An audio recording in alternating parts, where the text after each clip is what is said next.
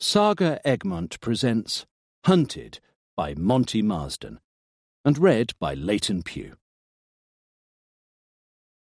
Have you calmed down, Hannibal? Hannibal dropped the shears on the ground.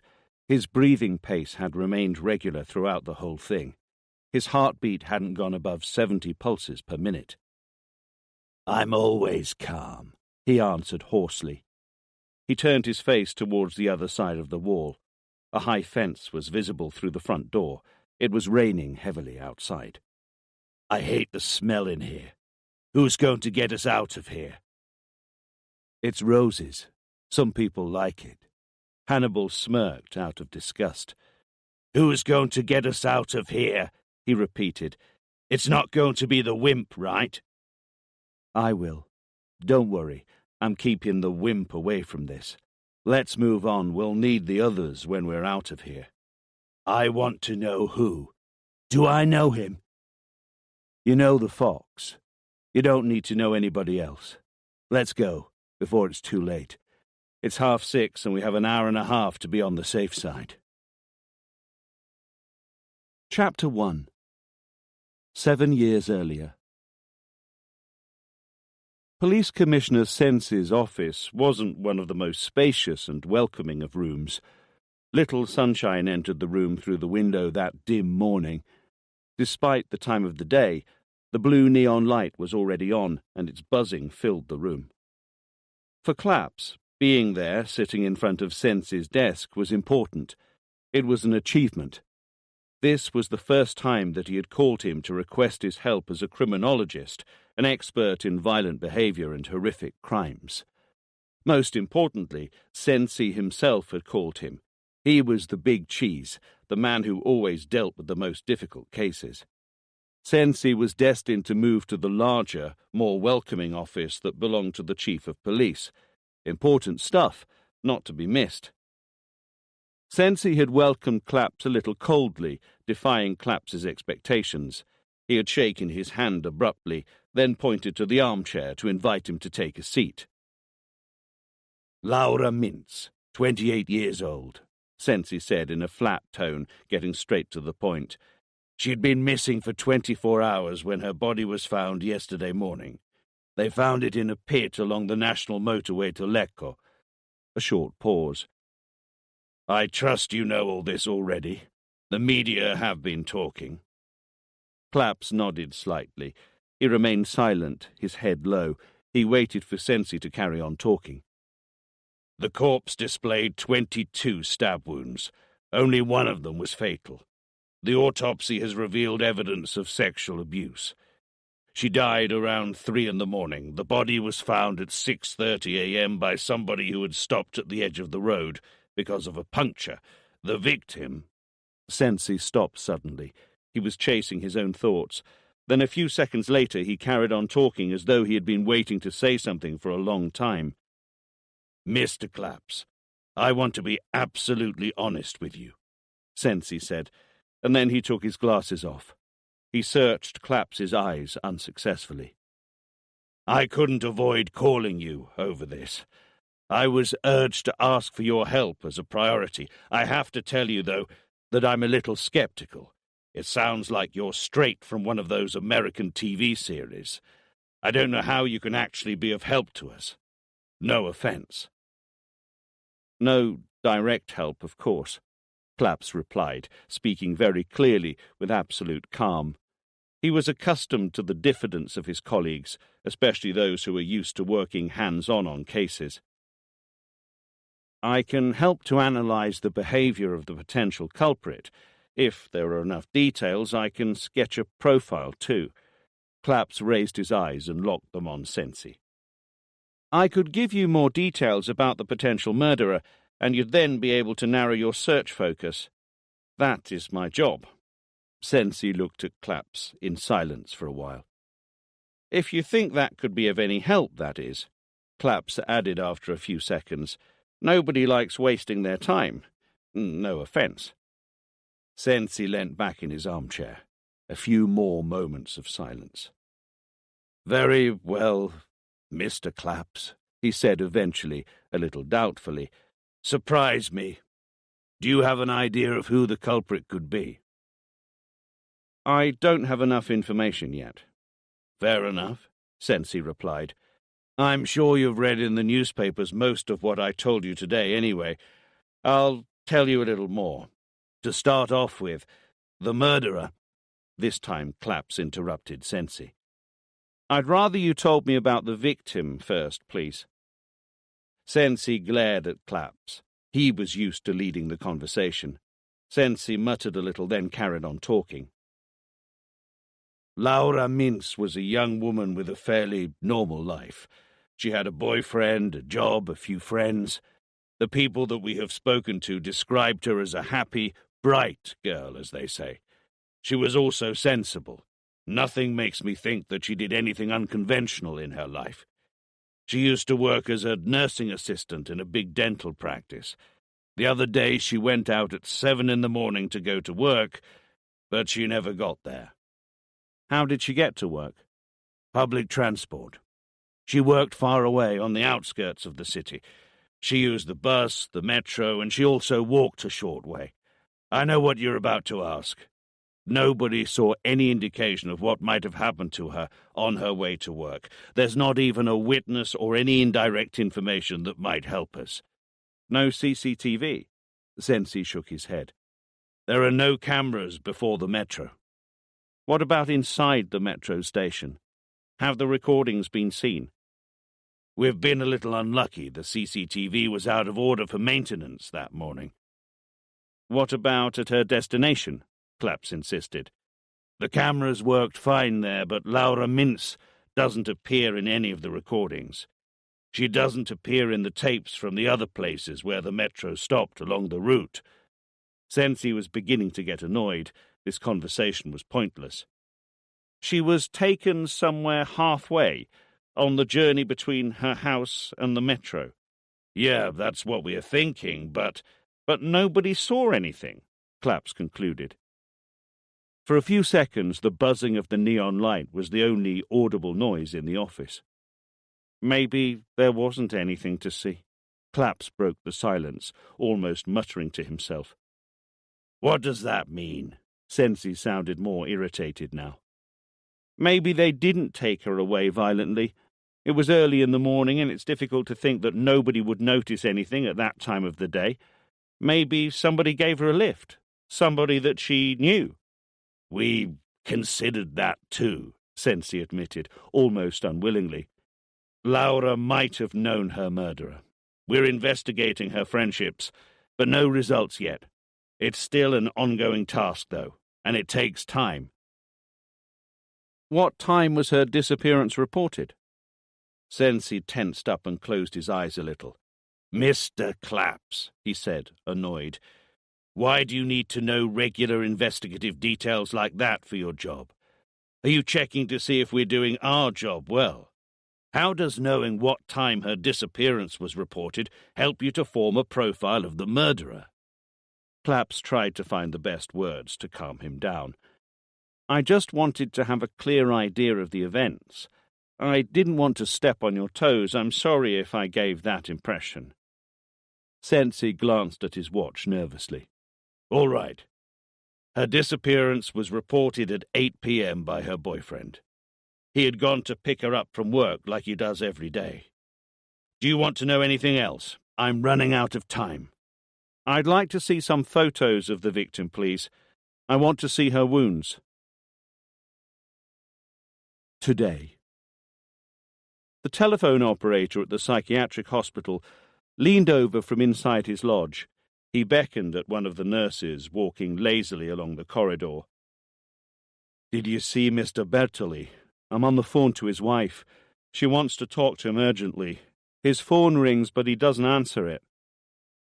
He must have left it in his locker. Everything all right? His son dislocated his shoulder playing football. They're taking him to the hospital. That boy is going to make his father grow old before his time. He went to the hospital last month to get stitched up, the nurse sighed. Fuck, it's pouring down. Okay, I'll go and give him a nudge. He's in the greenhouse with Mr. Mecciani. He's keeping an eye on Riondino. He glanced at his watch and then opened his umbrella. It was 6:40 p.m. when he ran out into the rain. The fields were vast. The rain kept falling heavily. The sky was grim and cloudy. Every now and then the headlights from a passing vehicle would illuminate the scene. That was the best time for the escape, a long-awaited time. There was nobody in the fields. Nobody would notice him. The alarm wouldn't have been given before 8 p.m., the time when everyone in the psychiatric hospital had to be back. After then they would hunt for him everywhere.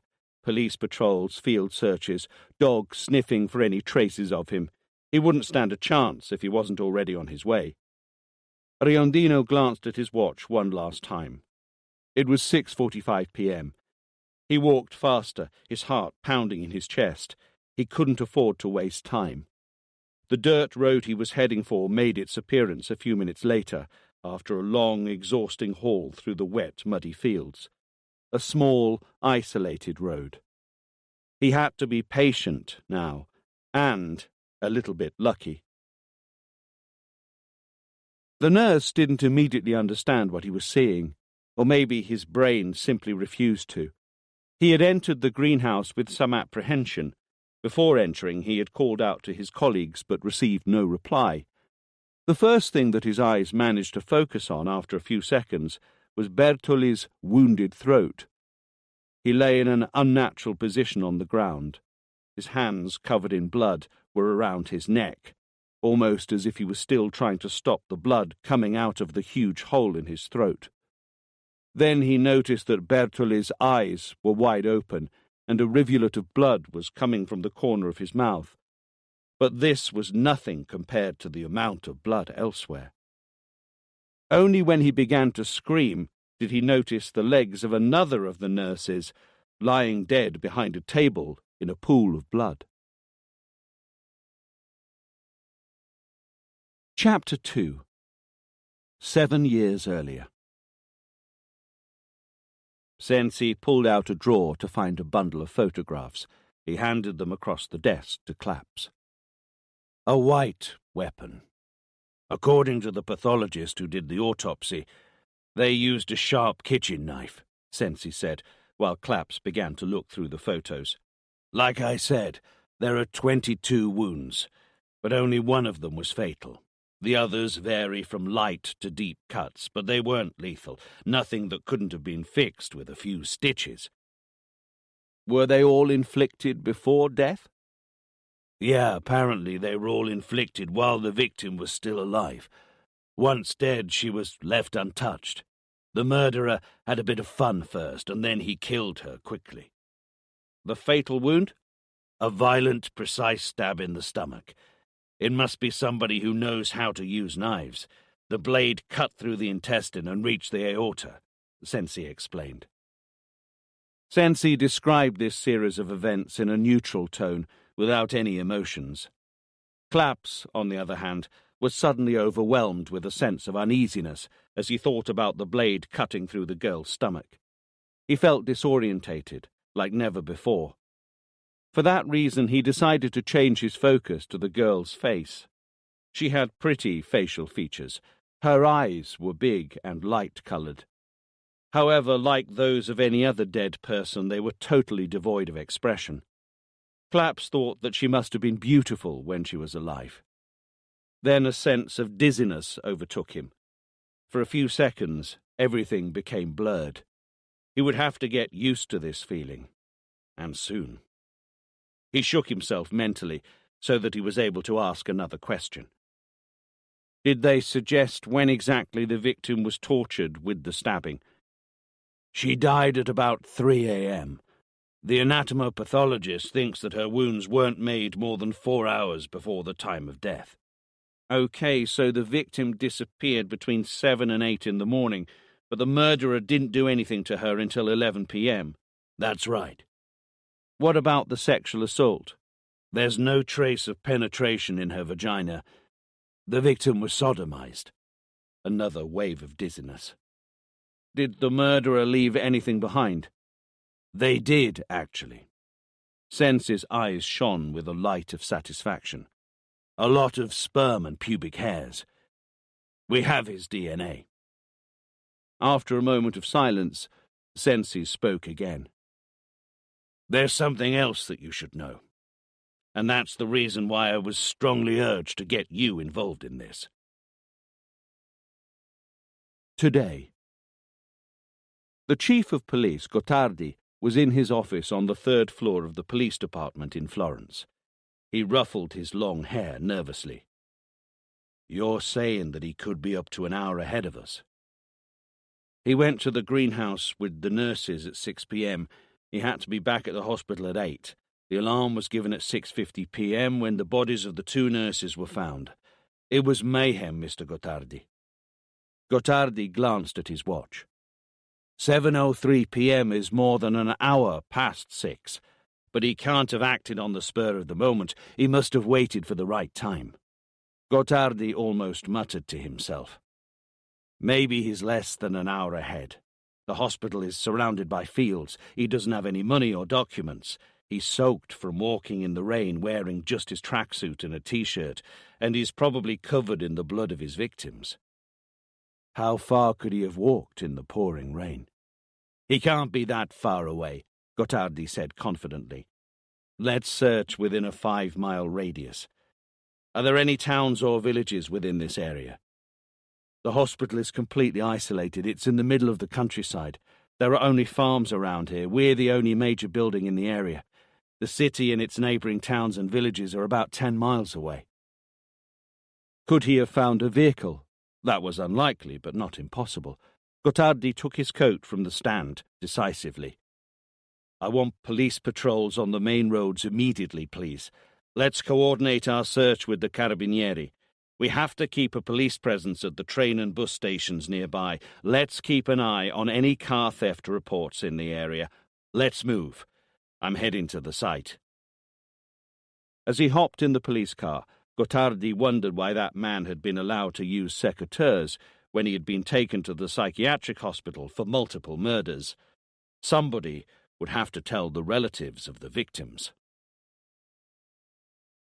A car appeared from around the corner. It was as if it came straight out of the dark clouds on the horizon. The windscreen wipers worked desperately while the car edged forward slowly. The fox will make a move, and then it's your turn, Hannibal. The fox moved to the edge of the road. As the car approached, he began to sway. He put his hands on his chest and dropped to his knees. He raised his hand towards the approaching car in a desperate plea for help. There was just one man in the car. Excellent. He couldn't wish for any more. The car pulled over about 15 meters away from him in the pouring rain. The driver got out of his car and ran towards the fox, who was still on his knees, looking desperate and in pain. As the driver reached the fox, he leaned towards him in the thundering rain. The driver didn't have time to say a single word. Hannibal's hands gripped his neck mercilessly. The man tried to pull away and to hit his aggressor. He struggled with all his might, but he lost strength with every moment that passed. Then, the last jerks. He remained still, hanging in Hannibal's hands, his arms dangling lifelessly. Hannibal relaxed his grip 3 minutes later, when the man's heart had stopped beating and liquids had begun to come out of his mouth. "Yuck," Hannibal said with disgust. Then he released his hold and let the body drop to the ground. "Do you miss the smell of roses now? Help me put the body in the boot. We don't have time to hide it. Let's move. It's 7:05 already. Florence is 7 miles away, and we have a lot to do." 7 years earlier. Sensi showed Claps another bundle of photos. Dorina Giurka, Albanian, 24 years old, hooker. It wasn't easy to find her profile. Maybe you read something in the newspapers, even if her death went a little unnoticed. She was found dead in a field somewhere near the southern outskirts 2 weeks ago. Claps tried, unsuccessfully, to remember if he had heard of this murder before. She had multiple stab wounds. Clapp said eventually after looking at some of the photos of Dorina's naked body in the morgue. 19 wounds, Sensi nodded. Only one fatal. Dorina was blonde and small, so much so that she only looked about 15 years old. A stab in the stomach. The dizziness again. Exactly the same cut that killed Laura Mintz. Sensi inhaled deeply. We were thinking that Dorina died because she might have done something that the criminals who took her to Italy didn't like. A murder that could warn all the other hookers. We were wrong, though, apparently. Claps dropped the photo on the desk after a moment of silence. Had she been missing for a while before they found her dead? Sensi shrugged. It's amazing that we know her identity. They found her body naked and without any documents. Trying to find somebody who might have known her was a hopeless task.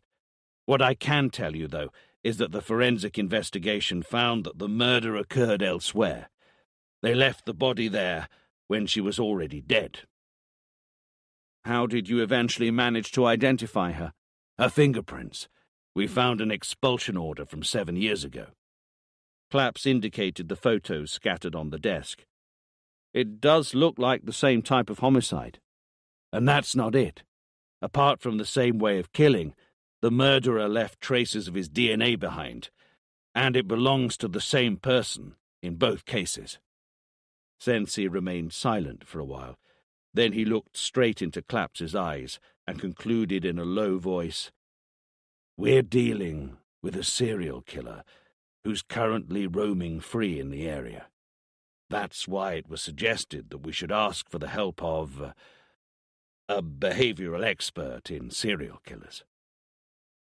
Was she sexually assaulted before being killed?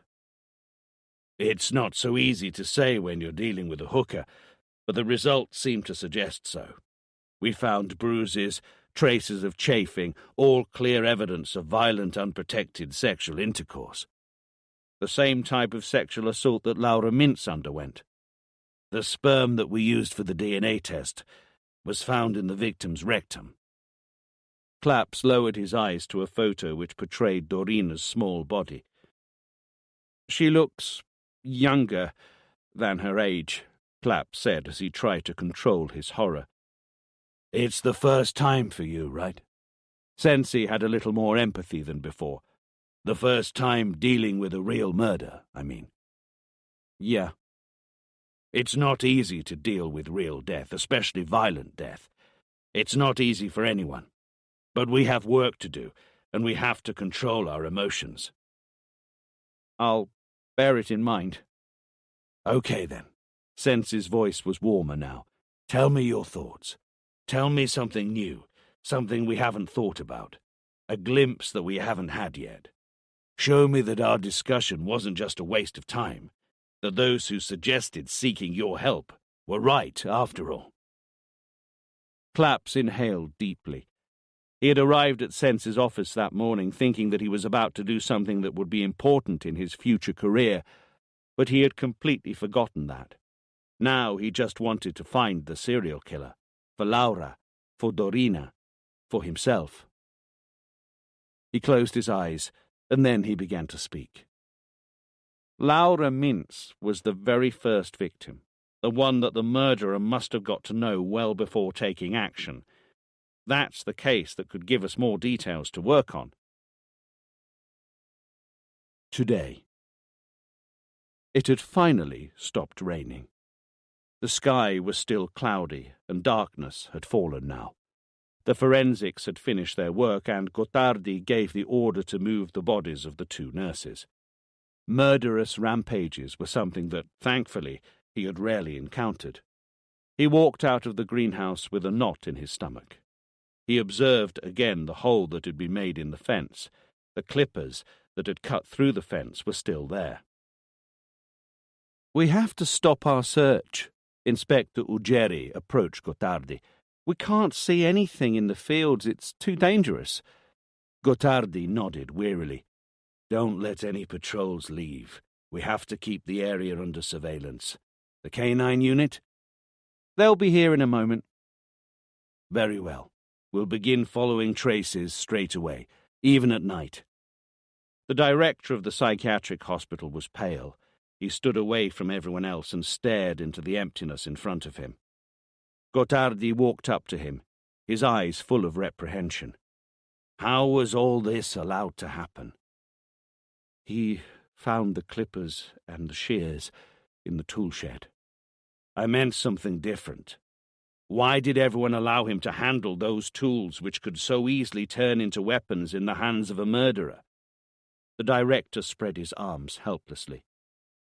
"We're not a secure unit for the criminally insane. We're just a psychiatric hospital. Supervisory measures are set to the lowest level here.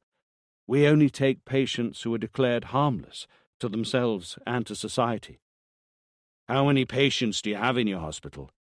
"Just 15 at the moment. We support each and every one of them with therapy, and we introduce them to work in society. Riondino arrived here a year ago from Montelupo, and I must say that I have never met a more calm and inoffensive patient than him." "Yeah." Gottardi pointed to the body of one of the nurses, which was being loaded into the funeral van. "Inoffensive." The director tried to justify himself again. He had undergone scrupulous examinations before being accepted into our hospital. It's not a straightforward matter to declare a patient harmless, especially when he has to be admitted to a psychiatric hospital. Gottardi bit his lip. "Why was he in the tool shed?" "As I said, we try to introduce our guests to work, as well as supporting them psychiatrically. They're both an integral part of our plan of rehabilitation. Some of them do carpentry, some mechanics, and others farming.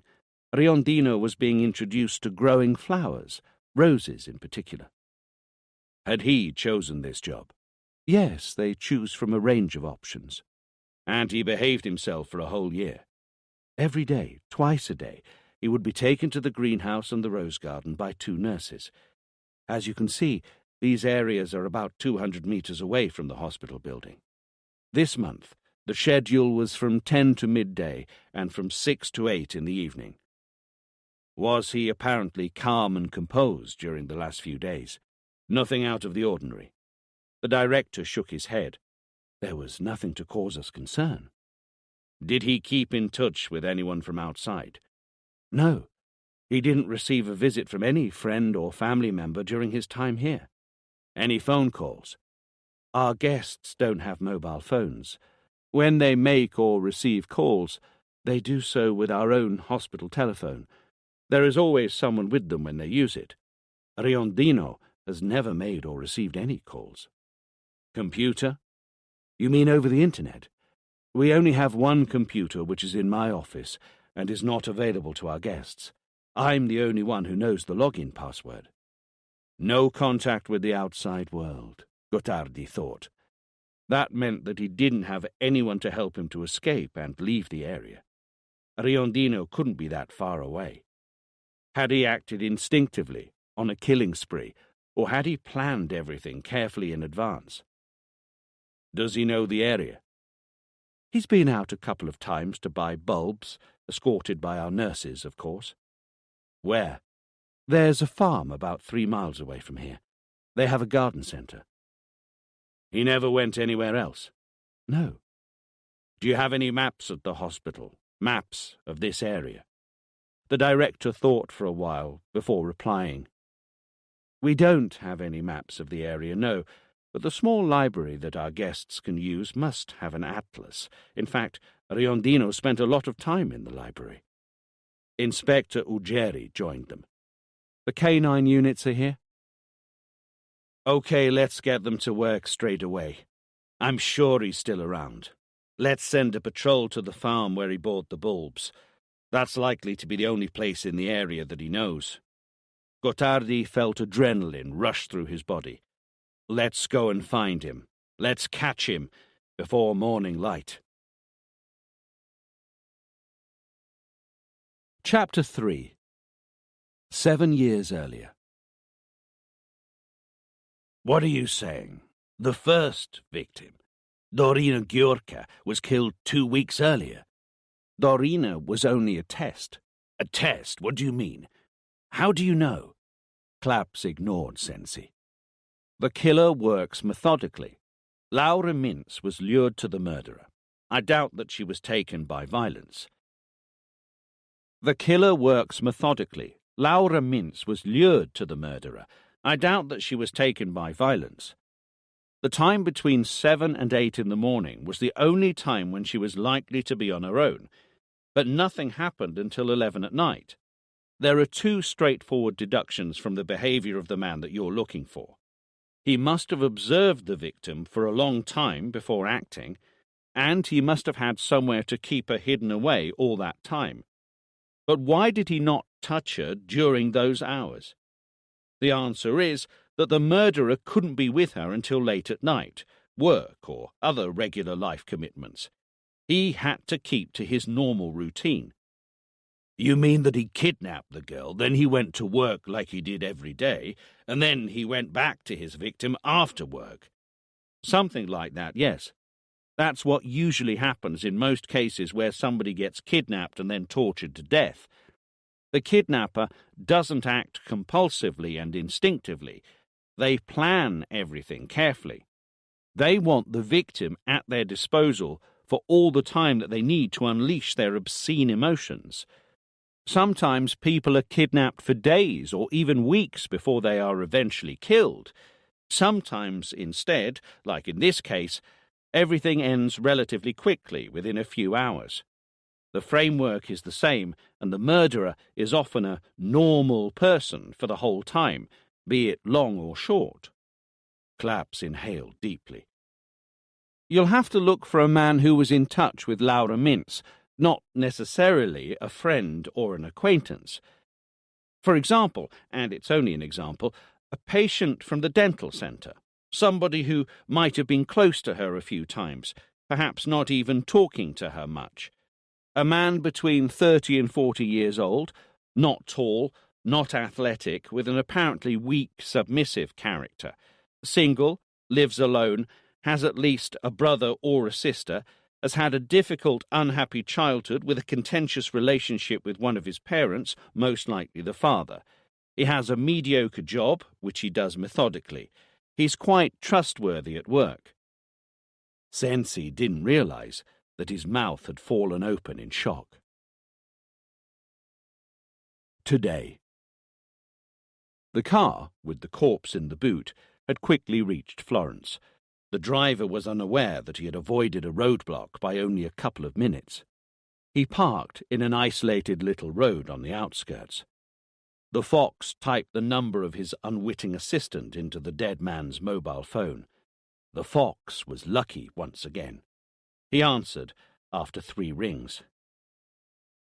Hello? Matteo? Who's this? You don't know my voice, but we've met a few times, almost every night on the web. We talked a lot yesterday. Liberty! Is it you? Yeah, it's me. You have a beautiful voice, just as I imagined it in my dreams. Liberty! You shouldn't have given me your phone number. The web was our world, Matteo. I can't believe that I'm hearing your voice now, and I have your phone number. Liberty, this is amazing. I'm feeling emotional. Now I can give a voice to whenever you write, I'm going to fall asleep in your arms, cherished by your breathing. Matteo, maybe it wasn't a good idea to call you, or maybe it's fate. But, what? I need your help. Remember when I said that I was travelling for work? Of course. You told me that you were writing from a hotel in Rome the other night. Yeah. I've been travelling further up north tonight, but my car broke down. I'm here in Florence, Matteo. They won't fix it until tomorrow. That's great. You're not going to spend the rest of the night all alone in a hotel, right? I don't know if we should... Things have gone really well between us so far, in our online world. We love each other. Don't you remember? Think about it. Your car breaks down here, in Florence. It's raining outside. It's destiny. Matteo. Didn't you tell me that you need help? Yeah, it's been an unlucky day. I forgot to lock my car when I pulled up at the service station, and I lost everything. Suitcase, laptop, the cigarettes that I had left on the dashboard. I'm on the road now. My car is in a garage. I'm soaked, and I don't have any spare clothes. Oh, good grief, where are you now? I'll hop in my car and pick you up. The fox gave Matteo the address where he was waiting, and then hung up. A moment later, the fox had lost his effete voice. Was that good? Yeah, very good. We have another half an hour to go and then we'll be safe. We should make it. We have to get rid of the phone while we wait for our lovely guest. Right now? Now, immediately. What if Matteo calls again? He knows where to go. And if he does call again, you can tell him that your battery died. Destroy the SIM card and throw the phone away. Fuck! Gottardi cursed yet another time that night. The sniffer dogs had found the scent almost immediately in the fields. They had stopped by the road and had suddenly lost the trail. They were howling, confused, and milling about. "There's no point trying again, the trail ends here," one of the canine policemen said. Gottardi looked at his trousers, which were soaked with mud up to the knees. His shoes were also covered in mud. "Fuck," he repeated. Had Riondino found somebody to give him a lift? Maybe somebody had waited for him by the side of the road. Gottardi discarded this hypothesis almost immediately, because it was impossible for Riondino to have been in touch with anyone from outside. He couldn't have had an accomplice. "Where does the road lead?" "It's 1 or 2 miles long at most, and then it leads on to the main road to Florence." "What about at the other end?" "The motorway. Only a few villages before that. It's 8 miles at most." The trail ended there. Riondino had somehow found a vehicle. Gottardi struggled to control his cursing again. The roadblocks had closed any connections, that was true, but not until 7:30 p.m. If Riondino had escaped at 6:30 p.m., he would have had time to find a vehicle and drive away before any patrols arrived. Had somebody given him a lift? Had he stopped a car and killed the driver? Gottardi looked around once again. The darkness had covered everything. "Carry on trying to find any traces. Use your torches. Anything. I'm done here," he added, and then looked down at his muddy shoes. "Somebody call a car to pick me up. I don't want to walk across the field again." 7 years earlier. Sensi was shocked. "Can you give explanations for your assumptions?" he said, without worrying too much about sounding skeptical. Regarding age, the range between 30 and 40 is the average in cases like these. But that's not it. The well-planned behaviour, the torturing, the way that the wounds were inflicted, being careful not to kill the victim too soon so as to prolong the pleasure, everything leads me to think that the killer is mature, if that makes sense. What about his body type? Why can he not be tall and athletic? Look at the victims, they're both small. As well as being sure that he could gain the upper hand in a fight, he also wanted to dominate them physically. He wanted to appear threatening. He chose small targets because he is also small and unathletic. These things are pretty straightforward, and I understand your point about his troubled childhood and a contentious relationship in his family. They're fairly stereotypical qualities in criminology, but what about his supposed brother? How can you explain that? Look at the wounds on the 2 corpses, the non-fatal ones. Nearly all of them are scattered randomly. They don't match between the 2 victims, but one does. Sensi spotted it after a few seconds. "This one," Sensi said, and he pointed to it with his fingertip. Both the victims had one wound in common.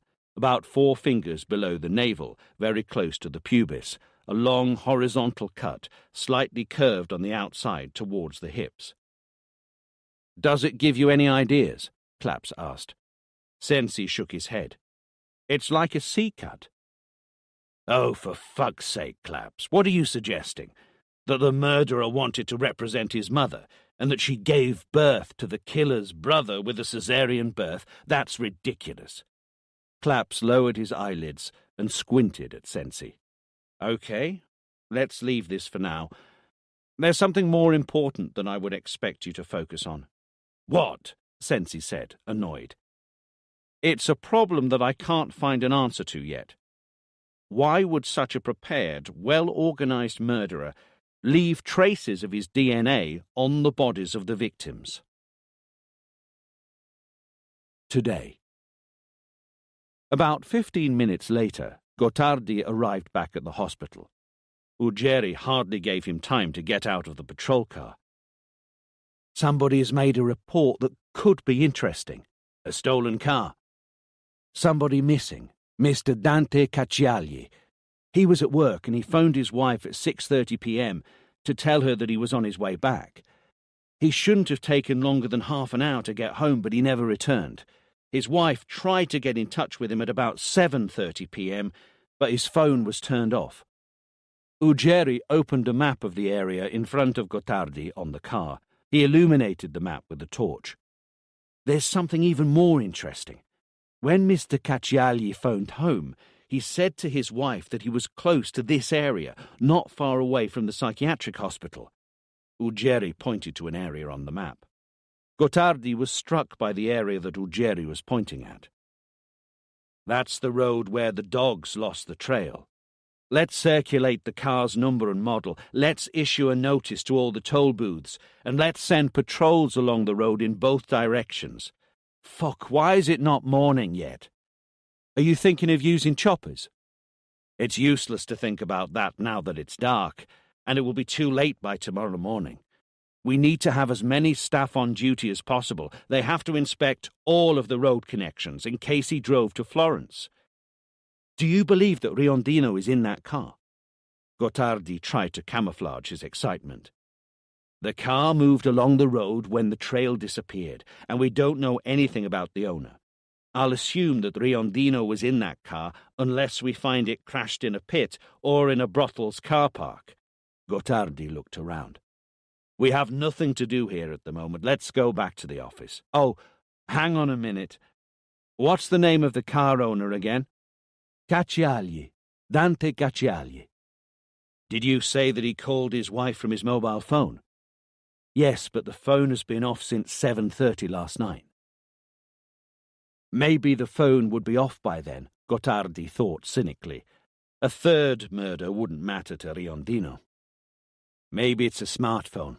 Let's find out if we can locate it anyway, Gottardi said, getting into the patrol car. Matteo opened the front door and welcomed Riondino in with a friendly, open gesture. It was 8 p.m. Riondino glanced at his watch. A few more minutes, and the hunt would begin. The plan had worked perfectly, but there was still a lot to do. Matteo's physique was similar to Riondino's, but Matteo looked slightly taller because of his hairstyle. He had a long quiff which was kept upright by a lot of hair gel. I can't believe you're here. It feels like a daydream. Matteo stroked his face gently. You're freezing cold. I'm a little emotional, Riondino answered as he looked into Matteo's eyes. Yeah, they both looked very similar. With the same quiff and the beard shaved, they would have looked almost exactly the same. You probably need a shower? Follow me. My hands are still frozen. You're going to have to help me take my clothes off. I'll be with you in the shower. Matteo's voice was full of excitement. Chapter 4. Today. Greta Alfieri had not been herself for a while now. She used to be a career-orientated woman, prepared to do almost anything to go places. She had been a charismatic TV journalist, the news queen, in the public eye due to regular TV appearances. She was used to being recognized in the street. Morphy had almost killed Claps, and had changed her too. Greta had also changed physically. Her long, smooth ginger hair was now quite short and brown, a lot more ordinary than before. She dealt with film reviews and fashion blogs for one of the leading news websites. She never appeared on TV nowadays, and she signed her articles under a pseudonym, Greta La Fenice. She wasn't happy, but she felt quite stable. It was difficult to tell, and the psycholytic pills that she was taking were proof of her difficult times. She was not the Greta Alfieri of the past. She hated that version of herself now. When she looked at her reflection in the mirror, however, memories resurfaced. Her restless eyes were those of a hunting animal that needs to be aware of the area around itself in order not to fall prey to an even bigger predator. Prey. That's what she was seeing in the mirror. That's what she was. Prey. She had been prey for a long time. When she was still a famous TV journalist, she had survived a murder attempt, thanks to claps, but she would always be prey, no matter how often she changed the style and colour of her hair. Greta turned off her laptop and settled back comfortably on the sofa. She turned on the TV and flicked to the Sky Arts channel. She always worked at home, apart from a couple of editorial meetings a month. She lived in an 80-square-metre flat in a good area near the city centre. It was nothing compared to the luxury studio flat in the heart of the city that she'd been given when she was a famous TV personality. A laptop was all that she needed now to write and send her articles to the web page editors. She was surprised when the chief editor called her on the phone that night. "Greta, they just gave me some breaking news. I'll tell you one name. Riondino." Riondino? Greta was overwhelmed by a sudden sense of anguish. So what? She tried to conceal her emotions. "He escaped from the psychiatric hospital a few hours ago after killing 2 nurses, apparently. They're looking for him everywhere, but he's still missing. You were the one who followed his case on TV back in the old days, right?" Yeah. Greta's voice was trembling a little. From his arrest all the way to his trial. She breathed deeply and then carried on talking. I heard that he had been treated medically and that he had been deemed harmless eventually. That's why he had been moved to a psychiatric hospital for rehabilitation. Well, they were obviously wrong. Apparently the crime scene was incredibly gory, and he left without leaving any trail behind him whatsoever. The news is due to become public in a little while, and we're going to have thousands of people wanting to get in touch on the internet. We need an article on this, and I can't think of anyone better than you." Greta stiffened up a little, and her voice revealed her anxiety. Our agreement was that I wouldn't have to deal with anything like that again. "Greta, I'm not asking you to get involved in the nitty-gritty. I just need an article that tells a bit about the story and why Riondino didn't end up with a lifetime prison sentence, but was sent to a psychiatric hospital instead. We're the most popular news website for a reason. We're the quickest and the clearest when it comes to giving news. I need this article." Greta hesitated. Just that, right? I wouldn't have to follow the story, or... Just that, I promise. Give me half an hour, she sighed.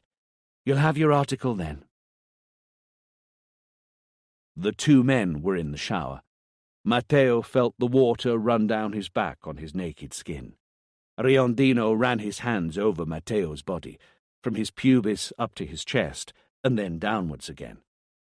Matteo's erection had become spasmodic. When the adrenaline rush from the first few hours of hunting was over, Gottardi dropped into the armchair in his office. He was exhausted. This wasn't the time to give in to tiredness. He had to be able to think lucidly and act smartly. There was no trace of Riondino, and the man who could have given him a lift. If he had used a car, he could be miles away now. It was difficult to think that he would use that car for long. If he did use it, he probably knew that the police would have been alerted as to the missing man and that the car plate would have been made public. It would have been important for him to avoid the first few police roadblocks. Then he had to get rid of the car somehow, for it would have been way too risky to use it after the second hour. Maybe he had abandoned it as soon as he reached Florence. He had probably gone to Florence. In fact, he was sure of it. It's easier to hide in a big city. With little money, no documents, wearing a uniform stained with mud and probably blood from the nurses, where had the Riondino found a safe place to hide? Reflecting on these matters, Gottardi ordered that all dormitories for the homeless should be inspected. He also ordered that all the homeless who slept under the bridges by the Arno River should be identified. So far, however, these moves had produced no results. Gottardi stretched out noisily. Then Ugeri knocked on his office door. Gottardi answered. "Come on in." "We can't trace Mr. Cacciagli's mobile phone. They either destroyed it or they took the battery out." Gottardi cursed, as usual.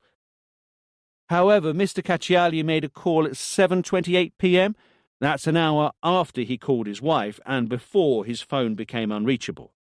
Gottardi suddenly forgot about his weariness. "Where from? Who did he call?" "The call was 2 minutes and 12 seconds long," Ugeri continued with a hint of excitement in his voice. "The call was directed through the cell here in Florence in the Cascine area. The phone number that he called belongs to somebody called Matteo Contri. He lives in Florence, not very far away from here." Greta clicked the send button. A few more minutes, and the piece would be online. Writing that article had been more draining than she had imagined. She felt exhausted, overwhelmed by the memories that she had tried so hard to keep at bay. The TV was off. The silence in her apartment was disturbed by a faint buzzing sound, which felt dense and oppressive. Mechanically, she shoved an antidepressant into her mouth. Suddenly, she had an urge to see and talk to somebody. She couldn't stand being alone anymore. She called Claps and asked him to meet her outside. Gottardi and Ugeri got out of the patrol car and crossed the road quickly. They headed to the apartment where Matteo Contri lived. A man was walking out of the main building gate. He was tall and stocky. He had to be about 40 years old. Gottardi strode forward and halted the man at the gate. "Police," he said, and he showed the tall man his badge. "Are you Mr. Matteo Contri?"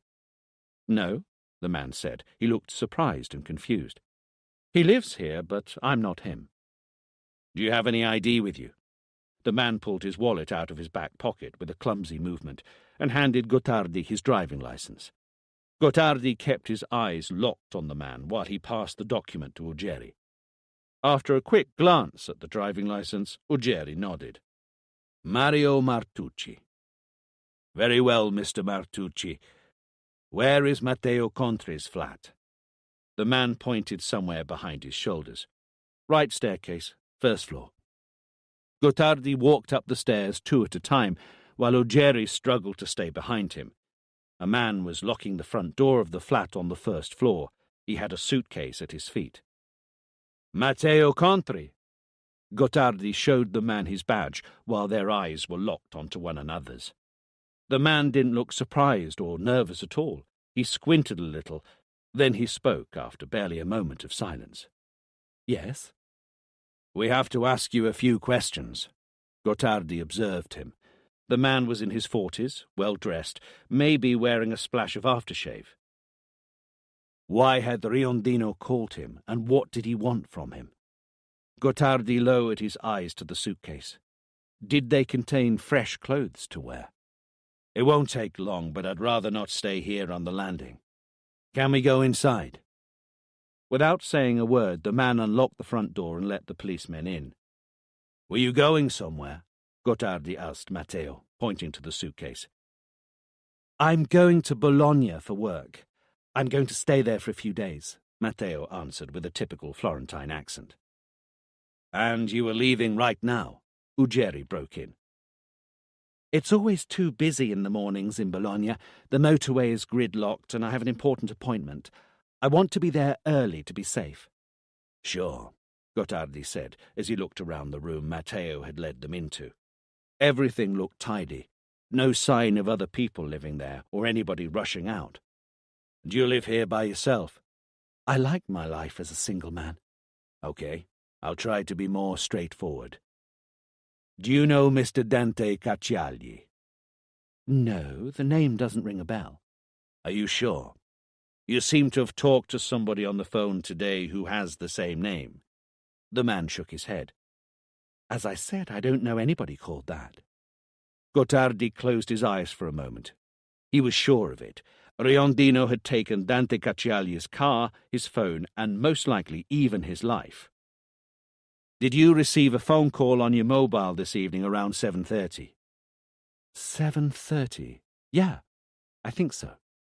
You did, I'm pretty sure about that. We wouldn't be here otherwise. The phone conversation lasted 2 minutes and 12 seconds. Who did you talk to? It was an unexpected phone call. A bit unusual, somehow. Who called you, Mr. Contri? Somebody that I don't really know, at least physically. Someone called Liberty, one of my friends on Facebook. Facebook. The only computer that would connect to the internet in the psychiatric hospital was in the director's office, and it was protected by a password. Do you chat with him often? Rarely, very rarely. We talked about gardening, an interest that we have in common. What time of the day would this happen? I only use the internet late at night. The hospital was probably poorly guarded overnight, and the password may not have been so difficult to find. It might have been written somewhere in a diary. How many people had the Riondino been in touch with? Gottardi didn't need to give Ugeri any instructions. He was already standing behind him, making notes in a book. So you don't know Liberty in person? Never seen him before. It was the first time that I talked to him on the phone. Why did he call you? He said that he was in Florence and that his car had broken down. He asked me if I could put him up at mine for the night. What did you answer? That I was going to Bologna and that I couldn't help. Just that. In more than 2 minutes on the phone. Some empty talk. Did he tell you where he was? In the Cascine area. Gottardi remained silent for a few seconds. Everything sounded reasonable, and Matteo could be telling the truth. The place where he said that Riondino had called him from was where the call had originated from. Yet there was something that didn't feel quite right. Was it his sixth sense, or maybe the suitcase with clothes that Riondino could have used? Or was it that there was something suspicious about the man he was talking to? Matteo sounded unconcerned and detached, as anyone would expect, and yet his body language was tense, as though he were poised for action. How did Liberty have your phone number? Is he involved in something? I'm the one asking questions. Please answer. My number is on my Facebook profile. All my friends online can see it. Was this the first time he has called you? As I said, I had never talked to him on the phone before. Can you answer my question now? Is he involved in something? Gottardi waited a few seconds before replying. Mr. Contri, we suspect that the man you spoke to this evening is a multiple murderer who has escaped from detention. No trace of surprise in the eyes of Matteo. Not a single blink. If there's anything that you still haven't told us, this is the right moment to do so. I'm saying it for your own good. I have told you everything that I know. He asked if he could stay over at mine for the night, that's all. Matteo noticed that Gottardi's eyes had lowered to the suitcase. Do you think that I'm an accomplice? His tone had become sarcastic. Do you think that he called to ask me to give him some fresh clothes and to help him to hide away? It's one of the hypotheses that I'm considering, Gottardi answered calmly. Behind his back, Ugeri was getting a little tense. This doesn't mean that I don't believe you. I just want to be certain. Tell me, how much money do you have with you? About 1,500 euros. I have to be away for a few days. Surely you could have used an ATM in Bologna. The man deflected Gottardi's question with a smile. It's the money that I have in the flat, and I don't want to leave it here when I'm not around because the cleaner comes tomorrow. You're a diffident man, Mr. Contri. So are you, right? Well, that's my job. Gottardi paused for a moment, then continued. Can you show me a computer or laptop? I would like to see Liberty's online profile. Yeah, my laptop's in my bedroom. Do you want to come with me to get it? So you can check that Liberty isn't hiding under my bed or something? That's a good idea. But I'll let Ugeri follow you. I'm going to stay here and get in touch with an IT expert from the forensics department. Facebook could be a useful source of information.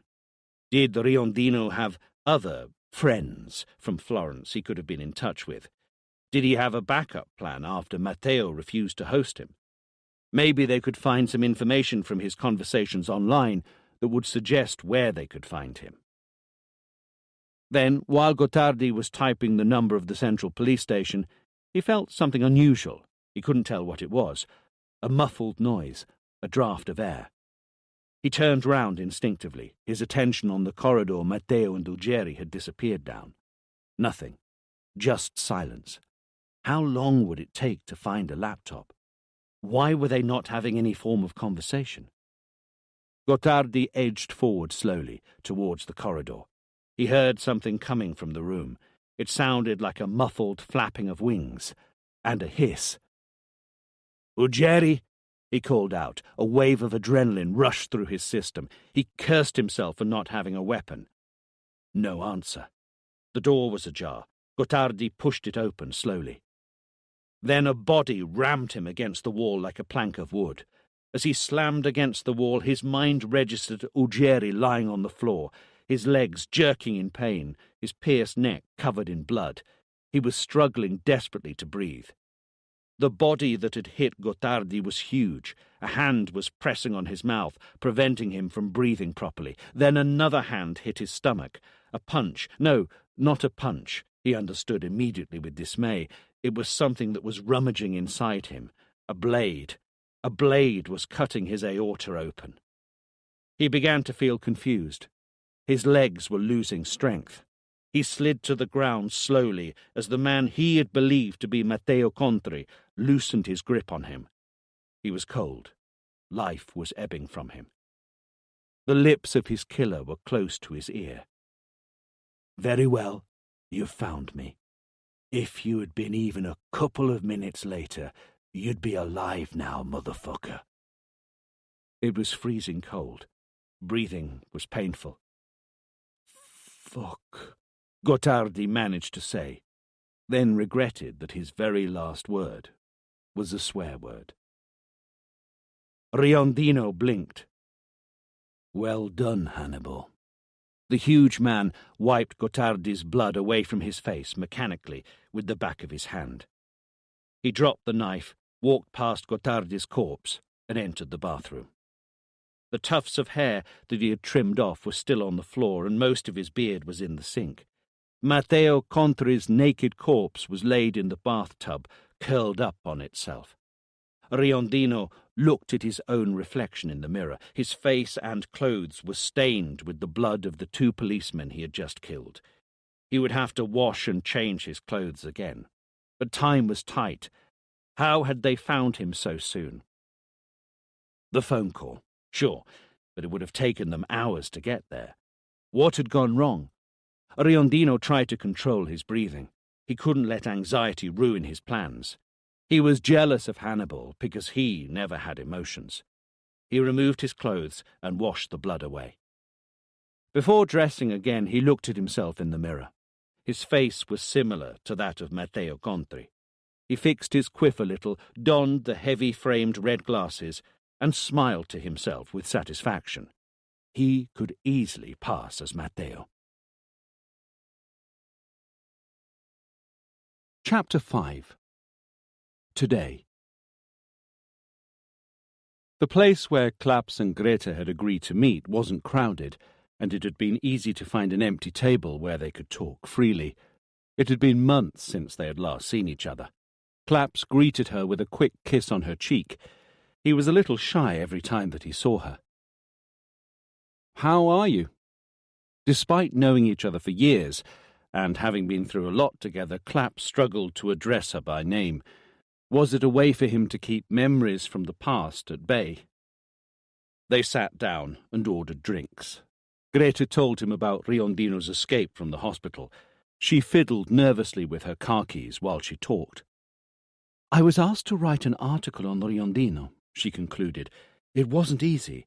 I've been trying to stay away from stories like that for so long. Greta forced herself to smile. I know that it's silly, but this is not good for me.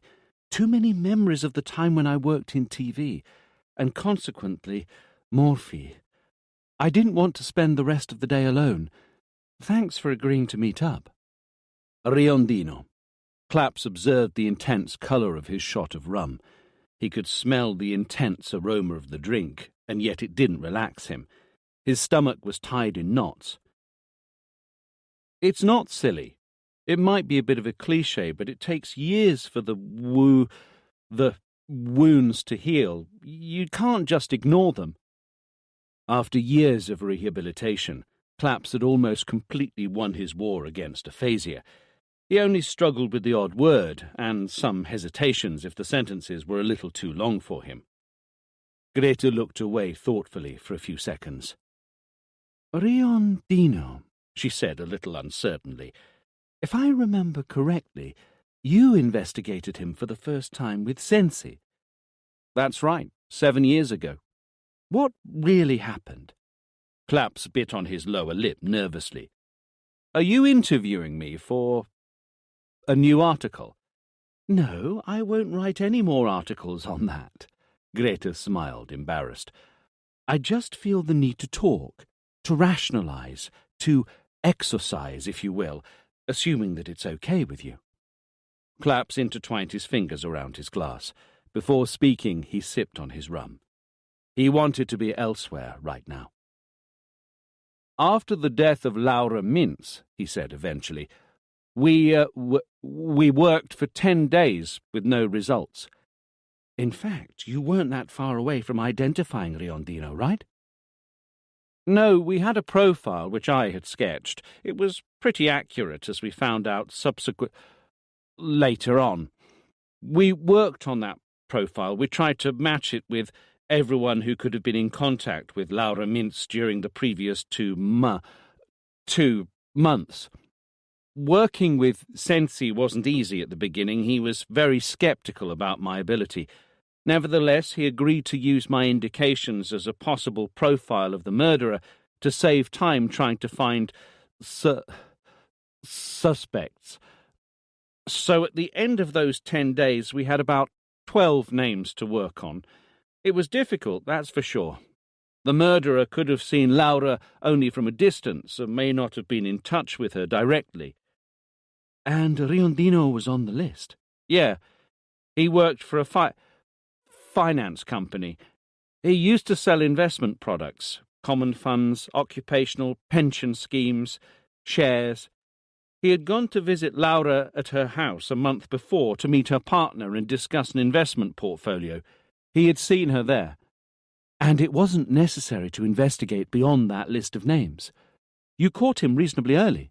The 11th day, when Riondino kidnapped another young woman, Terry Schiavi, I believe she was called. Same method. He kidnapped her in the morning and locked her in the horrific cell that he had turned his garage into. It was more like a torture chamber. He left the woman tied and gagged there, and then he went to work. He would have been back in the evening to finish her. But she freed herself. Claps nodded. Riondino hadn't knotted the gag. The owner of the neighbouring garage came home around midday, and he heard her cry out for help. They freed her half an hour later. By 1 p.m., Riondino's name was on all of the police radio frequencies. Sensi found him at work. It wasn't quite 2 p.m. when they arrested the serial killer. His behaviour had appeared a little strange from the very beginning. He looked a little confused. He had no idea what was happening to him. The accusation startled him. After all, this could be a normal attitude when the culprit wants to protest his innocence. To each their own ways. In retrospect, though, what about his physique? Not very tall? Chubby? There is no such thing as a stereotypical serial killer physique. Most of the time they look inoffensive. I must admit that Riondino looked the part, particularly meek, unlikely to cause any harm, I mean, even physically. He looked weak, fragile, incapable of hurting anyone. The evidence against him was crystal clear, however. The woman who had been kidnapped recognized him straight away. A couple of hours later, DNA analysis showed that the organic material found in the garage belonged to the previous victims. The sperm that they found in their bodies belonged to Riondino. The man kept denying everything until... Then Sensi asked me to meet him at his office urgently the morning after. As I said, we didn't quite click at the beginning, but day by day, Sensi had got to know me and my skills better. That day was a rainy one, like today. Claps gazed away through the window. The rain had resumed falling on the city. Slowly his memories came back to him and made him relive the events of 7 years earlier. They were crystal clear, like the neon light from the restaurant which shone on the wet pavement outside. 7 years before. Sensi led Claps into a small meeting room. There was a table long enough for no more than 8 people, and in a corner, on a trolley that looked a little wobbly, a cathode ray tube TV and a VCR. "Thanks for agreeing to meet up urgently," Sensi said quickly and a little formally. Claps noticed immediately that Sensi was thoughtful. Something was worrying him. "I have something to show you," Sensi said, and then he took a VHS. "For now, we're unable to use digital images," he explained, "but videocassettes work just as well. Maybe we'll get the funds to buy new gadgets in the future."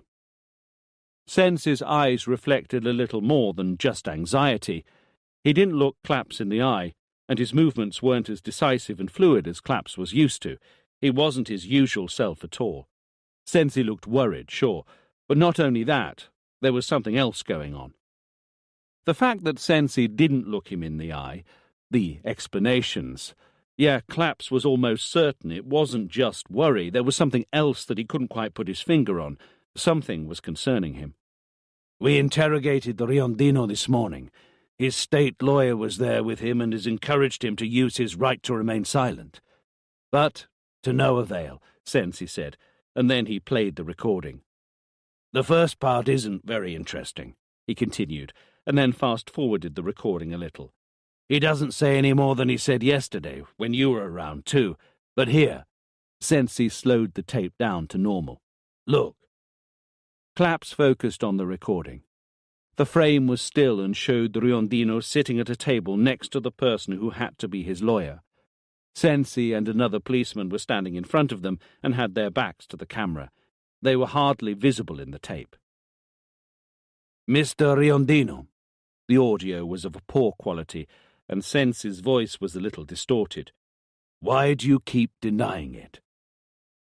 Riondino remained in the same position throughout the whole interrogation, his hands on the table, his fingers intertwined so tightly that they had turned unusually pale. His shoulders were slumped, and his chest leant against the table. His head hung low. His distraught eyes were lowered, his gaze fixed on an undefined point. "I did none of the things you're talking about." His voice was more like a moan. He seemed about to burst into tears. "I would never be able to do anything like that."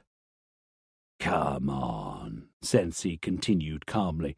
"Terry Schiavi recognized you as the man who kidnapped her and held her captive. She was imprisoned in a garage that you own, and the DNA test results have shown the presence of organic material on the bodies of the victims. And the DNA is unmistakably yours." "We'll have to be careful with the DNA test results, if I may," the state lawyer said. "There is still a counter-examination to carry out." "Okay." Sensi had begun to sound annoyed. "In that case, you'll be able to discuss this with the public prosecutor, and even better with the judge, to validate the arrest. Not now with me." "I was just making an observation." Riondino had lifted his eyes. They appeared to be full of tears. "It wasn't me," he kept repeating. "There must be an explanation." "We know that you went to Terry Schiavi's house twice to discuss her partner's supplementary pension. Did you decide that you wanted to kidnap her when you saw her there? No, it wasn't me. There must be an explanation.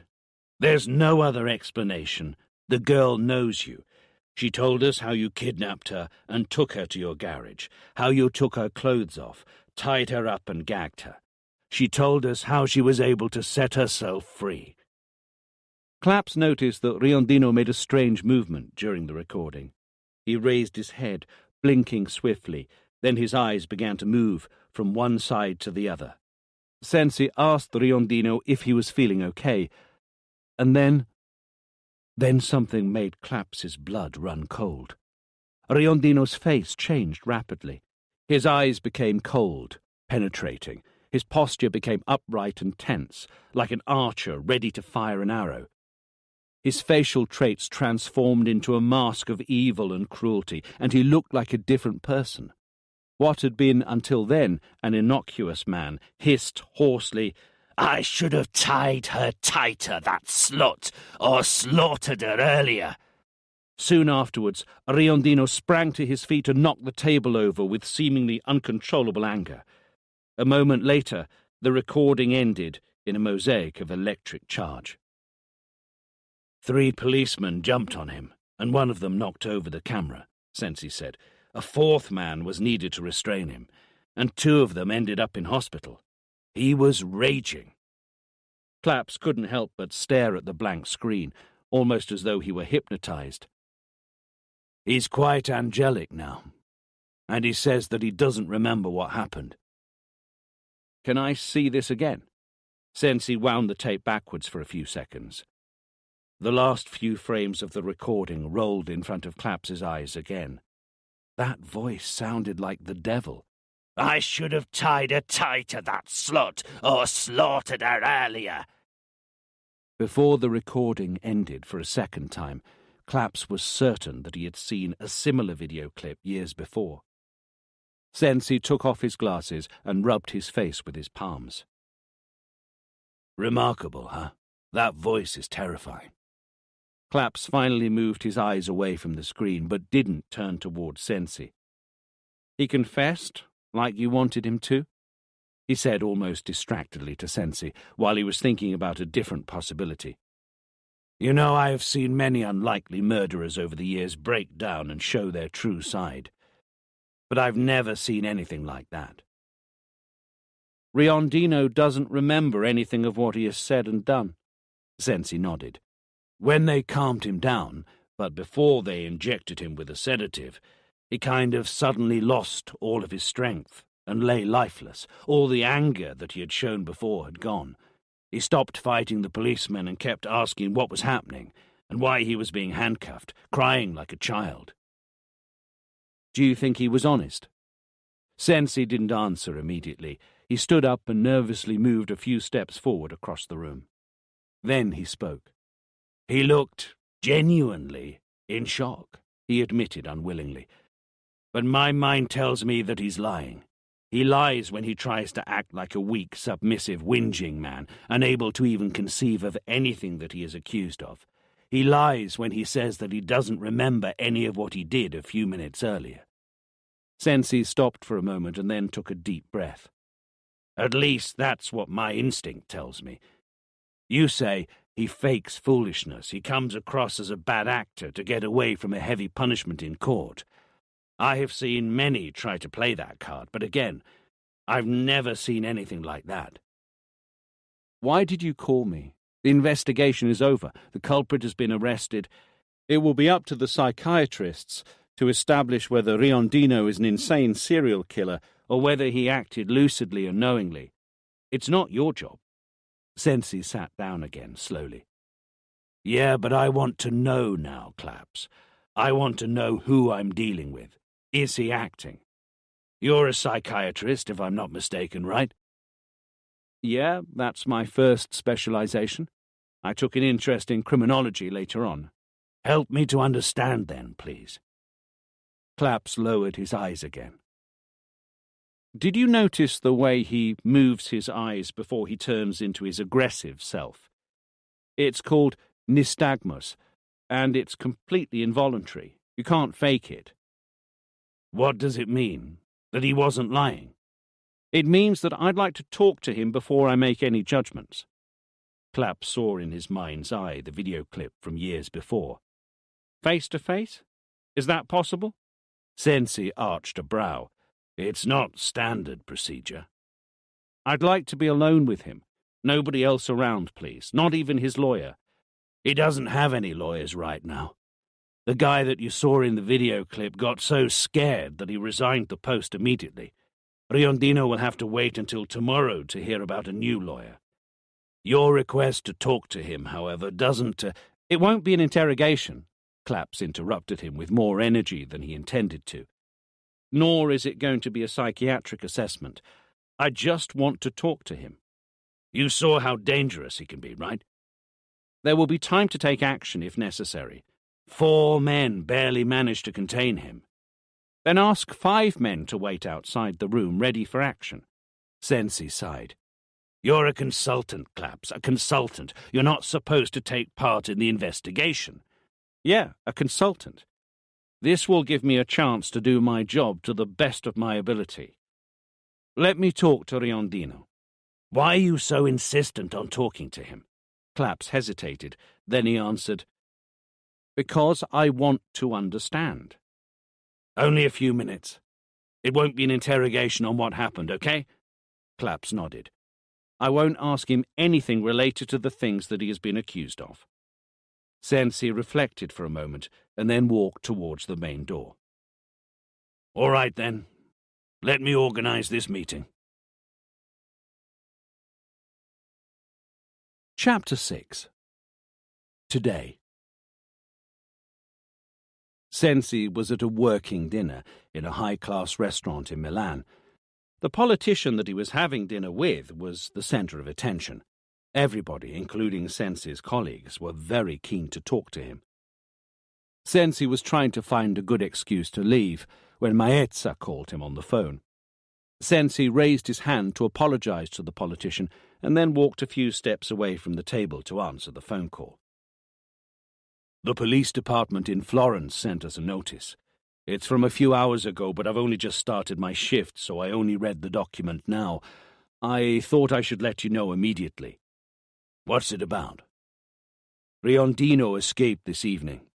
He cut the throats of the 2 nurses who were with him, and he ran away from the psychiatric hospital where he was staying. Sensi's stomach suddenly felt heavy.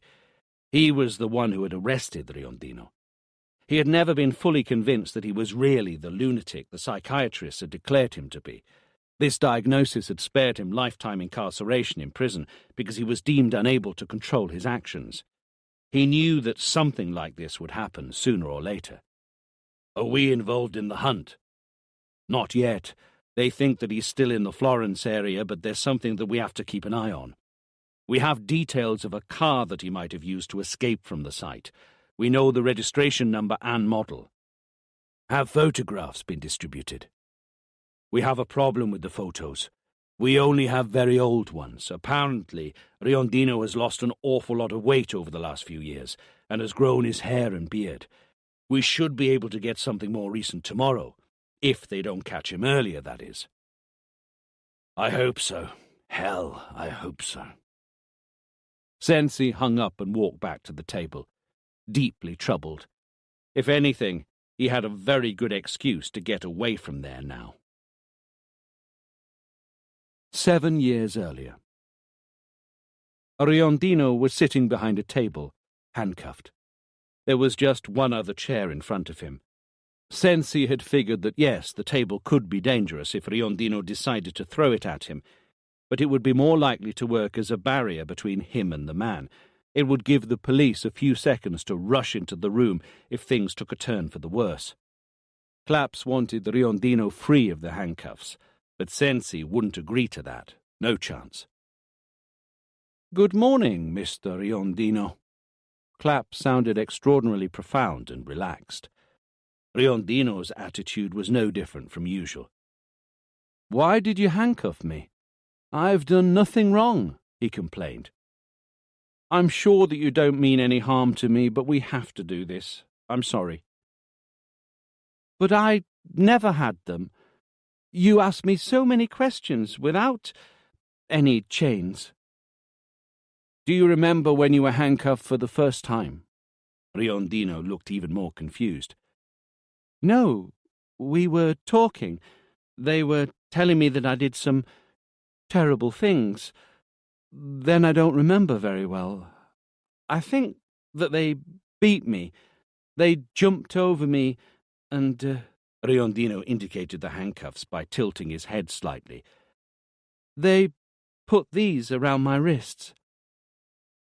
Has it happened before that you blank out, even for a very short period of time during the day, where you just don't remember what you did and what you said?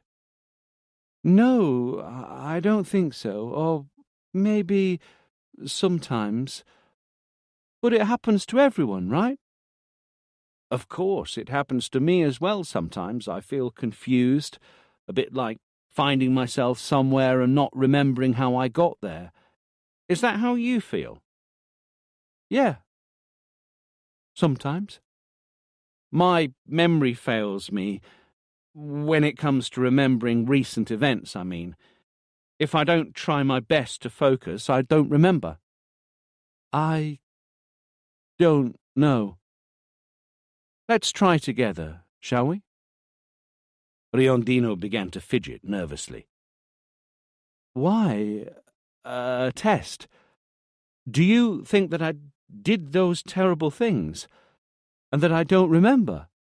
No, Mr. Riondino, I'm a doctor, and my only job here is to help you.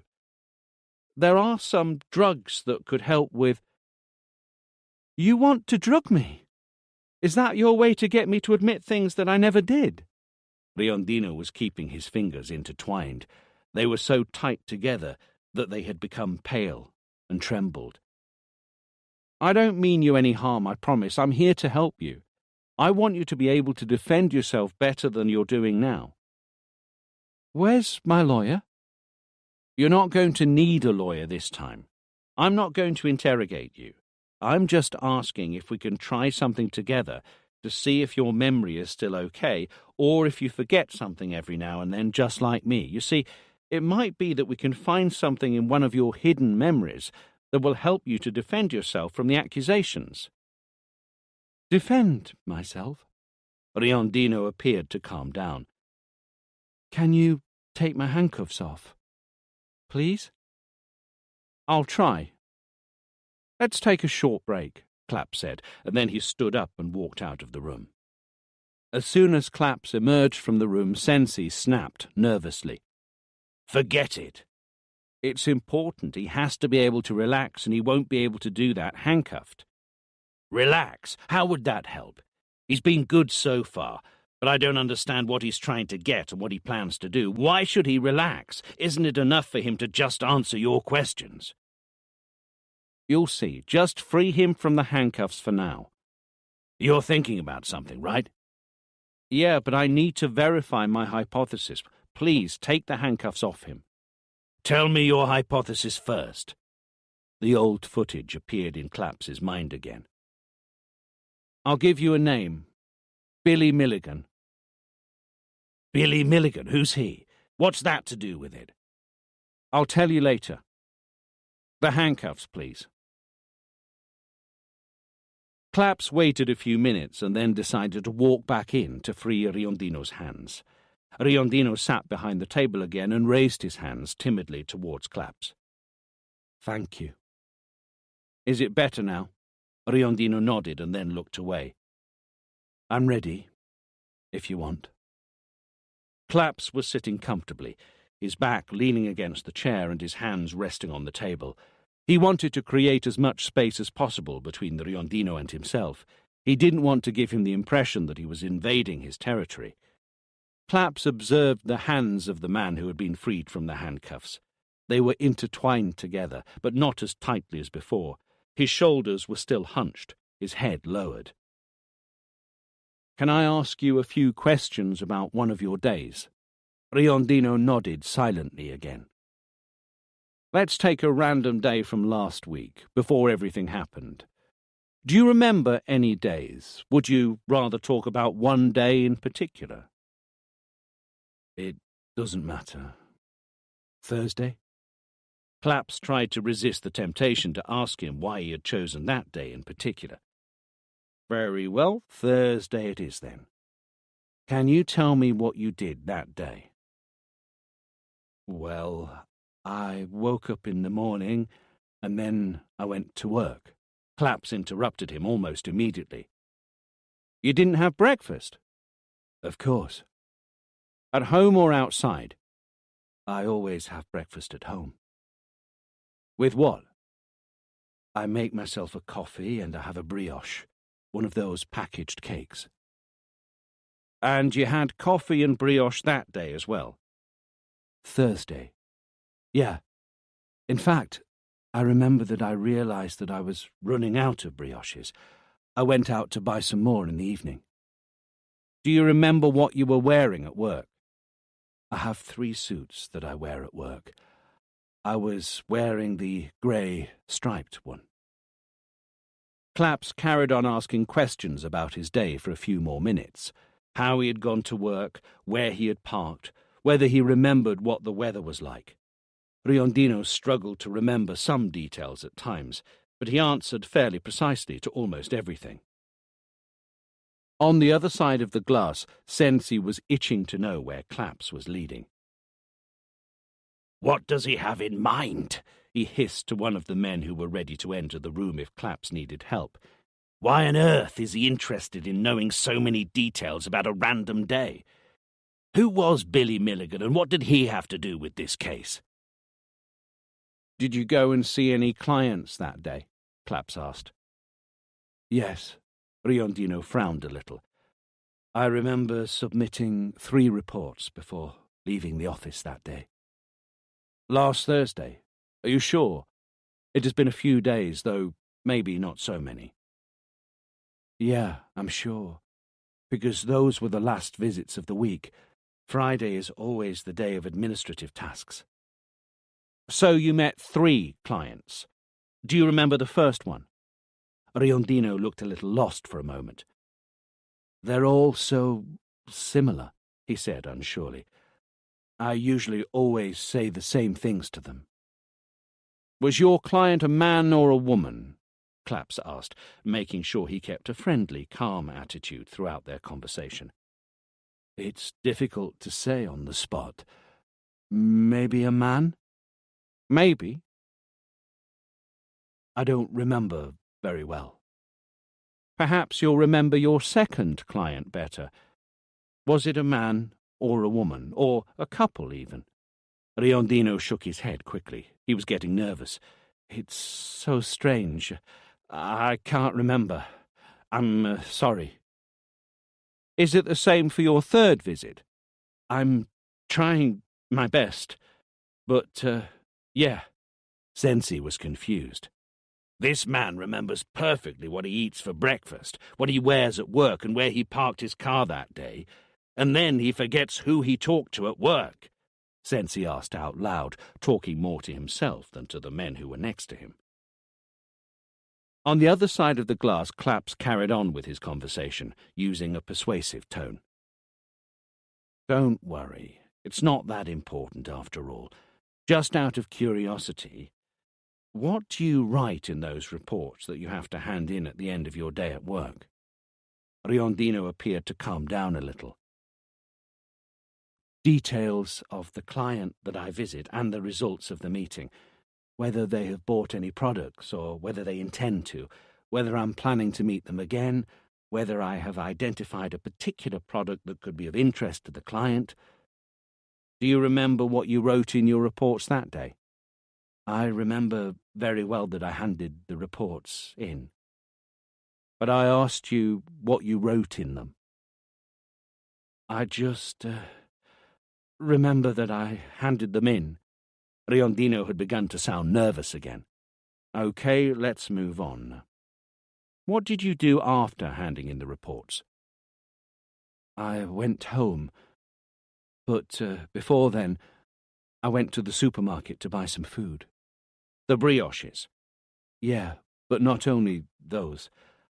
I always go food shopping on a Thursday. There are less people around. Do you remember anything in particular of when you went food shopping? Something that you bought or that you saw? Let me think. Yes.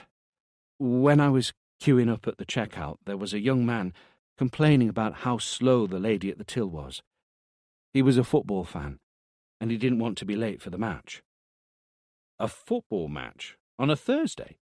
Yeah, one of those league matches. European League, I think he said. He supported Inter Milan. Do you like football? Do you support a team? No, I'm not interested in football. Yeah, same here, Clapp said with a hint of a smile. What did you do after shopping? I went back home. I made some dinner. 50 grams of pasta with some passata and a lean steak, if it matters. Anything else? Just some TV, and then I went to bed. I'm always tired after dinner. What did you watch on TV? A film. Do you remember the title or what it was about? No, I can't remember. But I'm pretty sure that I watched a film. What do you usually watch on TV? Films, most of the time. And the news, of course. Any shows, sport, music channels?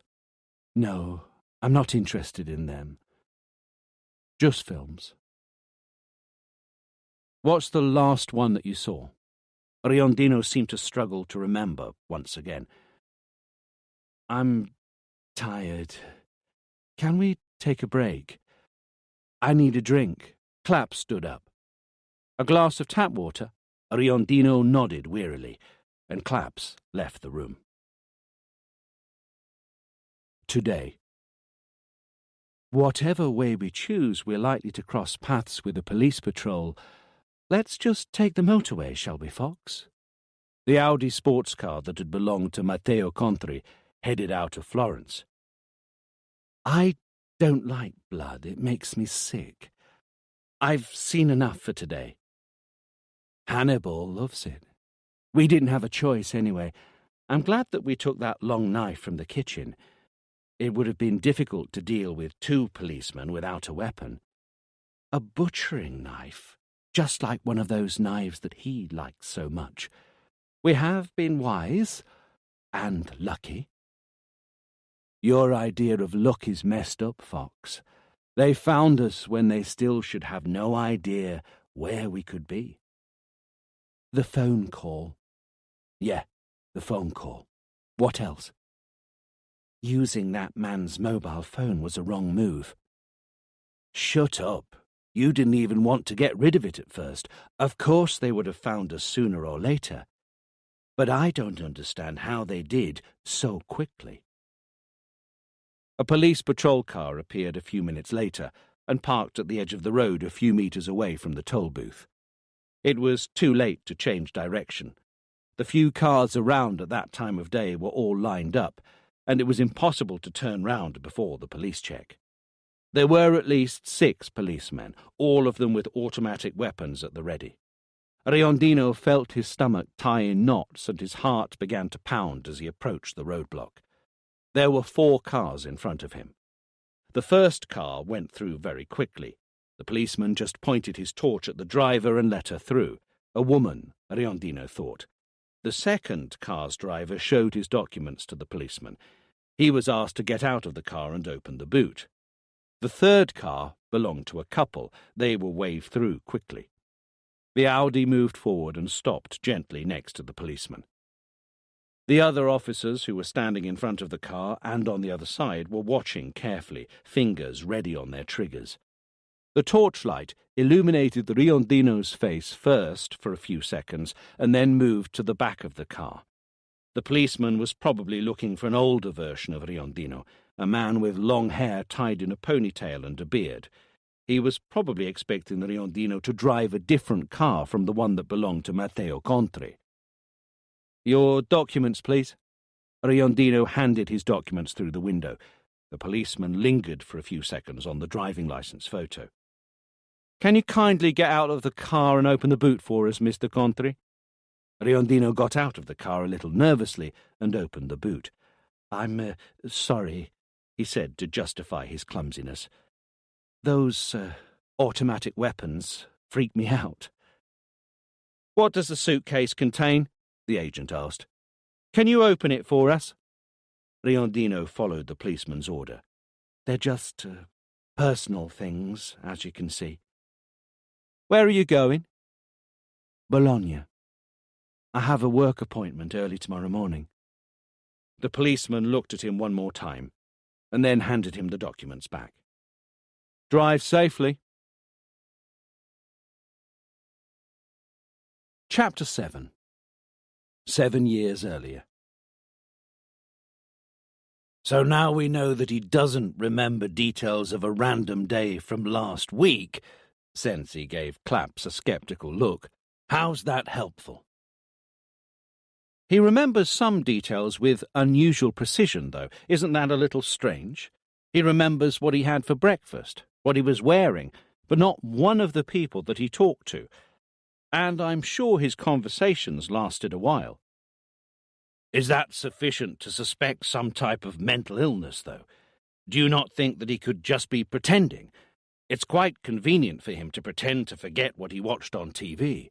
Maybe he was somewhere else that night and not at home. Maybe he was busy planning his next move." "I still haven't formed an opinion about his mental health." Somebody gave Claps a bottle of water and a plastic glass. "Do you really believe that he's pretending?" Sensi hesitated for a moment, then he answered. "Yes, even if he looks like he's being honest, and even if I have never seen anyone change suddenly like that before, I think he's playing his cards well in order to appear mentally ill. He's acting." Claps glared at Sensi. "If you're so sure about it, why do you still want to hear my opinion?" Sensi looked away. "Who's Billy Milligan?" he asked. "Bear with me for a few more minutes.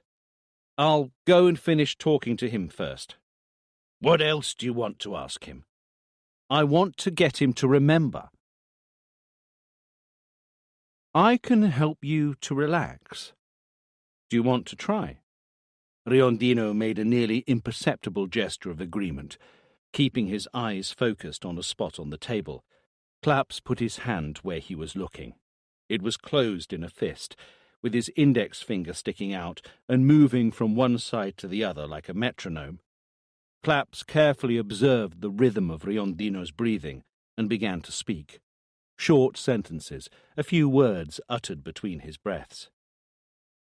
"Now, while you're sitting, breathing in, and you're in front of me," Claps's voice was warm, "and you can hear my words, breathing in, and the noises in the room." Claps's finger carried on moving, maintaining a slow rhythm. "You might not realize, breathing in, that something in you is changing." Claps's breathing had tuned into that of Riondino. "While you feel this change, breathing in, you realize that your breathing slows down."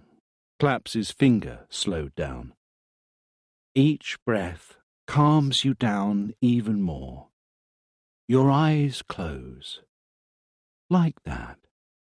And while you feel your eyes closing, you can imagine becoming even more relaxed.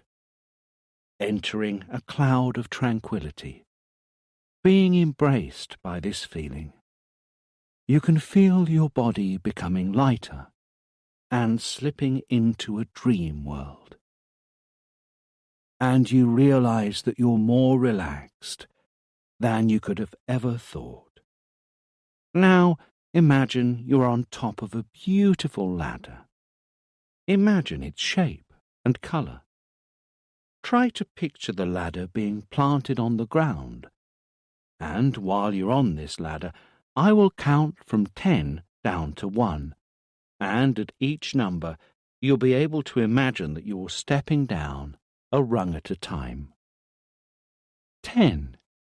You're on top of the ladder, ready to fall into a deep sleep.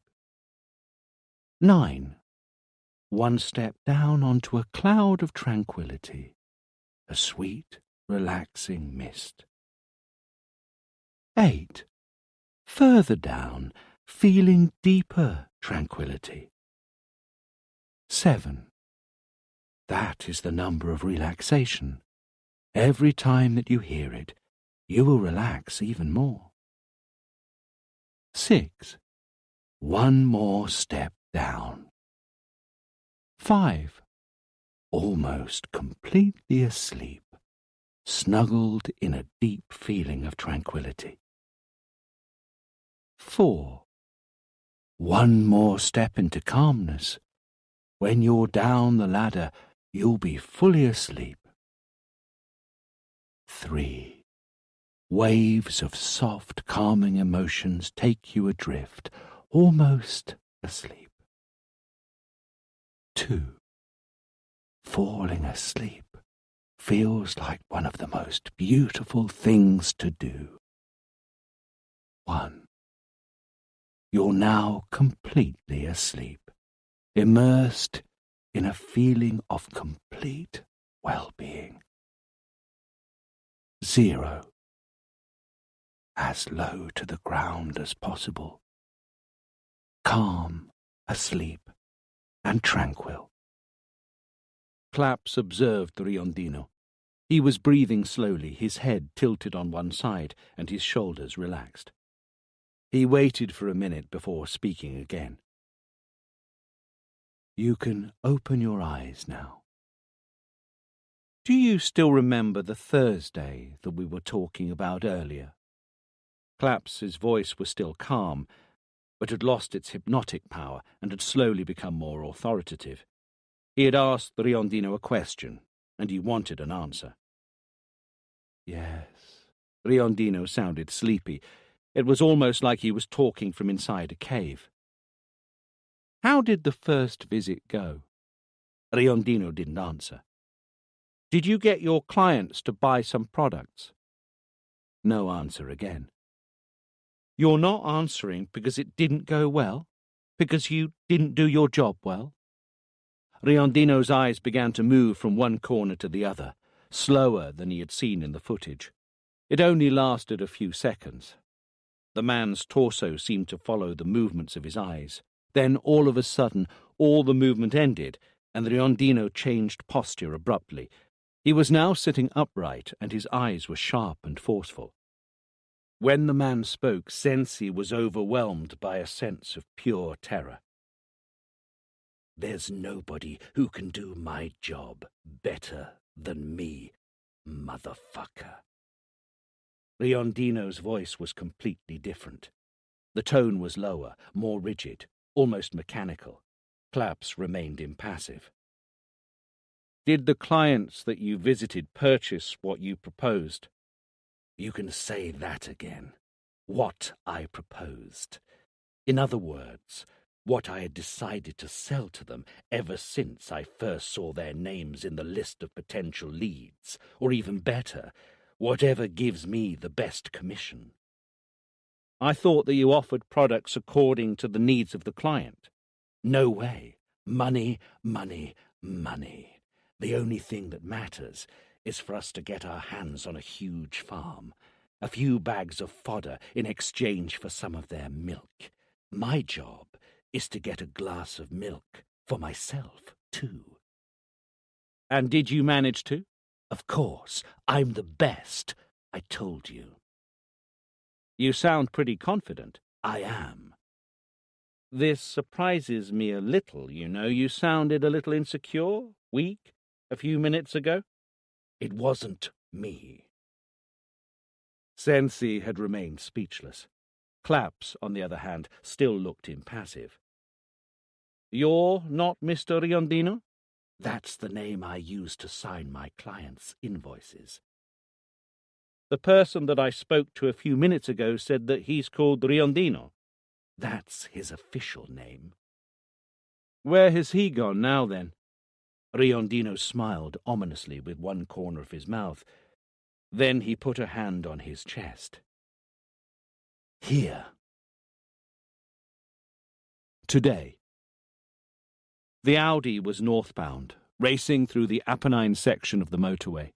At the end of a straight road between two tunnels, the lights of a service area appeared in the distance. We can't keep travelling in Matteo Contri's car. How long will they take to find the bodies of those two motherfuckers? It won't take them long to find out that we're using Matteo's documents and his car after that. Fox, if we change the car now and bump into another roadblock, we won't have the right documents to show them. If the police know about the car, surely they'll know about Matteo Contri as well. True, but how long do we still have to travel? We'll be at our destination in 2.5 hours at most, Fox. Too long. The police will find their friends dead before then. It's a risk even if we change cars, that's for sure. But if the policeman who checked us in Florence remembers us after reading the new details, they'll know where to find us. We'll find patrol cars around every corner. The Audi began to slow down. Perhaps changing vehicle is the lesser evil. The car slowed down on the road that led to the service station. You're wise, Fox. You surprise me. I just always try to keep my brain active. I don't fancy going back to jail. Now, find a car parked in the dark and stop next to it. Between the car and the service station. There. That station wagon is perfect. Riondino turned the lights off when he was a few meters away from the car and let the Audi slide next to the station wagon slowly, making sure he left its owner enough space to get inside. Alpha station wagon, Riondino said with a sinister smile on his face as he turned the engine off. It looks like the perfect car to get us to Milan. Hurry! The car's owner could be here any time. Wake up, Hannibal. Your work isn't over yet today. Please don't use the knife. 7 years earlier. Here, Riondino had said as he put his hand on his chest. He's asleep now, he added. Surely you two must each have a different name. He's the wimp. You can call him that. And you? It doesn't matter, but if you really want to know, you can call me Fox, even if I've never liked this name. I'll carry on calling you Riondino then, if that's all right with you. Whatever.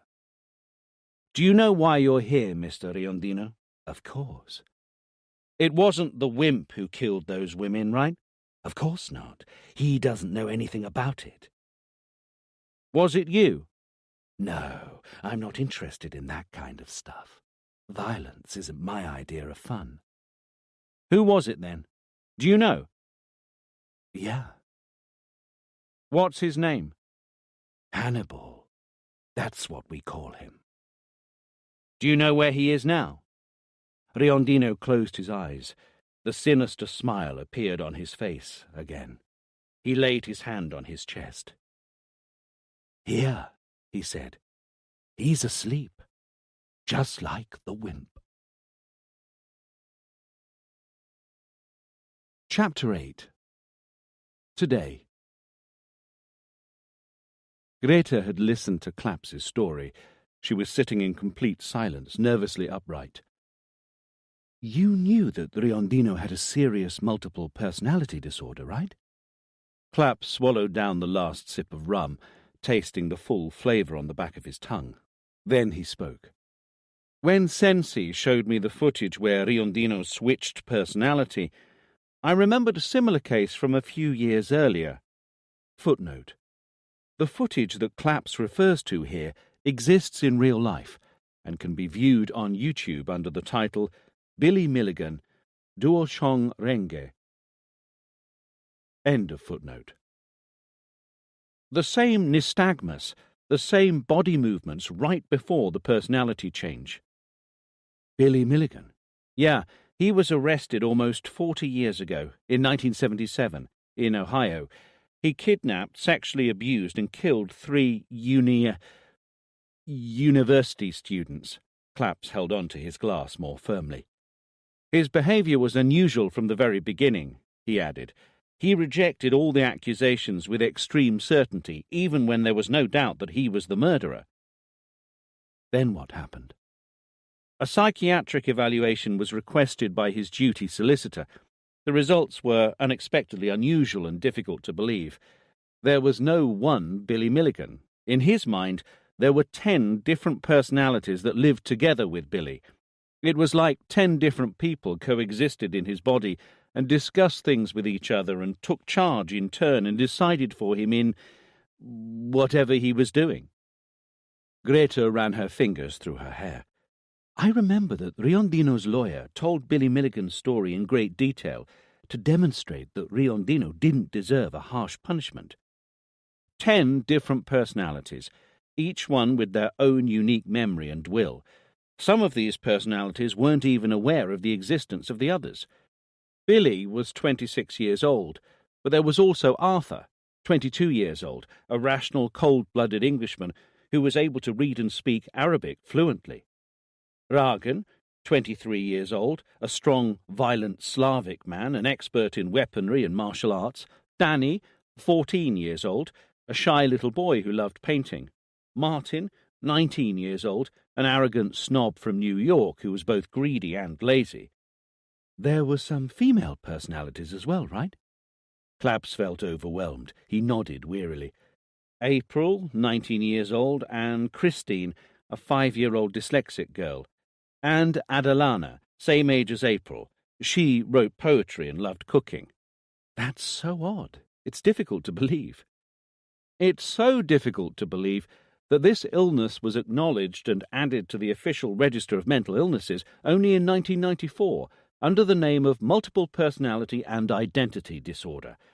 There were some other cases like that of Shirley Mason, but nowhere near as remarkable. Shirley Mason?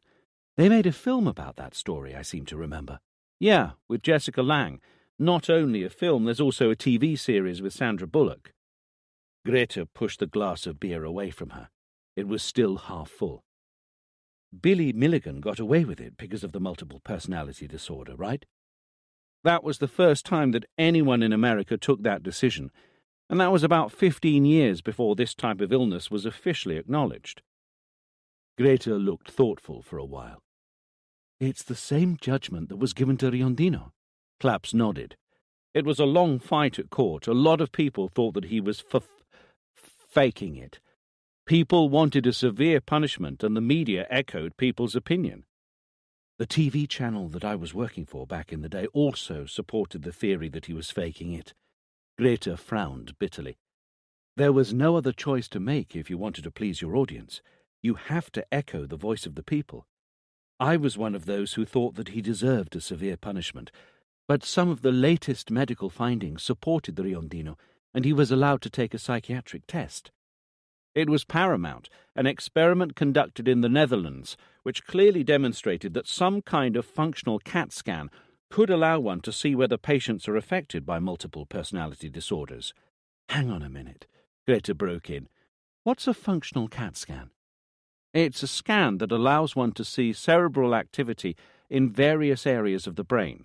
In other words, the stimuli that cause our behavior are activated by specific areas of our brain.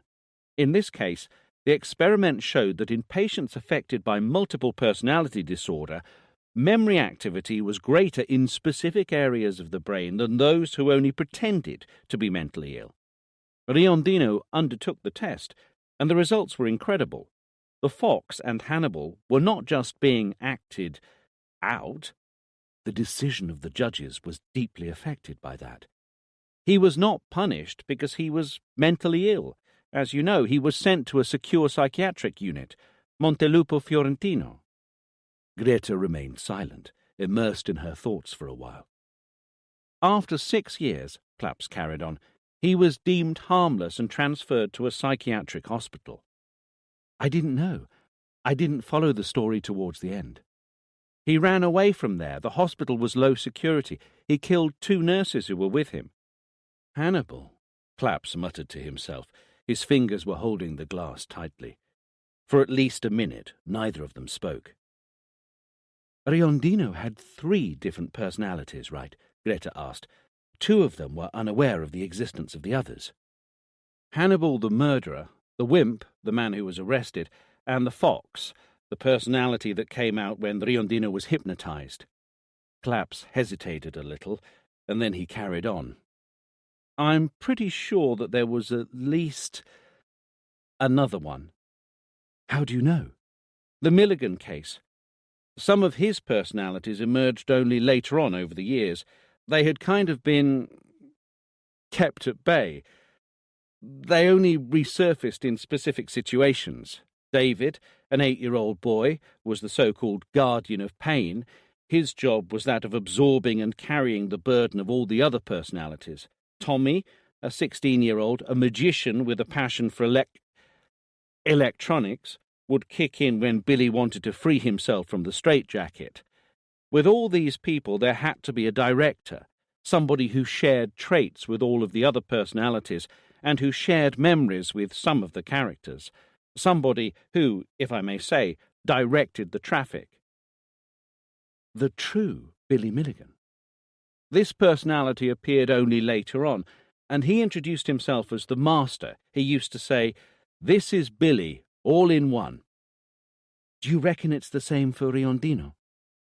If we consider that Hannibal only appears sporadically and exceptionally, the wimp and the fox only take up partial spaces in his life, the wimp goes to work and to the supermarket, the fox makes sure that the work is productive, but then what happens throughout the day? There has to be a master, an all-in-one type of personality. Is that what you're trying to say? Yeah, maybe other personalities surface later on, but like I said, I didn't keep up to date with the unfolding of events. Greta shook her head. I'm still struggling to believe that anything like multiple personality disorder exists, and that it's not just a pretentious way for psychiatrists to get their name known in the field. It's a rare condition, and I see where you're coming from, but I can give you some scientific information, if it helps. Recently, researchers have found out that there is an anatomical predisposition in the brain which makes people more susceptible to its onset. People with a smaller hippocampus and amygdala and a greater neural connection between thalamus and insula are more likely to develop this illness. Thanks for the lecture. You're speaking a language that's foreign to me. Hippocampus, amygdala, insula, they're all areas of the brain closely connected to emotions and self-awareness. And they're smaller than usual when patients have this illness? Yeah, more than likely. So they're less effective. Can brain features cause all this? Is that what you mean? It's not that straightforward, of course. The malformation is peculiar and may favour the onset of the multiple personality disorder, the appearance of different people in one, basically. Does Riondino have a similar problem in his brain? Yeah, those areas of the brain are clearly smaller than they should be. Why would this facilitate the multiple personality disorder? Think about this. Newborn babies don't have a sense of their personality as one, their self. You develop that when you begin to grow up. In children that have that specific brain malformation, if they are victims of deep traumas, difficult to deal with and overcome, the development of their personality is hindered because the necessary areas of the brain are unable to cope. Many parts of what would normally merge into one personality remain distinct and become the basis for the existence of multiple personalities. Kind of like a way to overcome the trauma, to heal themselves. That's right. Do you remember what I said about Billy Milligan's personalities? David was the one that the others didn't know and who felt the pain for everybody else. An unusual form of amnesia, where you leave your memories of pain in one personality and lift the burden from all the others. It's all very complicated. Amnesia isn't uniform in all personalities. What is unknown to one personality could be well known to another. Some personalities appear to know some of the others and interact with them in a fake inner world. Other personalities may be kept unaware of everything, or even if they know that they exist, they are unaware of what they do and of their memories.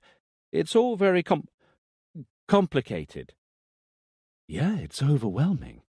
Greta remained thoughtfully silent for a while and held on to her glass. So, what do you think happened? Hannibal decided to rock up all of a sudden. Was there no way of knowing that Riondino could still be dangerous?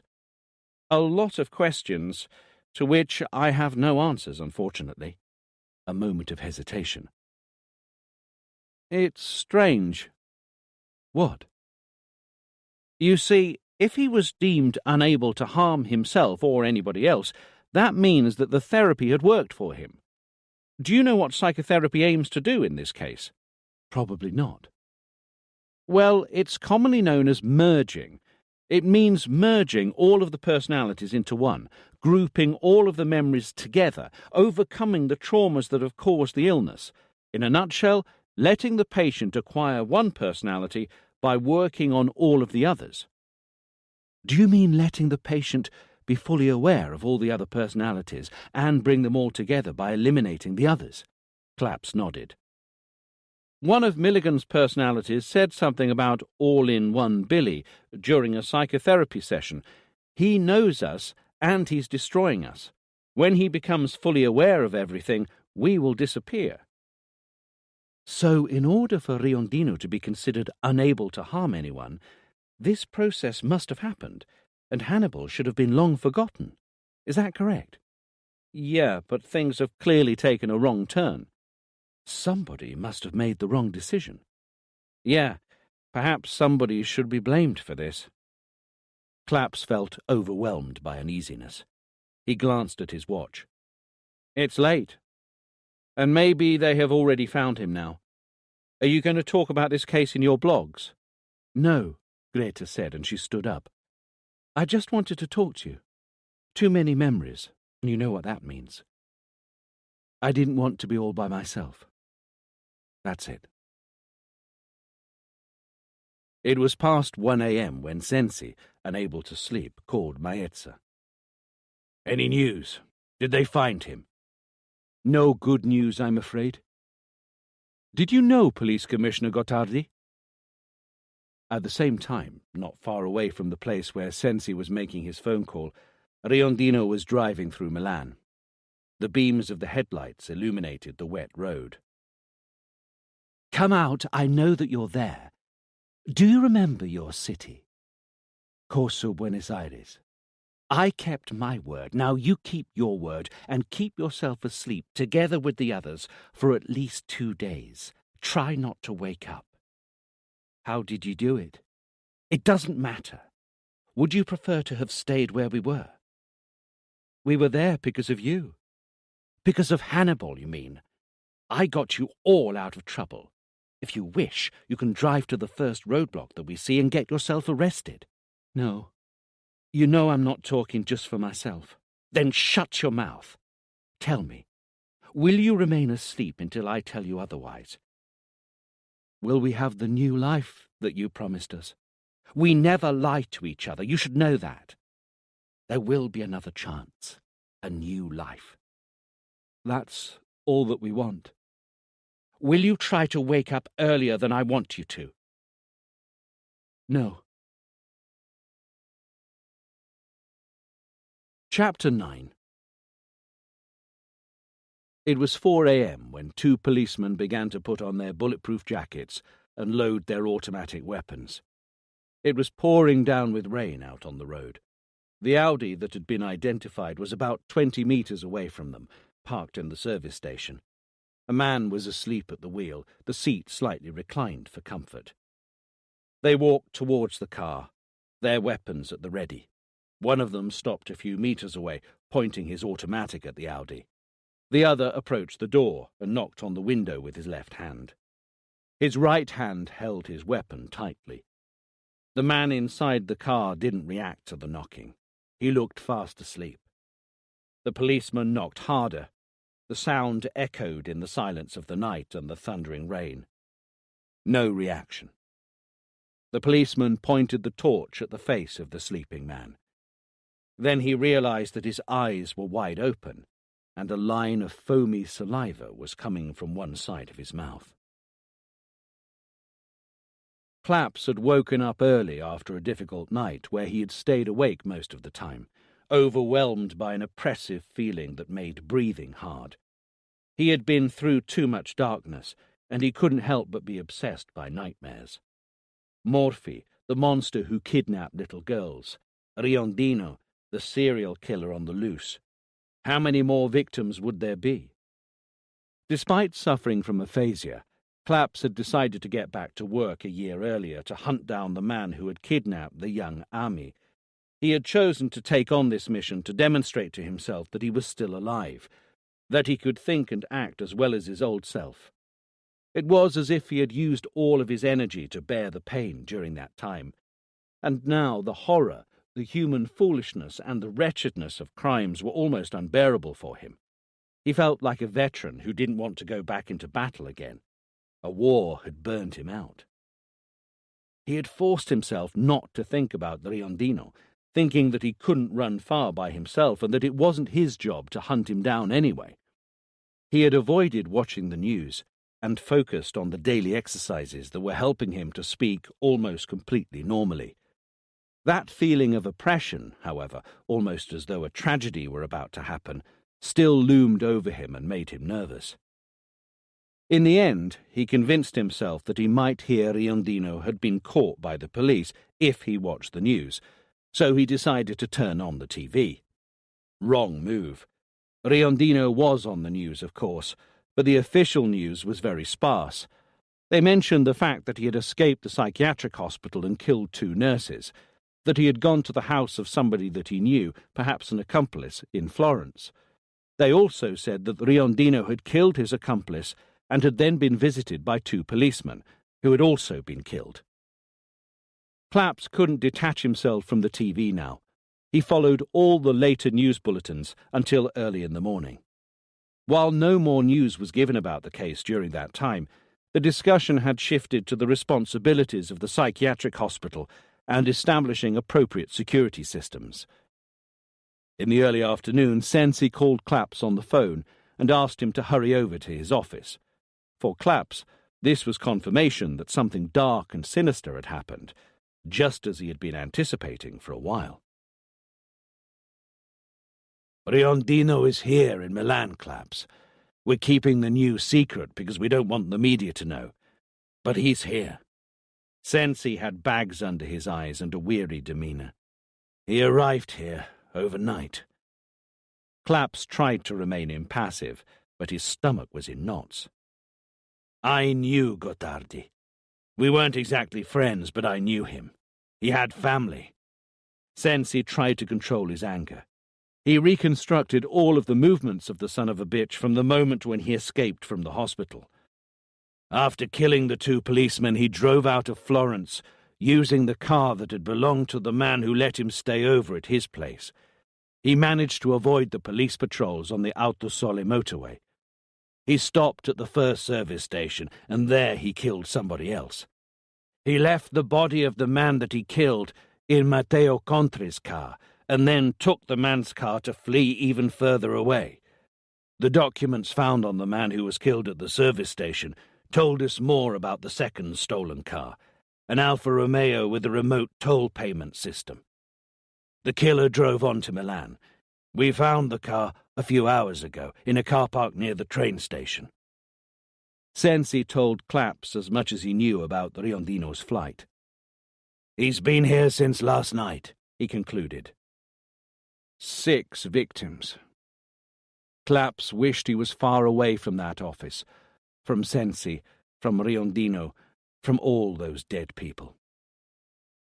We still have a lot to understand about his escape, but the man is in our area now. The knot in Claps's stomach became even tighter. He might not necessarily still be here, Claps said eventually. That's true, Sensi sighed.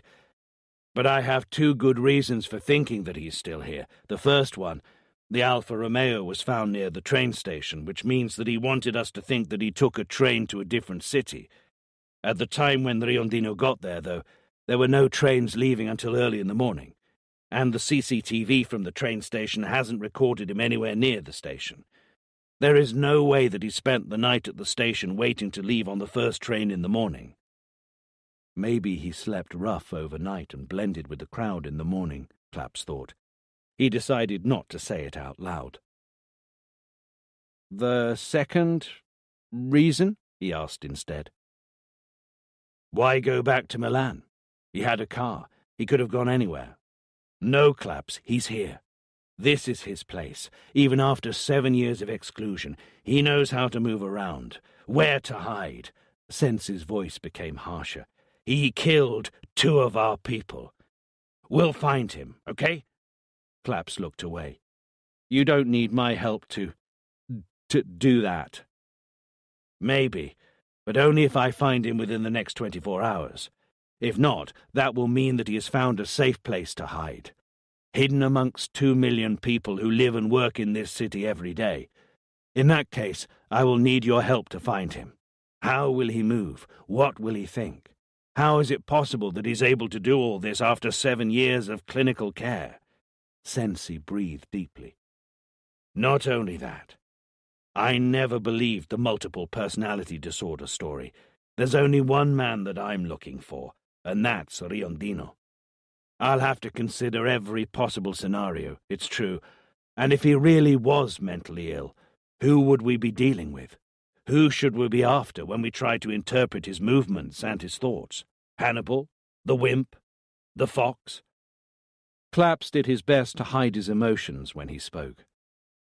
I'm sorry this is difficult to think about right now. It has been 7 years since he was arrested.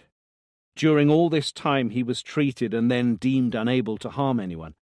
I don't know what happened, but I'm certain that he's not the same man that we arrested 7 years ago. Sensi looked into Claps's eyes, and Claps finally looked back into Sensi's. Find out who we're looking for. Talk to those who saw him every day during these years, those who took care of him, his fellow inmates. Talk to anyone you want and tell me what the hell happened that made him go crazy again. How you think he will behave, what he will do. Give me some hints to help me find him. Claps found replying particularly difficult for the first time in a while. I will, he almost whispered eventually. Claps had left the office a few minutes before Maezza walked in to talk to Sensi.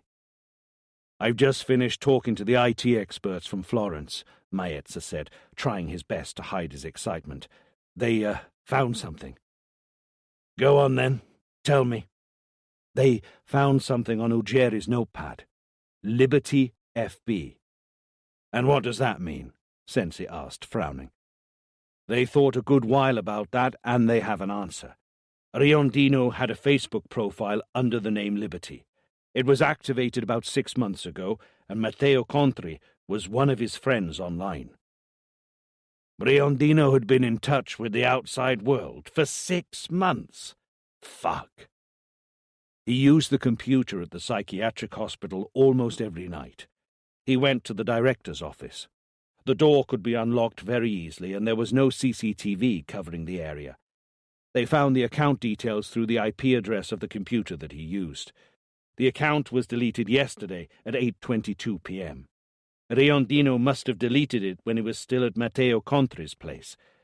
Riondino's fingerprints are still on Contri's laptop keyboard. Jesus. He would log in for no longer than an hour, then he would delete his conversations and any traces of his login from the internet cookies. As I said, Matteo Contri was one of his friends online. That's why he went to his house. He knew where he was going. Is it possible to trace any conversations between the two? Not on Liberty's profile. Riondino's profile, I mean. Matteo Contri also deleted his conversations regularly, but we have our hands on something. It's from the day before Riondino escaped. What were they saying? Well, Maezza sounded embarrassed. Sex. Cyber sex. After a few seconds of silence, Sensi exclaimed, Fuck, for a moment I was almost convinced that he might have just had a relapse, and that Hannibal had come back suddenly somehow. But no, that man had a plan, and he was working on it for 6 months. There are no multiple personalities, no fucking Hannibal. If it had been a relapse, we would have found him in the first hours of his flight through the fields near Florence, or even here, as he was searching for a hideaway in Milan. He's been working online for months to build his list of contacts.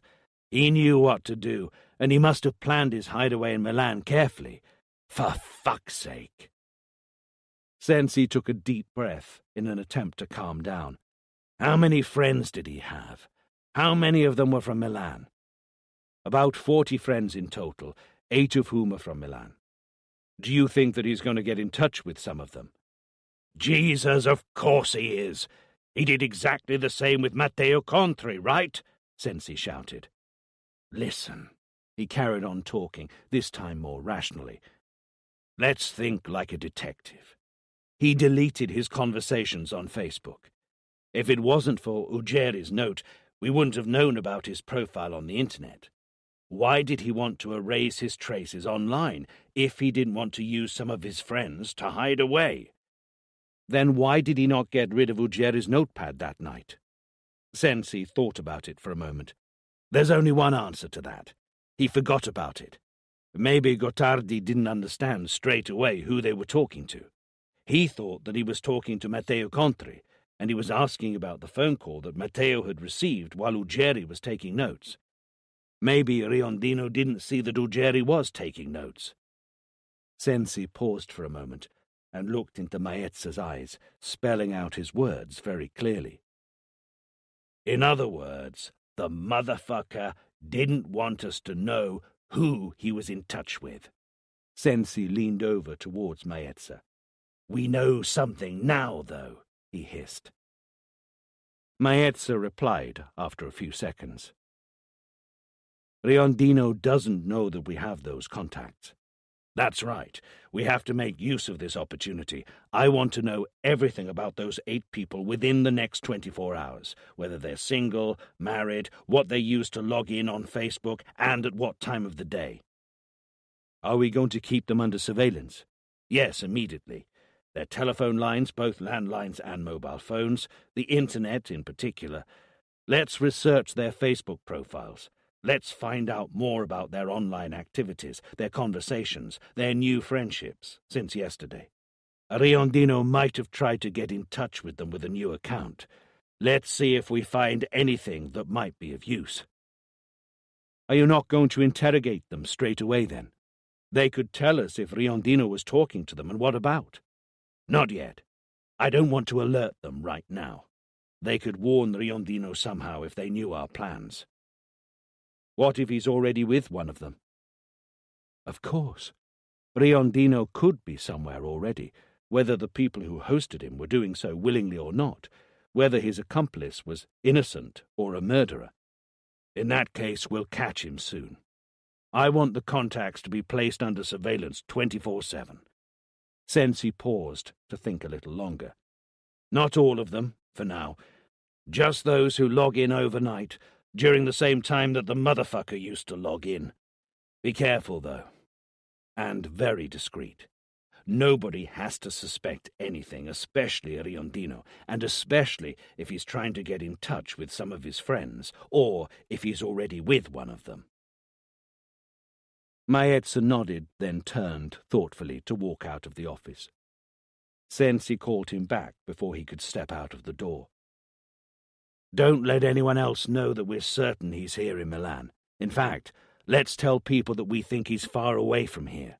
Let's make him feel free to move around in the city. Let's see if he falls into our trap. When Sensi was alone in the office, he walked towards the window. He had something to work on now, at least. He pulled the curtain aside. The street was crowded with cars and passers-by. I'll find you, you bastard. I'll find you. Riondino had slept for the whole day, 12 hours straight since dawn, when he had finally managed to fall asleep. It felt good to wake up free. It was a feeling that he had only dreamed about during the last 7 years. How do you feel, Fox? It's weird. It's like there's too much air to breathe. It's called freedom. You'll get used to it, he said, and then turned on the TV to watch the news. The anchorman was showing some photographs of the victims as he explained that the search had been extended to cover the whole country. Riondino had left the car in Milan, and he had probably taken a train to God knows where. It's working, the fox said. Bullshit. They know that we're in Milan. There's no other place that we know so well and where we can hide among so many people. The anchorman showed a fairly recent photo of Riondino, followed by a photoshopped version, without the beard and the long hair. This is what Giacomo Riondino could look like today, the anchorman said. The two pictures stayed on the screen for a long time. It doesn't look like me, especially now that we look like Matteo, the fox said. No, but it's not that different. We'll change appearance soon anyway. We're safe here, and we have everything that we need. Food, money, a TV, a mobile phone and a laptop, all brand new. We shouldn't walk around in the city much, as we discussed before, and then we'll do what we have to do. Hannibal and the others? Don't worry. It's all under control. Nobody will give us any trouble. Greta had decided to write a second article eventually.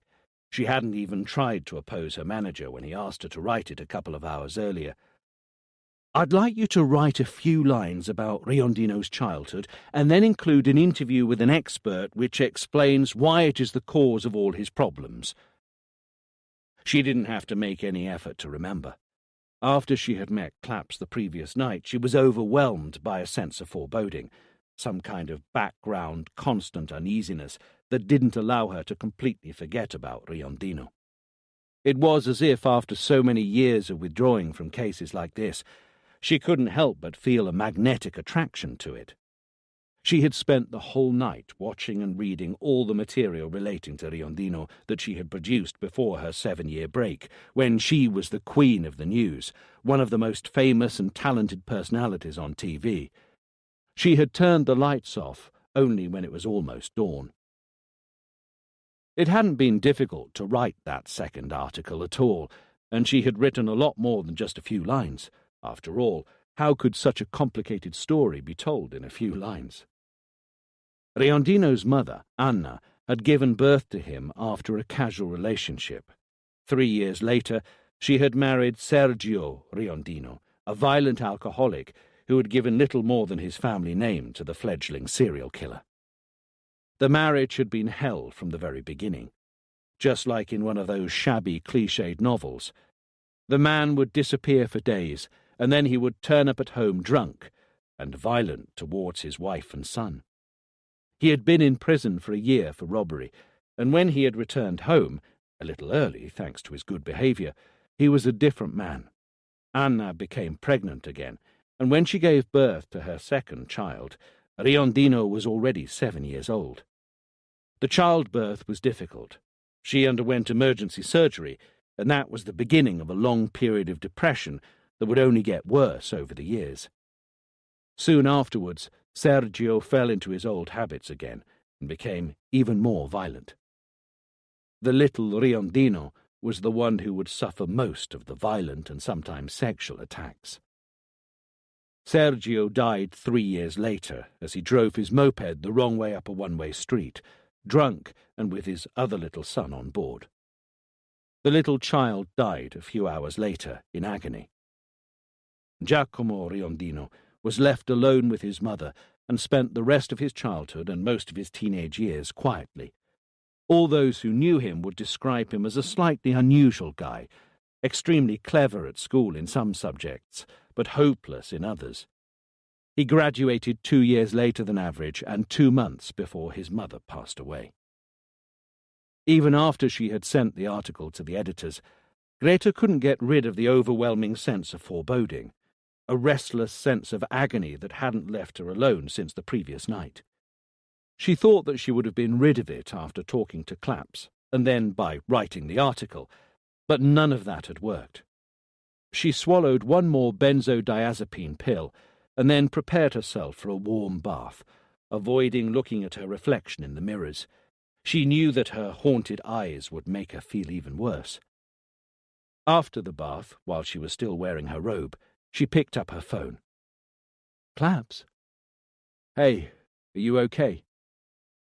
Do you know anything else about Riondino? Did you get a chance to talk to Sensi? Claps hesitated and then answered.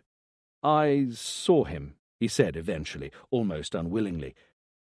He wants me to help him understand how Riondino's illness has changed him over the years. Excellent, Greta exclaimed, with an excited tone that didn't sound natural. Maybe you'll be able to answer some of the questions that we were thinking about last night. Maybe. Claps didn't want to tell her that all that he wanted was to keep out of that story, all the blood and the bodies. I'll go to Florence to talk to Professor Reti tomorrow. He's the doctor who has given medical advice to Riondino over the last 5 years. There was more than one doctor who treated him? Not that many. There was another psychiatrist over the last 2 years, the one who certified that Riondino was no longer dangerous and allowed him to transfer to a rehabilitation centre. Dr. Rinaldi. He lives in Milan and commutes to Florence regularly. I'm going to see him after I talk to Professor Reti. Can you keep me updated? Once again, Claps felt like a war veteran who'd been scarred by the horrors of the war and had lost his peace in the battlefield despite emerging victorious. Claps asked the question spontaneously. Do you want to come with me? Maybe some company was all that he needed to fight this new battle. His voice sounded unusually dreamy when he asked the question again. Do you want to come to Florence with me? Hey, Professor, I need you. I need to find an internet connection that's different from ours. Riondino's fingers lightly touched the keyboard of his laptop. There are 3 different Wi-Fi connections, but they're all protected by passwords. Are you able to use any of them? I have to find some software to decrypt passwords and download it. It's not that easy. Move your ass, then. Excuse me, Jack, but why can't we just use this computer for what you want to do? It's not safe. Now get typing away and find a way to connect to one of those Wi-Fi bands. It took almost an hour. Then Riondino smiled the smile of victory. Here we go, Jack. It's a strong connection. It probably comes from the neighbours. Will the neighbours find out that we're using their connection? I made sure we're invisible. We can use the internet without anyone knowing. Well done, man. Now get some rest and let me do some work. There's a website that I have to visit. Riondino typed quickly on the keyboard, www.identificationconsulting.com. Footnote. This website was active not long ago, but it has been removed due to the complaints which appeared in national newspapers regarding the service offered. There are other similar websites at the moment, and one of them is an exact copy of it. End of footnote. The web page opened immediately. We provide new digital identities online.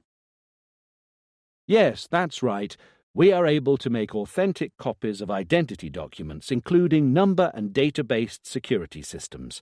Simply send us a passport-sized photo, and we will attach it to the document that you request. All that you have to do is to select age and gender, and we will find an identity to clone with your desired data. We are able to provide a European identity card or a driving license cloned from original documents and based on the data provided by the client. The identity card and the driving license will be fully cloned from original existing documents and will display the photo provided by the client. They will be legally valid because the personal details and document numbers, rather than the photograph, are always recorded by the authorities. The cloned documents can only be used for entertainment purposes. Any illegal use will be subject to prosecution. Riondino followed the instructions to obtain an identity profile and accessed a chat room from the United Kingdom. A few seconds later, a new window opened, asking him to select the language that he intended to use. He clicked on Italiano. A few seconds later, he was put through to a new window. Please be aware that the documents that we provide can only be used for entertainment purposes. We hope that this is clear. Crystal clear, thanks. What type of service are you interested in? I want a European identity card and a driving license, please. Both of them in the same name. Can you give me details of the person in question? Male, age between 50 and 53, preferably residing in Milan. I'll have to look in our database to see if we can be of any help. It will take a few minutes. A few minutes later, the chat window flashed. Claudio Alderighi, 52 years old, living in Milan. Via Ariberto 1. That's perfect. Let me know how to proceed. An advance payment will have to be made for us to continue. It will be €2,500, payable by MoneyGram or Western Union. You will then have to send an HD passport-sized photo that you want in your document. Finally, we will need an address to send the requested documents. How long will it take? 5 days at most. I need the documents urgently. I would be prepared to pay €1,000 extra to receive the documents a lot quicker than you suggested. Okay, in that case, we will be able to send them to you within 2 or 3 days at most. Okay, that's better.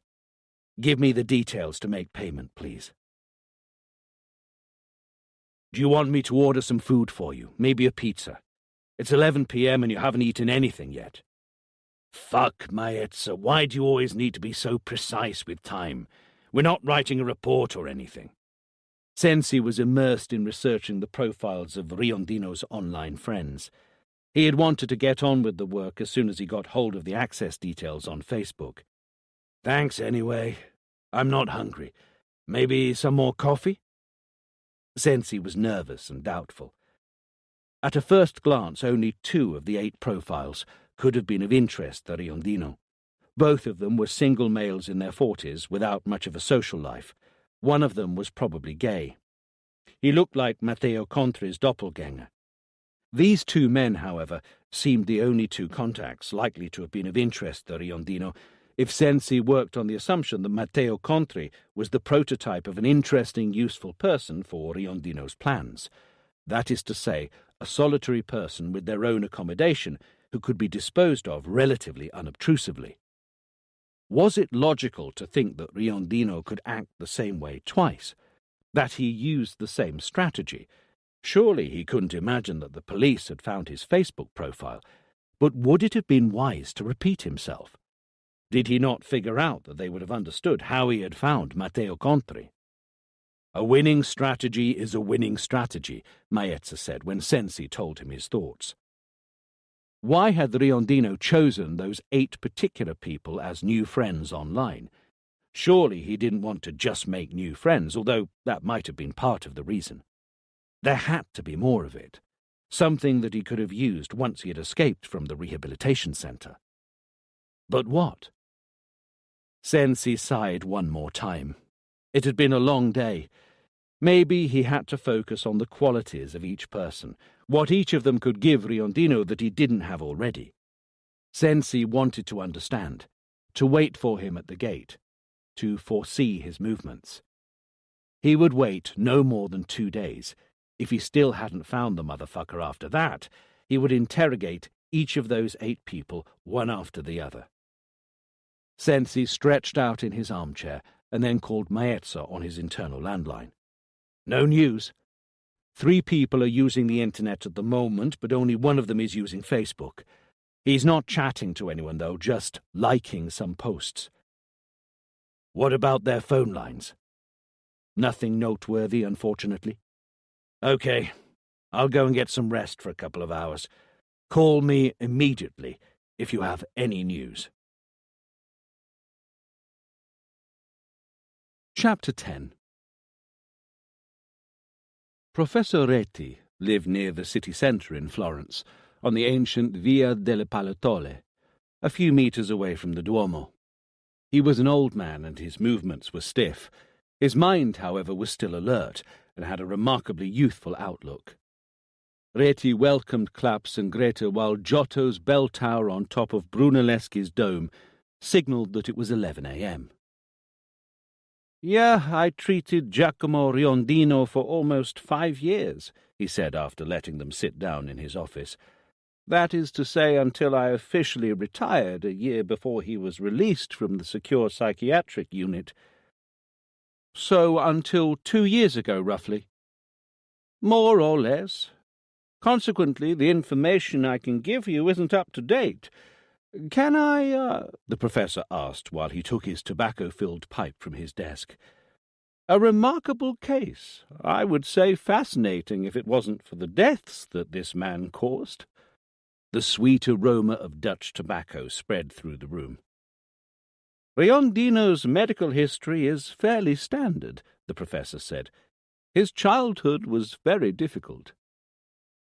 "We know his story a little," Claps interrupted him gently. "Nasty events, maybe even sexual abuse, the death of his brother, everything just very sad." "Does his illness have," Greta paused for a moment, "roots in his childhood?" "Certainly. He wasn't able to bear the burden of the pain, and in order to overcome the trauma, his subconscious split into many pieces, rather than following a natural growth process. Let me explain it better." The professor paused. "You see, we ourselves think that we're a little different from what we are or what we believe that we are at times. The same situations and the same things are perceived differently sometimes. We respond to different stimuli with different emotions, but we don't question our identity for that reason. For example, we might laugh and then get worried about the same event. Sometimes we're in agreement with people, other times we feel rebellious, sociable or introverted, yet we are aware that we're the same person. We know, we feel, we accept our consciousness, our self, made of different parts, well integrated with each other. Now, imagine a child that undergoes psychological traumas on a continuous basis, traumas that would be difficult to accept, understand, and overcome, even for an adult. A child who might have a particular brain structure condition. A child who goes through the delicate process of awareness building and formation. We shouldn't be surprised if he developed personality problems, if a split in his consciousness becomes so marked that the parts become different personalities and are perceived as different identities, in other words, different individuals. That's how the other personalities are formed, the wimp, the fox, and Hannibal, Greta muttered. The professor smiled bitterly. 3? No. Riondino has many, many more personalities. He needed each and every one of them to overcome his personal traumas. Greta felt the chills run up her back. "How many others?" she almost whispered. Claps clenched his jaw. "When I began to meet him, the wimp was the only one that would surface. The fox would materialize only through hypnosis, and Hannibal, it was almost like he didn't exist. When I asked the wimp if he knew Hannibal, he just acted confused. The fox became nervous and refused to continue talking. A few months later, the fox admitted that there were 2 other personalities. While he was only aware of the existence of one of these 2 personalities, he had never spoken to it. The other personality was unwilling to reveal itself, and the fox didn't want to talk about it. He said that this other personality would get very angry now that he had revealed its existence." "How is that possible?" Greta burst out. "How can Riondino's mind work like some kind of multi-story building? Too many people coming and going without any control." The professor smiled again. "A multi-story building, that's an interesting metaphor." Clapp spoke, addressing Greta. "The book that tells Billy Milligan's story is titled An Overcrowded Room. Interesting, isn't it?" Greta pulled a perplexed face in reply. Then she turned towards the professor. "I'm sorry if we interrupted you. Please, carry on." No problem at all. It took some time, weeks, until this new personality showed up. And things changed radically after that. This personality has a very strong character. His name is Jack, and he says that he knows all the other personalities. He also said, hang on, I still have the recording of our, let's call it, first meeting. Do you want to listen to it? Yes, please. We're here to find out as much as possible. Let me turn the laptop on, Retty said, and he opened the laptop that was lying on his desk. A few minutes later, the professor's voice echoed in the room. It sounded a little distorted.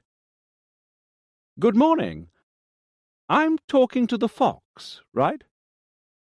You know me well, Professor.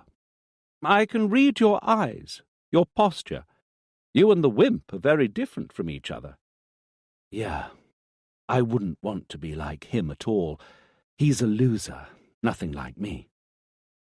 Can we talk a little, Fox? Not with me today.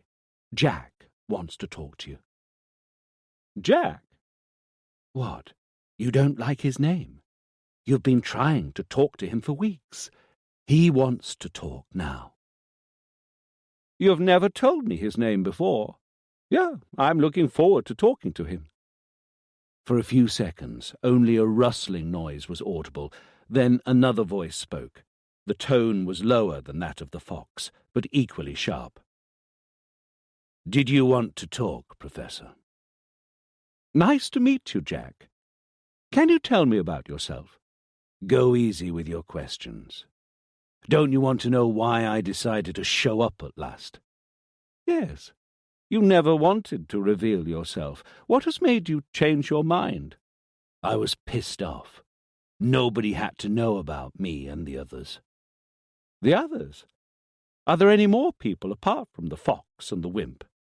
I told you to go easy with your questions. Sorry. You don't have to answer me if you don't want to. Of course I don't have to, for fuck's sake. Why did you not want anybody to know about yourself and the others? Can we talk about this? I'm not going to answer that question, but I can tell you why I decided to talk to you. I'm listening, Jack. Tell me something first. Are we friends? I hope we can be. In fact, I'm certain that we will. Of course. Best friends. Fuck yeah. Oh, good grief. Why are you so slow? Are we friends? Do we eat together? I don't think so. In that case, why do you call me Jack? Do you think you're so much better than me that you can address me like anyone else? Of course not. It's just a habit. I talk to the fox like that. Forget the fox, the wimp. They're only secondary people. I control them all. I want respect. Control? I decide what happens all the time, and I oversee everything. Do you mean that you know what they do and what they say? I can follow what they do and what they say, minute by minute, if I want. Can they see what you do? Of course not. They're secondary, as I said. Did you forget already? I see. Are there any other people apart from those two? Maybe. But this is not the right time to talk about it. Can you explain a little better what you mean by overseeing them? If they have to make a decision, I'll make it for them, and I'll tell them what to do. Otherwise, they're free to do whatever they want. Yeah, but they normally know that they have to behave. Apart from when they... When they revealed our identity, yes. So you're aware that you're all different.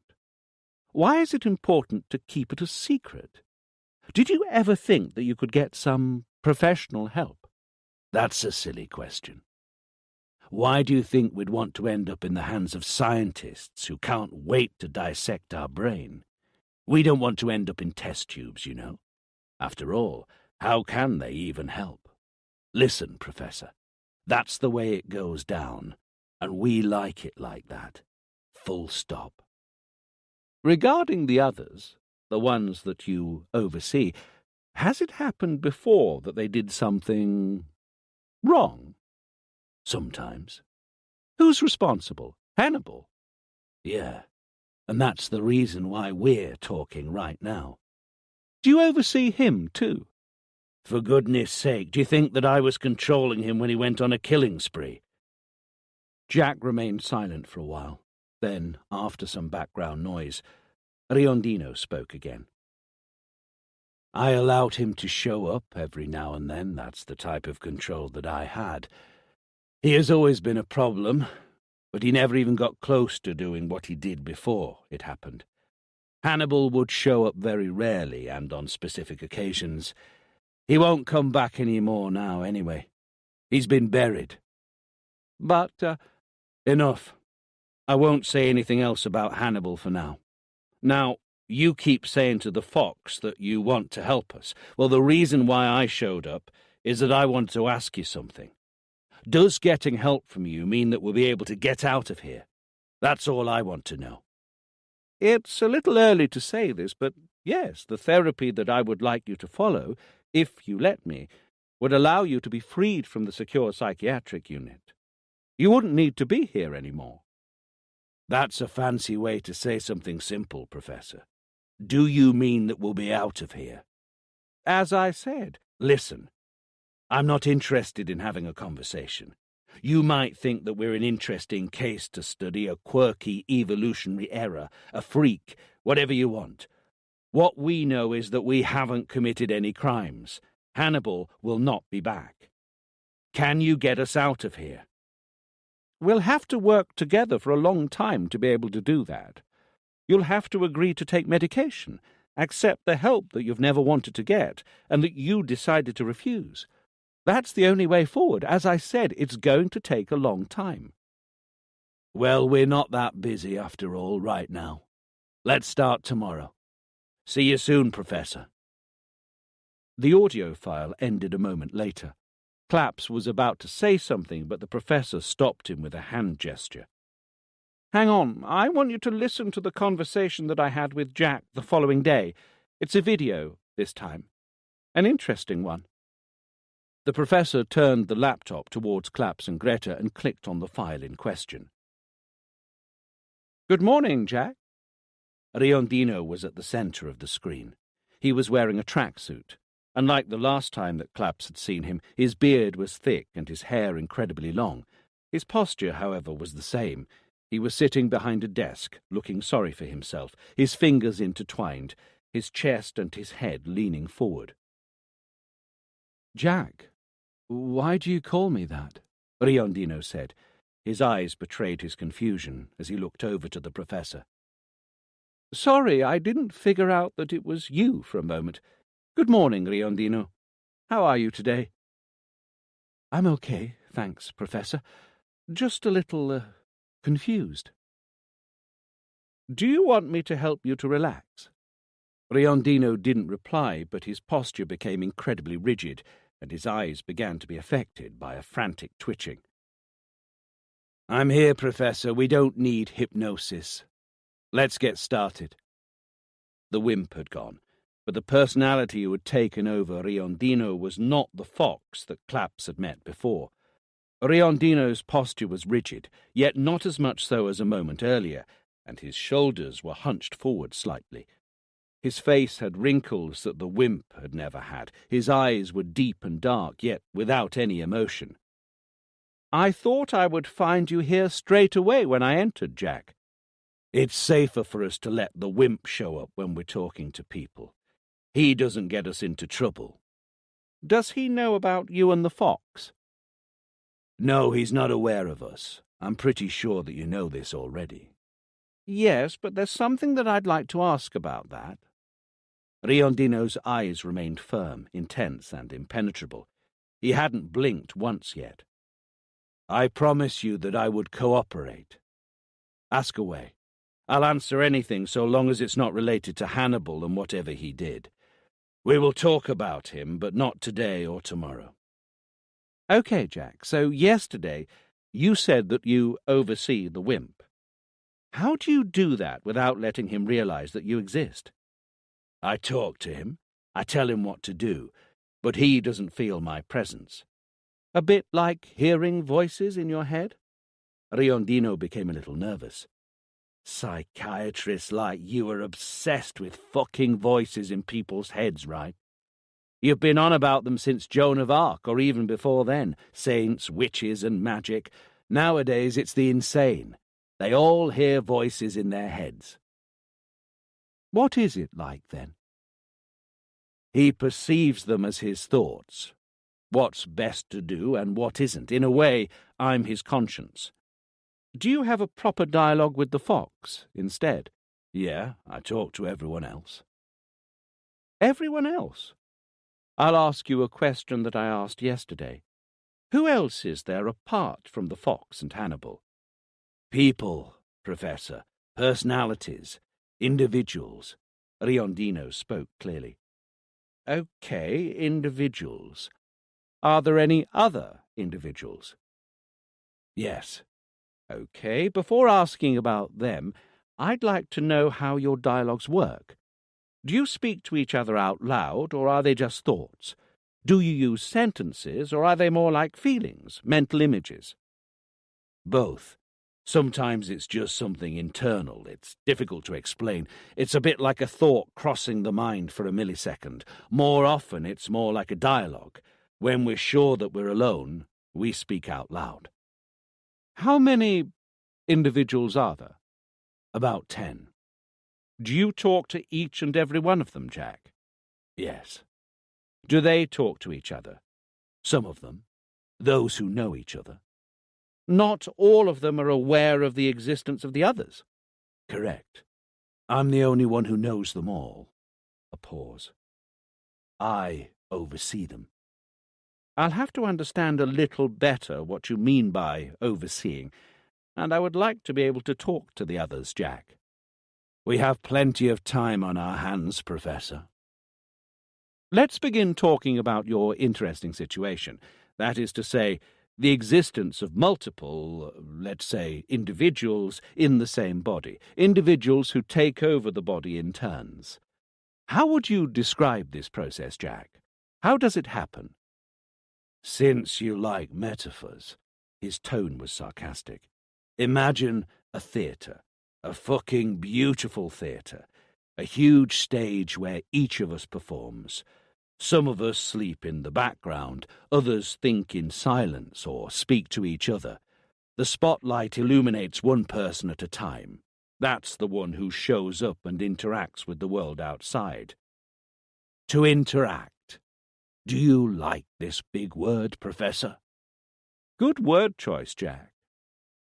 Can you explain a little what you mean when you say that the others think in silence or speak to each other while one of you is under the spotlight? It means exactly what I said. Our life isn't limited to appearing to the external world. We still exist even if one person at a time shows up on the stage. Is it too difficult to understand, Professor? I reckon you also have more than one thought that coexists in your mind. Do they not intertwine and contaminate each other sometimes? Professor Reti remained silent for a while.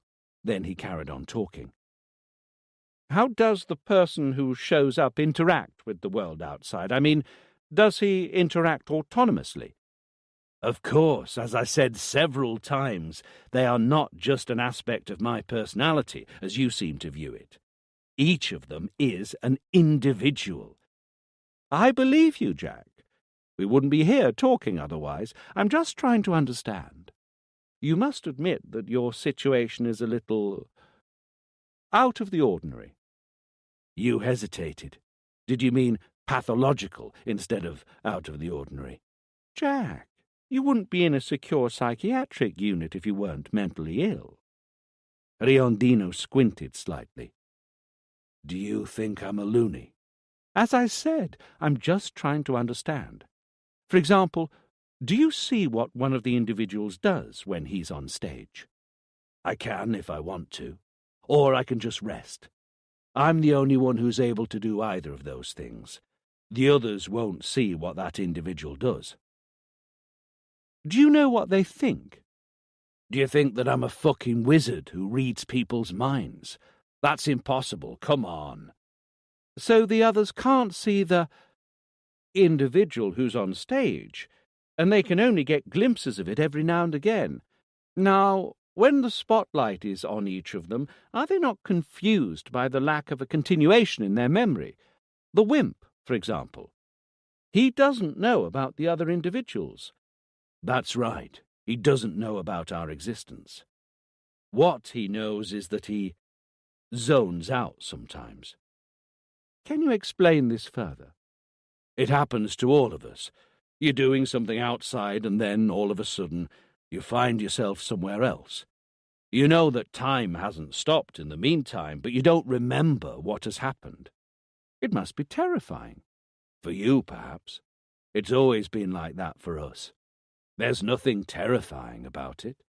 It's just the way we are. You said a few times that you oversee the others. What do you mean exactly? What is your role in particular? First of all, let's carry on with the stage metaphor. I'm the one who moves the spotlight. You decide who can show up on stage? Only partially. Each of them has their own space, and when I rest, I don't know who's out on stage.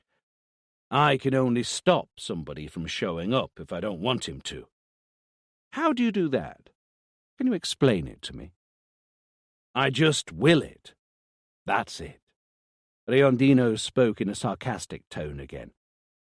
I can't explain it otherwise. If you don't like my answer, feel free to explain to me what happens. You're the head shrinker, after all. Let's focus on being on stage for a moment, the spotlight. Does it move on different individuals casually? When I was young, that's how it worked. Or maybe the situations that I found myself in favoured one person over the others. Is it different now? There's some kind of agreement based on the need to hide our condition. We have rules, space for all, but no mess allowed to affect anyone else. People's safety must not be put in danger for no reason at all. We also have to be completely honest with each other. It's a matter of pride. We will never lie to each other. It never happens? Never. Does it happen that somebody just omits some information? Riondino looked shocked by the question. Omitting information? Omitting isn't like lying. If somebody asks a direct question, the others will always reply sincerely. It can happen that they don't answer, or that they give an ambiguous answer. Our language allows that quite easily, but according to our rules, this is not lying. Who has decided your rules? Have a guess, Professor, Riondino said, looking a little frustrated. You? That's right. So you have authority over the others? Wasn't that obvious to you already, Professor? I'm the only one who knows them all, and I'm the only one who decides what to do when there's an important decision to make, or a response to a critical situation is required. Like right now? I can't think of anything worse than being in prison. If I got it right, you're giving orders to all the others about how to behave, right? That's right, sir. Do they all obey you? Have they always obeyed? Riondino exclaimed, I said that I don't want to talk about Hannibal, for fuck's sake. I wasn't talking about him, Jack. Didn't you say that he's buried? Yeah, he's gone. Riondino hesitated for a moment and looked away. Then he carried on talking, this time faster than before. That's the reason why we want to get out of here. We're not guilty. We'll have to work a lot before this happens, but we're taking a first step today. Do you agree? You still haven't told me if they all obey you. I must admit that I sometimes struggle with a couple of them. Can you expand on that? Do you want to tell me about the other individuals that live with you? I'm tired right now. Riondino's tone of voice had suddenly lowered. I think we've talked enough for today. OK, let's stop here. We'll carry on some other day. One more thing, though. It's not a question. It's more like a task, something that I'd like you to do, Jack. It's for our next meeting, and it's important. Another step forward. Yes. Tell me. Who's the person that you speak to most often? The wimp. OK, here's the task.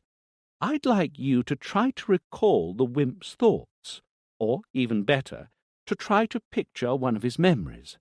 That's absurd, Riondino burst out. Trust me, Jack. My way is the only way for you to get out of here. It's impossible to read someone else's mind. A man of science like you should know that. I'm asking you to do your best. Focus and try your hardest. It's a task. Will you do it? Riondino hesitated for a long time and then replied. Maybe. All meetings with Riondino have been recorded, the professor said as he turned off the video player. All the files are stored in the Montelupo Secure Psychiatric Unit, hours and hours of conversations. I keep the most important excerpts here with me. I can give you copies if you want, so that you can watch them in your own time. That would be helpful, Professor Reti, Claps thanked him. I'm going to ask Dr. Rinaldi to give me copies of interview tapes too. Claps leant slightly towards the professor. So Jack has revealed himself to be the main personality, the one into which the other personalities can be merged, he asked. Has Hannibal not showed up for real, then? Greta asked at the same time. Let's go step by step. Ladies first. No, I have never met Hannibal over the years that I worked with Riondino. As far as I know, he only showed up during one of the first interrogations. I'm sure that you've seen the footage, Mr. Claps. Claps nodded. I must say, though, the professor carried on talking as he refilled his pipe, that I've never been certain that Hannibal doesn't exist any more. After all, Jack has referred to segregation or burial. The truth is that the complete disappearance of Hannibal would have entailed the elaboration of the traumas that Riondino had experienced as a child, their physical processing, the full overcoming. This has never happened completely. I think that Hannibal has always been there, chained up, buried, penned in, but still there. Is that why you never allowed Riondino to be released from the unit after each annual review? Would a rehabilitation centre not have been good enough for him? Claps asked. Yeah, I have always thought that Riondino was still too dangerous to be moved anywhere else, even though we were on the right track with the therapy. As I said, my opinion remains valid only up to 2 years ago.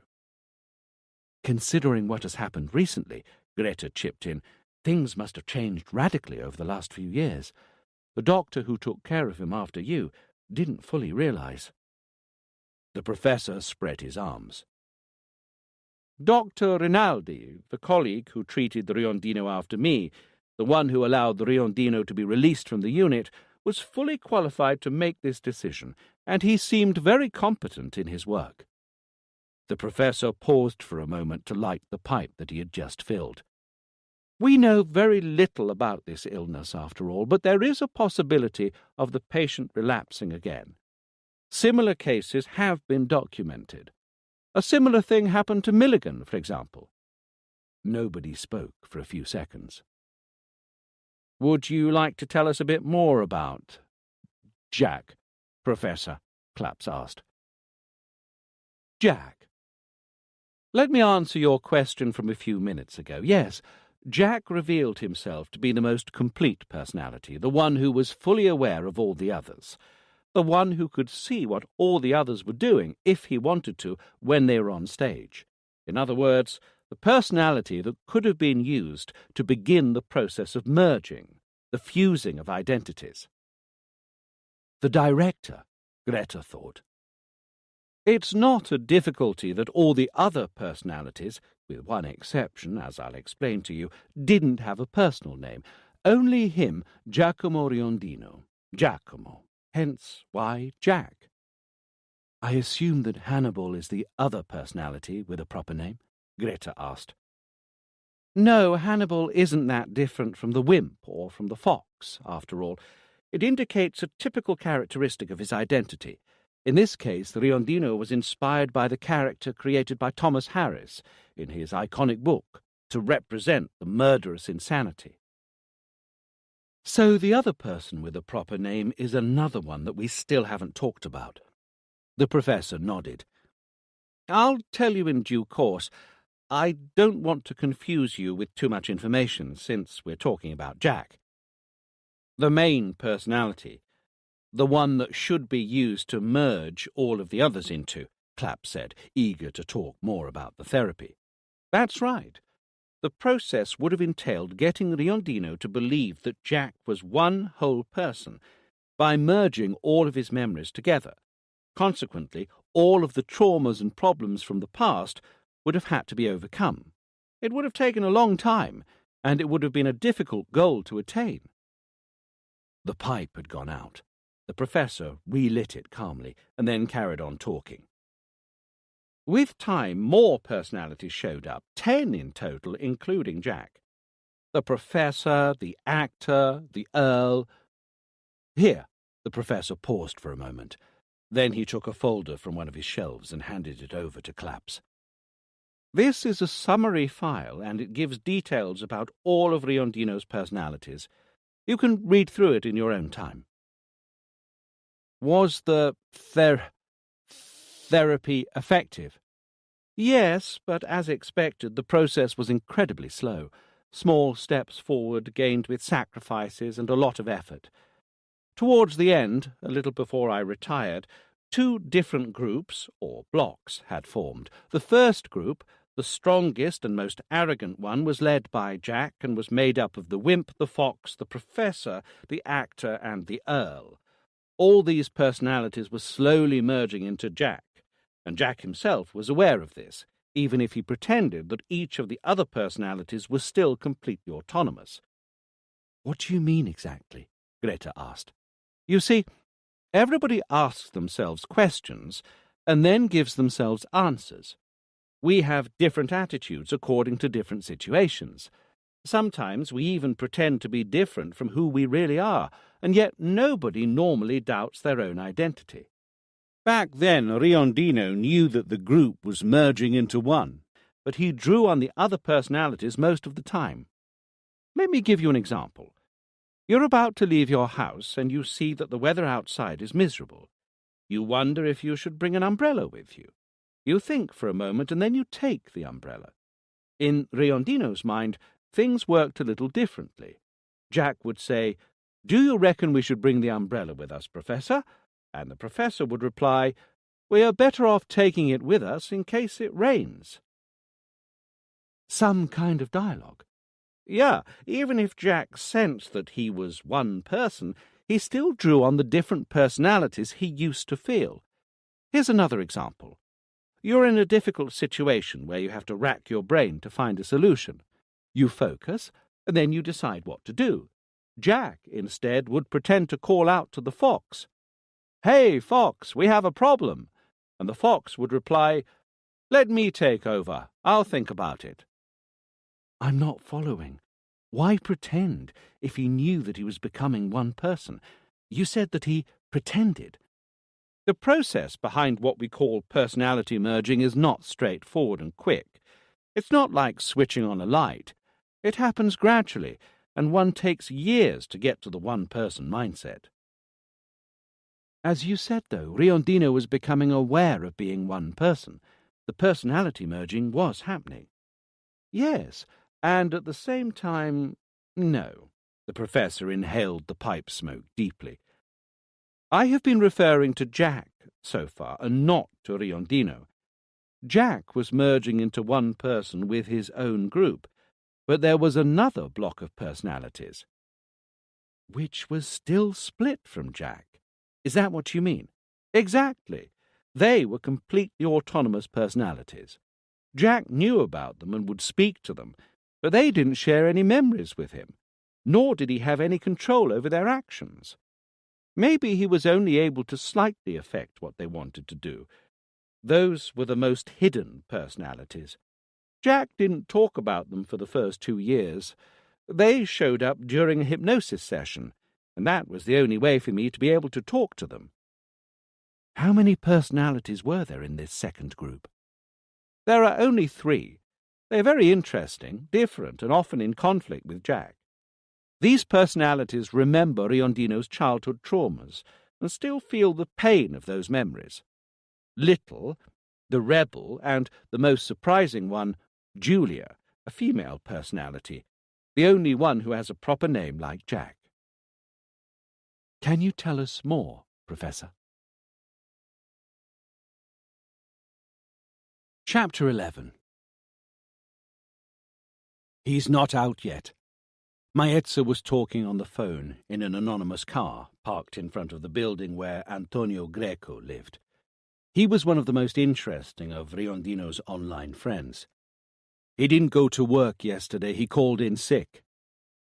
Any activity on the internet? Sensi had chosen to stay in his office. No activity since yesterday. We only recorded the phone call to work to say that he was sick. Maestra's tone of voice betrayed some excitement. That's it. Ever since Riondino has been in Milan. Yeah. Sensi felt a surge of adrenaline run through his veins. Despite all of his doubts from the previous day, it was a fact that Antonio Greco's profile was very similar to Matteo Contri's, and that Mr. Greco had fallen off the radar since Riondino arrived in Milan. Perhaps Maestra was right when he said that a winning strategy is a winning strategy. Maybe Riondino was hiding there, certain that he was safe. Maybe Mr. Greco was already lying dead in one of his own rooms. "I'll make my way in," Maestra said decisively. "How many of you are there?" "4, but there's another squad coming up. I'll find an excuse to enter the building." "What are you thinking?" Sensi asked, worried.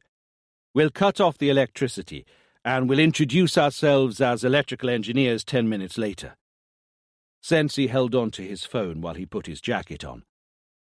"Okay, I'll be there in a few minutes." Like Maestra, Sensi's voice also had a nuance of excitement. The car was speeding up on the motorway. After they had left the professor, Claps had fallen into complete silence, and Greta had preferred to avoid breaking it. Claps kept both his hands on the steering wheel. He glanced at Greta out of the corner of his eye for a moment. "Are you reading the documents regarding Riondino's personalities?" "I've only just started, and it's shocking." "Would you like to read out aloud?" Greta read the documents out loud from the beginning. "The wimp. He is weak, emotionally fragile, absolutely inoffensive. He does repetitive tasks, and he is unable to take decisions autonomously. He ignores the existence of the others. Without being aware of Jack, however, he takes orders from him. He is the personality that Riondino has shown from the moment that he was arrested and throughout his detention in the unit." "Yeah," Claps observed. "That's the personality that would guarantee him fewer problems and complications with doctors, nurses, and all the other inmates." "The fox. He's arrogant and greedy, but he's also very intelligent. He's usually a manipulator, a scamming specialist. He has a close relationship with Jack. He knows Hannibal, and he is aware of the existence of other personalities. He's homosexual, and he's the only one who is left-handed." "The professor. Shy and introverted. He is often absent-minded, and is aware of the existence of Jack, Little, and Julia. He likes to read and study. He's an expert in electronics, informatics in particular, pharmacology and floriculture. He likes to play chess, but he's not a good player." "The actor. He very rarely shows up. He's a dreamer, extroverted, a skilled vocal impressionist. He says that he is able to play any character from any contemporary theatre work. He says that he's studying to play an important role. He doesn't talk to the other personalities, but he's aware of them, and he considers them his silent audience when he rehearses. He is afraid of Jack's opinion because he often discourages him by criticizing his performance. The Earl. He's the one who least enjoys being confined to a unit. He loves women, cars, beautiful clothes, and gambling. He doesn't have any other hobbies, nor does he have any moral inhibitions when he wants something that he likes. He speaks to Jack and to the fox. He knows how to get hold of the money that he uses for his vices, and he criticizes the fox for being homosexual. He is not interested in any other personalities, even if he knows a few. Hannibal. He has never showed up. Jack describes him as a troublemaker. He's a violent, cold-hearted man with incredible strength. He doesn't feel any emotion when he commits violent crimes. Jack. The most complete, complex personality. He flees and hides away, but he knows and speaks to everyone. Through therapy, he has slowly learned to recover memories that belong to the wimp, the fox, the professor, the actor, and the Earl. When he wants, he can see, minute by minute, as he says, what they do when they show up and take over. He has a leading role over them, and he most likely has an influence on all the other personalities. He is respected and feared by the others. He is an intelligent man. He plans and uses the skills of the other personalities to accomplish his objectives. He has always been aware that Riondino is different, and has always tried his best to hide his illness. I don't want us to be locked away forever in a secure psychiatric unit just because of people's fear and ignorance. It is not clear whether he has any interests or desires, apart from his obsession with being free again. He doesn't seem shocked or sorry for the violence that he blames Hannibal for. In fact, he is often incredibly indifferent to what has happened. He also shows a degree of irritation for the consequences of Hannibal's actions. He has made himself available to follow the therapy, but has always given the impression that he conceals most of his personality. He opens up only as much as he needs to in order to follow the therapy. The Rebel. He's a 17-year-old boy. He's cocky, regardless of others. He doesn't accept anybody's authority. He reads a lot and listens to a lot of music. He is protective of Little and Julia. He hates Jack and the fox. He's the only one who smokes. Little. He's a 7-year-old child. He's weak and introverted. He opens up to the Rebel and he's best friends with him. He also has a good relationship with Julia, who takes care of him. When he hears Jack's name, he begins to tremble with fear. Julia. She's a 28-year-old female personality. She is aware of the existence of all the other personalities, but she doesn't know what they do. She's extremely protective towards Little and worried about the Rebel. She doesn't trust Jack and the other gang, which is how she refers to the fox and the Earl. She complains about being confined to a unit, not so much for her as for Little. She once mentioned the fact that she often has erotic dreams. Greta finished reading, and then stared at the road with the document still on her lap. "This is," Clapp said, "just unbelievable. I'm sure you'll agree." "Yeah, I feel like I've been saying that so many times recently." Greta turned towards Claps. "You were right. Riondino didn't have just 3 personalities, and there was a main personality, Jack." "Yeah, that stands true up to 2 years ago at least. I look forward to listening to the other recordings that the professor gave us to follow the development of his therapy, but for now, let's speak to Rinaldi to get a glimpse of the latest updates. Do you think that the process of merging continued under the lead of Rinaldi? Do you think that there were less personalities when Riondino escaped the hospital?" Clapp sighed. "If Rinaldi decided that Riondino was not dangerous anymore, and that he should be moved to a rehabilitation centre, the merging of multiple personalities must have progressed to include Julia and her group. The professor hadn't agreed to moving the patient to a hospital because he was convinced that Riondino hadn't yet overcome his traumas. Consequently, Hannibal could still have made a return any time. And that's because Julia, Little, and the rebel still held memories of the traumas. Riondino wouldn't have been able to overcome them until those personalities had merged with all the others. "That's right," Clapp said. "I'll assume that the process of merging was almost fully complete when he was allowed to move to a rehabilitation centre. If that's the case, I wonder if Riondino was really merging all his personalities into one, and if he had been sent to a rehabilitation centre as a step towards being released again soon, why would he escape?" Claps didn't answer. His hands tightened their grip on the steering wheel. "Why commit such a violent crime?" Greta carried on. "These murders will throw him back into a secure psychiatric unit, this time for life. A relapse? The only answer would be that Hannibal did all this." "We have to speak to Rinaldi," Clapp said, and then fell into silence again. Sensi had kept hoping. Maezza had knocked decisively on Mr. Greco's front door.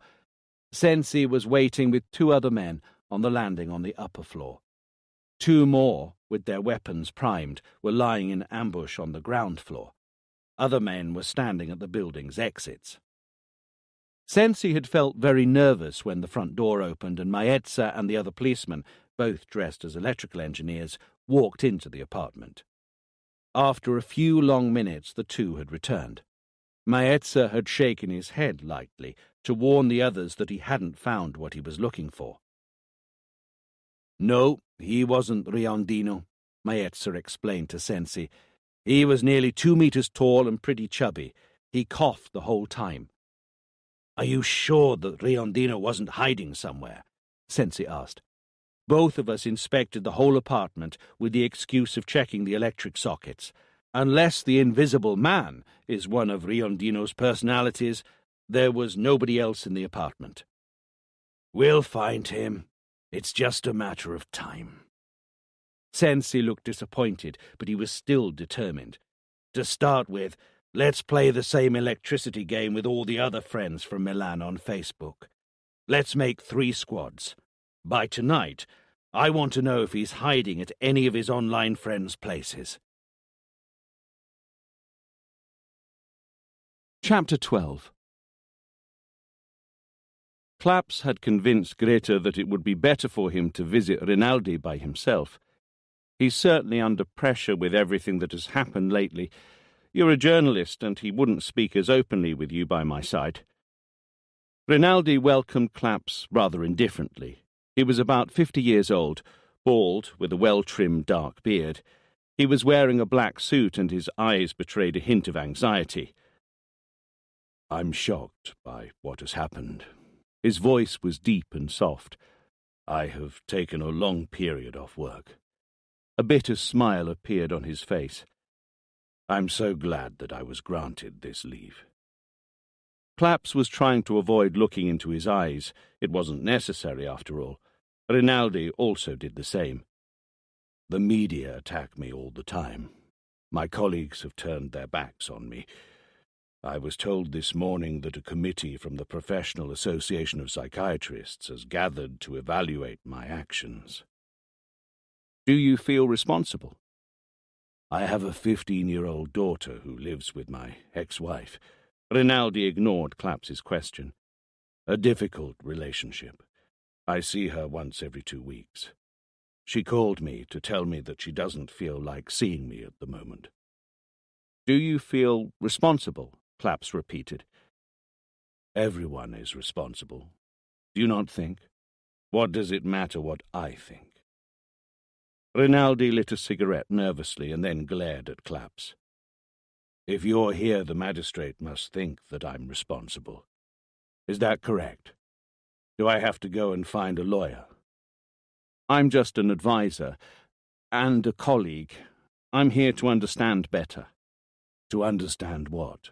My degree of culpability? Maybe just 95% as opposed to the full 100?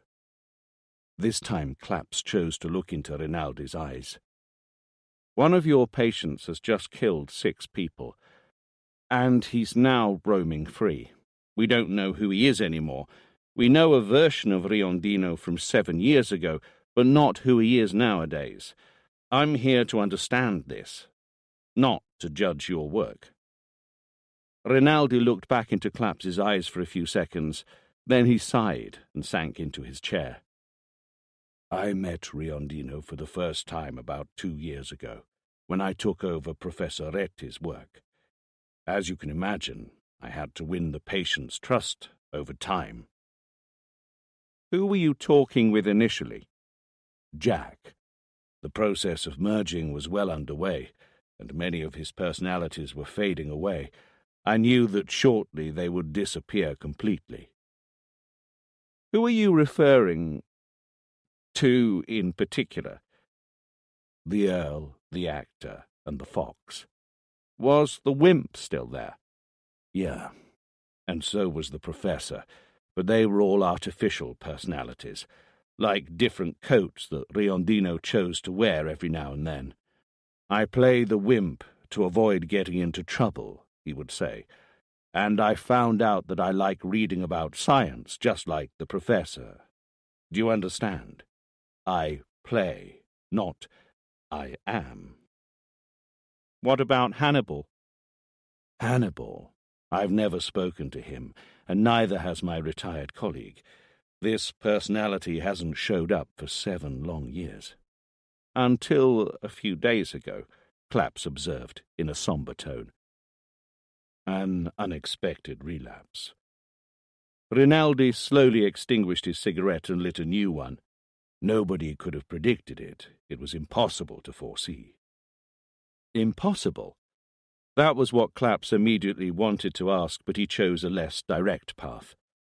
"There were a lot more personalities. As far as I know, those were far from merging with Jack."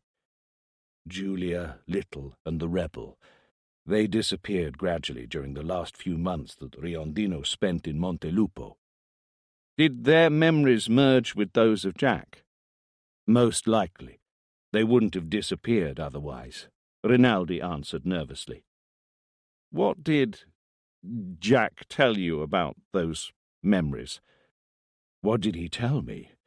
That he wished that those things had never happened to him, that they should not happen to anyone, that he knew why he had wanted to keep those memories at bay for such a long time."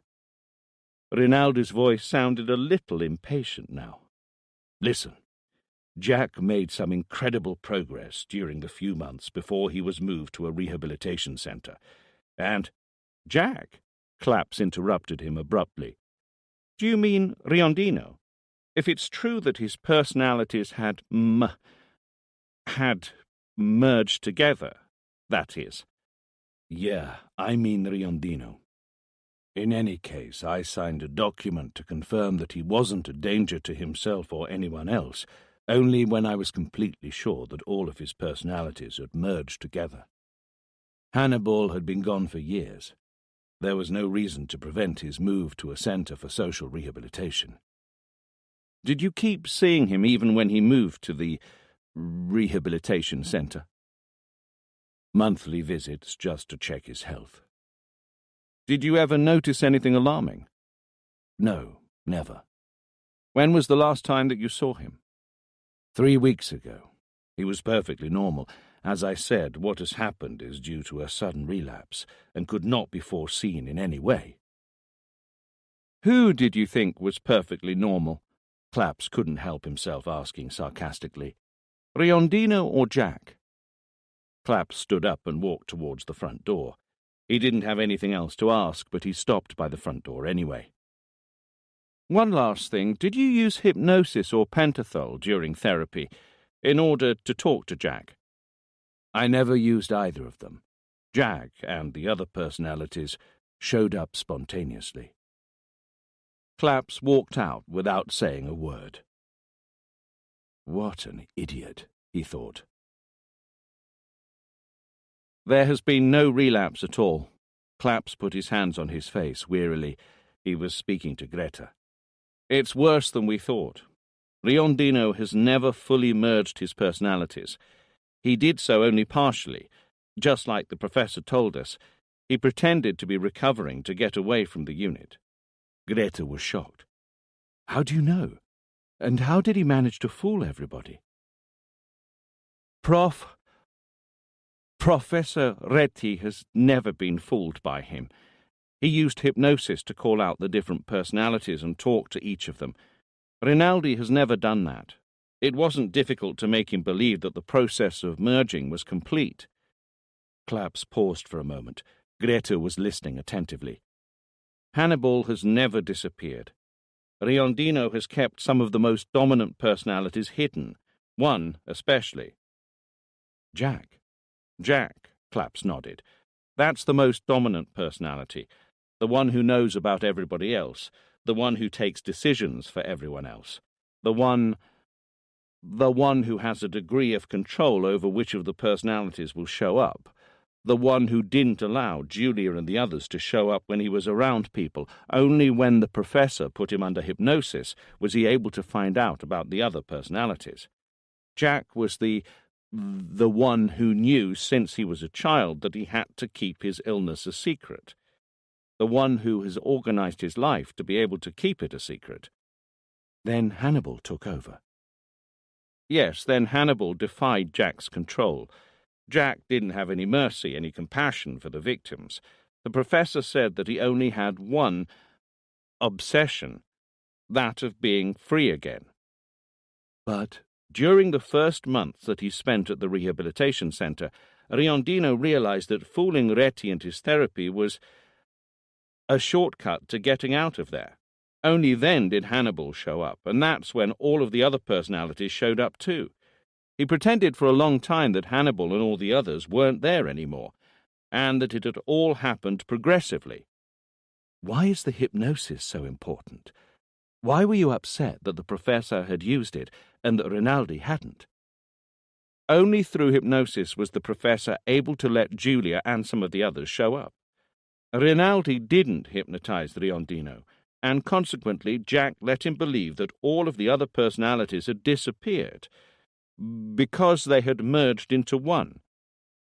So he tried to fool both Professor Reti and Dr. Rinaldi. He only partially fooled Professor Reti, for he never agreed to move him out of the unit. Julia, Little, and the rebel were living proof that Hannibal hadn't disappeared. The professor also had a feeling that Jack was hiding a lot about himself.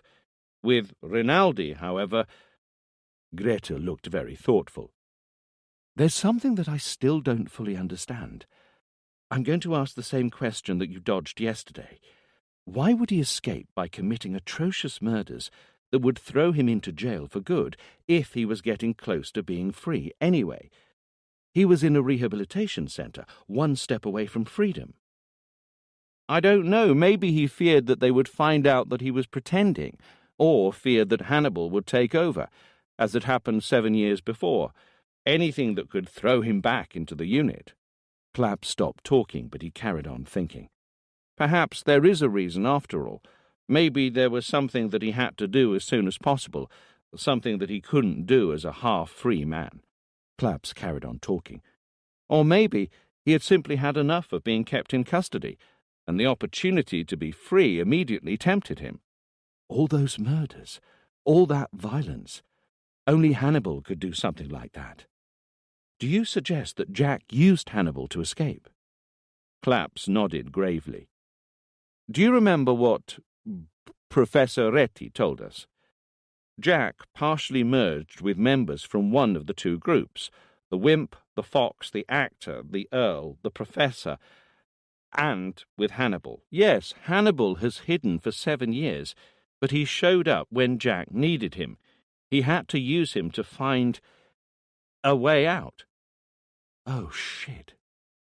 Jack has been thinking about his plans for 7 years. Claps felt his hand shake lightly. And it's difficult to imagine that he didn't think about how to remain free once he was out. Jack is Riondino's most complete personality, and he's very dangerous. Clapp sounded incredibly tired, and his face showed all his exhaustion. It's a lot worse than just a relapse. and I don't feel that I'll be able to carry on with this investigation," he almost said. Sensi turned off the lights in his office and closed the door behind him. He walked towards the internal car park. It was raining lightly. He was so immersed in his thoughts he wasn't aware of the rain. Another day had gone, the second day since Riondino had arrived in Milan, still no trace of him. The investigation of all of his friends on Facebook had not proved fruitful. Riondino wasn't hiding away at any of their houses. Sensi decided to call off the stakeout of each of Riondino's friends' homes. Telephone and internet surveillance would be sufficient. He would ask Claps to interrogate them, though. There had to be a reason why he had selected them. All hotels, hostels, residences and homeless shelters had been inspected, with no results. The train stations, the bus stations and the airport were being kept under surveillance. Some underworld informants had been interrogated and nobody had noticed anything. Sensi had anticipated that, considering the fact that Riondino had never had ties with the criminal fraternity. Sensi pressed his remote, and the lights of his car began to flash in the darkness of the car park. He almost fell into the driver's seat. He was exhausted. It had been 48 hours since Riondino had escaped without leaving a trace. This was a sign that he had almost certainly found a safe hideout, and it wouldn't be easy to find him. How much money did he have with him? He couldn't have more than a few €100. He would be needing more money soon. How would he go about finding it? The guard lifted the barrier at the entrance to the car park lot to let Sensi out. He thanked him with a distracted wave of his hand and merged into the night traffic. He wondered yet again whether he was really doing all that he could to find the man. Of course, the net had been cast, but the net was too loose to prevent Riondino sneaking through it. Sensi stopped at the red lights and rubbed his eyes wearily. Claps. Claps might be able to help him out of this situation. Riondino was laying supine on the bed. The lights were turned off, the blinds were closed. He was still. Only his left thumb and index finger rubbed against each other, describing a continuous circular movement. No rest. "We'll have to get out tomorrow, Fox. We need that stuff." "I can't wait. It feels more like a prison here than back in the rehabilitation centre. Why didn't we go out today?" "Let's wait as long as we can, even if it's going to be a while until they forget about us. We need that stuff, though. It's going to rain tomorrow." "We should be less noticeable under the umbrella." "Exactly, Fox. A quick run?" "Yes, we're going to need the actors' help." "Jack." "What?" "I feel a lot of concern around us. The sudden liberty. It makes everybody nervous. I'm worried, Jack." "I don't want to hear this shit. I don't give a fuck. We'll follow the plan as agreed." "There's agitation around us. Are you sure that you'll be able to keep everything under control? Julia, if she showed up, she could fuck up our plans." "Don't worry, I'll keep her hidden away." "You won't be able to do that for long. She'll force her way out sooner or later." "She has already, if that's what you want to know. But we have an agreement. We just need some time to do what we have to do. Then we'll have a new life. Each of us will have their own space, like in the good old days." "What about Hannibal? He's free again now after so long. Will he also have his own space? He's going to cause us a lot of trouble." "I have him well under control. He's satisfied for the time being." "He's never satisfied. He has tasted blood after a long time, and now he wants a woman. We'll give him a woman if that's what it takes to keep him quiet, Fox." Chapter 13.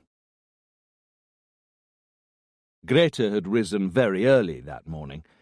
While she was under the warm jet of her shower, she looked at her reflection in the mirror. This time her vacant eyes didn't worry her. It was different this time. It was as if she had discovered that morning that she didn't know who she was anymore.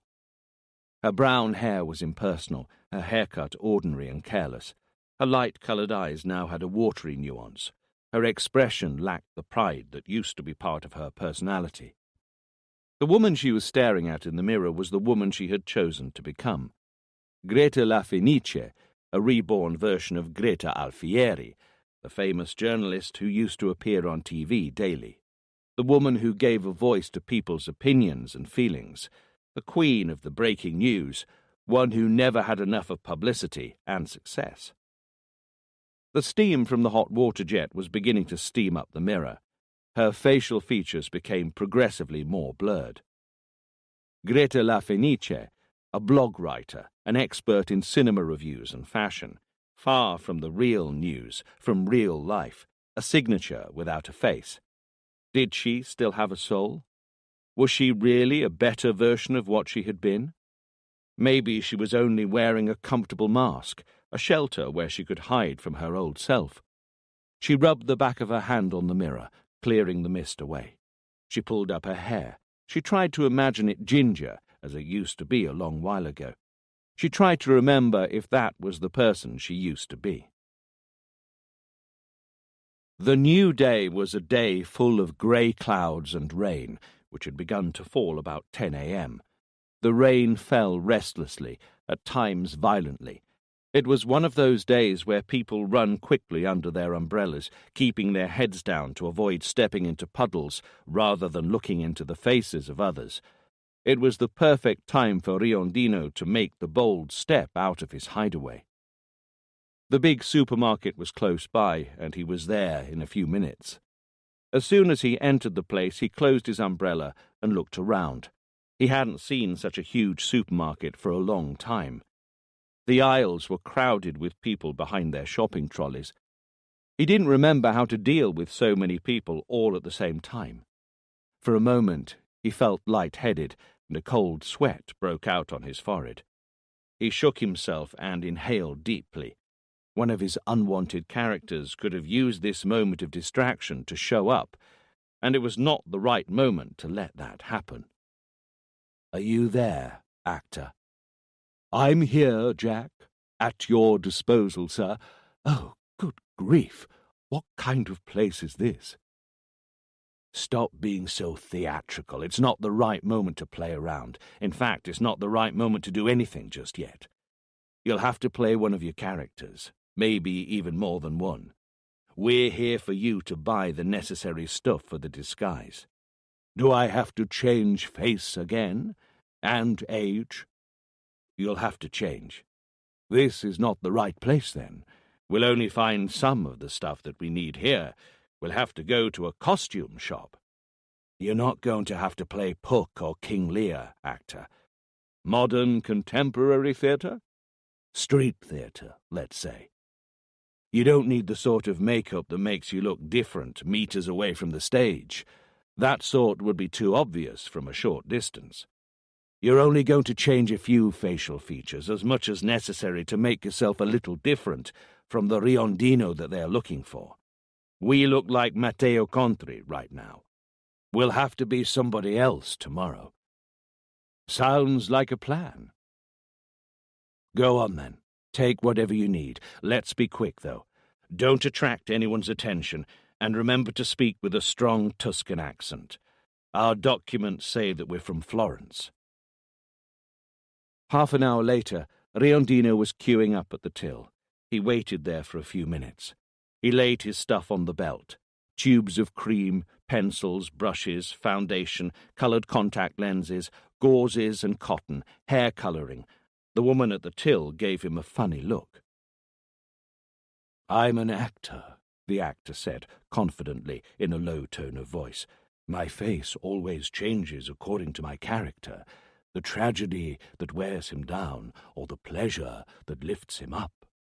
The young woman smiled at him. She was pretty. "Are you a screen actor? What films did you star in?" she asked while she scanned the products. "Screen actor? No, that's too vulgar, young lady. No, I do theatre." The actor breathed in deeply, and then he continued. "To be or not to be, that is the question. Whether 'tis nobler in the mind to suffer the slings and arrows of outrageous fortune, or to take arms against a sea of troubles, and by opposing end them, to die, to sleep, no more. That's Hamlet. Yes, it's the famous monologue. The whole world knows it. Do you know what Prince Hamlet really means when he speaks those words? No. To be or not to be, to live or not to live. It's a painful meditation on the meaning of life and the nobility of death, a reflection on how we prefer suffering to facing the unknown. The customers behind Riondino were beginning to get impatient. That's interesting, sir, but there's a queue. Is that the total amount to pay? The actor asked as he pointed to the number that had appeared on the till. Come and see me. I'll be on stage at the Piccolo Theatre. Riondino left the supermarket. The rain had grown heavier. He opened his umbrella and walked away swiftly. "You're an asshole," Jack shouted. "Why the hell did you have to attract so much attention?" "Attention? I'm an actor, don't ever forget it. The woman at the till was wondering why I had bought so many strange things. Maybe she was suspicious. Now she doesn't have a reason to think about it any more. For fuck's sake, actor. Staff at the till aren't policemen. There is no need to make any effort with them. And now you've attracted people's attention. Do you understand that?" "I have all that I need now anyway. You'll just have to tell me what you want to become." "Let's go away. We've been around people for way too long, and there's still something important to do before we go home." Riondino found what he was looking for a few minutes later, on the other side of the road. He went inside the telephone box and dialed the telephone number that he had learned to off by heart. A few moments later, the person on the other end of the landline answered. "You know who I am, right?" The person on the other side remained silent. "I'm here, nearby, in your city, as planned. Are you happy?" His tone of voice was almost sarcastic. "You didn't say that you would do what you did." The voice on the telephone was hesitant and a little fearful. "You killed people." "I said that I would escape. I never mentioned how. Why is that a problem? What did you think, that they would keep the doors open for me to walk out?" Silence on the other end of the phone. "Please don't chicken out now. Everything is going according to plan. Are you worried about anything? Does anything bother you?" A sigh. "They have been around for some questions. It wasn't pleasant, but everything went well." "I was thinking that could happen, and it might happen again. The police won't give up that easily. Just stay cool." "I will." "You're going to have to, unless you want to spend the rest of your life in jail. You're an accomplice to mass murder now." "I said that I will." "Okay. Is the phone safe? I want to make sure that I don't run any risks before I use it." "It's not in my name, like the number that you're calling now. The same applies to the internet account that you're using, as we planned." "Listen to me carefully. I'll be hiding away for a little while. Then we'll have something to do. I'll be in touch when the time is right. Don't try to contact me before then. Understood?" "Understood." "Now give me that number." 324. The postcode is 324. "Milan?" "Of course, Milan." Riondino hung up. "What do you mean you're done?" Sensi was losing his temper now. "I mean that I can't do this any more." Clapps's voice trembled a little, but his tone was decisive. "It means that I did all that you asked me, and I'm here to answer for my work. But I don't want to be involved in this any more from now on. I'm done with this case, or any other case in the future. Take it as a resignation." "Why are you saying this?" Sensi couldn't believe his ears. "I'm still haunted by my past," Clapp said, a little shyly. It will kill me if I'm not careful." Sensi remained silent, in shock, for a few seconds. "Fuck, Claps. I need your help. You can't leave us like this."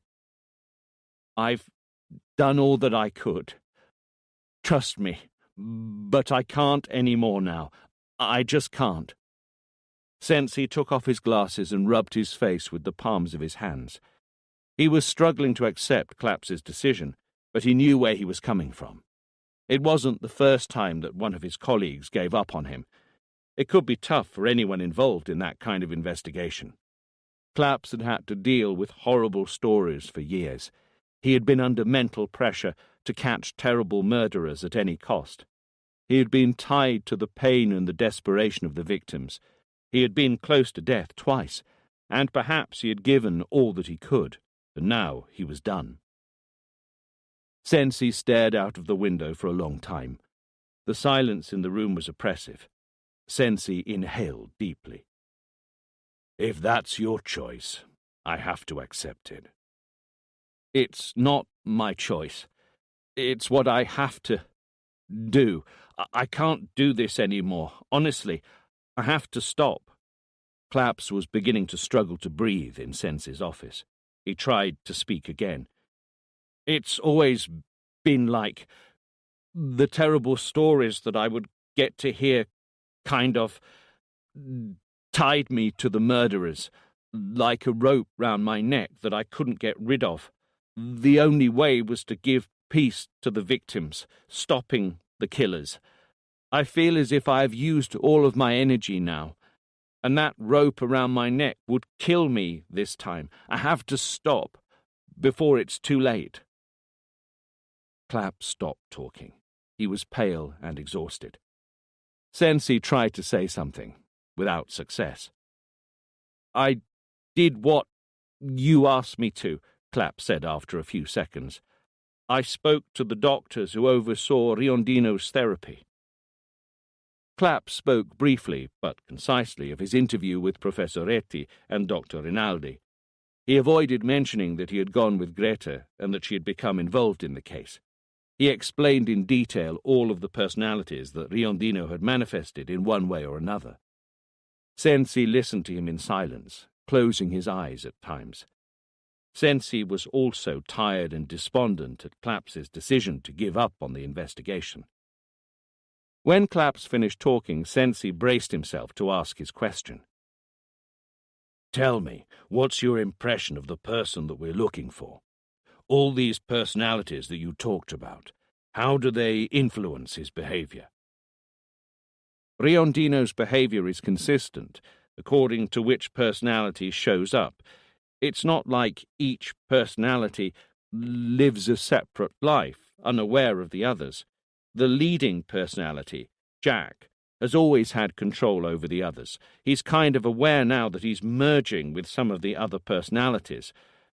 Consequently, everybody else follows Jack's lead in order to make decisions. "So do I have to think about Riondino as a group of people who follow Jack's orders?" Something like that, with discipline and a specific objective. Yes, I'm convinced that Jack had a specific reason for escaping. It's more than just wanting to be free again. "Yes, I would have to agree with you," Sensi nodded. "We're not dealing with a loony who doesn't know what he's doing. He thought about his escape for a long time before actually doing anything. What do you think he will be doing now?" Jack is methodical and meticulous. He must be hiding away somewhere safe, a place that he knew before he escaped. He's probably going to stay there for a while, waiting for things to calm down. "That doesn't help me much to find him, though." "That's true, but I can tell you this. Sooner or later, Jack will have to leave space for the other personalities, and those personalities will probably revert to some of their old habits." "What do you mean?" "I just mean that in the past, each of Riondino's personalities had a space where they were free to act, whether it was big or small, a time where they could be themselves.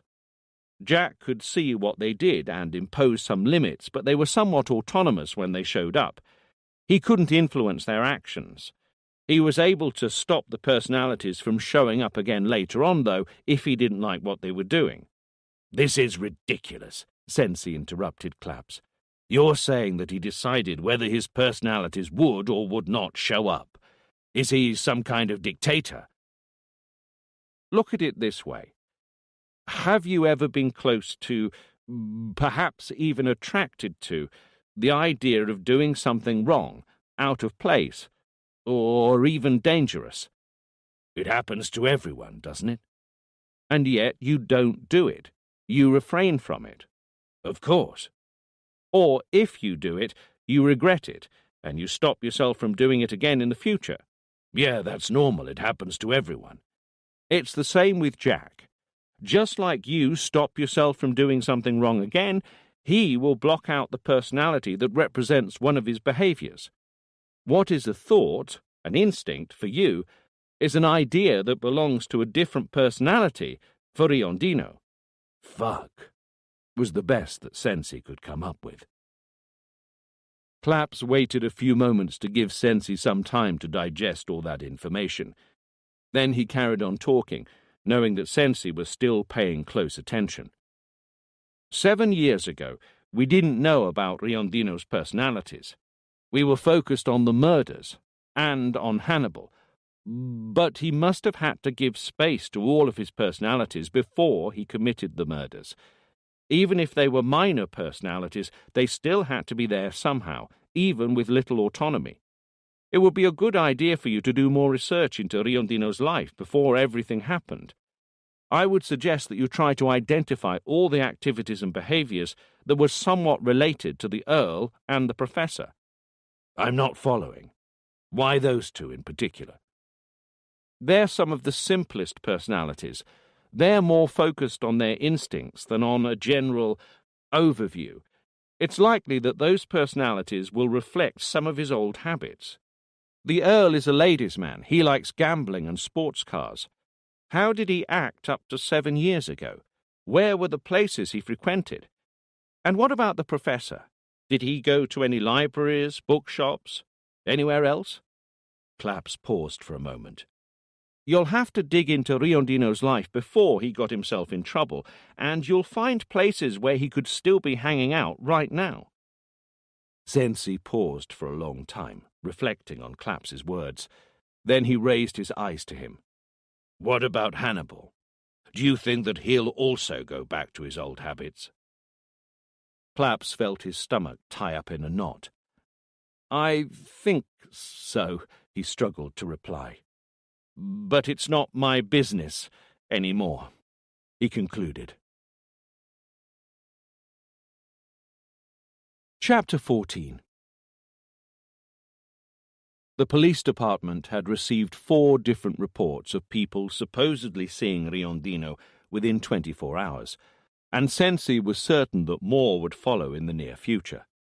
All of the sightings seemed very unlikely, but they had to be scrutinized one by one. That was what Maetza was doing, analyzing the last report of a sighting, which was also one of the most unusual ones. Follow me, please. One of the local police officers led Maetza to an office. A woman of about 70 was sitting in the room. Her eyes were penetrating, her hair partially dyed purple, but mostly white and tied in a knot. Are you Mrs. Fumagalli? Maetza asked gently. Rosa Fumagalli.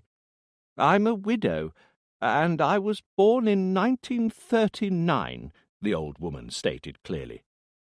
Thanks for being here with us. Maetza sat at the desk in front of her.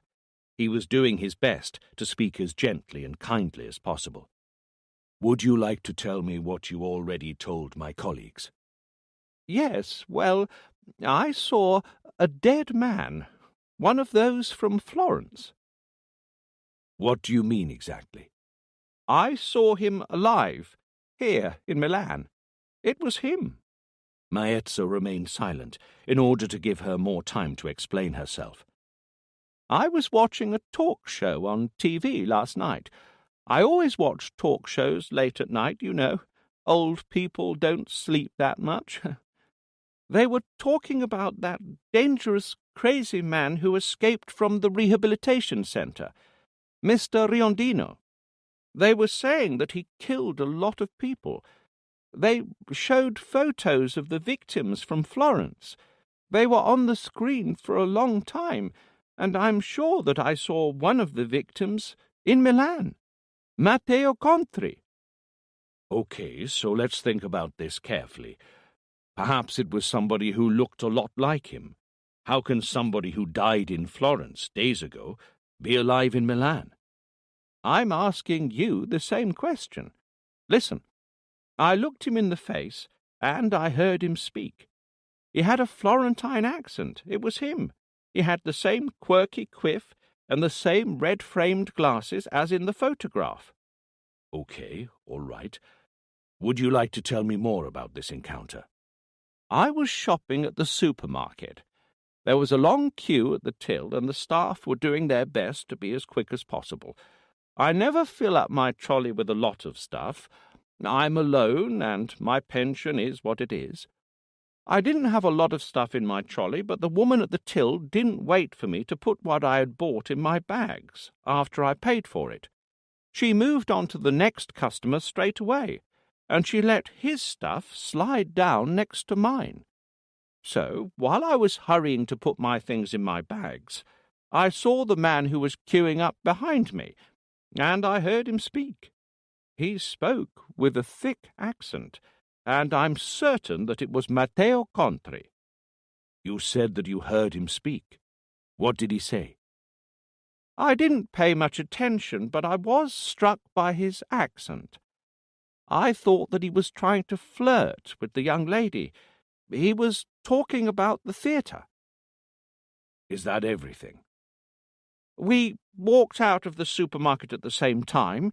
He walked a lot faster than me, but I saw that he just walked away from the supermarket without heading to the car park lot to pick up his car.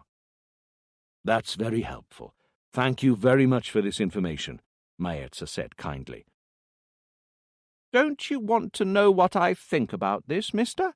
She asked. Maetza smiled and sighed at the same time. Of course I do. You know, I'm not that old and senile to not know that somebody who died in Florence cannot go around shopping in Milan a few days later. As I said, I don't sleep that much anymore, and I spend a lot of time reading. I like thrillers, spy stories, and murder mystery stories. I read Le Carré, and if the man that I saw was indeed the man that you're looking for, had he taken the identity of the poor man that he killed? That's why I decided to come and talk to the police. Maetza suppressed another sigh. Mrs. Fumagalli, I'm sure that you would be an excellent detective, but please leave this work to us. As I was saying before, your help has been immensely appreciated, and we still have a favour to ask. Would you mind going with me to visit the lady at the till who spoke to that man? Do you remember who it was? Greta's mobile phone had rung mid-morning. She was surprised to see that Montanari had called her. He was the man who commissioned work for her back in the days when she was a TV star.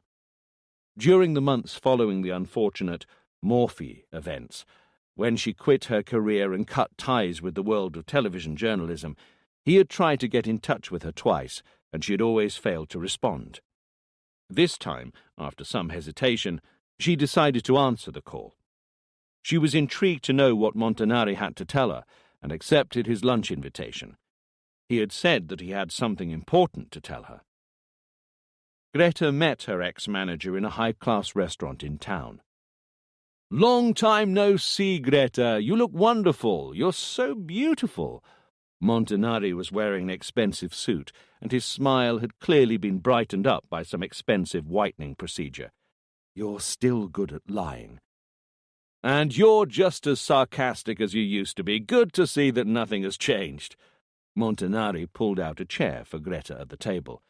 "Nothing like the woman who decided to drop her glittering job to become a blog writer." "I'm happy with what I do," Greta answered. However, her smile hinted at all of the uncertainty she was going through. "You never answered my phone calls," Montanari added. "You didn't call that many times. Only a few times during the first few months after Morphy, that's all." "I took it that you preferred to isolate yourself. You've always been on my mind, and I'm glad to see you again today." Greta took a quick glance at the menu. "Why did you want to see me?" she asked, keeping her eyes on the menu. "Or rather, what do you want from me?" Montanari leant towards her. "Okay, I'm not going to beat about the bush. As you know, I produce TV programs that are usually shown late at night." Greta nodded. "I know that your audience is pretty large." "We have an amazing market share. We beat some of the most popular talk shows on other channels." "I'm glad for you. What do I have to do with this, though?" "The next show will be tonight, and it will be broadcast earlier than usual. It will be live and all about Riondino. We will tell his story from the beginning. We will try to understand his illness. We will explain how he escaped, and we will summarize the investigation aiming to find him. Basically, it will be like a full documentary on the whole thing. There will be a lot of guests who cover important roles in the police force, and they'll say more than just what has already been heard on the subject. It will be a great show, Greta, and I'd like you to be on it." Greta raised her eyes from the menu. "I think I'm going to skip the antipasti and jump straight to the main course. Truffle ravioli. You're going to pay for this meal, right?" "Come on, Greta. Nobody knows Riondino's story better than you. I gave you the task of following his story years ago." "Which wine would you suggest? Nebbiolo or Rosso di Montalcino?" "You've been hiding away for too long, Greta. I know you, and I don't think that you have changed that much. Don't tell me that you don't miss the thrill of being live on TV, being involved in the news, the thrill of being alive again, the reflectors light, the red LED lights of the cameras in action, and millions of people who know your face." Montanari leaned over again and took Greta's hand. "You're a journalist," he whispered, "a real one, not the faceless blog writer that you pretend to be. It's time you were back." Without realizing, Greta pressed her lips together. For a moment, a feeling of déjà vu took over, reminding her of the old times. She pulled her hand away from Montanari.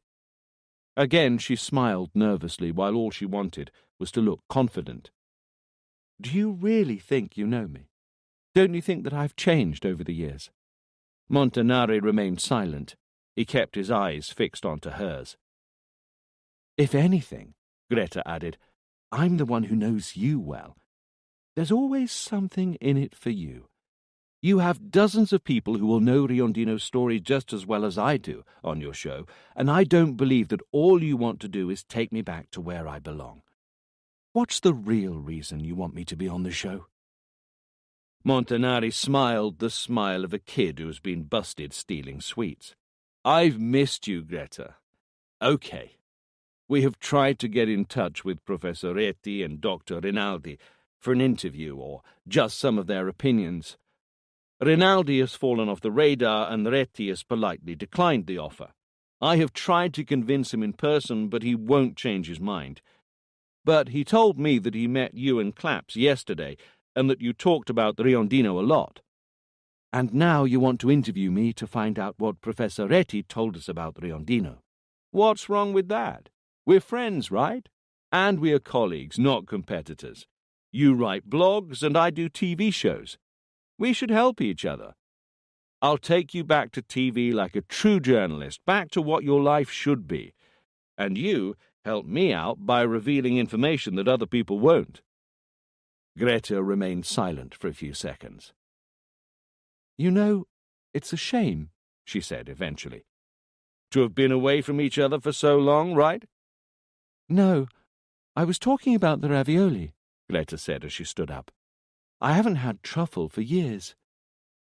Goodbye, and good luck with your show."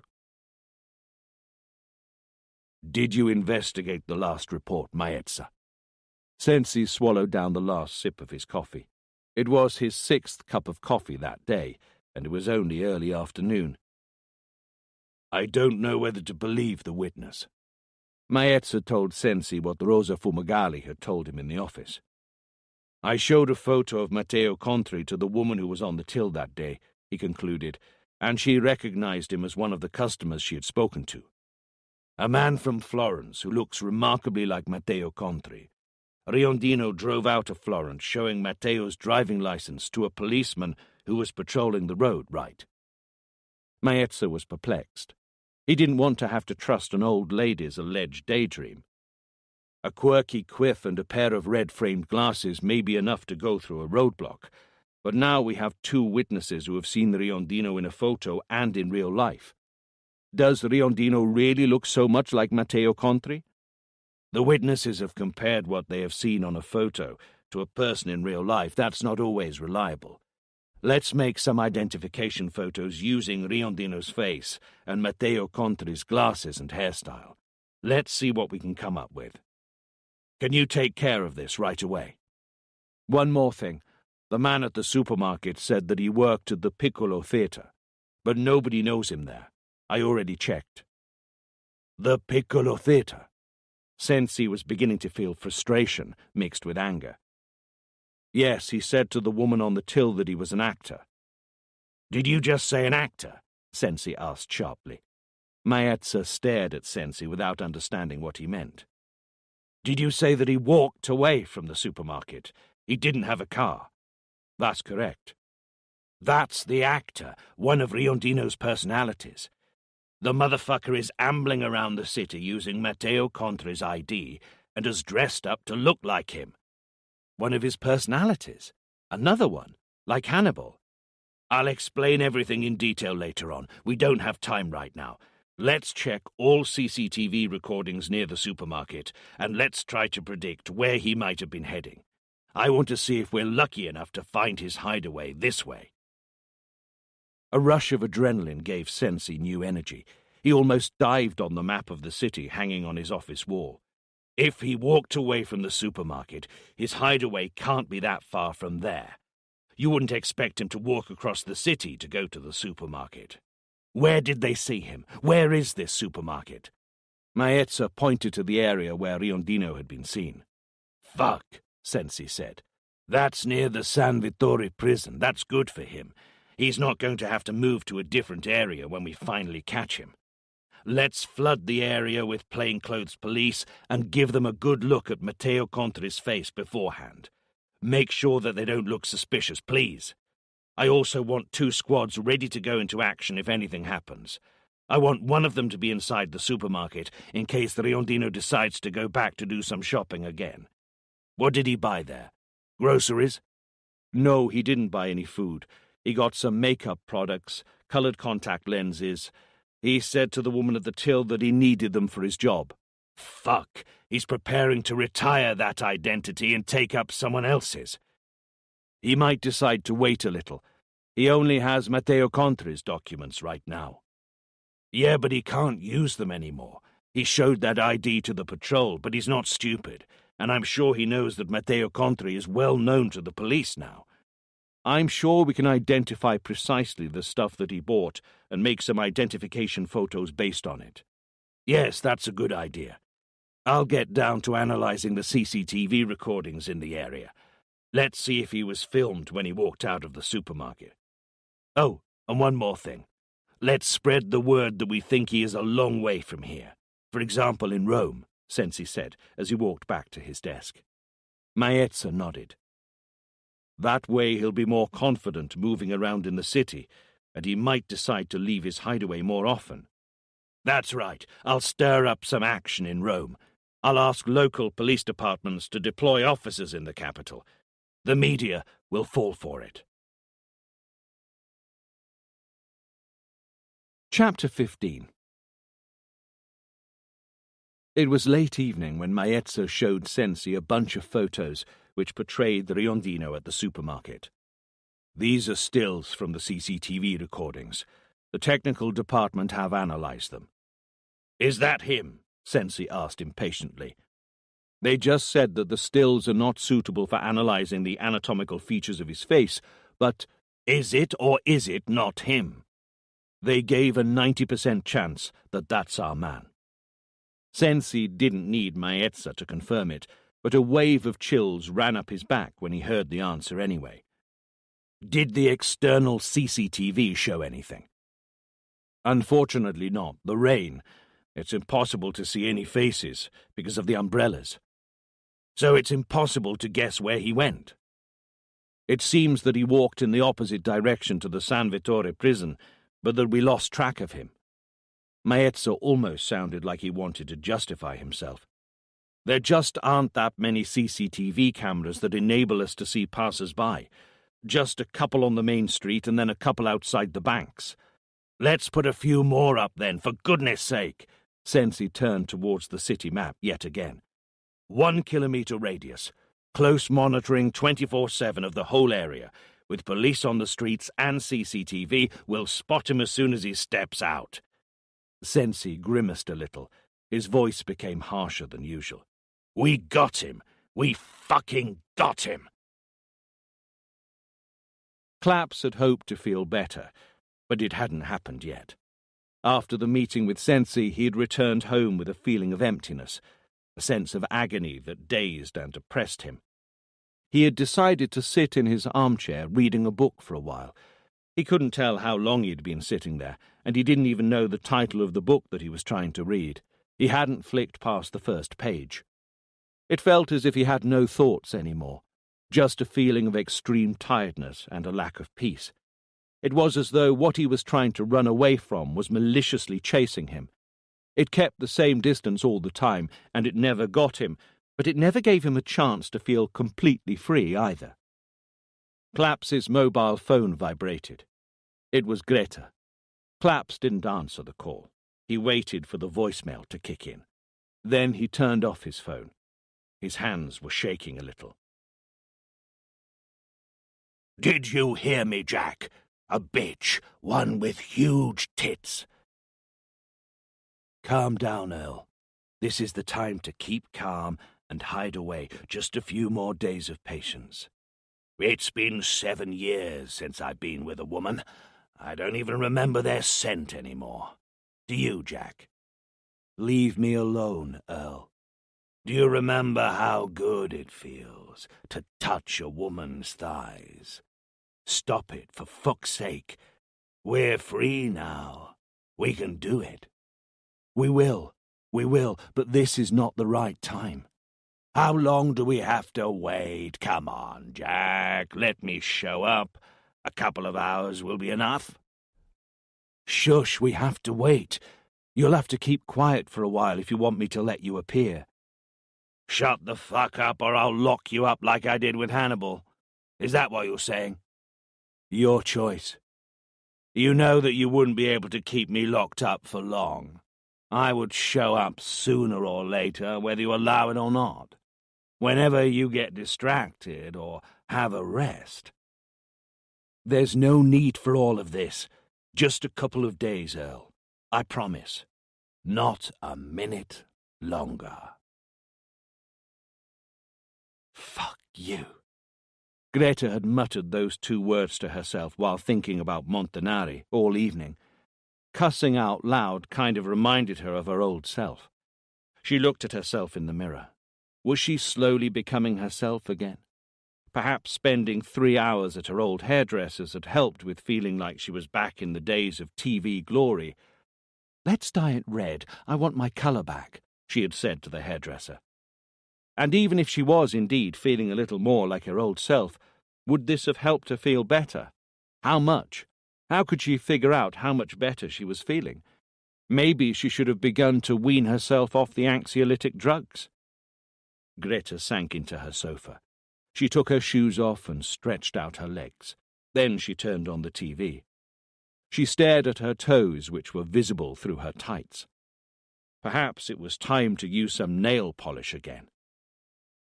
Greta La Fenice wasn't ginger. She didn't use nail polish and she didn't cuss. She avoided wasting time. She blocked out her past. She ignored the present. She filled herself up with anxiolytic drugs.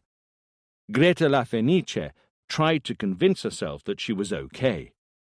Greta La Fenice did not exist. She had always known that. Fuck you, she muttered once again, thinking about Montanari. The theme tune of the talk show episode dedicated to Riondino had begun.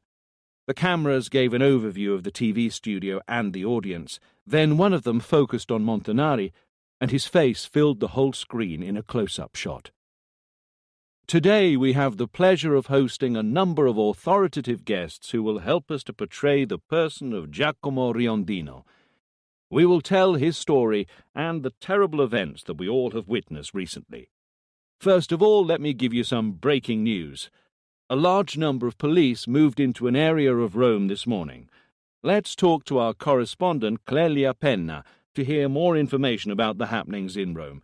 Can you hear me, Clelia? The reporter appeared in the corner of the screen. Her face was illuminated by strong spotlights, and a crowd of people had gathered around her. Yes, I hear you. I'm in Via Panama, which is where Giacomo Riondino has supposedly been seen.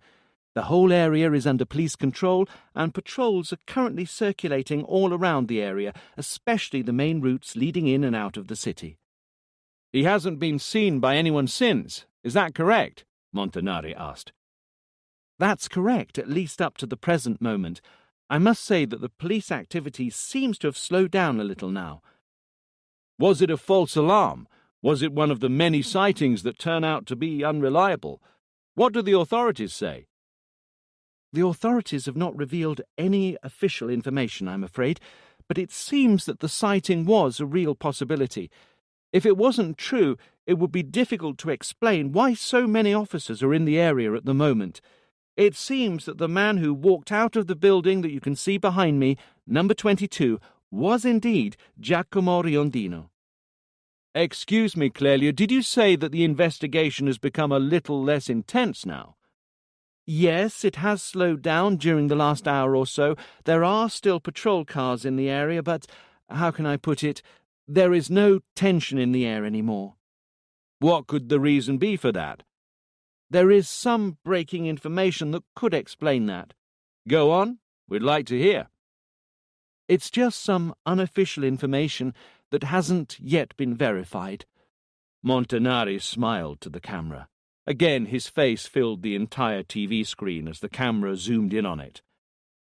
Our reporter, Clelia, is one of the most skilled and original journalists that I've ever met. More than half of the information that we get is unofficial and can only be verified later on. So don't worry, we're used to that. Okay, apparently Riondino has found shelter in this area, but he sneaked away as soon as he noticed the first few police around. There might be a few witnesses who said that they have seen somebody who looked very much like the man in question. So are they trying to find his hideout first rather than the man himself? That's correct. At the same time, they're looking for him across the entire city. Streets, stations, and the Tevere River are being constantly monitored to make sure that he doesn't get away. The camera zoomed in again on Montanari's face. Thank you, Clelia. Please feel free to interrupt us any time if you have any news. Now, let's go back to our studio for a moment.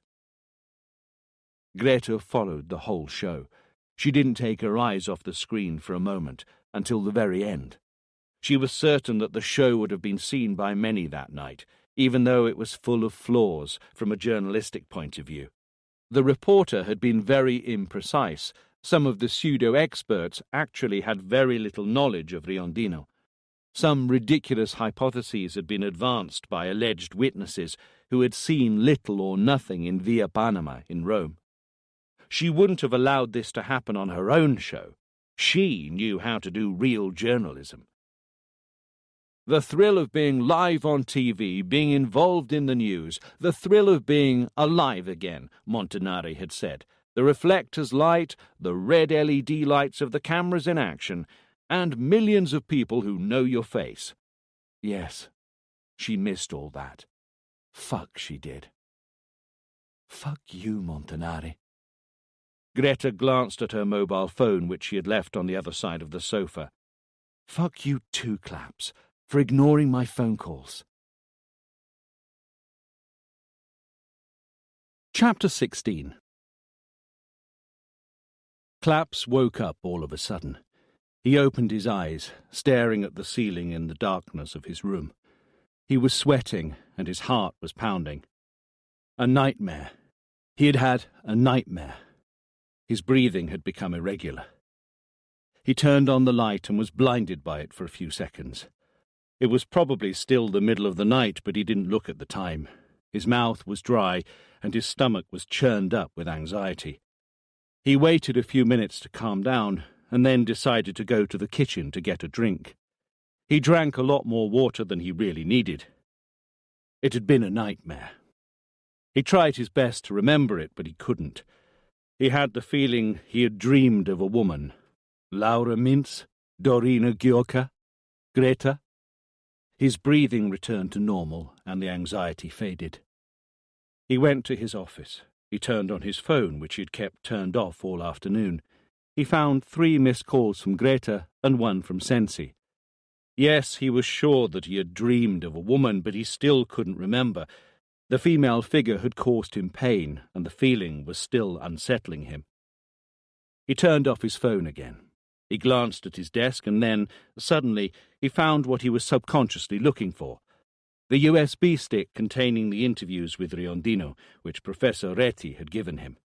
He stared at it for a while, feeling simultaneously attracted and repulsed by it. He eventually decided to turn on his laptop and plug it in. Claps hesitated again. Then he clicked on the file named Julia. His heart began to pound.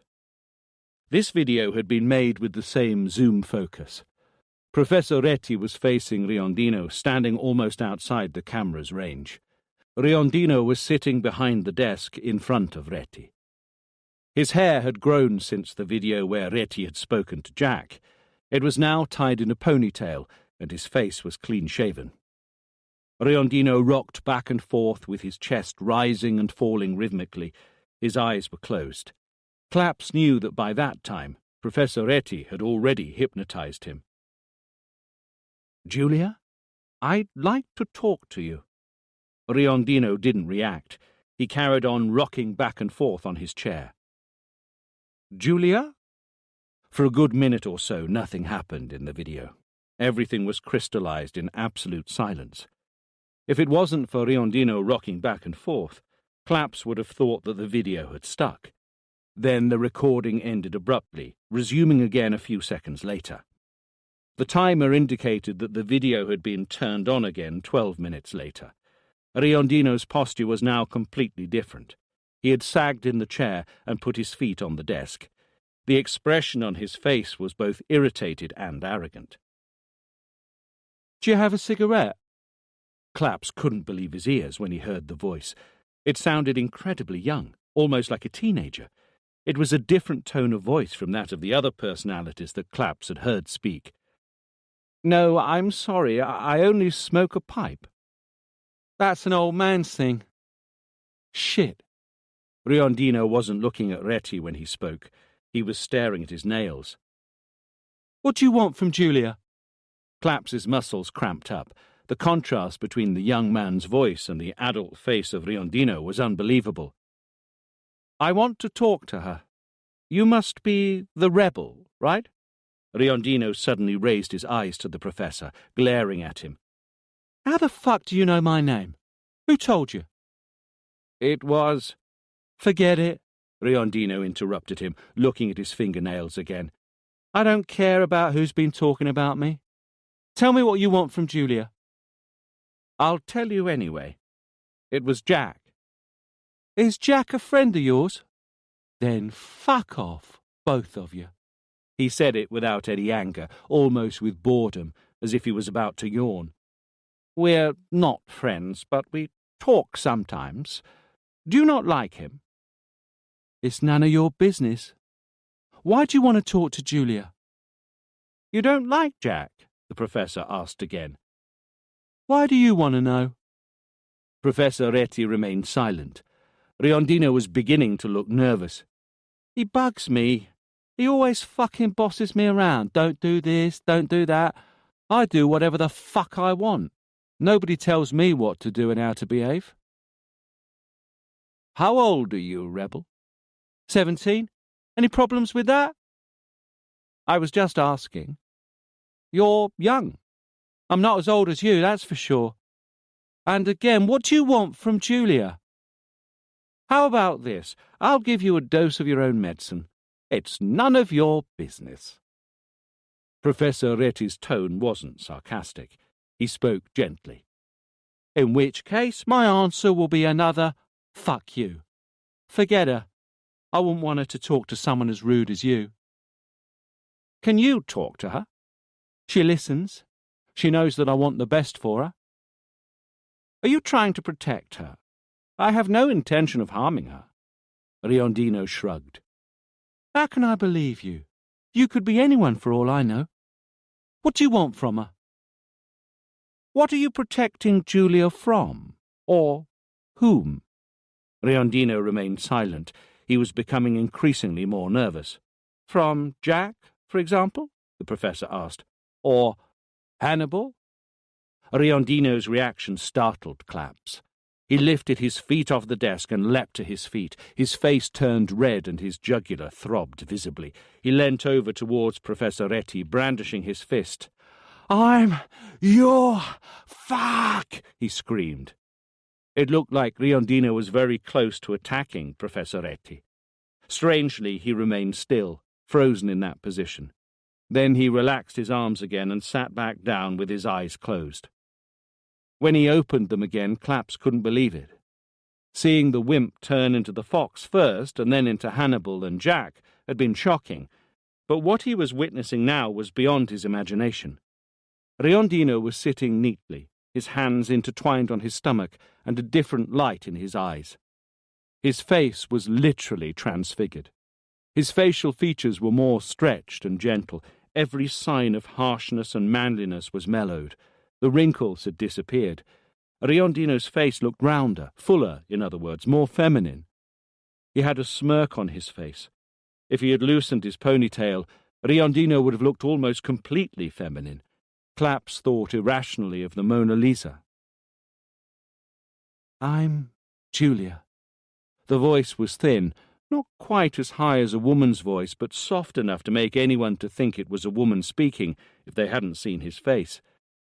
He's not an evil boy, but he's young and impulsive, even if he thinks that he's a man already. He thinks that he has to protect the people he loves. The professor had moved away instinctively when Riondino had jumped to his feet and was now standing still, facing the camera. Jack told me about you and what you're trying to do to help us, but the boy didn't know anything about it. That's why he didn't trust you. I managed to take his place before things took a turn for the worse. Retti moved a little, but his voice still sounded a little anxious. Julia, what do you think about what I'm doing with Jack? I'm thinking that being locked up in here isn't nice at all, Riondino replied, incredibly calmly and gently. Claps was mesmerized by the remarkable transformation that Riondino had undergone, and by the soft, gentle tone of his voice. As a result, he was struggling to focus on the conversation. He paused the video and rewound it back to a few moments before Julia showed up. He closed his eyes. He just wanted to listen this time. Do you know why you're here? The professor finally sounded calm again. I know that one of them did something wrong, but I don't know precisely what. Jack never told me. Do you speak to Jack often, Julia? Rarely. Julia's voice had sounded a little terse when she said that. Claps imagined that her face had turned a little darker, too. We've been here for a long time now, and we've had enough of it. I'm very worried. Not so much for me. Who are you worried for, then? The rebel. You saw him. He's introverted and aggressive, and it gets worse each day. He's full of resentment. That's normal, considering that he's been deprived of his freedom for so long now. But I'm mostly worried for Little. Little? Jack has never spoken to me about him. I'm not surprised. Little is a child who... A child? The professor interrupted her in shock. He's 7 years old. Jack keeps away from him. That's why I'm not surprised that he hasn't told you about him. It's strange. It's almost like Jack fears Little. He's just a sweet little kid. He's sad. He has something inside, something that hurt him and still hurts him. 7 years old, the professor repeated, hesitating. Claps knew that the professor was disorientated, unsure of the best way to proceed. May I ask how old you are, Julia? That's a strange question. Nobody's ever asked me before. I'm asking you now, if I may. Well, I've never thought about it. 30? 35? No, wait. 28. Do you know how long you've been here? Ages. How long? 5, 10 years? Jack says 3 years. So Little was 4 years old when they brought you all here? No, he's 7. Are you saying that he was 7 back then, too? He's 7, as I said. OK, Julia. Another short pause. Do you often show up? No, almost never. All the others are up during the day, the wimp most often. I show up at night sometimes, but I don't like it here. Do you rest the remainder of the time?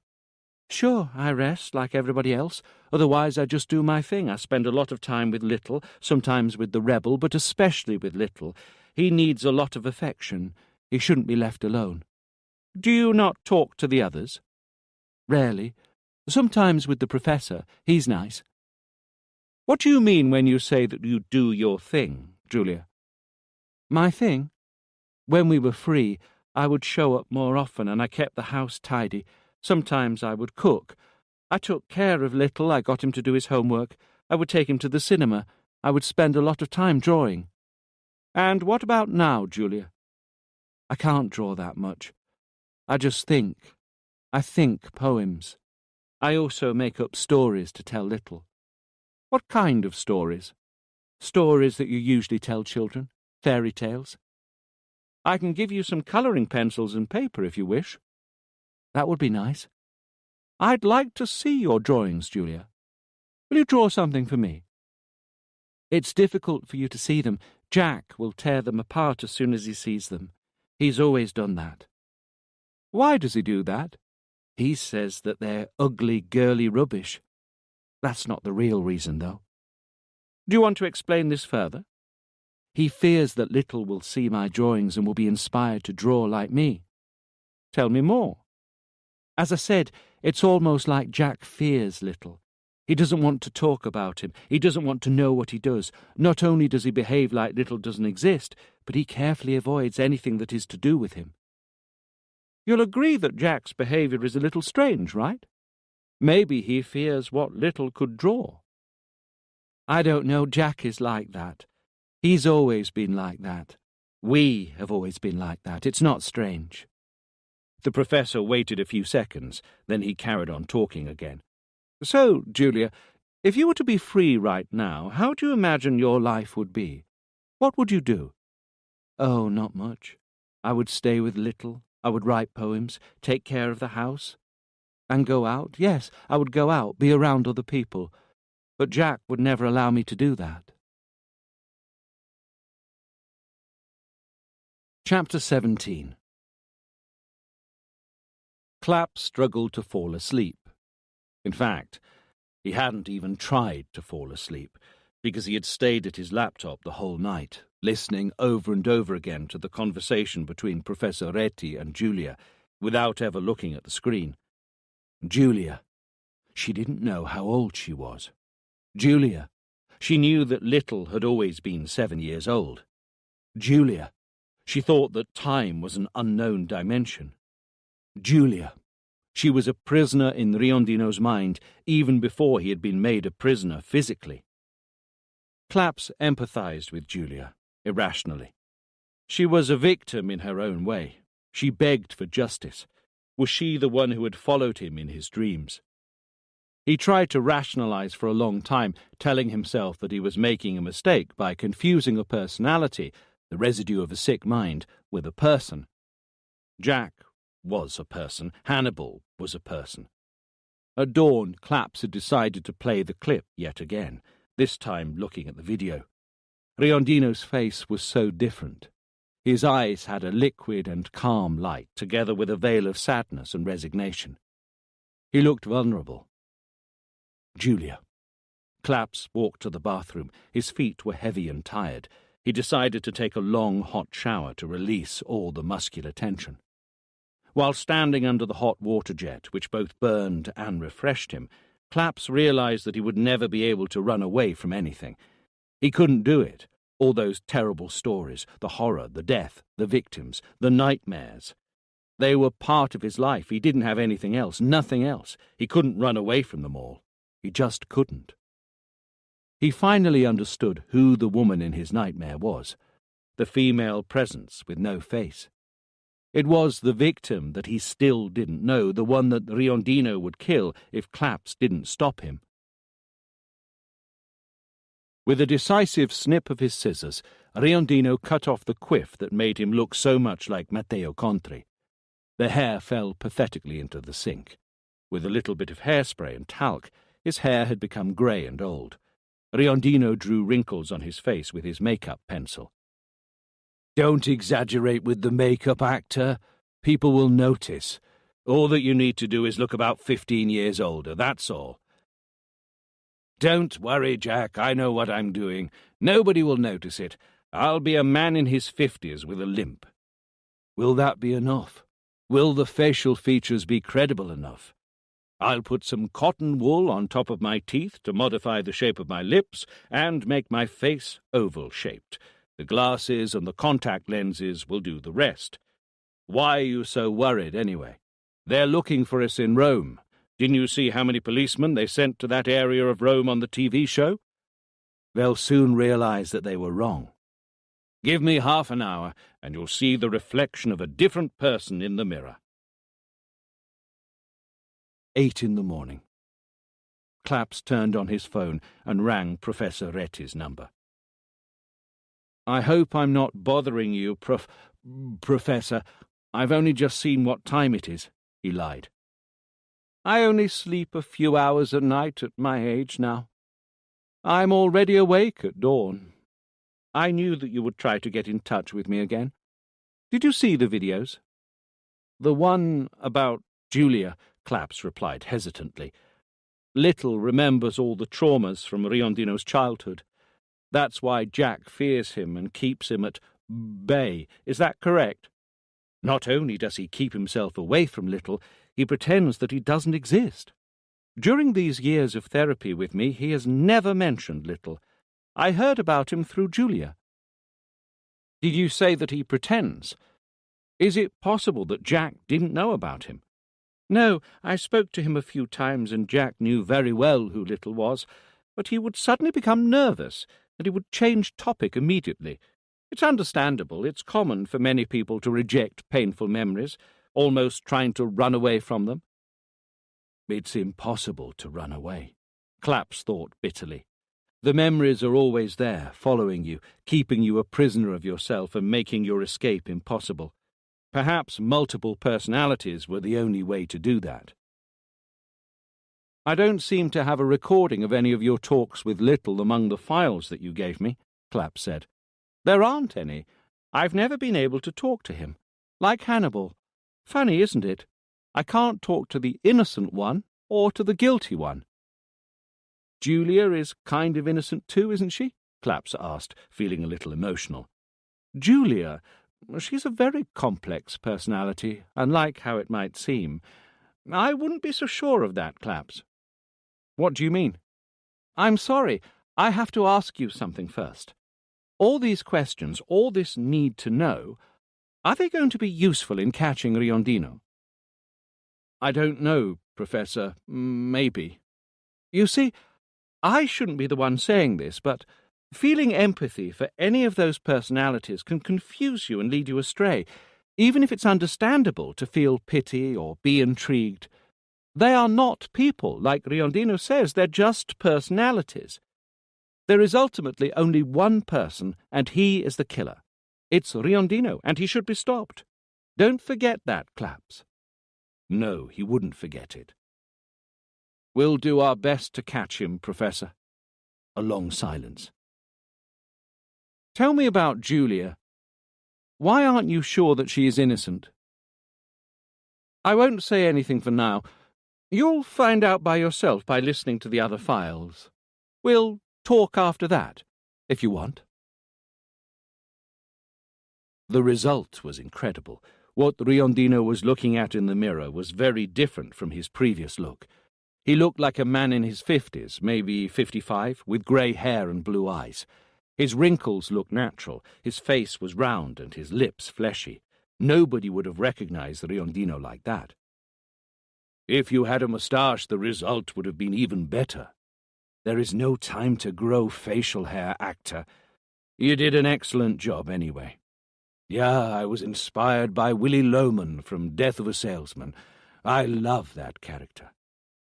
Riondino leaned over towards the mirror to peer closer and see if the makeup was obvious. Great job, he repeated eventually. It's almost time to go out. There are two people who would like to talk to you regarding Riondino. Maezza was in Sensi's office. They say that it would be important.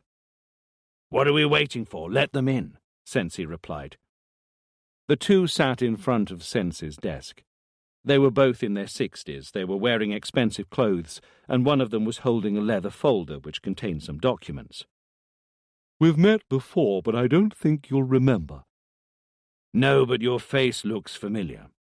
I'm Aurelio Restelli, president of the Society of Financial Intermediaries which Giacomo Riondino worked for. The person next to me is Mr. Riva, a lawyer who works for our company. Sensi remembered. He had heard that man's witness statement back in the day when Riondino was arrested.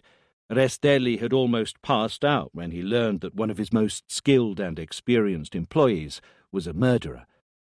During the 12 years that he worked for us, Giacomo Riondini worked on more than 1,500 contracts.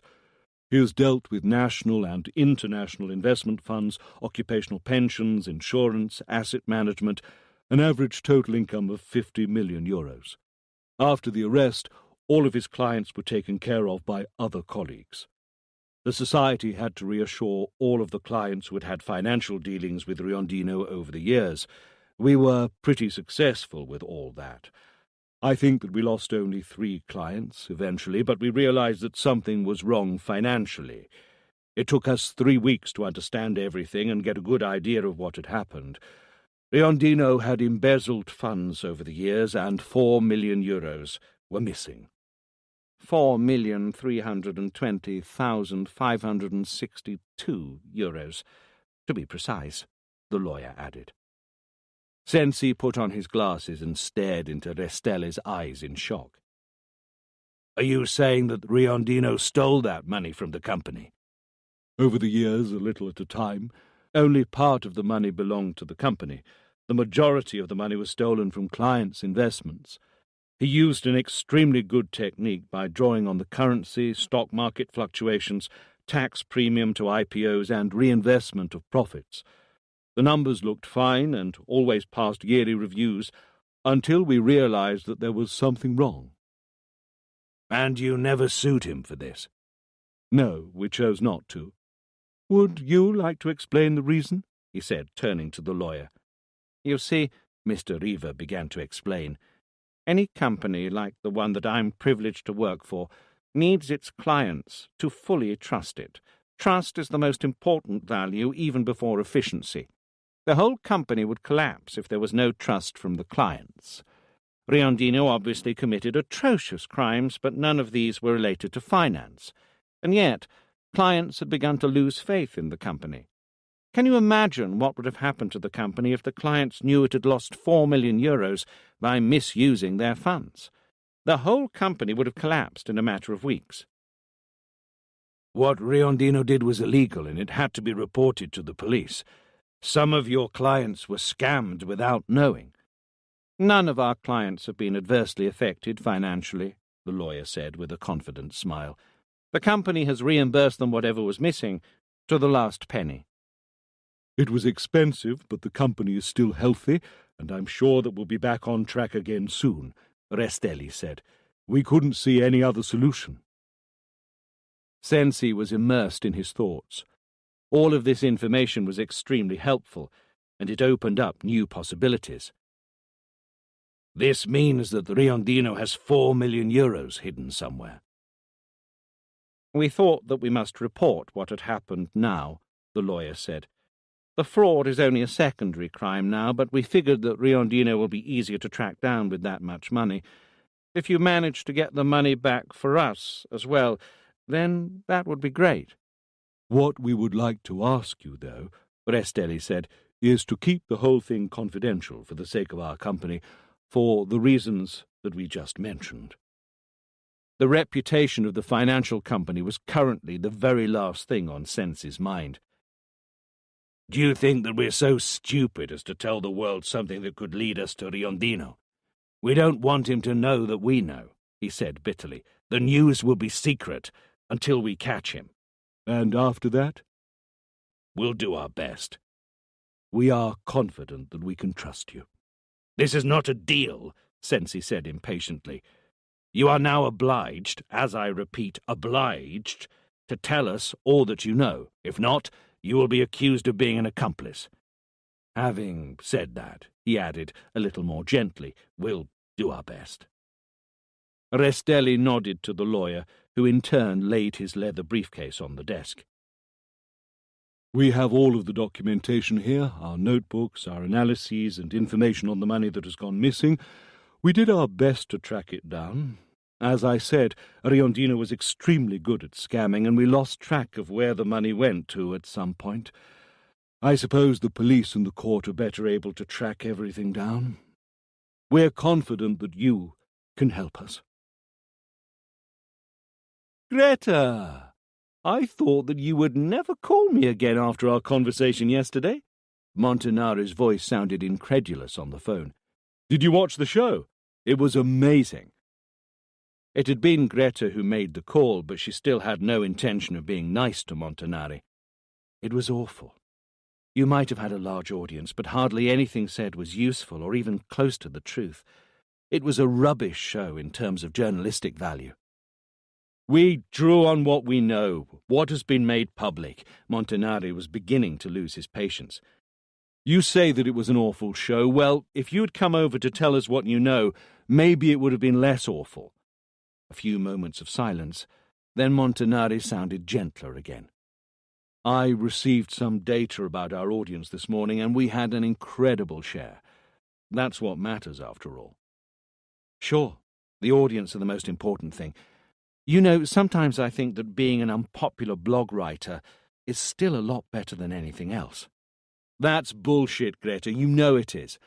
Without the audience, we wouldn't have any advertisements and we couldn't make anything happen. And tell me, what kind of journalist enjoys not having an audience? People who follow what they say. You want to keep writing for a few hundred losers who believe anything that they read on the internet, a bunch of people who believe in fairy tales. If that's what you want, okay. But why did you call me then? I agree. Maybe I shouldn't have called.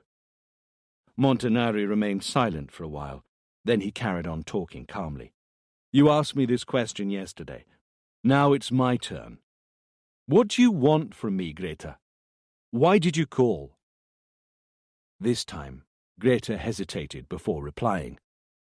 I may or may not have a story to tell. The true story of an event that has attracted the attention of the media. About Riondino.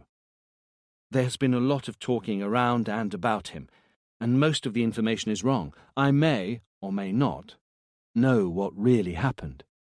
About Riondino? Yes. You'll be on TV tonight, Greta, if you let me write a last-minute contract.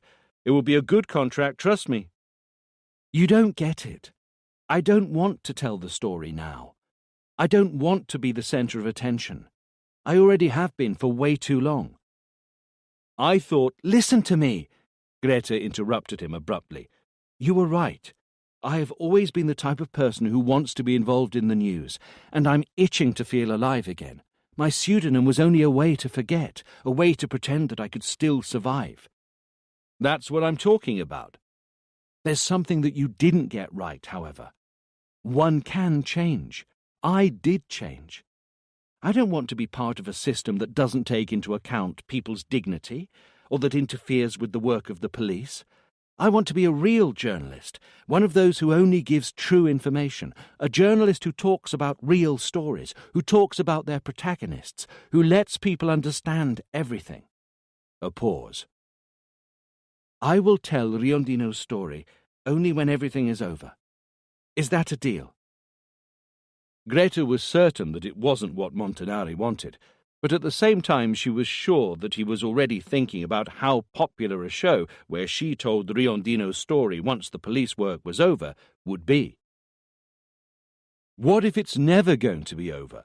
What if they don't find him? You mean if he manages to run away? In a way, that will be the end of the story.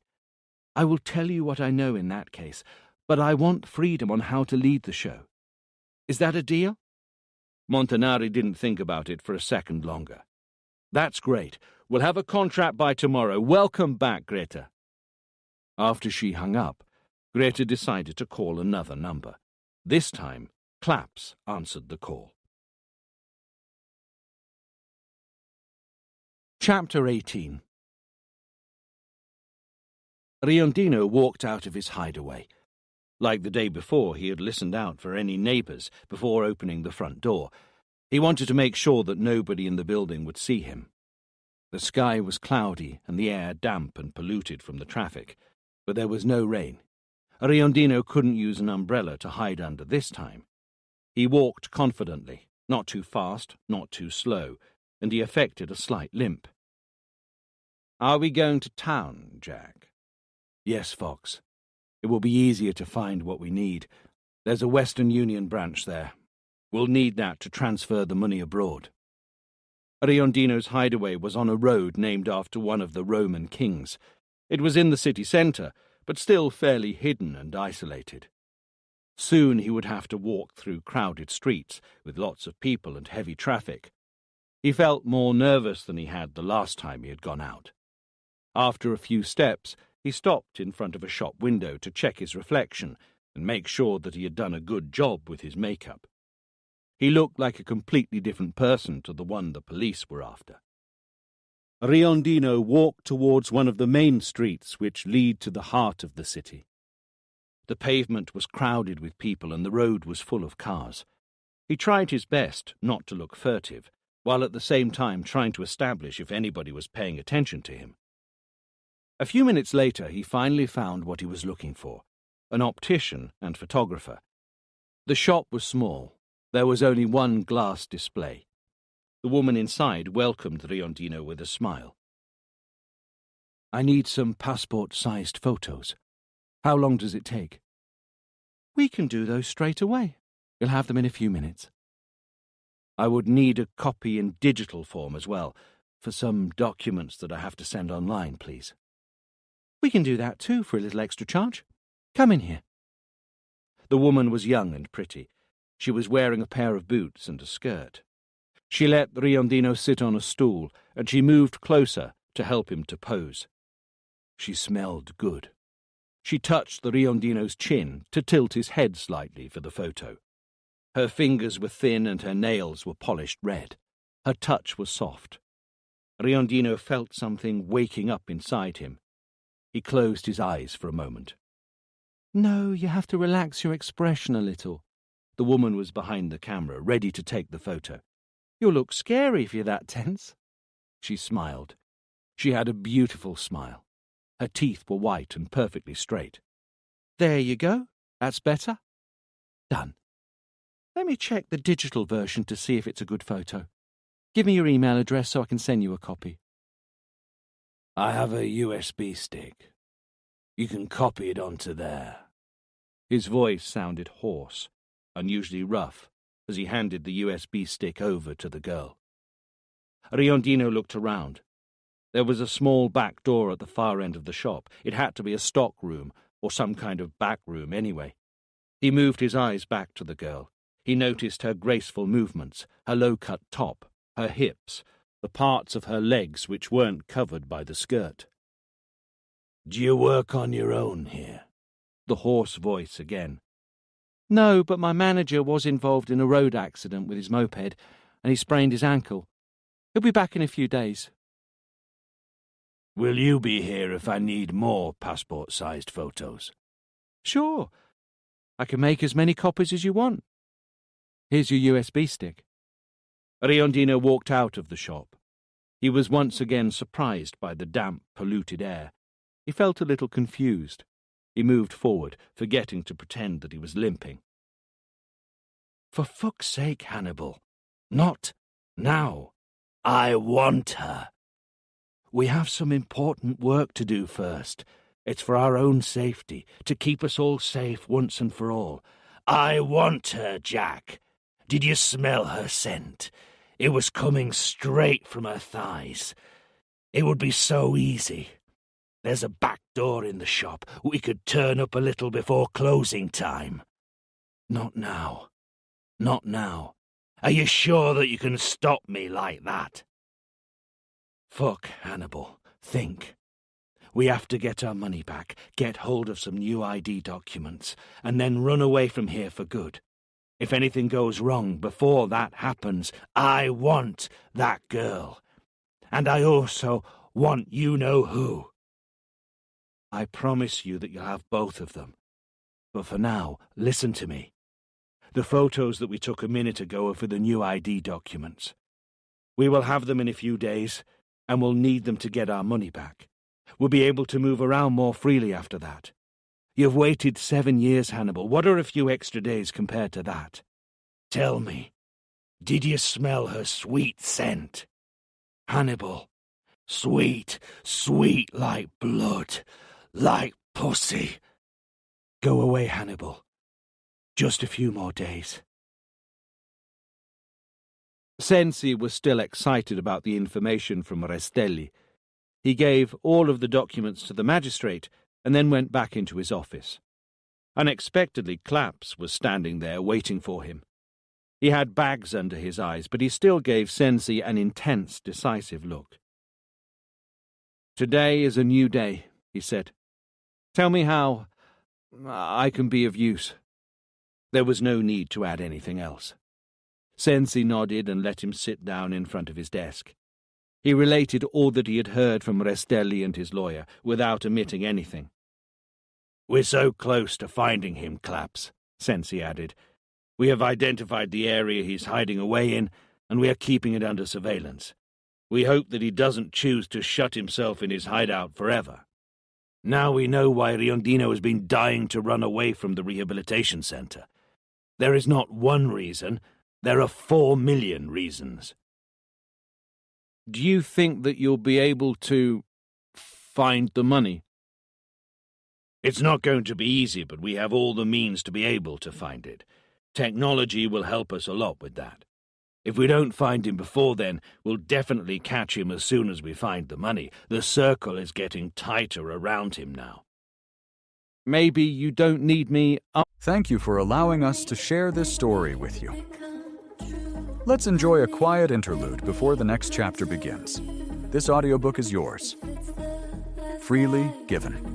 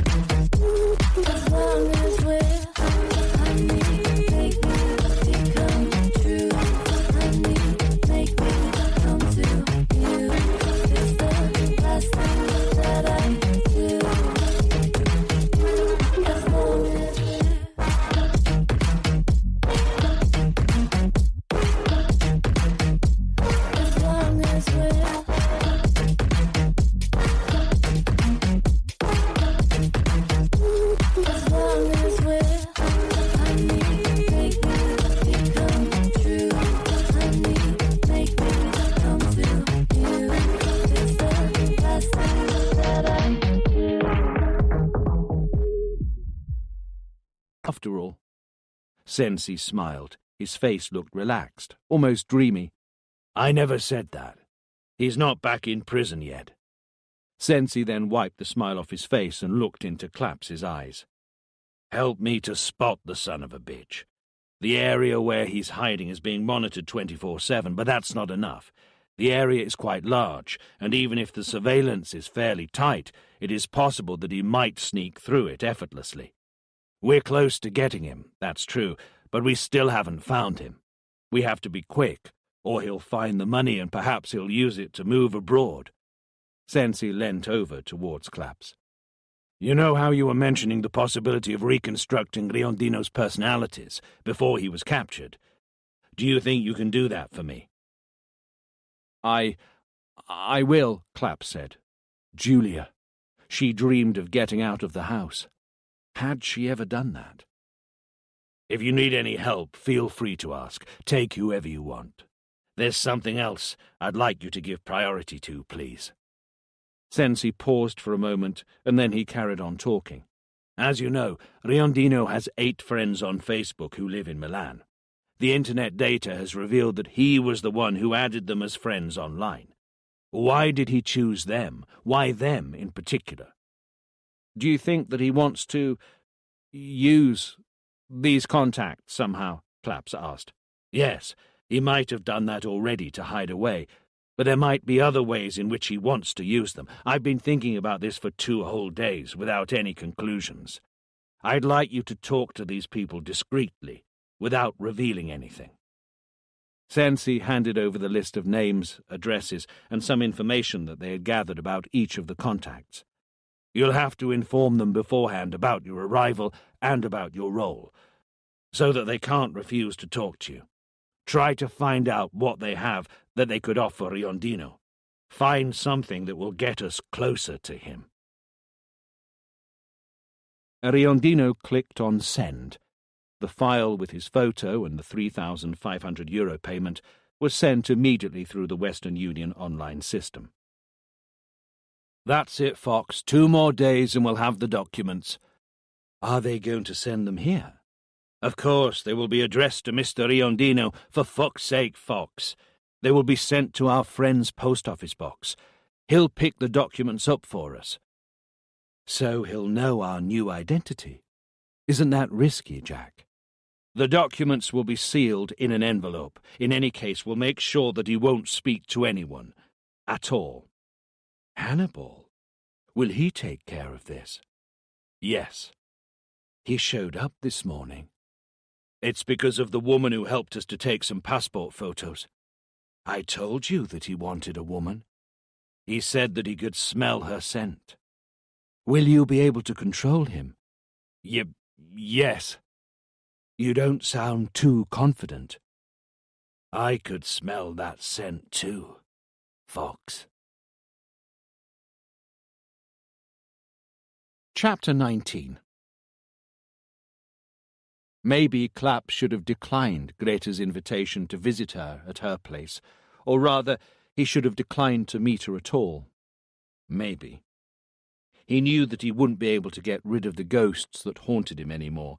He knew that he had to commit himself to hunting down Riondino, but the real question was, would he be able to do it? Would he break down again as he did the day before? He needed some help, some support, or better, a guardian, somebody who would help him not to trip up, run away, or give up, somebody that he couldn't show his weaknesses to. He needed her presence. Greta. He noticed almost immediately that she was different. Her expression and her movements were different. It was more than just the new hairstyle and colour. I was getting worried about you. You disappeared for a whole day, and you didn't answer my phone calls. I've been busy, Claps answered as he looked away. Any news about Riondino? Claps hesitated, then he answered, choosing his words carefully. I'm not supposed to talk about it. They are still investigating. That was the best he could say. You took me to Florence with you, and you told me about your meeting with Dr. Rinaldi. Why do you suddenly want to keep me out of the loop? I wanted to understand why Riondino had been moved to a psychiatric hospital. and how he had changed over the years. The investigation is entirely operational now. We have to find him. Claps hesitated again. And? Are you sure that all this is good for you? How long did it take you to free yourself from the nightmares about Morphy? That's a different story. I was the prey back then. Greta pressed her lips together, then attempted to smile. I've been feeling like a victim until now. I have settled into a life that is not my own. The nightmares have never abandoned me. Greta stood up and walked across the room a little way, then she turned round to Claps. I've been on anxiolytic pills for way too long. I didn't recognize my own face in the mirror yesterday. Is that why you changed your hair color? Yes, I don't want to run away anymore. I don't want to feel like a victim. I want to be who I am, Greta Alfieri. I want to do what I'm good at, journalism. I want to be more involved. That doesn't make things any easier for us. I'm not going to be able to tell you anything. If you don't want it to be all over the TV the same night. I'm not Greta La Fenice, but I'm not the merciless journalist that I used to be either.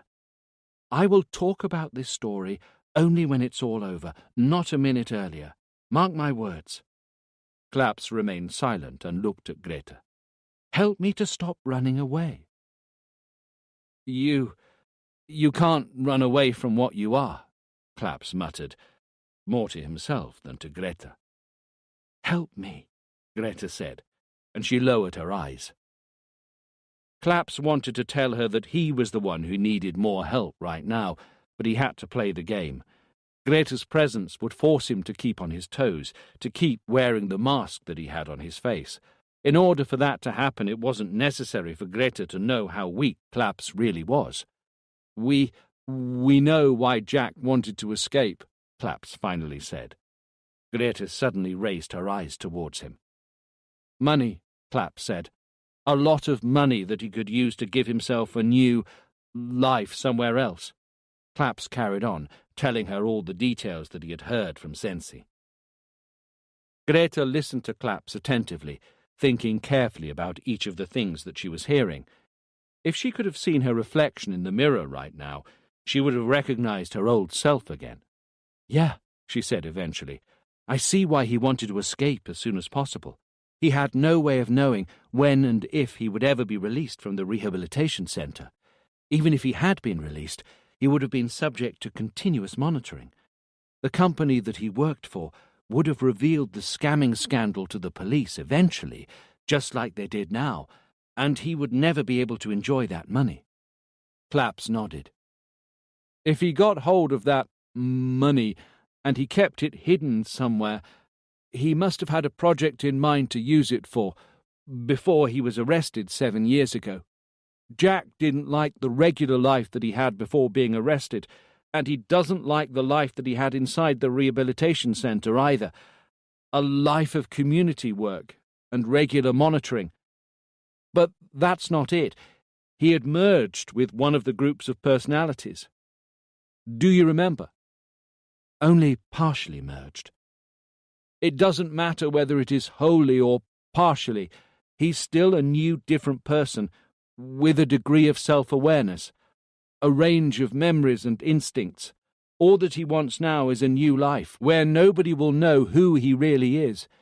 A new life where he will be free to be who he has become. That's what he wants.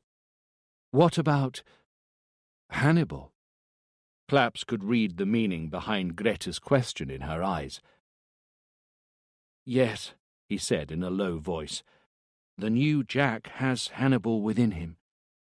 And he is not just a crazy, independent fragment of his life. He is part of Jack now, and that's why he now needs a new life. After a few moments of silence, Claps resumed talking in the same low voice. Sensi found out something else. He knows the area where Riondino is lying low. Here, in the city. Greta was startled. I thought that he was in Rome. The news about Rome is just a way to make him feel safe, and make him less cautious. Where is he hiding? It won't take them long to catch him now, right? Claps shook his head. The area is pretty large.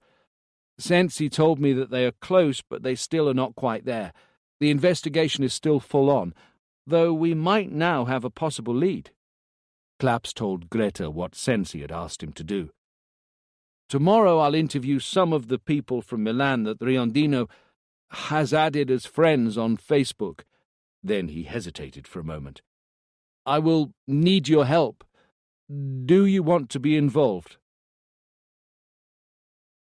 The largest auditorium in the multi-screen cinema was not busy at all.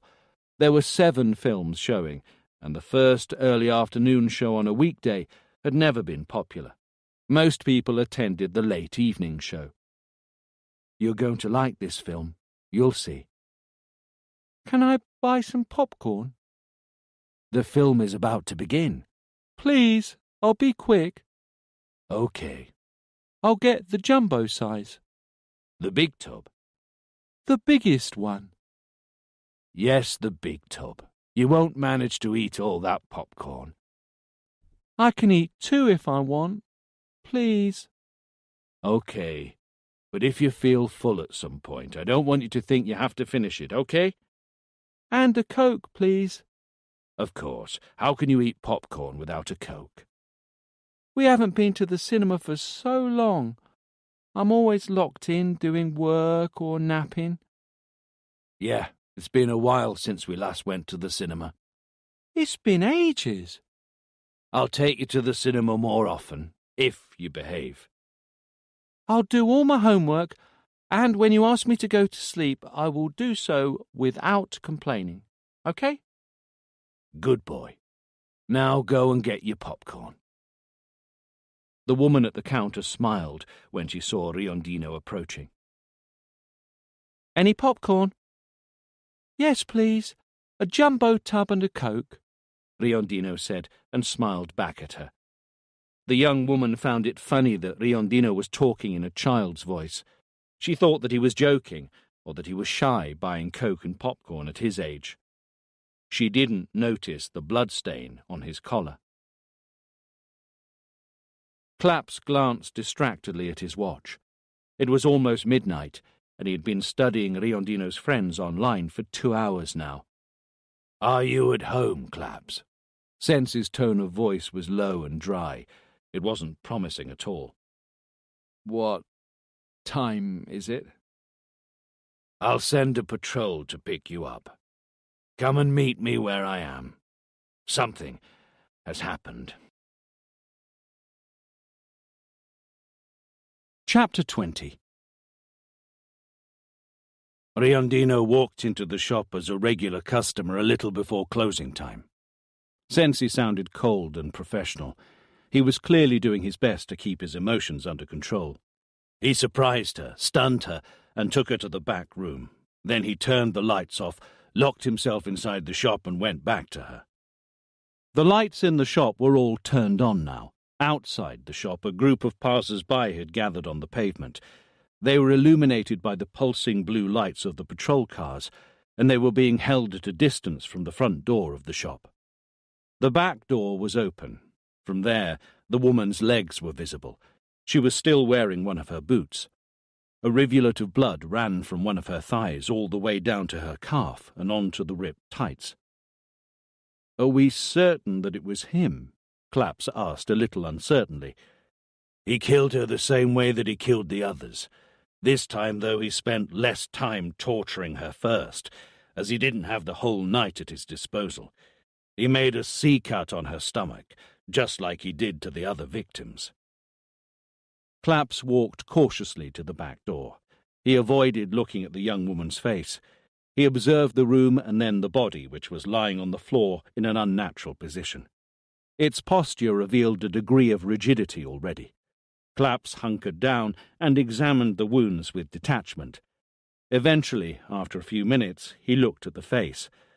There he saw all the cruelty and the obscenity of death. She was young, far too young. She must have been beautiful when she was still alive.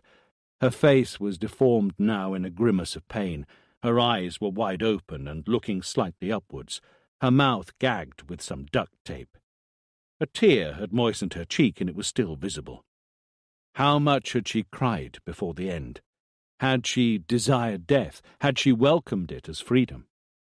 Clapp stood up and walked back to Sensi, who was still in the shop. "Do you still doubt that it was him?" Sensi asked abruptly when he saw him. Clapp didn't answer. He looked away, trying to imagine the crime scene. The young woman smiled when she saw the customer enter. She didn't realize what was happening when he hit her. She was dragged into the back room. There were traces of a fight. Perhaps she regained consciousness when he came back to her. Clapp wondered whether she had screamed before he gagged her and tied her hands with the tape, and whether she had tried to wriggle away while the Riondino tore her clothes off. And then, how much pain and horror did she experience when he treated her like a piece of meat? How long did she pray for it all to end? How much did she yearn to go back home, like every other day? How frightened was she when she looked into the eyes of Hannibal, and then when she saw the knife in his hand? Was that the moment when a tear had run down her face? For a moment, a sense of dizziness overwhelmed Clapp. He leant against the counter. Sensi didn't notice Clapp's distress. "In any case, forensics are analyzing fingerprints. We should have more information in a little while." Clapp saw the whole crime scene in his mind again. Why did he keep seeing her smile to greet the Riondino as he walked into the shop? "There are no witnesses. Nobody heard or saw anything. The shop owner has been at home for a few days with a sprained ankle. He didn't worry too much about the fact that she didn't call him after her shift to give him an account of the day, as she usually did. He began to worry when he phoned her at 10 p.m., and she did not reply. Eventually, after a few other calls and after thinking for a while about it, he decided to go down to the shop. The lights were off, but the front door was unlocked. He called the police at 11:37 p.m. Why this woman in particular? Clapp was distracted. He barely heard what Sensi said to him. "Maetza has collected all the CCTV recordings in the area and is viewing them one by one. Unfortunately, there was no camera outside the shop. The closest CCTVs are 50 and 30 meters away in both directions, respectively." Why her? "What?" Why did he murder her? Did you ever wonder? "She wasn't one of his friends on Facebook, if that's what you're asking." Clapp shook his head. He had been in this shop before. He probably saw her and wanted her, just like with Laura Mintz and Terry Schiavi 7 years earlier. He had chosen her. That's why he was subconsciously imagining the young lady's smile at Riondino when he walked into the shop to kill her. She knew him. He had spoken to her before. Look at the CCTV from a few days ago. You'll find him. If he had been to the shop before, why? What did he need? It was 2 a.m. and Sensi walked into the office where Maetza was sitting in front of a series of screens, holding a cup of coffee in his hands. He was analyzing the CCTV recordings. "I called you because I might have found something," Maetza said. "Here," he said, pointing to the screens on his right.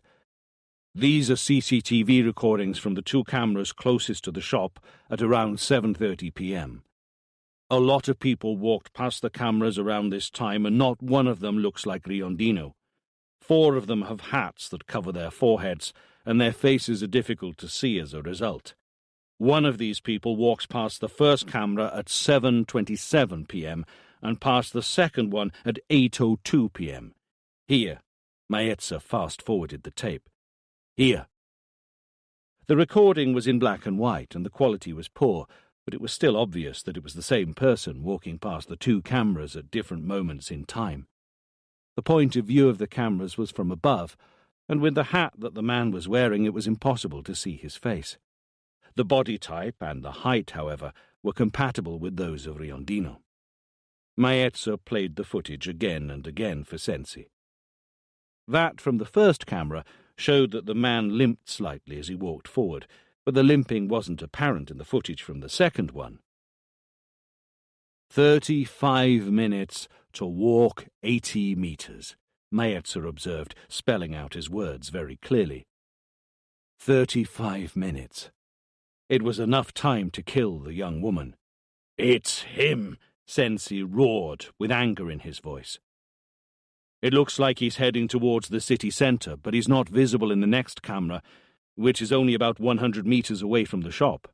He has disappeared. Maybe he took one of the alleys. That's possible. I asked to view all recordings within a radius of a few hundred meters in order to find him and see where he was heading. It will take a few hours, though." "Listen, Maetzer. Let's find an easier route. Let's follow him backwards. Find where he came from." Sensi sounded excited. "If this hideout is where we think, we'll find him in one of the CCTV recordings. We have the recordings already. We just have to look at them now." "Fuck," Maetzer said all of a sudden. "We should be able to focus on a smaller area and even identify Riondino's hideout. We could even see him walk out of there." Sensi nodded. Then he spoke decisively. "Let's get to work, then." Sensi walked towards the front door, and then he paused before leaving the office. He suddenly remembered Clapps's hypothesis. "One more thing. Can you see if you can identify him in the CCTV recordings from the area during the 48 hours before the murder?" If Clapps's theory was right, what had Riondino bought in the shop? Some glasses for his disguise? What else? Something that could help him to find Riondino. "I'll send you a couple of patrolmen," he said eventually, before walking out. Chapter 21. Riondino opened his eyes. He had woken up all of a sudden. He had been nudged by a sudden sense of alarm. It was 4 a.m. Jack took a few minutes to remember what had happened the night before. The memories came back to him, slowly. They were sweet and thick like blood. He indulged in his memories without being able or willing to resist them. He let the emotions take him over. He smelled the scent of the young woman's skin. Her sweet flesh had been touched by Hannibal. He could still smell the scent of her blood, the scent of her pussy, the scent of her terror. He could feel his erection vibrate arrogantly under the bedsheets. He let one of his hands slide down, feeling for it. Hannibal had reached out to the woman's neck to choke her. He had torn her tights apart. Sure, it had been a risk letting Hannibal show up, but it had been so beautiful to let himself enjoy that obscene pleasure. The scent. Oh, the scent. A thought suddenly struck him from out of the blue and froze his pleasure. He didn't remember how he had returned to the hideout. He sprang out of bed. He focused. Nothing. His last memory was the front door at the optician's shop, which he had closed behind him, and then he had walked away on the pavement, following the flow of the passers-by. He rummaged around in the memory of the others, as he had learned to do over time. The Earl, the Fox, the actor, the Professor. Still nothing. "Fuck, Julia!" he shouted. Everything was clear. After the action, he had lost himself in a river of pleasure, as though he were under the influence of drugs. He had lost self-control. Someone had taken advantage of this to show up, but he didn't remember who it had been. Julia, or perhaps the rebel. No, Julia. It was her. He was sure about it. Riondino lay back down on the bed. He was nervous. He tried to control his breathing. He searched his mind furiously. "Julia, where the fuck are you, bitch?"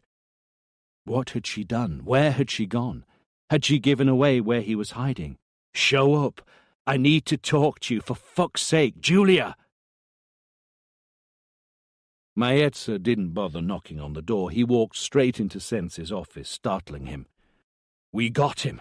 We got him!" he exclaimed. As he said this, he almost pounced on the map of the city, which had a red circle drawn by Sensi 2 days ago, showing where he thought Riondino was hiding.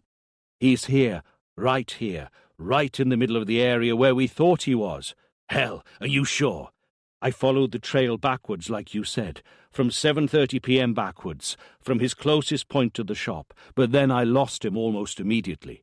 Then I realized I should look at the recordings from the area that we have been monitoring these last 2 days, and bingo!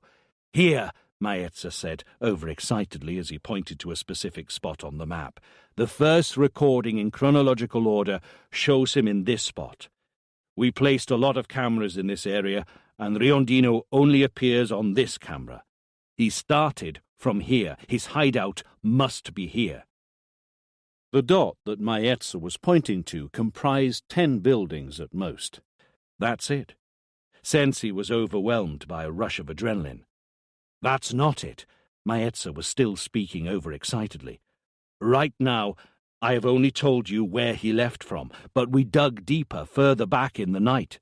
And Riondino appears in another camera at 11:56 p.m.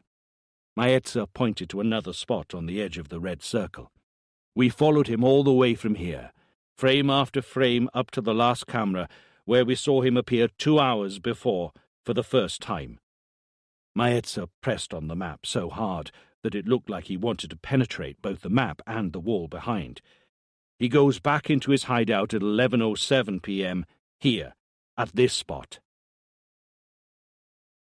She's hiding, Fox. I can't find her. We don't know what she did and what time she came back home. We don't know anything. Do you think that we're in trouble now? That's possible, Fox. We only have to hope that Julia didn't do anything stupid while she was away. Anything stupid? What do you think that she did? You're joking, right? Look at our face and then think about her voice and the way that she speaks and she moves. If there is anyone among us who can attract anyone's attention when they show up, it's definitely her. So what? We don't look like anyone that the police are looking for. Those who saw her must have thought that she was an old faggot, that's all. Fox, there's some blood on the shirt that we were wearing yesterday. It's dead obvious. Holy shit. Fuck. It was a stupid idea to let Hannibal out. He was the last one that we wanted to be free. What's done is done now. If you hadn't let Hannibal out, maybe Julia wouldn't have showed up without you realizing. What's the point talking about this now? That's the way it happened and we can't change anything now. The media have talked so much about the woman. If anybody noticed Julia near the shop, they might remember that she had blood on her shirt. They could sketch a drawing of us and then more people would realize that they saw us elsewhere, maybe even in this building. As I said, let's hope that Julia didn't do anything stupid, like talking to somebody or attracting people's attention somehow. Hoping is not a solution. We need somewhere else to hide, Jack. Right here, right now. We can't risk it. Yeah, easy to say. Where can we go? We don't have our documents yet, and we only have a couple of €1,000. Let's change plans. Let's go to our friend's place today rather than later. We'll stay with him. What if the police pay us a visit? They have visited him already. Do you remember? So it's unlikely that they will be back again. Didn't you say that your cloned documents will be shipped to your friend's address anyway? They will be there tomorrow or the day after at the latest. We will get our money back and then we will run away. That doesn't sound quite right, Fox. Think about it, Jack. We don't know what Julia did. We don't know what time she came home, and whether she left any traces around. In other words, we don't know if the police know where we hide. We have very little time left, maybe just a few minutes. Don't be ridiculous, it's only been a few hours. That's why we have to run away from here now, while it's early enough. Maybe the police have a face to look for already. Even if they can't spot the exact hideout, this specific street and building, they could still find the area. And when that happens, we can't get away from here again. We'll be penned in. We have to run away now, Jack. We'll have to wear a different disguise. We'll sneak off somewhere else, and then we'll visit our friend tonight. Okay. I'll ask the actor to show up for us. We won't get out of here before 8 in the morning anyway. We'll wait for more people to be in the streets so that we can blend in nicely. At 6 in the morning, a line of police had formed around the area. They were not obvious at all. In fact, they were almost invisible, but nobody could have left any of those buildings without being monitored by them.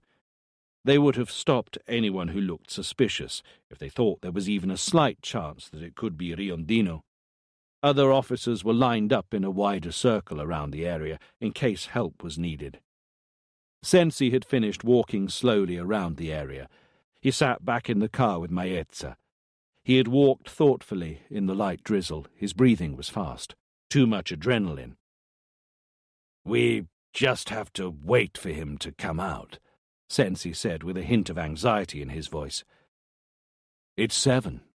More people should begin to leave their homes now. It could become a problem for us. They won't all walk out together from the same building. We'll see him. We don't know what he will choose to look. We know his height and his body type. Forensics have found traces of hairs with talc on them. It's likely that he had white hair, and he looks older than his true age. We'll find him. Sorry to ask, but wouldn't it have been better for our men to stand outside each building and interrogate each and every person that comes out? That way we would alarm him and he wouldn't leave the flat, Sensi interrupted Maezza impatiently. There are more than 500 flats in this area. Do you know how long it would take us to find him? You would have plenty of time to come up with a new plan. Even if he suspected anything, it would be almost impossible for him to get out if we stood at every door. You said it. Almost impossible. Let's stick with our plan now and see how it works. 2 of the buildings have a caretaker's office. Go and see if they have any information for us. I'm going back to the office. Claps was waiting for Sensi in his office. We are monitoring the area. Let's just wait for now, Sensi said wearily. Don't you think he'll be out any time soon? No, not until it's light. He might want to take his time. He's on the run, he's being hunted down, and he thinks that he's in a safe place. What he did tonight is a good reason for him to go to ground. He knows that we know it was him. The way that he killed her, and the forensic traces that he left, are all proof that he is the murderer. He knows that we will hunt him down in Milan, not in Rome. I agree, yes. He won't leave his hideout readily. Sensi sighed. I was thinking about how he might have found his hideout. Claps lowered his eyes. For a moment it seemed as though he was pondering on whether or not to speak. I have noticed something in the tape recordings. What? In the first few recordings, from the area where he's hiding to the shop, he limps slightly. It's a slight but obvious limp. He isn't doing that any more when he leaves the shop and returns to his hideout. Go on. Sensi leaned forward towards Claps. I'm listening. That means that one personality arrived at the shop, most likely Jack, and then another personality walked out of it, Hannibal. He was out for 2 hours with complete freedom. What are you suggesting, that Jack cannot control Hannibal? No, the opposite. Claps shook his head. It means that Jack lets him take over. He took Hannibal to the shop. It's the proof that they are both almost merged with each other. They are one person, and he will strike again. He won't be able to stop himself.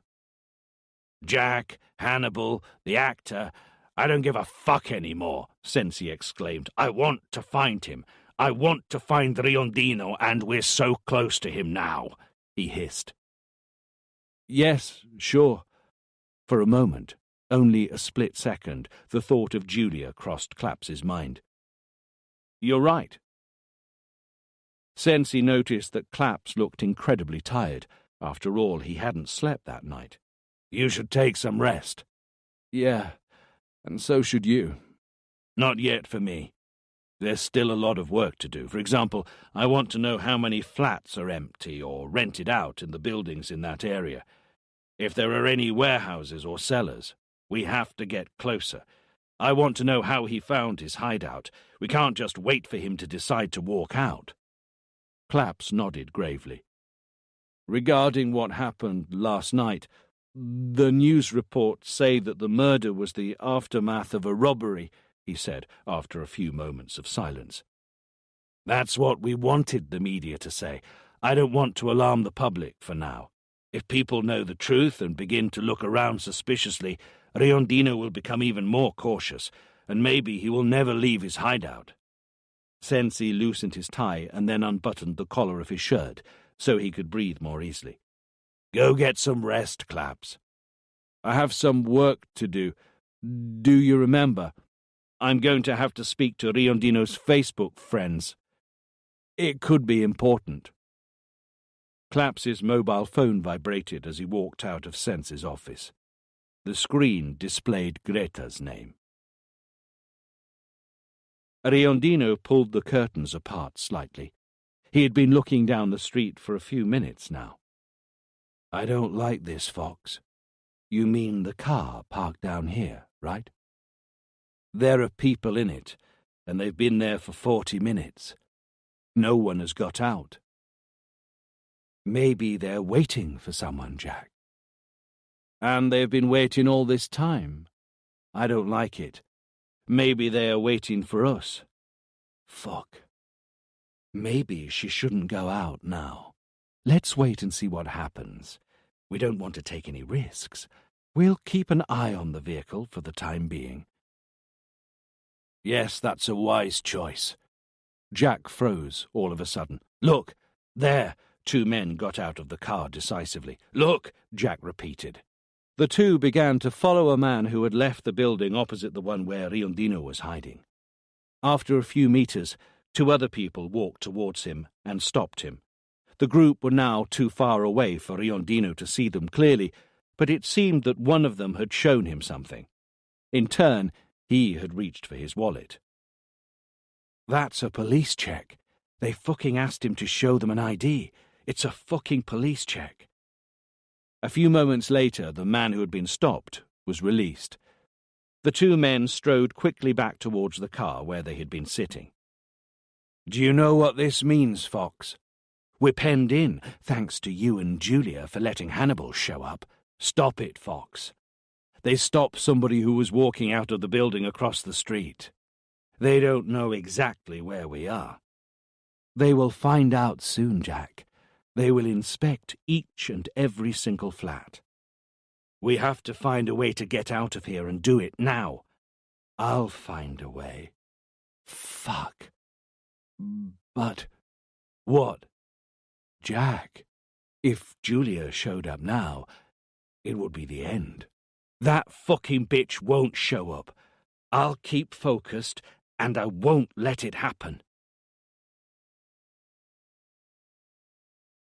Chapter 22.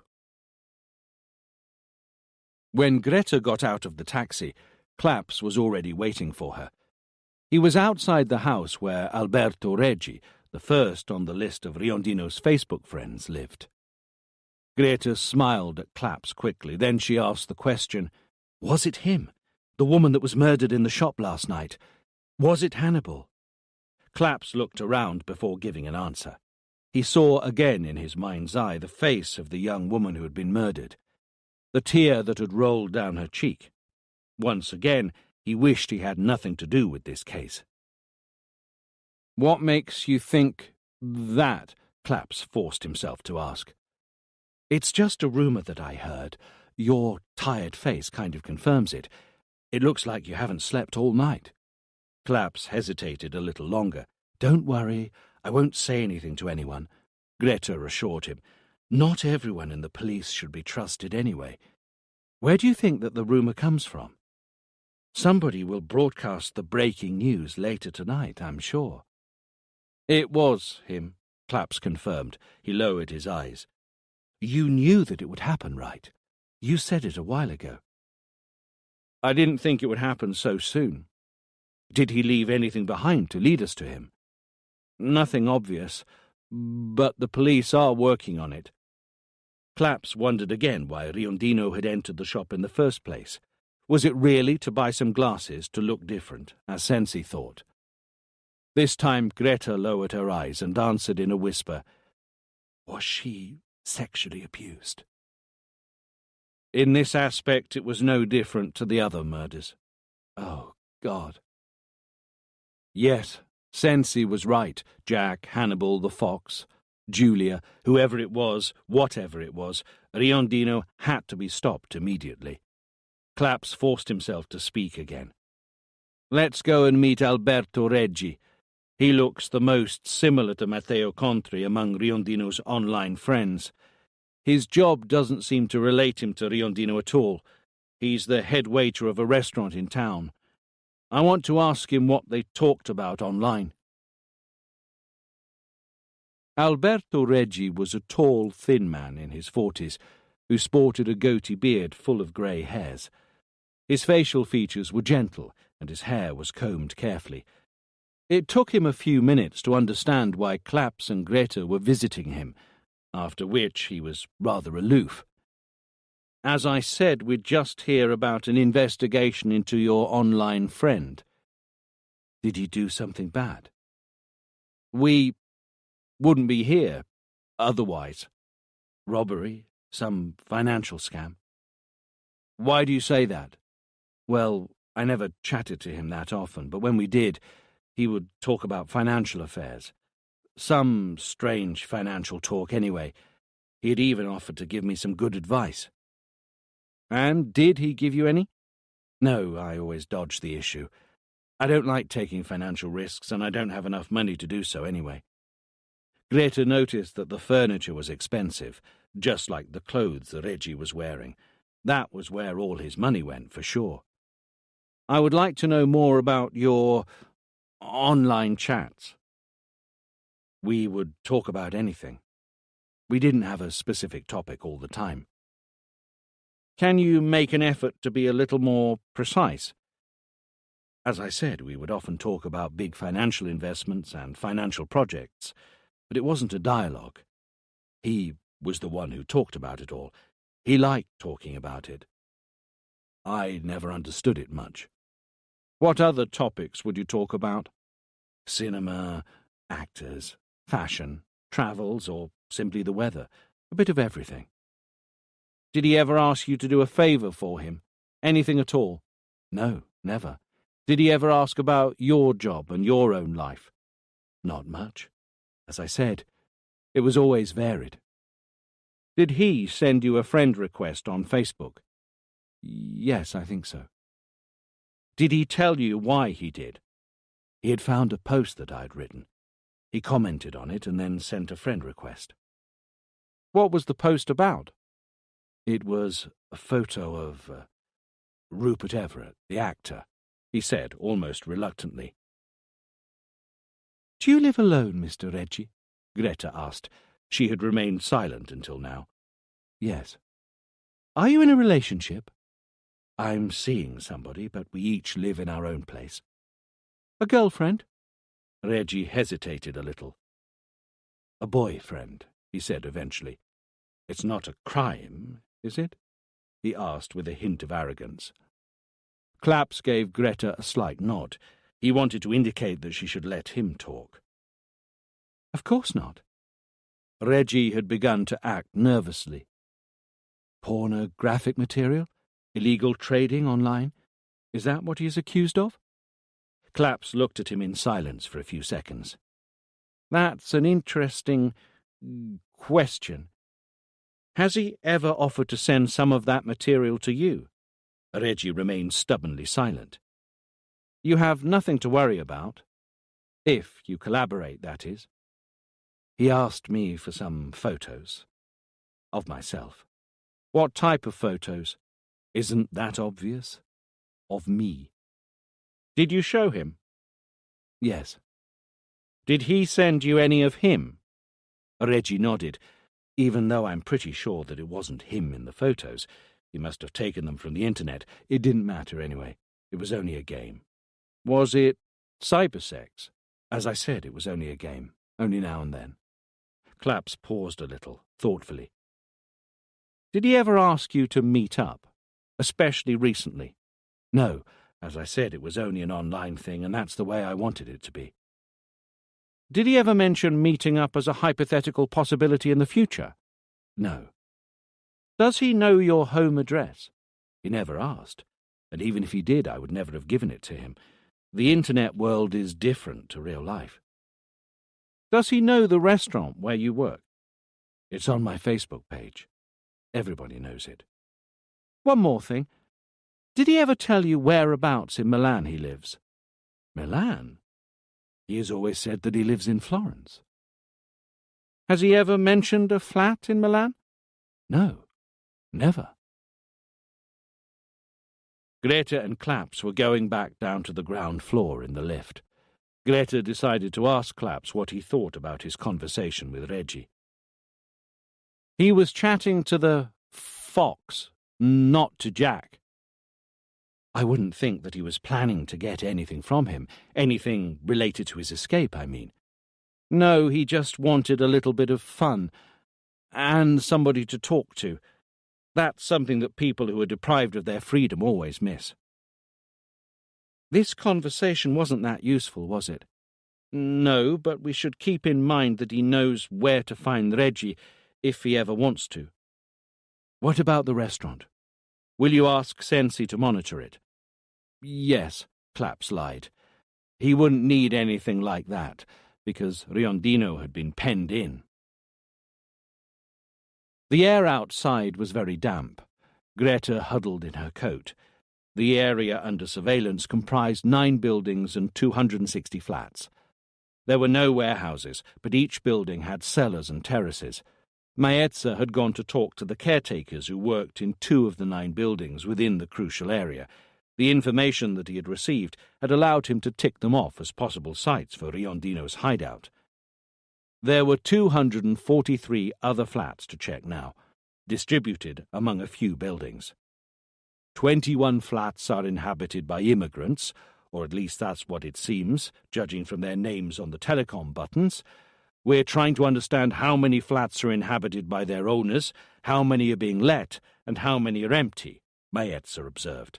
It might be useful for us to know, unless he decides to stay hidden away like a rat in the cellar.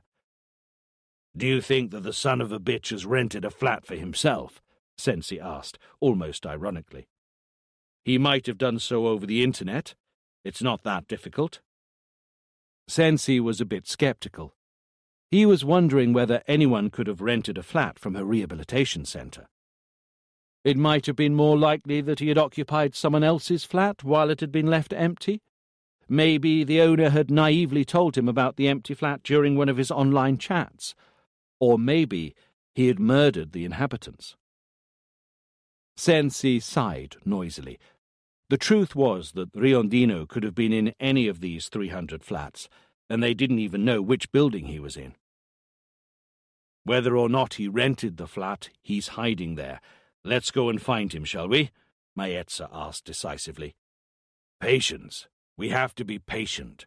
Riondino can't escape. If he tries to go out, we'll be on to him. In the meantime, let's try to learn more about the flats that have been rented out. How many there are, whether the identity of the tenants is credible, and when the letting contracts start. We will have to dig out the names of each and every single person that lives in the buildings. We have to check whether one of them is a relative, a friend, or an old colleague of that bastard. We've been monitoring all exits for hours now. We've stopped more than 20 people for checks. Maetza sounded impatient. Everyone in the whole area probably knows that we're looking for someone. He's hiding away. He can't have noticed anything. With all respect, we know that he's there. Why are we waiting to go and get him? Sensi took off his glasses and glared at Maetza. There are 7 buildings, with more than 500 people overall. Do you know what this means? What you're suggesting is something similar to a military raid. Let's at least wait for the next 24 hours. Claps had slept a deep, dark sleep. No thoughts, nothing to remember, nothing to find out. No need to demonstrate how good and determined he was. The perfect condition. Nothing at all. Now, though, he was awake. He stumbled sleepily to the bathroom. The thoughts had begun to crowd his mind again, as they did every day. He opened the medicine cabinet. Greta. He had agreed with her that they would go and speak to at least one more of Riondino's Facebook friends. The anxiolytic bottle was on the first row. The second visit in the morning, before Claps had given in to tiredness, had been useless. All that Claps had found out is that different personalities had been chatting on the internet at different moments in time. This time the Earl had talked to a friend who was as passionate about gambling and cars as he was. Facebook, Riondino's chance, or even his illusion of freedom in a virtual world, an avatar to escape his condition, but also to plan his real escape by using the naive and fortunate figure of Matteo Contri. He had to insist. Maybe he would have found something talking to the other people. Claps rolled a pill in his hand. Was it really that important to try? Sensi was so close to him. Perhaps he would have found Riondino's hideout before he discovered anything. Was that just a good excuse to give up? He rang Greta's number on the phone. No, excuses are the nails that build the house of failure. Let's meet at 6. Let's talk to Antonio Greco this time. He gave her the address, then he ended the call and finally swallowed the pill. Will it work? It will be a hell of a trick, Jack. It has to work. We'll go into action at 7. It will be dark by then, but there will be quite a lot of people in the streets. We'll be away in a few minutes and we can go to our friends without any trouble. Do you think we should warn him first? No. Absolute silence. Let's surprise him. Chapter 23.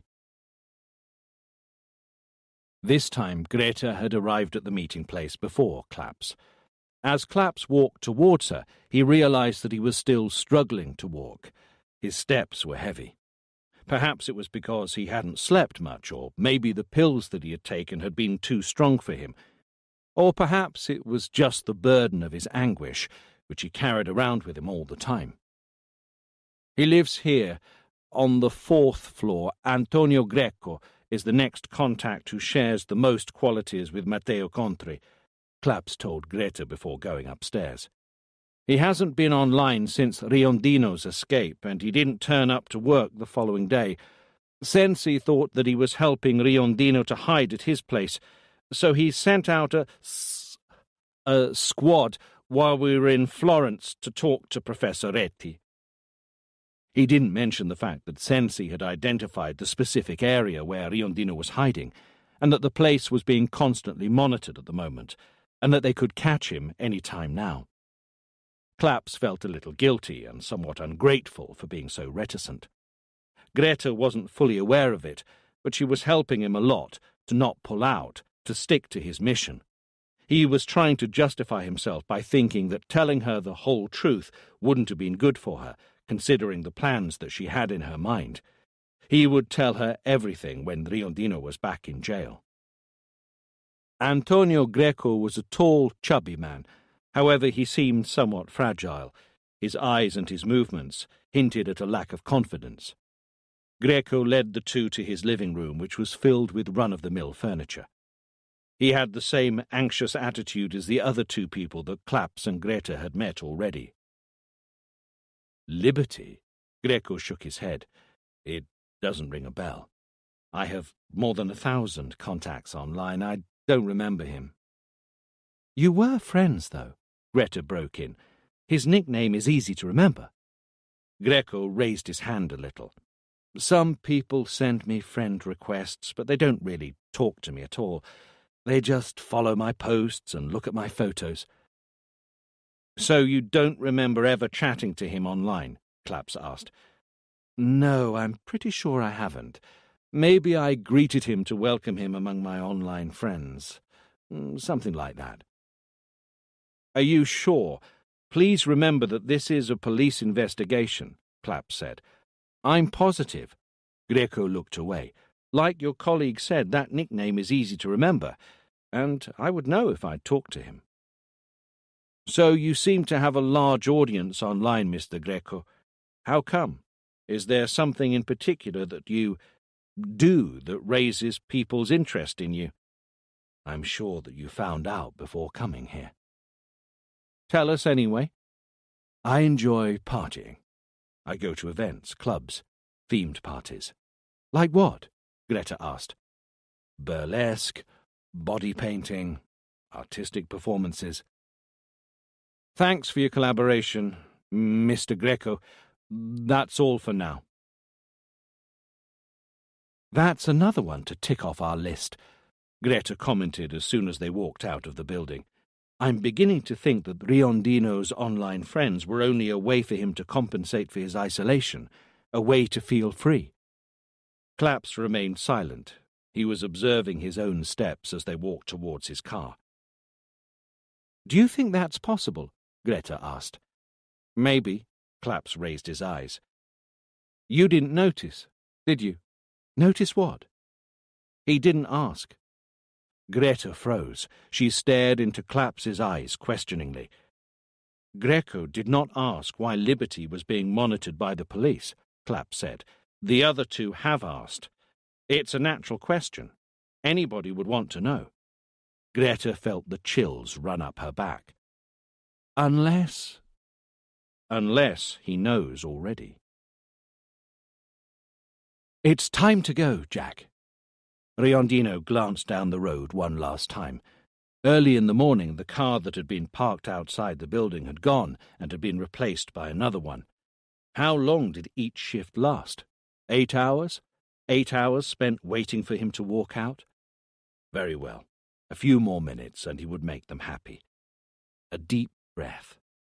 He stepped away from the window. He noticed that he was limping slightly.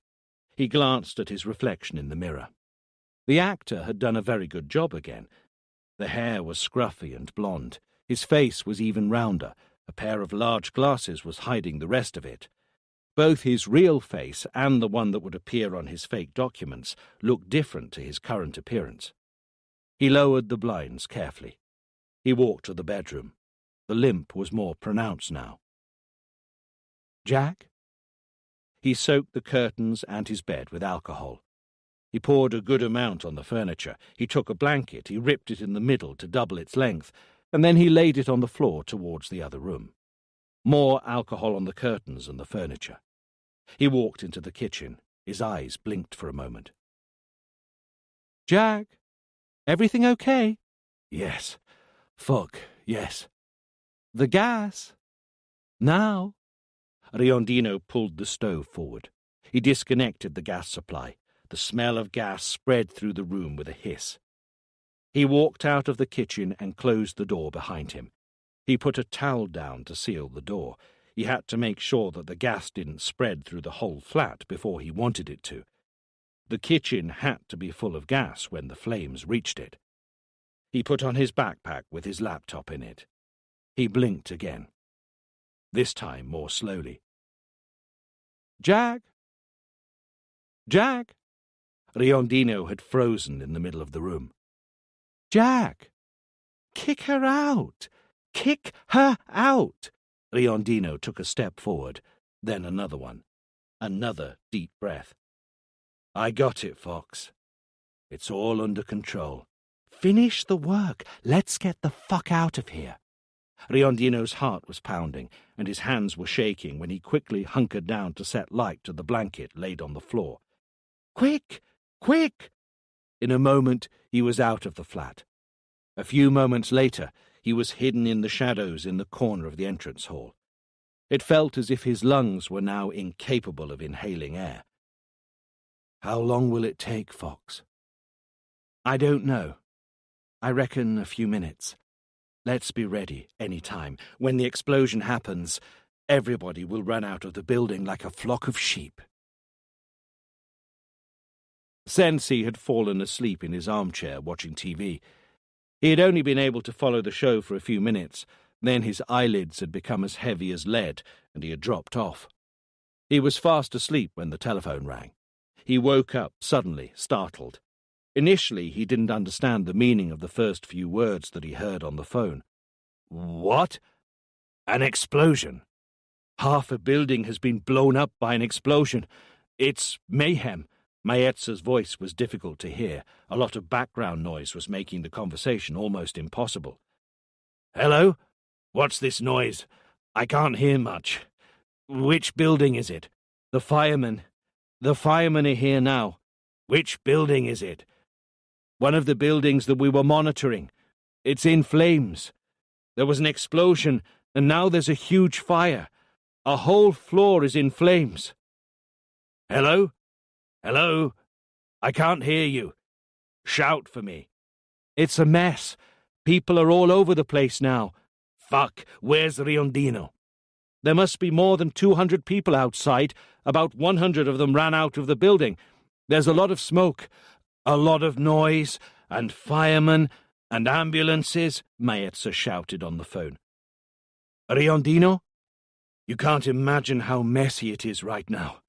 It's impossible to keep an eye on everyone. I think we lost him. The underground train doors closed behind him. Riondino walked towards the exit, together with a few other passengers. He was walking fast, his head low, and the hat hiding most of his face now. What did I say, Jack? We made it. We have to be careful. They will be after us now. Calm down. They're probably still struggling to understand what happened. We're not all that close to our friend's place yet. It will take us time to get there. The city is big, Jack. It's dark, and there are still people in the street. We will blend in. If we keep calm, we'll get there without even realizing. Something tells me that it's not going to be as easy as you say, Fox. Easy? I'm not the one who complicated everything. Julia almost showed up again. It didn't happen. We were that close to the end. I was losing control of myself. She was there. She was about to take control, and goodness knows what would have happened. It's only because it was a very tense moment. She would have killed us. She would have suffocated with the gas, or we would have been involved in the explosion, Jack. A fucking spark would have been enough. Or, if she had noticed the danger, she would have run outside asking for help to protect Little. Oh, for fuck's sake, don't say that name. Don't talk about him. She didn't show up in the end anyway. I kept her under control. What about last night, then? Did you manage to do the same? We wouldn't be here now otherwise. We have to find a way to get rid of her, Jack. You're talking rubbish. You know that's impossible. There must be a way. Of course there is. We would have to jump under a train. We were tired and tense, Fox. That's it. Let's go and hide away at our friends now. Clapps's car had pulled up outside Greta's apartment. Do you want to come inside? I can cook something for us both. I should go and talk to Sensi right away, but thanks for the offer. About your suspicions about Mr. Greco? Claps nodded, without saying a word. He should have added, not only that, but this would have triggered many more questions from Greta. Before telling her anything, he needed to hear Sensi's opinion about what he had in mind to do. He glanced yet again at his mobile phone, which he kept at the dashboard. The previous night, Riondino had walked out of his hideout at around this time. News of his arrest could come any moment. He knew that this would make him feel better and would spare him from having to talk to Sensi about his idea. Do you think that Greco lied to us and knows a lot more about Riondino? Greta asked. I don't know. It's all about nuances, impressions. Of course, the fact that he wasn't worried that we are investigating one of his contacts on Facebook isn't proof of anything. But, Claps hesitated for a few seconds. But Sensi is convinced that Riondino had someone to help him here in Milan when he planned his escape. His plan was very detailed, and so it's unlikely that it didn't include a safe hideout in the city. It's difficult to believe that he found it all by himself while he was being kept in custody at the rehabilitation centre. An accomplice? An accomplice. Claps paused a little longer, and then he carried on talking. Or better, some support. Maybe the person who helped him to find a hideout didn't even know who Liberty really was. The only contacts that Riondino had with the outside world were those on his Facebook account. How could he convince a stranger to help him? Money. That's the only solution. Money. Riondino has a lot of money, which he scammed from the company he worked for. Had you forgotten? All of a sudden, the mobile phone on the dashboard began to vibrate, and the screen flashed. Claps's expression grew darker as he talked to Sensi on the phone. "I have to go. Immediately," Claps said to Greta. He didn't say anything else. The pungent smell of fire was still strong in the area, albeit the flames had been out for a while now. The area had been surrounded with temporary barriers to keep the passers-by away. The fire engines were still outside the buildings. A few fire hoses had been unrolled and brought into the entrance hall of the building. They looked like long anacondas. Maetza pointed to a spot on the second floor. That part of the building had been almost completely destroyed. There was a black hole a few meters across which had also damaged the upper floor. "There are only a couple of people wounded and a bunch who were suffering from smoke inhalation, but they're okay. It's a miracle." Sensi felt his eyes burning because of the smoke. Claps was standing a little further away. "Gas," Maetza said. "A gas leak. But not only gas, unfortunately. That's a good version of the news for the media," Maetza said nervously. They were being observed by the cameras and journalists who had swamped the area and were crowding behind the barriers. The flat, at least what remains of it, was empty when the firemen entered it to put out the fire. No wounded people, no corpses. "Of course it was empty, for fuck's sake," Sensi snapped. "Do you really believe the gas leak was an accident? Do you believe in fairy tales, Maetza?" "I'm just saying what happened," Maetza said, a little chastened. Claps had remained silent until now. "What do we know about the flat?" "We have learned something. The whole building was emptied for safety reasons, so we were able to talk to all the inhabitants.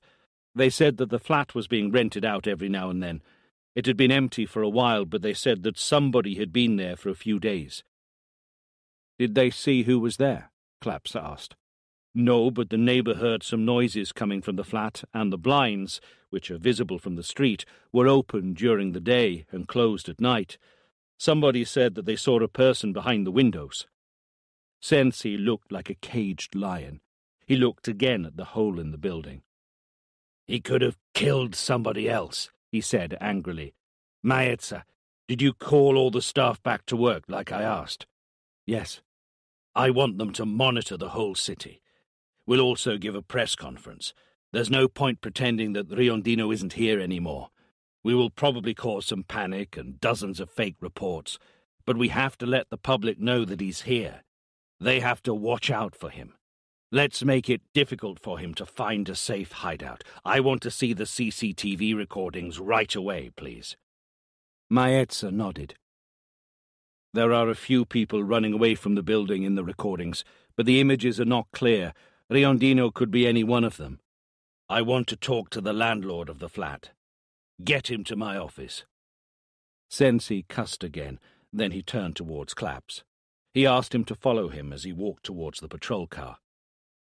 "What did you want to talk about?" Sensi said more calmly. "Did you find something?" "Antonio Greco. I talked to him about an hour ago."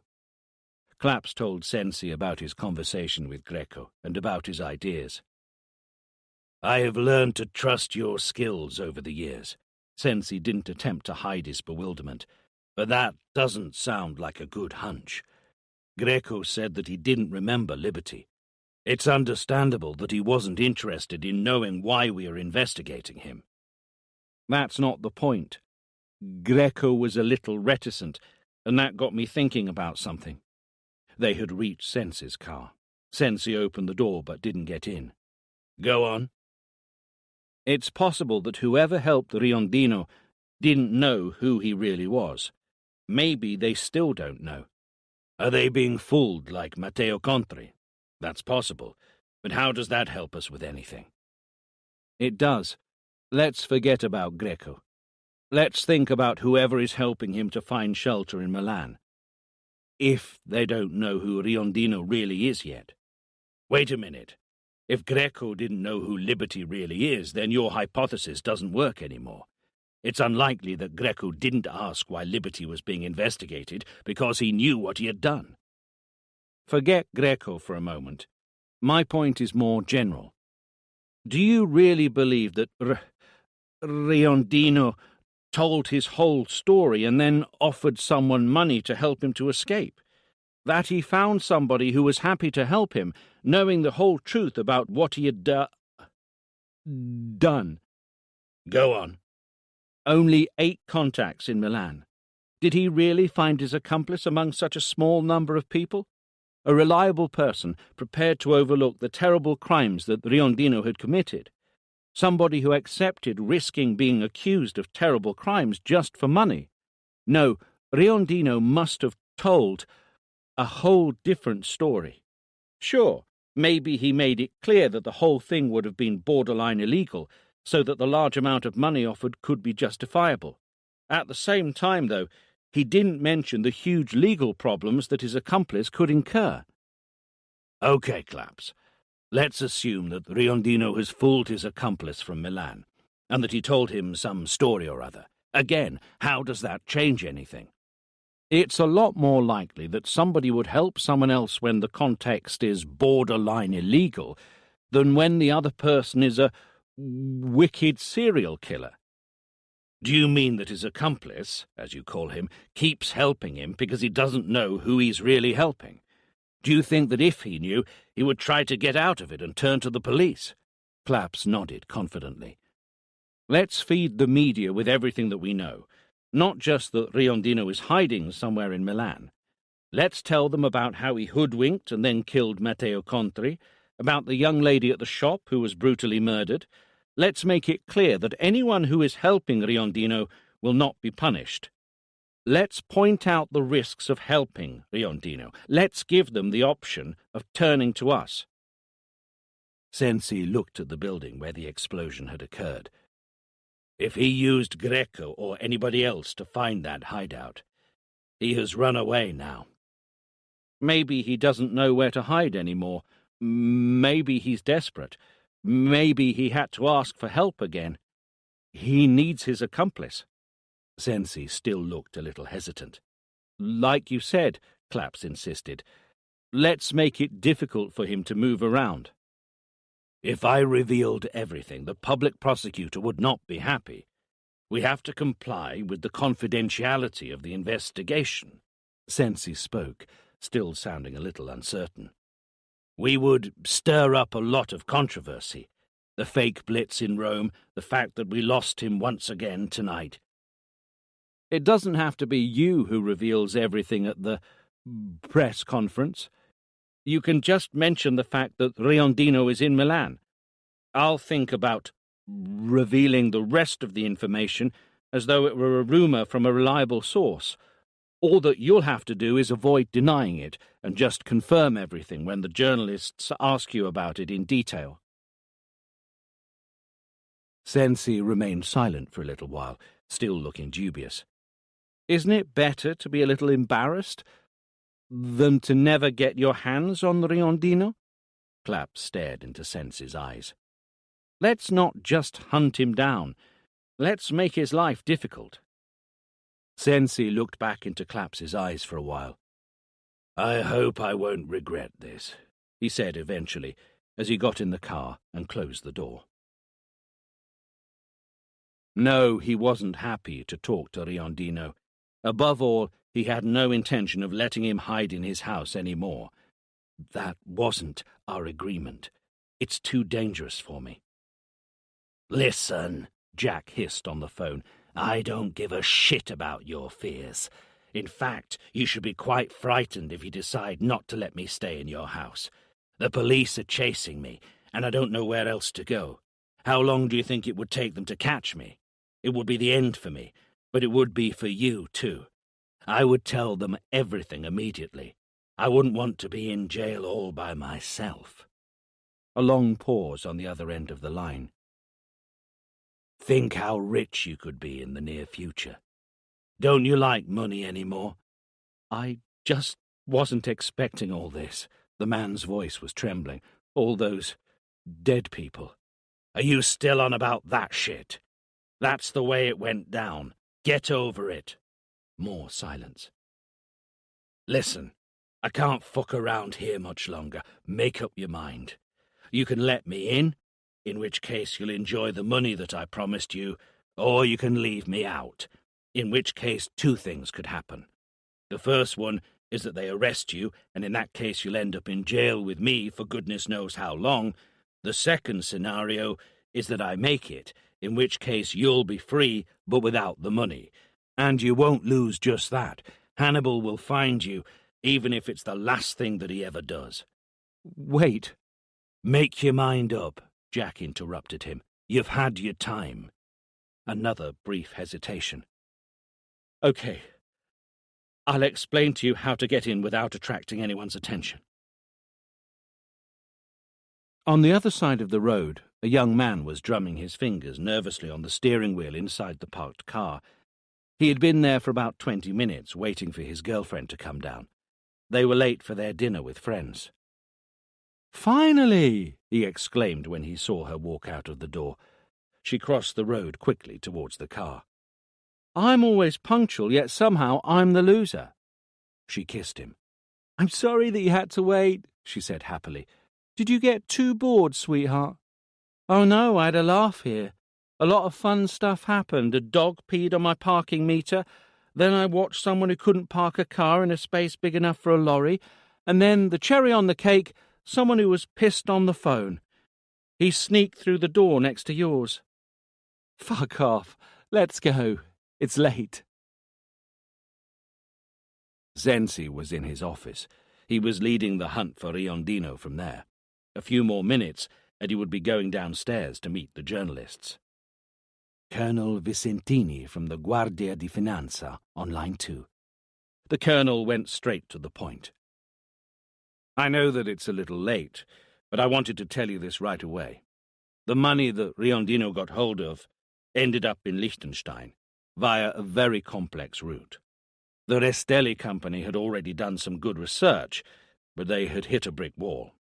We managed to get to the bottom of it and find the bank where the money is.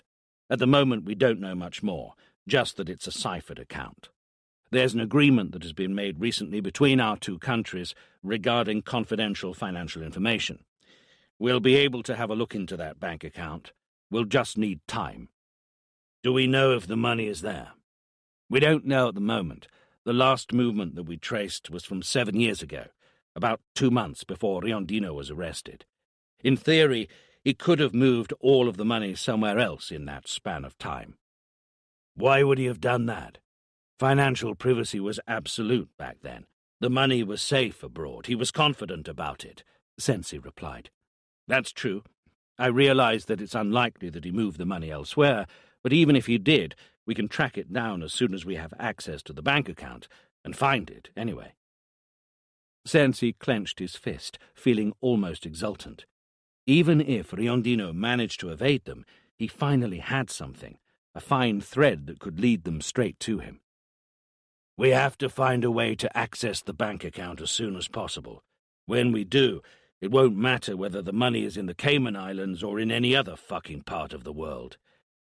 We'll be able to track any withdrawals, payments, and any other transactions," the colonel continued. "And I want to know all the details, who, when, etc. Everything, their full names and their full addresses," Zenzi concluded. His eyes had an almost ominous glint. "How long do you reckon that it will take?"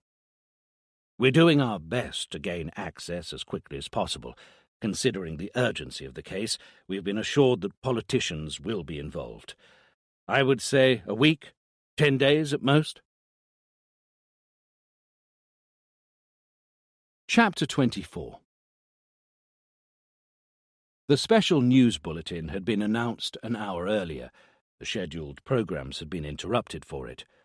Montanari wore a serious, worried expression. He had appeared on the screen revealing that they had extremely important information regarding the hunt for Giacomo Riondino. From then on, an on-screen text reminded the viewers that the scheduled programs would be interrupted soon for a special edition of the news. In the meantime, Sensi had delivered a short press conference, which had been broadcast by the media and over the internet. Sensi had declared that Riondino was now in Milan, the police were after him, and he was looking for a new hideout. There were many questions from the journalists, and he had briefly mentioned that the explosion, followed by the fire a few hours earlier in the city, had probably been caused by Riondino himself. He had concluded the press conference with an appeal to the citizens of Milan, telling them to be alert and take care to stay safe, because Riondino was a dangerous man. He had asked them to report anything suspicious that they might happen to witness. Greta was in the dressing room. The makeup artist had almost finished her work. Greta had hardly had any time to think at all during the last couple of hours. Events had followed on quickly. Claps's phone call, then Montanari's phone call, the journey to the TV studio by car, where Montanari was waiting for her in a visible state of overexcitement, the briefing before going on air, the many familiar feelings that surfaced again. Now, for a moment, everything had frozen.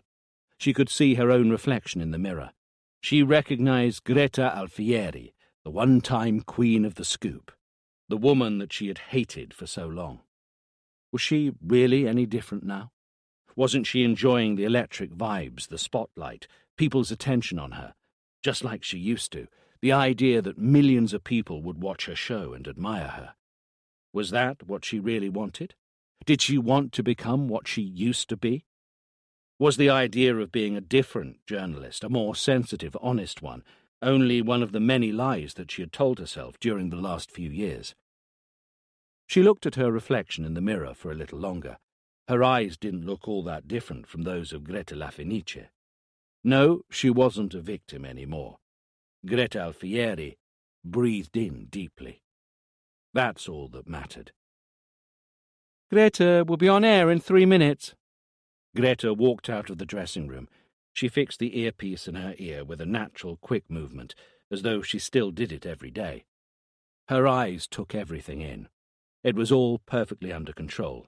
The stage was hers. Montanari was waiting for her.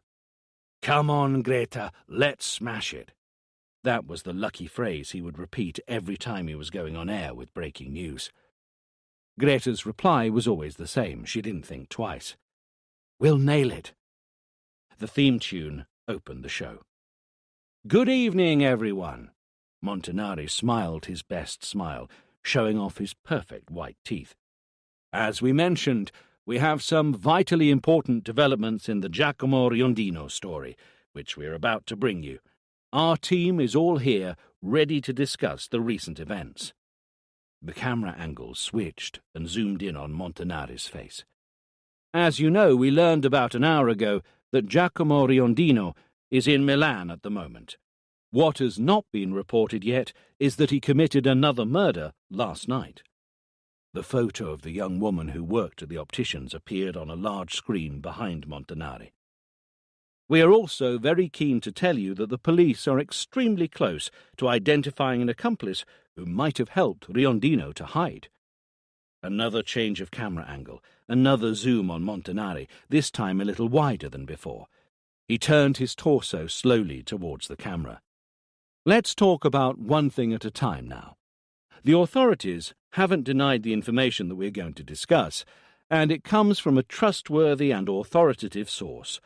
A brave journalist has uncovered this information for us. She was almost a victim of a serial killer in the past. She has been away from TV for a long time. Greta Alfieri." Claps was watching the show from a small room in the TV studios. Greta appeared on the screen. "Tell us everything, Greta." Claps leaned towards the screen. Greta's face looked a little tense. Her voice sounded a little nervous. A few moments later, however, everything was transformed. It was how it had been years earlier, when Greta dominated the stage with her confident extrovert attitude.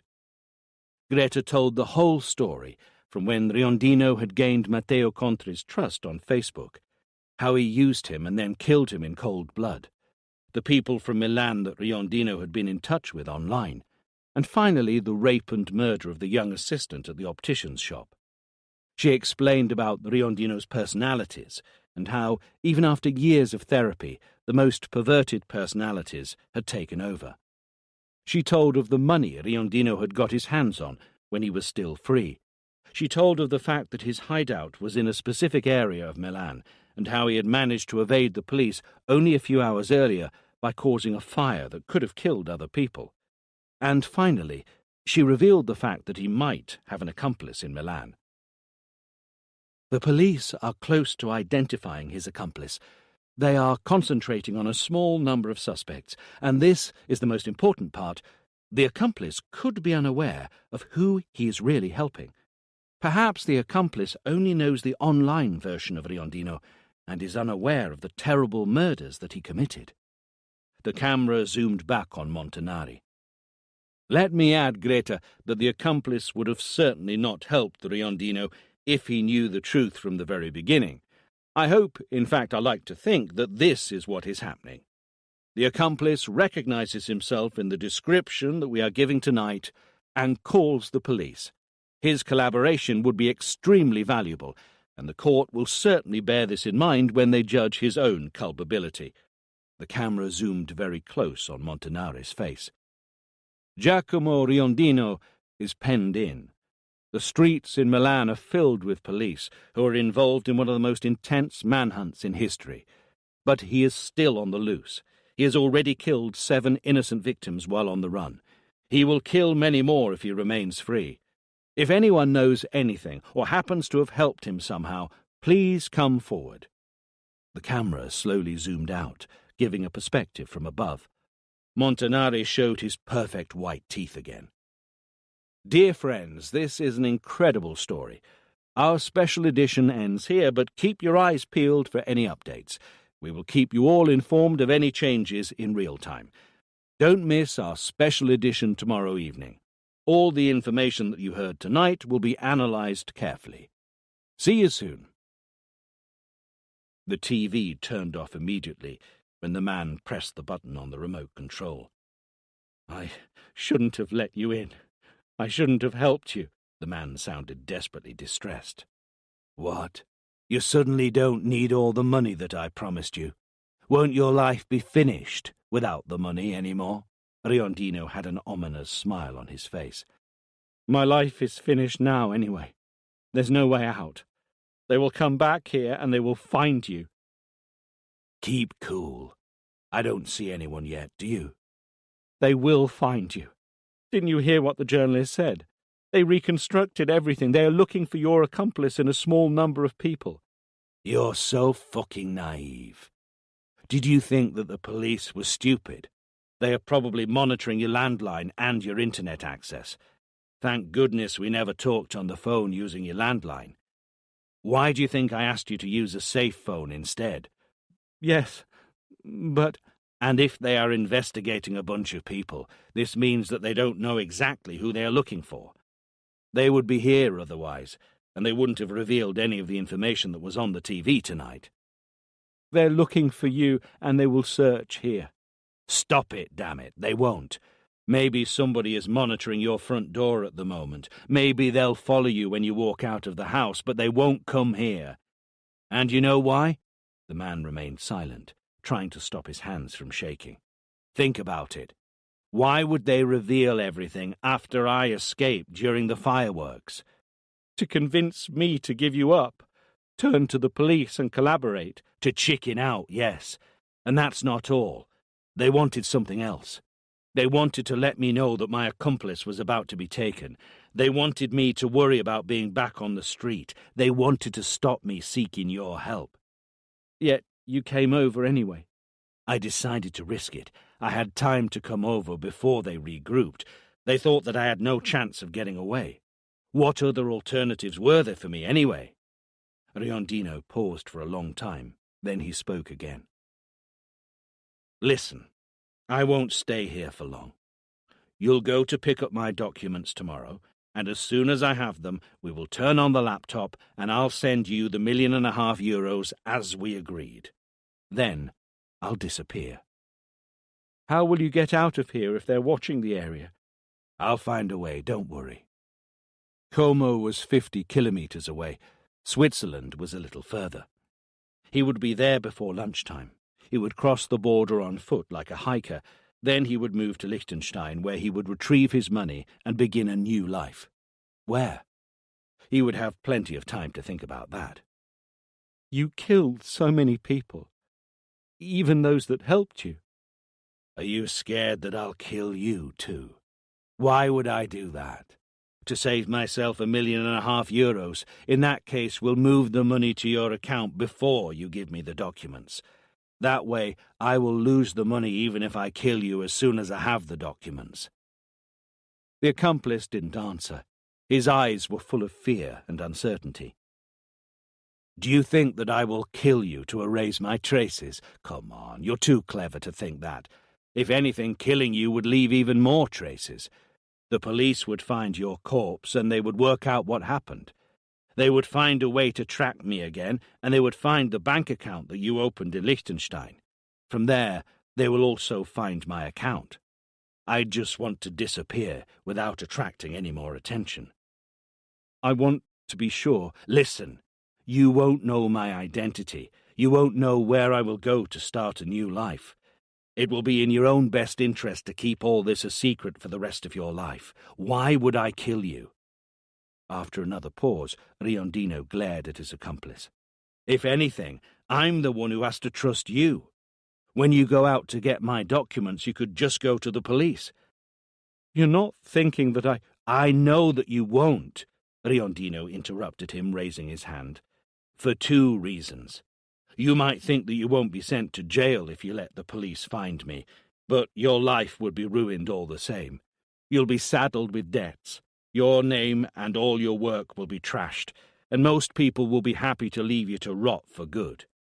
You should also know that I wrote an email where I tell the whole truth, with some embellishments too, to make your situation worse.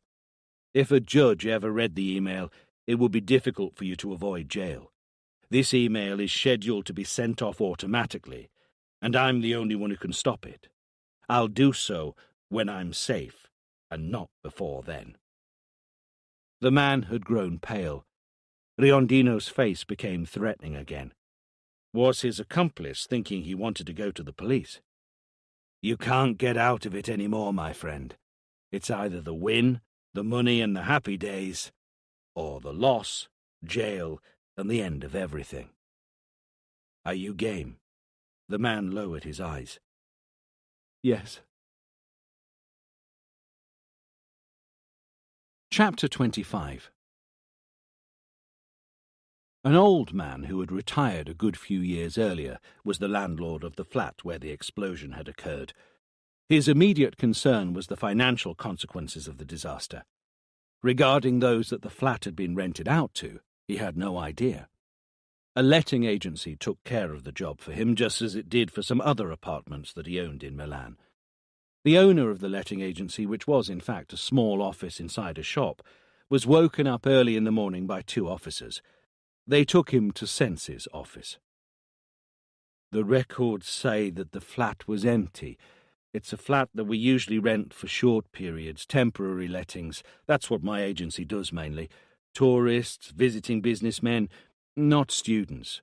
And your agency didn't let the flat out to anyone during that time. No, the flat is booked for next month and we have no one scheduled for renting at the moment. You can check our records. We will, don't worry, Sensi said, almost threateningly. Do you have a website? Do you take online reservations? Why all these questions? Is it because of the fire? Did it start in the apartment? Are you serious? You didn't watch TV at all yesterday? Sensi asked incredulously.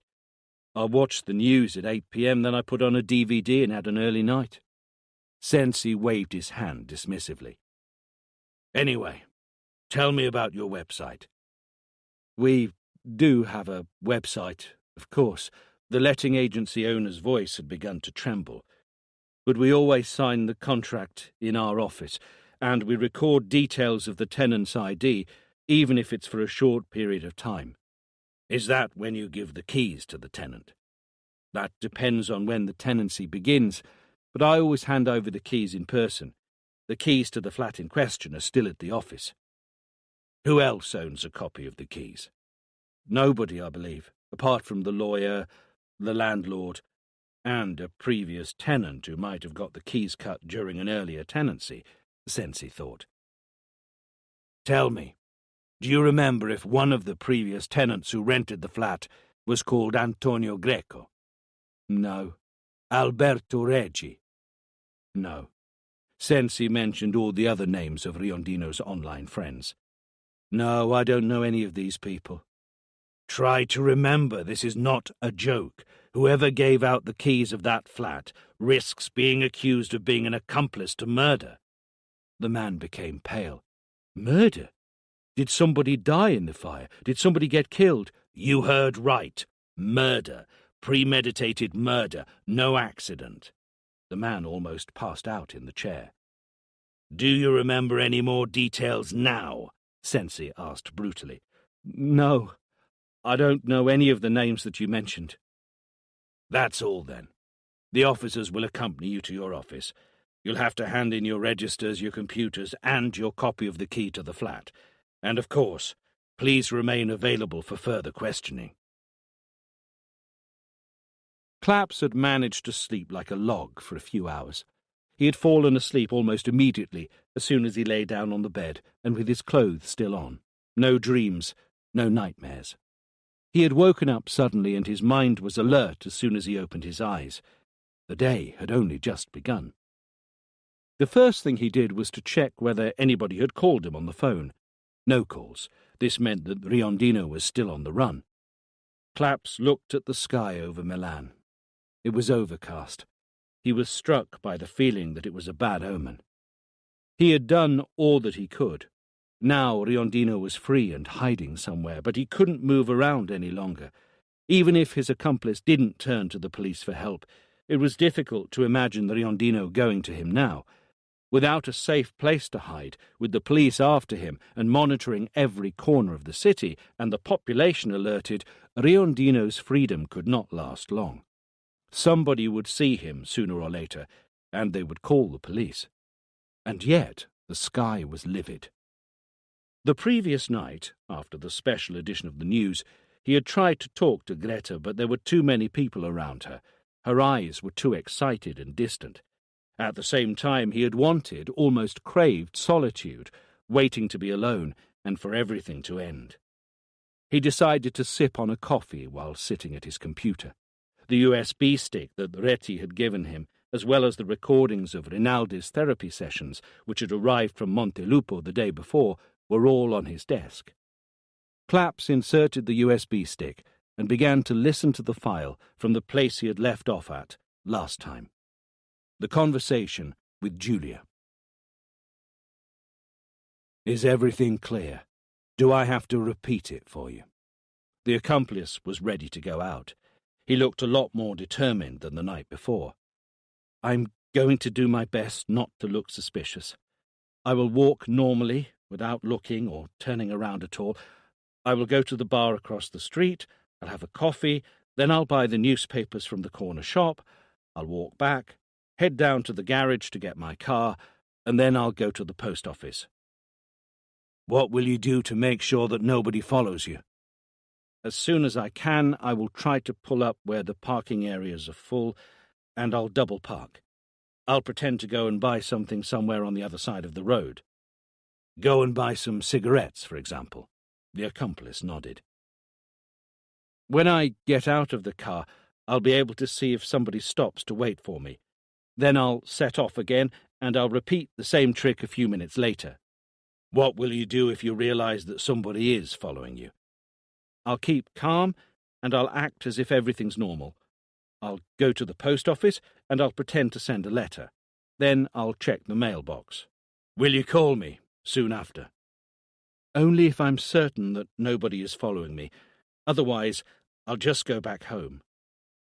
Riondino looked satisfied, but a moment later his eyes became cold again. Don't even try to do anything stupid. No, but you won't get what you want until I see the money in my account. Riondino didn't say a word. He turned on his laptop and logged into his bank account. He sent out a direct payment under the eyes of his accomplice. Riondino spoke again, this time more hoarsely. "I have kept my word. Now you do the same." "The money isn't in my account yet. That is only a transfer order." "You won't have to wait for long, motherfucker. It's a transfer from one account to another within the same bank. It won't take more than a couple of hours." "I want to see the money in my account. I won't give you the documents before then." "You don't want me to disappear as soon as possible? Do you want me to stay at your place until you get the fucking money? I won't be able to hide anywhere else." The accomplice hesitated. "Do you really want to risk receiving a visit from the police while I'm still here? You heard the news last night. They know that I have an accomplice. They have come to talk to you before." Riondino glared at him. "You've seen me send the payment. I can't do much more than that. I could be out of your life in a couple of hours. Do you really want to fuck everything up because you're insecure?" The accomplice glared back at Riondino for a few seconds. Then he surrendered and lowered his eyes. "No," he muttered, as he closed the door behind him. Riondino walked to the window which overlooked the street. He saw the man walk down the pavement a few moments later and head to the nearest bar. Everything looked normal. Nobody was following him. That doesn't mean anything. They could be waiting in a car to see where he is heading. That's true, Fox. The garage is on the other side of the building. We won't be able to see if somebody is following him from that side. He'll keep an eye out. We'll step out cautiously. We'll have makeup on and we'll look very different. We'll have our documents with us to show anyone. Hannibal was ready for him. I know, but we have to let him go and get us what we need first. Jack, wouldn't it be easier if we left him alive? Are you crazy, Fox? He might not know our new name, but he'll see our new makeup and the face that we will have to use for a while. He knows about the account abroad, the place where we keep our money. He has to die. Greta had woken up fairly late that morning. For the first time in a while, the alarm had woken her up from a deep sleep. She was confused for a few moments. Her head was hurting badly, almost as if she was hungover. The effects of the previous night weren't all that different from getting drunk. She had been overwhelmed by emotions, old feelings, waves of endorphins. After the show, hundreds of people had rushed to talk to her, smiles, admiration, questions. Maybe she had snubbed Claps a little. He had waited to talk to her for a while, but then left. She was in a state of complete euphoria, and she had let Montanari take her home. He had asked her to go upstairs with him. She had thought about it for a moment. She wasn't a loser like Greta La Fenice, who pleased herself solo every now and again. She got out of bed and looked at her reflection in the mirror. She was Greta Alfieri, and her eyes were not those of a victim. Then the phone rang. She had an awful lot of voicemail, all from the same phone number. The manager of the website that she had worked for until the day before. His words became increasingly harsh as he left more voice messages. The last one was from that morning, and it contained only 2 words. It was a quick, "Fuck you." No, he didn't like the fact that Greta had returned to the glamorous world of TV, and that she had ditched him just like that. Fuck him and his website. She had a shower, and when she was finished, she called Montanari's editorial office to get the contact details of 2 people. If she could manage to talk to them both before the new special edition that night, it would be a miracle. She knew that it wouldn't be easy. When the office called her back with the details, she had finished applying some polish to her toenails. The nail polish was red, like she used to wear long ago. There was no time to send out an email to the 2 interviewees, and she knew that she could only convince them to talk to her in person. She rang the first number. "Is this Terry Schiavi?" Greta remembered her as a petite young woman with a thin voice and a slightly submissive attitude. "Who am I talking to? I don't have your number on my list." That wasn't quite what Greta was expecting to hear. It was still a pretty voice, but her tone was decisive and hurried.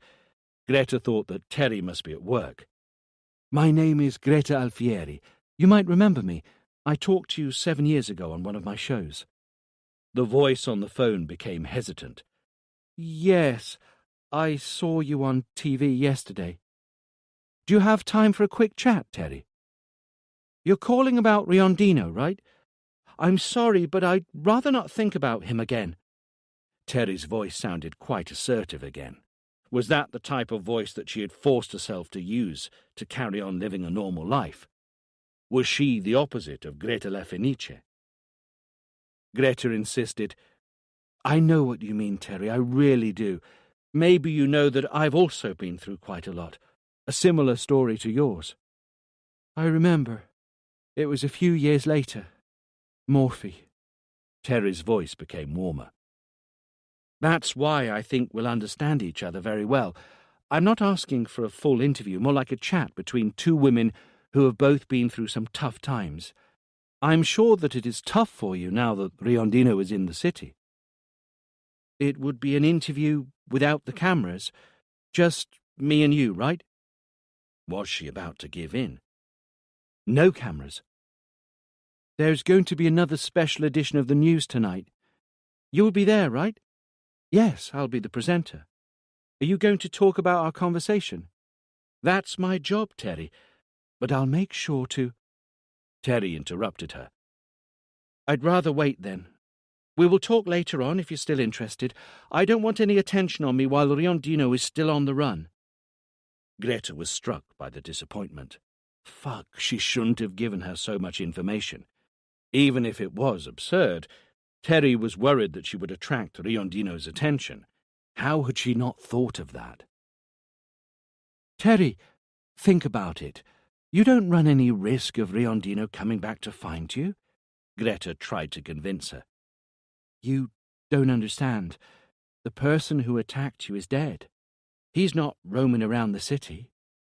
We'll have a chance to talk. Call me when they catch the monster."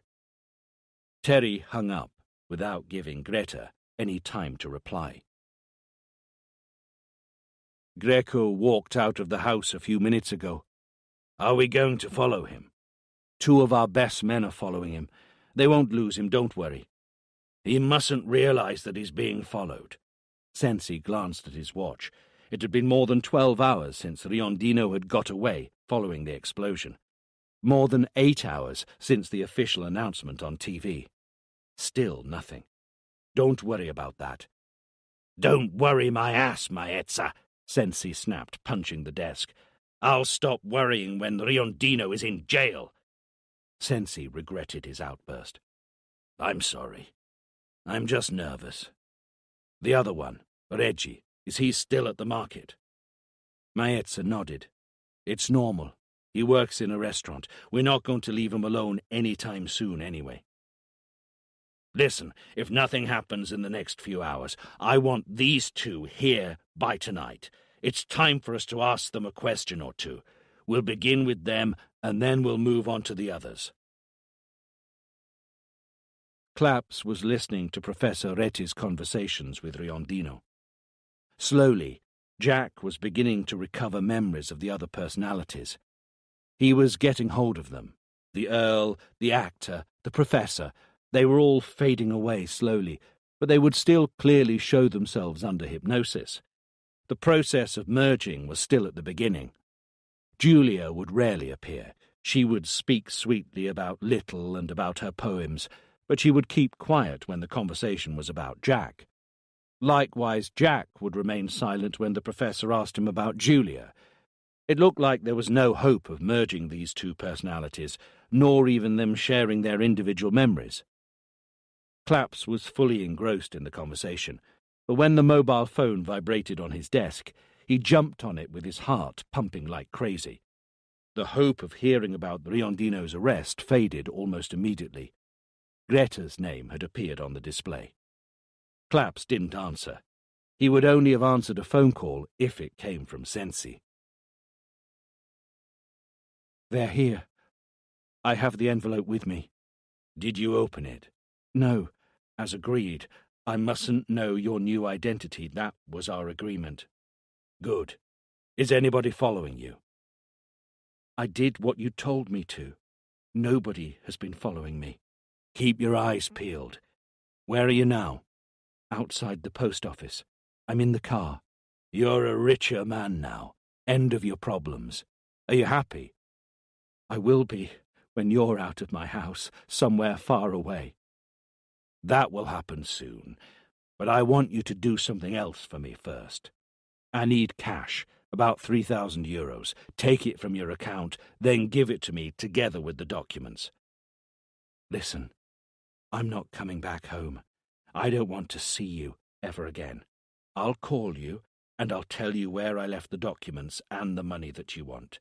You'll be able to find them easily. Then you have to go away. Fuck off. Listen to me carefully, motherfucker. Do you think I'm up for playing fucking hide-and-seek? Do you think that I fancy getting my ass out there while the police are infesting the city? What's your problem? You worried that I'm going to kill you, or did you squeal to the police? I didn't squeal. Then show me that you're telling the truth. Come back to me and give me the documents in person. If you have the police with you, you'll become my shield. I said that I didn't go to the police. I'm not so stupid as to hand myself over to them. You have half an hour. If you're not here by then, I'll send that email together with your Liechtenstein account details. I'll find a way to get out of here, even if it means blowing this fucking place up. If that's what I'm going to have to do, get ready to never close your eyes again, not even to blink, because I'll find you, and I'll take you with me. And I promise you that dying will be a welcome relief for you. Sensi had another sudden burst of anger. This fucking hat again. Now he has glasses on too. This time Sensi was examining the CCTV recordings from the underground station. There are no frames where we can see his face. There's no doubt that person is him, though. He's one of the people who rushes out of the building after the explosion. The hat is the same one he was wearing when he walked towards the opticians. He has a backpack with him this time. Some fresh clothes, some makeup, some stuff to take with him on the run. Sensi paused thoughtfully for a little while. Did you identify the station where he got off? It won't take long. Okay. We don't have much to go on, but it could be worse. Let's pick the clearest frames. Let's focus on his face and his clothes. Let's spread those images around. I want them to be on TV and in the newspapers. There must be somebody who remembers seeing him somewhere, or who noticed where he was going. I've got it. Sensi thanked Maetza and stopped him again before he was about to walk out. Antonio Greco? He's back home. He went in the back. It appears that he went out running errands, that's all. What about the others? They're all at work, including Reggie. He went back to the restaurant with the groceries. Sensi muttered to himself, then dismissed Maetza. The body of the accomplice was lying on the floor, almost stuck between the car and the garage wall down in the basement. He was still breathing. Hannibal was perfectly calm. His heart was beating slowly and steadily. He had waited for him down there, in the shadows. He had watched him park and then approached him from behind as soon as he got out of the car. He had hit him with his bare hands, and, with precision, at the base of his neck. Jack reappeared slowly. His heart began to beat faster. His breathing grew hoarser. The envelope with the documents was on the back seat, together with the laptop. Riondino had to step over the corpse to get to the documents. He ripped open the envelope with his hands. His fingers were trembling slightly. Riondino smiled. Perfect. They looked perfect. You can finish the job now, Hannibal. Riondino leaned over towards the man who was still unconscious on the floor. He grabbed his head as if it was a stone. He made a quick, decisive movement, and broke his neck with a sickening noise. Riondino's heart was definitely beating faster now, almost racing crazily. He rolled the garage shutter down behind him. He walked to the lift without realizing that he was limping. In the lift, his eyes began to flick rapidly from side to side. "Are you saying that you dream, Julia?" Does that surprise you? Everybody dreams, Professor, including you, right? "That's true. It's fairly common." "It's rare for me, but it happens." Claps was a little surprised too. How could a personality that existed in the background have dreams? How could she dream like a normal person when she was only a lost memory, a sunken relic? "What do you dream about, Julia?" "I know that I dream, but I don't remember what I dream about." "You don't remember anything at all?" "There is a dream that I have every now and then, but I don't think I want to share it with you." "Please do. It might be helpful in our therapy." "I don't know. I don't want you to judge me." "Go on, don't be afraid. Tell me." "Will you tell Jack?" "It will be our secret, Julia." In my dream, I'm usually lying next to somebody else, very close. That person is naked. They have a pretty body, perfectly proportioned. Their skin is milky white." "It's a woman, right?" "Yes. I usually caress her. She has beautiful breasts. Her skin is soft like silk. I love caressing her. And I keep on doing it. I talk to her. Her hips are soft." "Does the woman caress you?" "No, only I do. I feel her skin. Both her breasts almost fit under one palm. Her nipples are darker compared to her white body. Her vagina is deep when she receives my hand. It's beautiful. I tremble. I never want to stop. But then I know that she has to go, and I walk away." "Do you know where she has to go?" "No, but I know that she will put on a red dress, and then she will go." Claps paused the tape. He realized that he was extremely tense. His muscles were all cramped up. Julia knew. She didn't want to see. She wanted to pretend not to know anything, but she knew. The red dress was the blood that would clothe the naked white body. Her innocence ended right there. It wasn't so much about the sexual dream as such, the pleasure of possessing a body, but the fact that she was lying to herself. She would hide in a dream the fragment of a memory that she was sharing with Jack and with Hannibal. Claps leaned back in his seat. He was exhausted. Multiple personalities. Branches that grew from the same trunk. Some of those branches bore sour, poisonous fruit. Others had bland or sweet fruit. All of them came from the same plant. Chapter 26. After Julia's dream, Claps clicked casually on a few other files to listen quickly to the other two conversations with Professor Reti. After listening to Julia's revelation, Claps had found himself thinking about Riondino as one person rather than multiple individuals, for the first time. There was no Jack, no Hannibal, who were both odious and dangerous. There was no innocent Julia, no prisoner of that sick mind. There was no girl that Claps had been feeling sorry for and somewhat attracted to. Professor Reti was right. There was only one person, and that person had to be stopped immediately. Giacomo Riondino. Claps also decided to listen to a few conversations with Rinaldi. The arrogant idiot knew nothing about Riondino, the man who had fallen for Riondino's duplicity and had declared him unlikely to harm himself or anybody else. After Terry Schiavi's refusal, Greta was prepared to be let down again. Dr. Rinaldi had talked to Claps, that was true, but he had also declined to make any other public statements, let alone consent to an interview. That particular moment in time when a storm had erupted after the latest revelations from the media and after the special episode of the news was definitely the worst time to ask him for an interview. The doctor's mobile number was unavailable, and nobody answered the landline. Greta decided to give it one last shot, although she wasn't too hopeful. After all, even if she didn't manage to interview Rinaldi, she still had a lot of material ready for that night's special edition which she would be presenting.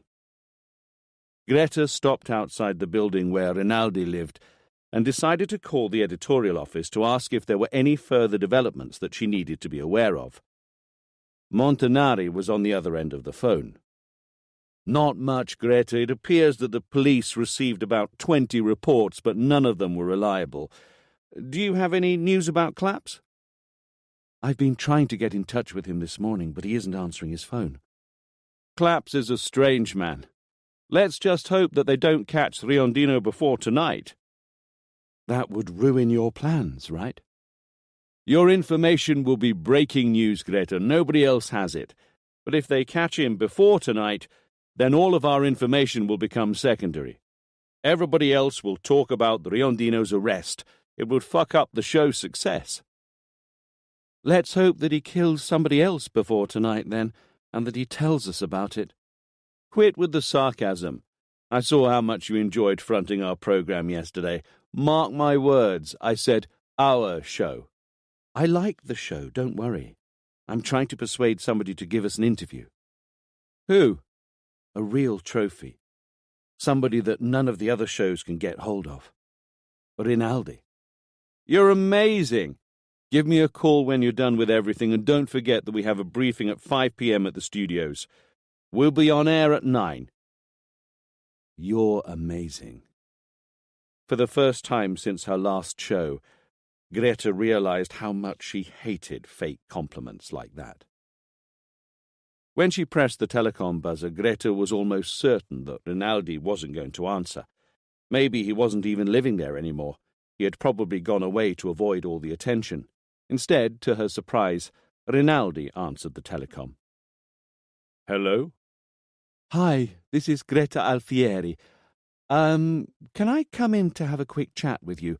You don't have to answer my questions if you don't want to. Feel free to say anything that you want." Claps had not expected this. Rinaldi had actually worked skillfully and cleverly right from the start of his conversations with Riondino. He had confidently pursued the path Professor Reti had started down. Under Rinaldi's supervision, Riondino had continued his process of merging the personalities and had acquired more memories from each individual one. Rinaldi hadn't talked to Julia much. He seemed to have been mainly interested in the Fox, the Earl, and, of course, Jack. When had Jack begun to play games with him? How had it been possible that such a competent man had been fooled by a twisted mind? The answer was clear. Rinaldi hadn't hypnotized his patient. Consequently, Riondino had been able to act, lie, play games, all of which he would not have been able to do under hypnosis. Rinaldi's voice sounded a lot deeper on tape than in real life. "We all have problems, Jack, but we're here to talk about yours, not mine. I thought you enjoyed the conversation. We're friends now." "We're on the same wavelength, but it's a doctor and patient type of relationship. Friendship only comes later, Jack, when you finally leave this place." "Is that day still a long way off?" "You're making good progress. You'll get there." "I'm giving my all to this. Will you do the same, Doctor?" "Sure, you can count on me." "Why do you ask, Jack?" "You've been a little absent-minded recently, almost distracted, as though your mind is on other things. That's why I asked if you have any problem that worries you." "It's not the right time to talk about it yet, but you can rest assured that my professional commitment will always be constant." "I trust you, but there's something that worries you, right?" "They're just personal issues, nothing to do with our conversation. As I said, we're here to solve your problems, not mine." "You're so standoffish." "Enough is enough, Jack. We can defer our meeting if you don't feel like talking normally today. I just wanted to be helpful. Trust me, there's nobody understands better than me how difficult it is to open up. You know what I'm thinking, Doctor? I would like to learn how to hypnotize people and use this skill on you to help you, just like you do with me. Claps jumped on his seat. Hypnosis? Rinaldi hypnotized Riondino? Why had he denied it so firmly when Claps had met him? What was the point of lying? An idea began to form in Claps's mind. Maybe there was something they hadn't considered right under their noses. Rinaldi welcomed in Greta with a big smile. She took the same seat Claps had to question Rinaldi a few days earlier. Greta was speechless. She wasn't expecting this reaction from Rinaldi. She had imagined him tense, nervous, as Claps had described him, a man oppressed by the situation in which he found himself. Instead, the man sitting in front of Greta was calm and relaxed. He was looking at her confidently with a hint of a smile. He was waiting for Greta to start the conversation. Thanks for agreeing to talk to me. If I must be honest, I thought that you wouldn't want to. Why not? That would be rude. His voice was different. It sounded almost feminine. First of all, I'd like to ask your opinion about what's been happening recently. What are you talking about, specifically? Greta was confused. Was he joking? Was that Rinaldi's new way to put off the journalists? She answered calmly, You haven't been following the news recently? I'm afraid not. I don't watch telly anymore. Rinaldi was still smirking. His eyes were fixed on Greta. You don't read the newspapers? Greta's voice sounded a little perplexed this time. No, I never do. Greta felt angry and frustrated. Why hadn't he simply refused to talk to her? As I said before, you don't have to answer my questions. Would you like to say anything at all? If not, then I won't carry on if that's okay with you. Rinaldi would pay for toying with her like that. She would tear him to shreds in that night's program. Rinaldi didn't answer for a while. He limited himself to looking at Greta. His eyes moved over her face and body. Greta felt immediately uneasy. She crossed her legs and pulled her skirt as far down as she could. You're a beautiful woman, you know. Is that your natural hair colour? That was enough for Greta. She sprang to her feet. Are you going to show me out of here, or shall I just make my own way? Your scent is good. Are you sure you don't want to stop by for a while? Are you serious? Greta was furious. She turned towards the front door, but Rinaldi did something that startled her. Hang on a minute, he muttered. Then he began to rock back and forth. His eyes, which he was keeping half closed, moved quickly from side to side. Dr. Rinaldi, are you okay? It only took a few seconds, just enough time for Greta to lean forward to check whether Rinaldi was having an epileptic fit. The following second he became still, then opened his eyes again. His eyes were different. His pupils were two steely blades. His voice had become hoarse and hissing. You won't go anywhere, bitch. Chapter 27. These are the best frames. We have expanded them and worked on contrast and definition. Can I hand them over to the newspapers and the TV? 3 frames had been printed off. They were laid on Sense's desk. Riondino was at the underground station in all 3 photos. In one of them he had turned his back towards the CCTV. The other 2 frames showed him from a 3/4 angle. The hat and the backpack were clearly visible. His face was covered by the large glasses. Are there any frames with a frontal view of him? Maetza seemed in a rush to end the conversation. He was holding 2 more photographs that he hadn't yet shown to Sensi. None that can be used successfully, unfortunately. The ones that you see are the best. What about the ones you're holding in your hands? It took us a bit longer than expected, but you remember what you asked for yesterday. Well, Maezza showed him the other 2 photos. These are from the CCTV near the optician's shop from 2 mornings ago, before Riondino returned in the evening to... Maezza didn't finish the sentence. To do what he did, Sensi concluded impatiently for him. What time? 11:03. We don't see him enter the shop, of course, but he walks past the camera again at 11:19. Sensi looked carefully at the photos. Riondino was wearing the same hat, but without the glasses and the backpack. This time he took 16 minutes to walk the 80 meters. Claps was right. Riondino had been there before. What for, though? Maezza, can you get hold of the receipts issued from the shop during that span of time? Maezza smiled proudly with satisfaction.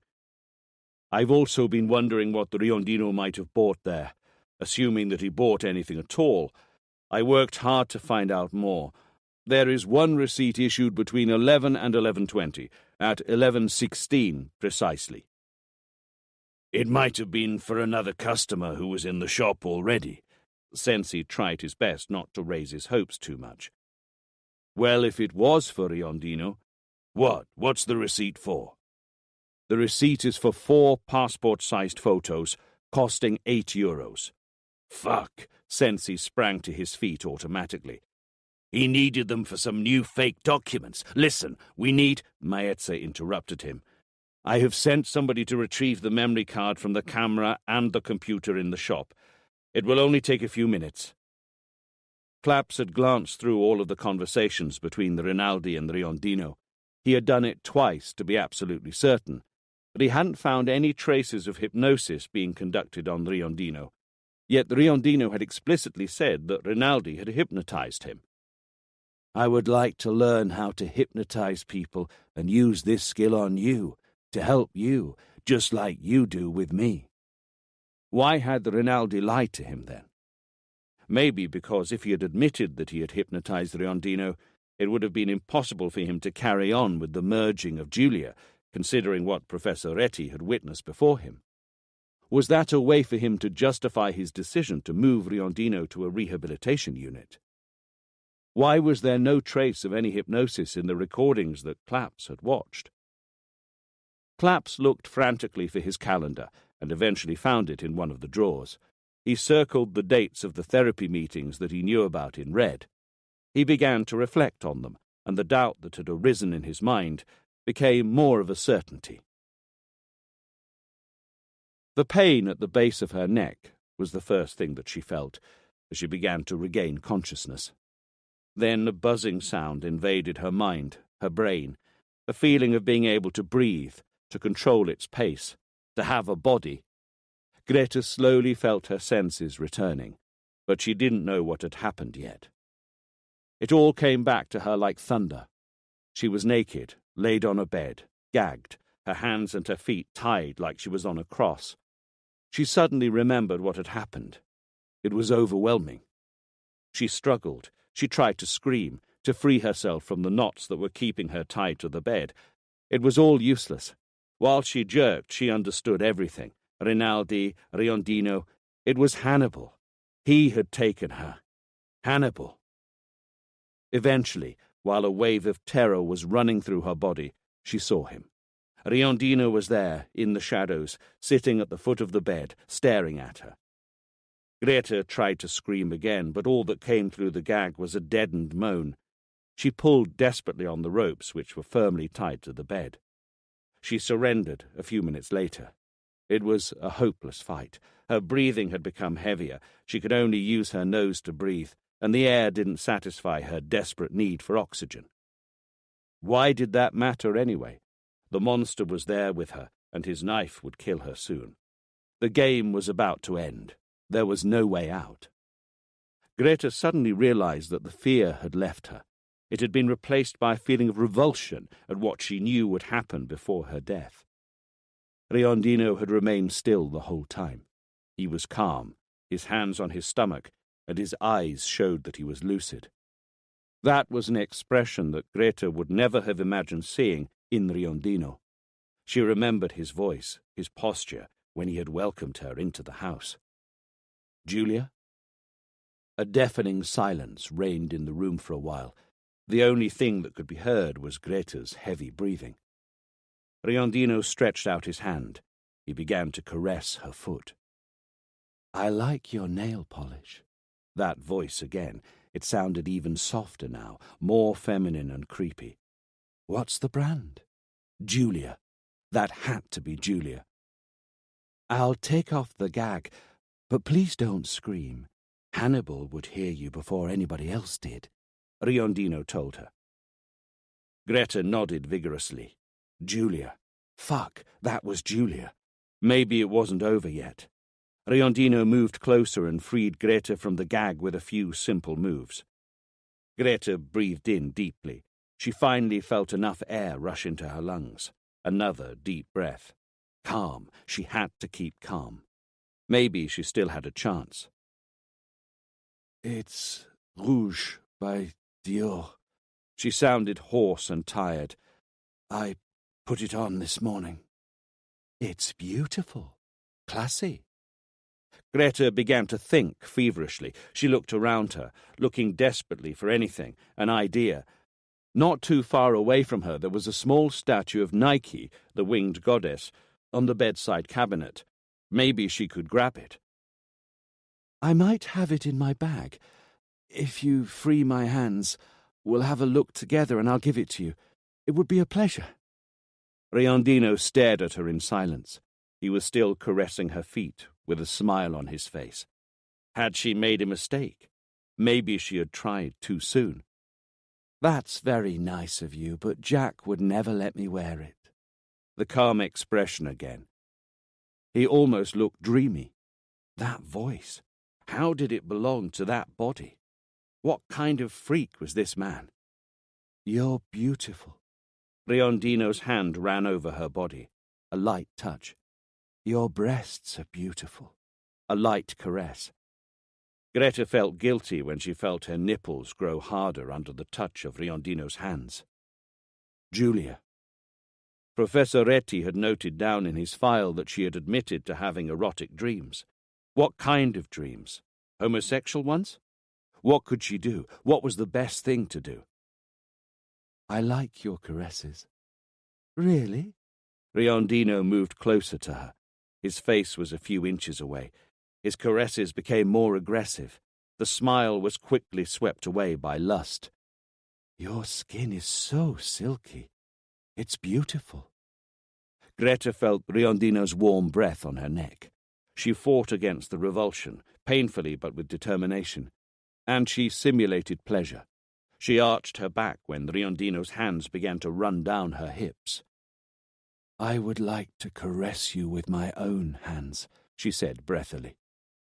Riondino lay down next to her. He leaned his head on her breasts.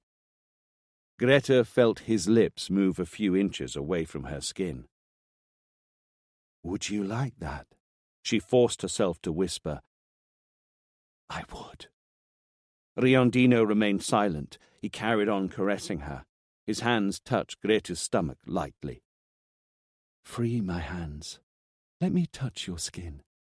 Riondino pulled back all of a sudden. He lifted his head towards Greta, a sweet smile on his face. Greta tried her best not to look at the little statue. He was a few inches away from her. She felt him. "Please." She wanted to drown Julia in pleasure. She knew she could do that. She would have to wait for the right moment. She would have to hit him mercilessly. "Do you want me to caress you?" Greta opened her mouth slightly. "Do you want to feel my lips on your body?" Riondino didn't move. His hand began to caress her breasts. "Are you afraid of Jack? He would be angry if I freed your hands. You can tie me down again afterwards. Jack will never know." Did she see uncertainty in Riondino's eyes for a moment? "You don't want me to caress you?" Greta asked again. Her tone was the sexiest that she could do. "It will be beautiful." "I don't know. I never did this with the others." "The others?" Greta felt as though she was falling. Her voice sounded choked up. Who are the others, Julia? Do you know my name? Fear. Greta was suddenly overwhelmed by pure terror. The hope of getting out of there was about to vanish in a blink of an eye. A sudden burst of anger. Yes, I know your fucking name. Who are the others? It was long ago. I used to caress them before Hannibal showed up. Greta felt her voice die in her throat. You know what Hannibal did to them, right? Do you want him to do it to me, too? Riondino acted like he didn't hear the question. His hand moved lightly to Greta's neck and face. His fingers touched her lips. Long ago. But they weren't as beautiful as you. Let me go, please. Free me. You can caress me as much as you like later. I can't do that. You know I can't. They would take us back to the horrible place, he answered in a disarmingly simple way. I won't say anything to anybody. I promise. Greta begged him. She was almost sobbing. It will be our secret any time you want. You can come over to mine any time you want. Riondino looked thoughtful, torn apart. His eyes stared into Greta's pleading face for a long time. Then he smiled sweetly and put his hand on one of the knots. Greta closed her eyes. She prayed to God as she hadn't for many years, maybe in her whole life. She waited to feel her hands free from the knots for what felt like an eternity. Instead, all that she felt was a terrifying feeling of suffocation. She tried to wriggle away while Riondino's strong hands gagged her again. I can't do it. There's a child that I have to protect. That absurd voice was gentle and mellow. I can't risk going back to that place, he said. Then he walked out of the room. Jack will let me find other girls that I can caress later on. Yes, Mr. Claps. The secretary at the Montelupo Secure Unit had been very kind, but perhaps a little impatient. We have given you all the videotapes that we have. There are no more available.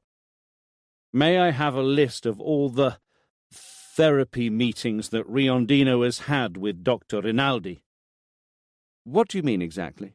Claps lost his patience all of a sudden. He was desperate to know as soon as possible. The dates. I want to know the date of each therapy meeting. Of course, I'll send you an email with the full list tomorrow. No, I need them now, please, Claps almost screamed down the phone. I'm sorry.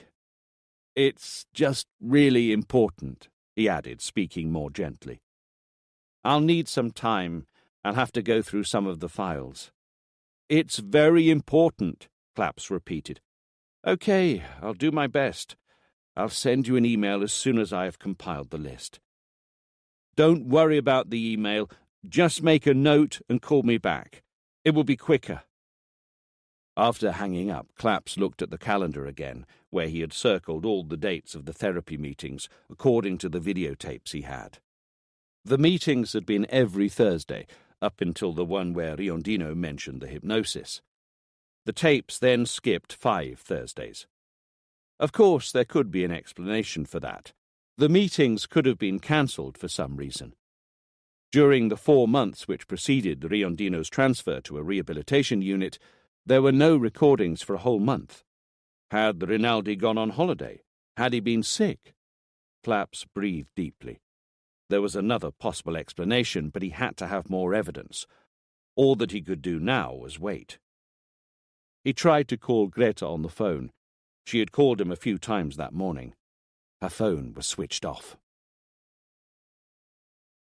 Riondino closed his eyes. He inhaled deeply.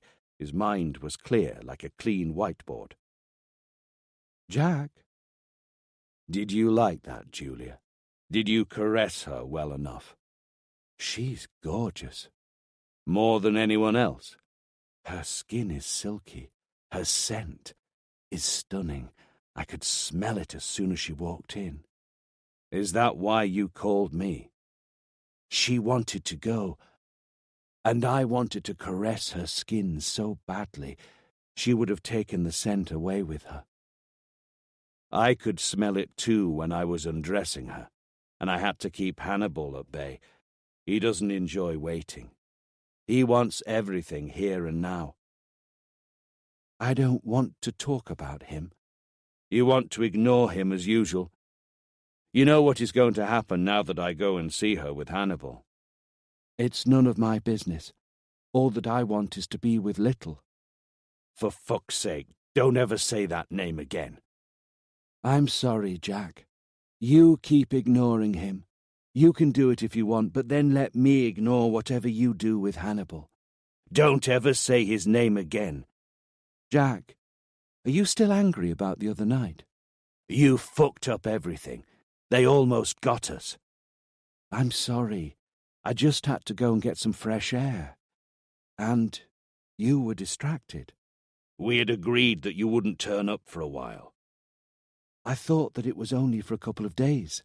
You tried to show up again and you made it this morning. Don't you dare think that I didn't notice. You were happy when you saw her. It was a good idea to call me, and you had your reward. Give me 2 days now. I have to play it safe. It will only be 2 days this time. Do you like her, Jack? I enjoyed taking her clothes off. It will be good in a bit. She's so pretty. I saw her on TV the other day. She's a journalist. She was talking about us. She must know us very well. We'll give her some breaking news. 2 days. We'll have a new life. Will you find me more girls to caress? We'll find plenty of girls. You can rest assured. Chapter 28. Riondino had been sitting in the room for a long time. The curtains were pulled together, the lights were off. The TV was the only source of light in the room. There was a foreign musical talent show on the TV. In reality, though, Riondino wasn't listening to or seeing anything. His fingers moved along the blade and rolled between the handle and the sharp point, which was so perfect and yet so dangerous. He could feel Hannibal trembling inside. He would free him soon, but not just yet. We have to go, Jack. There's no time for this shit right now. We'll be gone in an hour, Fox. We should already be somewhere far away. 1 more hour could mean the end for us. Do you not understand? Leave me alone, Fox. Keep calm. I have to do it. You know that I do. In that moment, something changed on the TV screen. The singing was interrupted to show a special news bulletin. Montanari appeared on the screen. He looked extremely tense and serious. We are interrupting the show to give you some breaking news. The police have issued a photograph of Giacomo Riondino. The same photo that Riondino had on his documents appeared on the screen. Montanari's voice became even more tense now. If anybody sees him or has knowledge of his whereabouts, contact the police immediately. This would be of vital importance to them in their search for the dangerous serial killer. Here are some frames that were taken last night from the CCTV in the underground station. The person that you can see here is Giacomo Riondino. His face is not visible, unfortunately.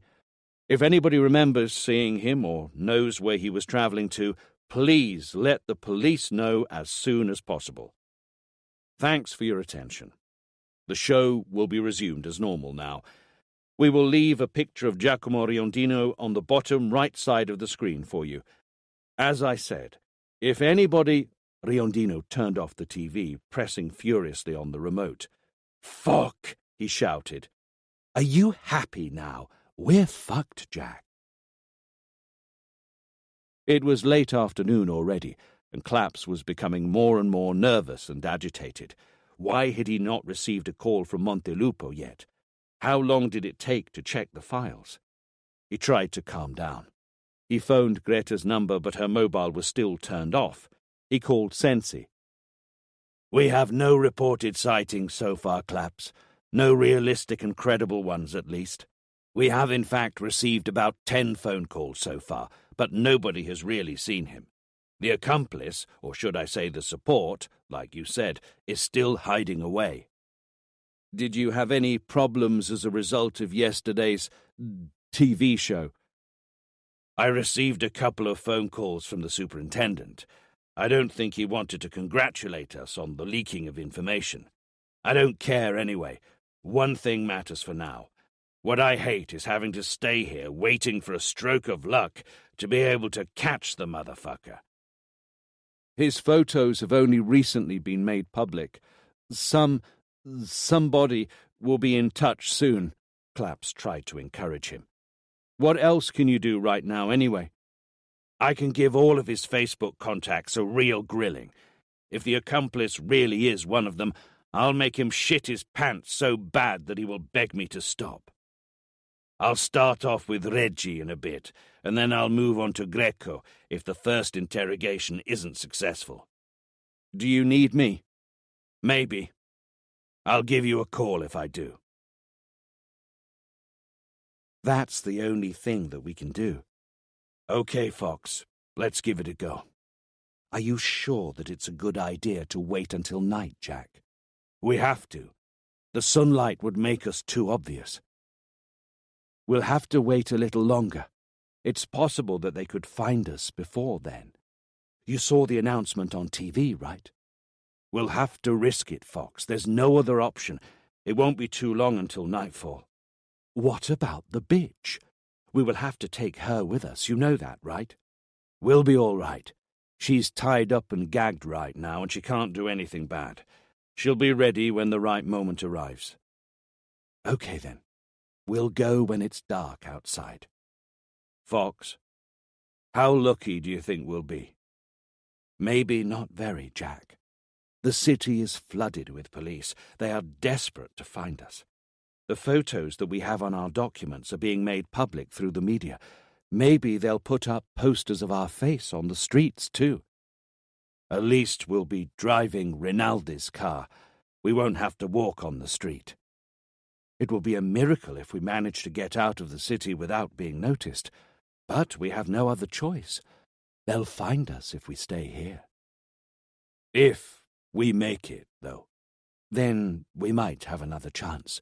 Just another chance, anyway. Let's not raise our hopes. Fox, I don't want us to be caught alive. Do you mind if we... No, Jack. I don't want to be buried alive in jail. I'd rather be dead. Fuck it all to hell. Chapter 29. Claps answered his phone after the first ring. It took us longer than I thought, sir. The files were all stored away and... The dates, Claps interrupted her. Did you find the dates? The secretary began to spell out the dates over the phone. Claps crossed them out in blue on his calendar. He counted 9 blue crosses in the end. None of them had been circled in red, which indicated that there was no recording of those therapy sessions. Let me ask you something else quickly. Do the audio recordings of the therapy sessions depend on the doctor? Who decides whether recordings should be made or not? No, they're a requirement in our rehabilitation unit. Each and every meeting has to be recorded and stored to allow for further investigation if the court requests it. And this didn't happen with Riondino when he was declared safe. It never happens in reality. The court always accepts whatever the doctor in question affirms. One more thing. Where do you store the recordings? They're safely stored in our archives. Are the archives secure? The archive room has a lock and only authorized personnel are able to access it. The medical staff and the psychiatrists are among the authorized personnel, right? Certainly. Thank you. That was very helpful. Claps cussed out loud as he threw his mobile phone down on his desk. Sensi and he had been so damn blind to everything. They had been so naive and slow that they hadn't seen the truth. They hadn't considered the fact that Rinaldi could also have been one of Riondino's external contacts, as well as the people on Facebook. Rinaldi was the one who could be the most useful to Riondino. he could sign a document that allowed him to move to a rehabilitation unit. Rinaldi was not a victim. The missing recordings probably contained the meetings conducted during hypnosis and the subsequent agreement between the two, the crazy deal, the plan for Riondino's escape to Milan. That is why Rinaldi had made those tapes disappear. More tangible proof was needed now, but it shouldn't be too difficult for Sensi to find it. Claps grabbed his phone and called Sensi's number, but he eventually changed his mind. It would have been difficult to explain everything over the phone, and Sensi's office was only a few minutes' drive away, after all. A minute later, Claps was on the road. It was getting dark outside. Maezza knocked on Sensi's office door and walked in without waiting for his permission. Sensi was interrogating Alberto Reggi the way that he had wanted to interrogate him for a long time. Judging from Reggi's red face, Sensi was doing his job decisively and pretty harshly. "What?" he asked, barely glancing at Maezza. "The estate agent that we spoke to this morning." "What about him?" "He's in my office. He came with his lawyer. He wants to report something." Greta watched the door open as Riondino walked in. He was holding a knife in his hand. She had resigned herself to dying, or rather, she had got used to the thought. No life evaluations for her, no examination of conscience, no prayers. She had thought about the irony of death, which had found her when she had finally stopped considering herself a victim. Death had been absent during her struggle to reclaim her life. It would have been exaggerating a little to say that she was feeling at peace, but the fear that she had felt a while earlier had now disappeared. She naively clung to the hope that if she didn't go to pieces, she wouldn't suffer at the end. But her resolve crumbled when she saw the knife, and Riondino slowly walking towards her. She began to jerk desperately. She tried to scream. Riondino was on her in an instant. He held her still with his weight. The blade shone in the dim light. Everything stopped for a moment. Greta closed her eyes. Then, with a quick movement, Riondino cut the ropes that still bound her to the bed. "Get dressed, whore. Do anything silly, and you're dead. Got that?" Greta didn't understand. She was confused.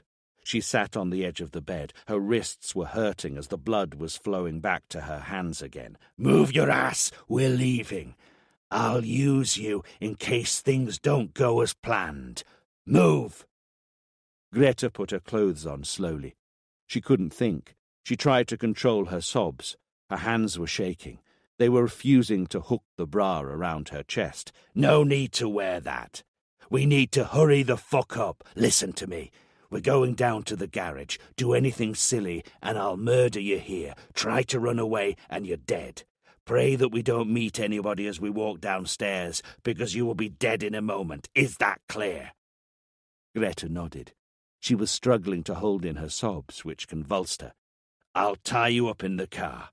You'll have to lie on the back seat, and you'll pretend to be asleep.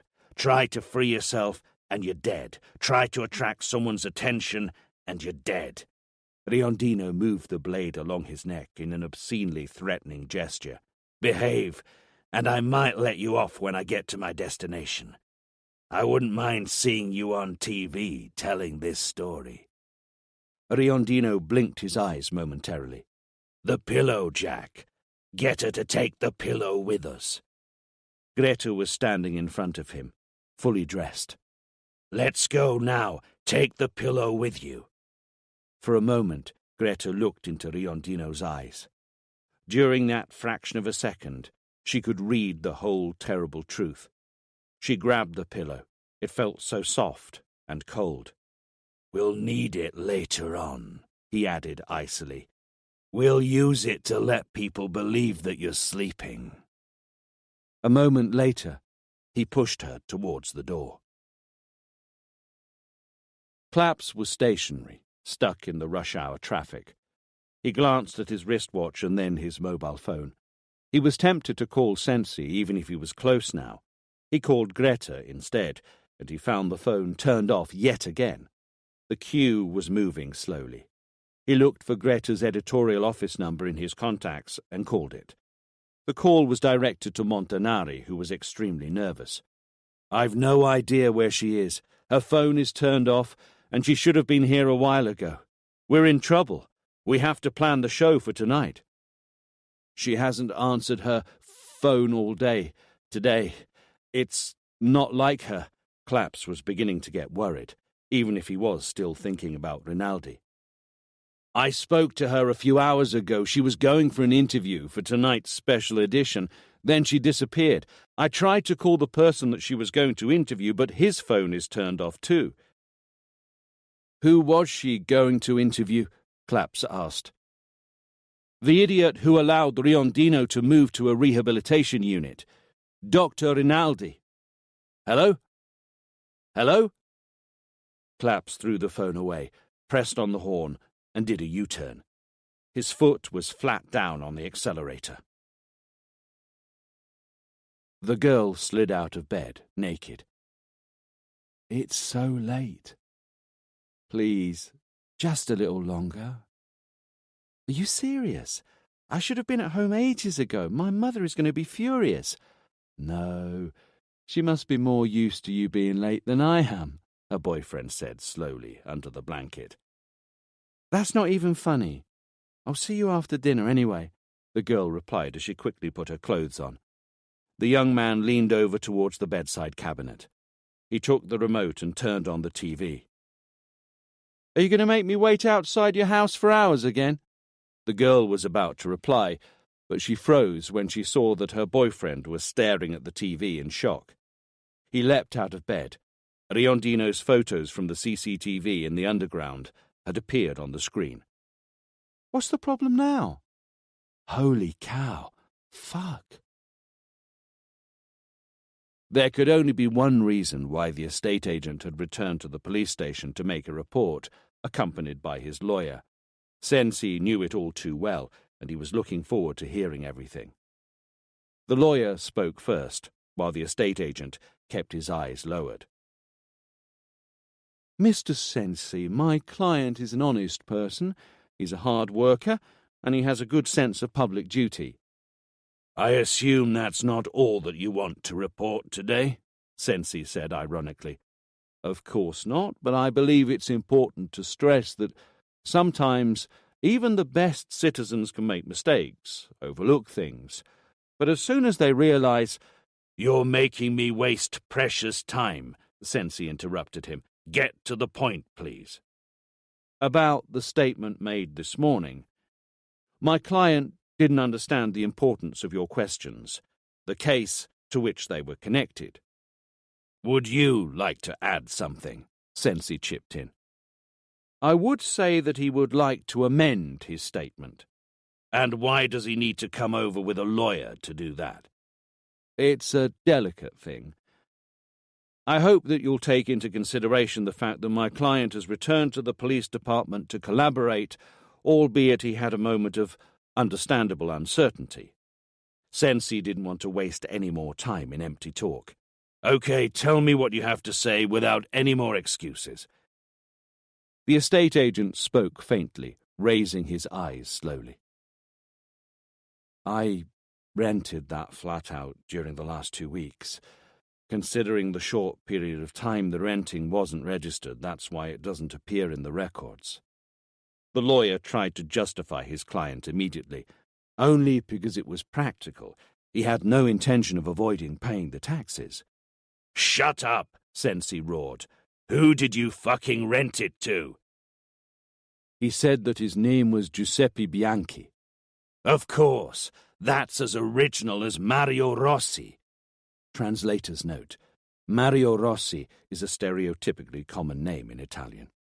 End of translator's note.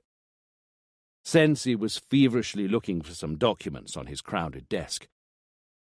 He wanted to rent it as quickly as possible, without much paperwork and bureaucracy. He paid a large sum of money in cash. "Okay, here are some photos of 8 different people," Sensi said, throwing the folder at the estate agent. The first photo portrayed Antonio Greco. Look at them carefully and tell me if you see Giuseppe Bianchi." At that exact moment, Claps walked into the office. He looked distressed. Sensi halted him with his hand. "Give me a moment. We might be onto something here." Then he turned to the witness again. "Go on. Do you recognize the person that you rented the flat to?" "No, he's not any of these people. I'm pretty sure of it." Sensi swallowed down his disappointment. In the meantime, Claps walked quickly to the desk and launched Google on the computer. He typed in a name and then clicked on Images. About 20 photos appeared. He turned the screen towards the estate agent. "Is that him?" "Yes, that's him," the agent answered, nodding as he looked at the photos of Dr. Rinaldi. Chapter 30. They hadn't met anybody as they walked down to the garage. Greta hadn't tried to do anything silly, but not because she was hoping to survive. She was holding the pillow tightly. She was hoping that everything would end soon. She let Riondino tie her up again, and she lay on the back seat of the Mercedes that had belonged to Rinaldi. She had not done anything to stop him. Riondino didn't gag her, nor did he tie up her feet. Of course. They looked into each other's eyes one more time. Riondino was on his feet, motionless. No more fear, no more terror. Simply nothing. Greta nodded towards the pillow that Riondino was now holding in his hands. "Do what you have to do, motherfucker." What had happened during the last half hour had shocked Claps and plunged him into the deepest anguish. Everything had happened all of a sudden. Maezza had entered the office out of breath and surprised Sensi. "We have a sighting report. A young man. He saw him enter a building yesterday evening." "Is he sure about it?" "Yes, he is. He recognized the backpack, the hat, and the glasses." "Where? Where the hell did he see him?" Sensi began to shout orders as soon as Maezza had hissed the address, the building where Rinaldi lived. Claps began to feel lightheaded. The subsequent events were just a series of quick, blurry images in his mind, like a kaleidoscope. More shouting from Sensi, the rush to the car, Maezza's mad driving, the briefing with the special unit. Everything seemed to have frozen now, crystallized in an eternal image of sorrow. The building had been surrounded by the police. The special unit had gone inside. Rinaldi's apartment was empty. It began to rain. Nobody was talking. They were all staring at the entrance to the building in silence. Sensi grimaced. Then he shouted the order. "Get in!" Caution was no longer necessary. If Greta was still alive, this was the only way to save her. The blasting of the stun grenades echoed in the street, the glaring light of their flashes filtering through the shutters.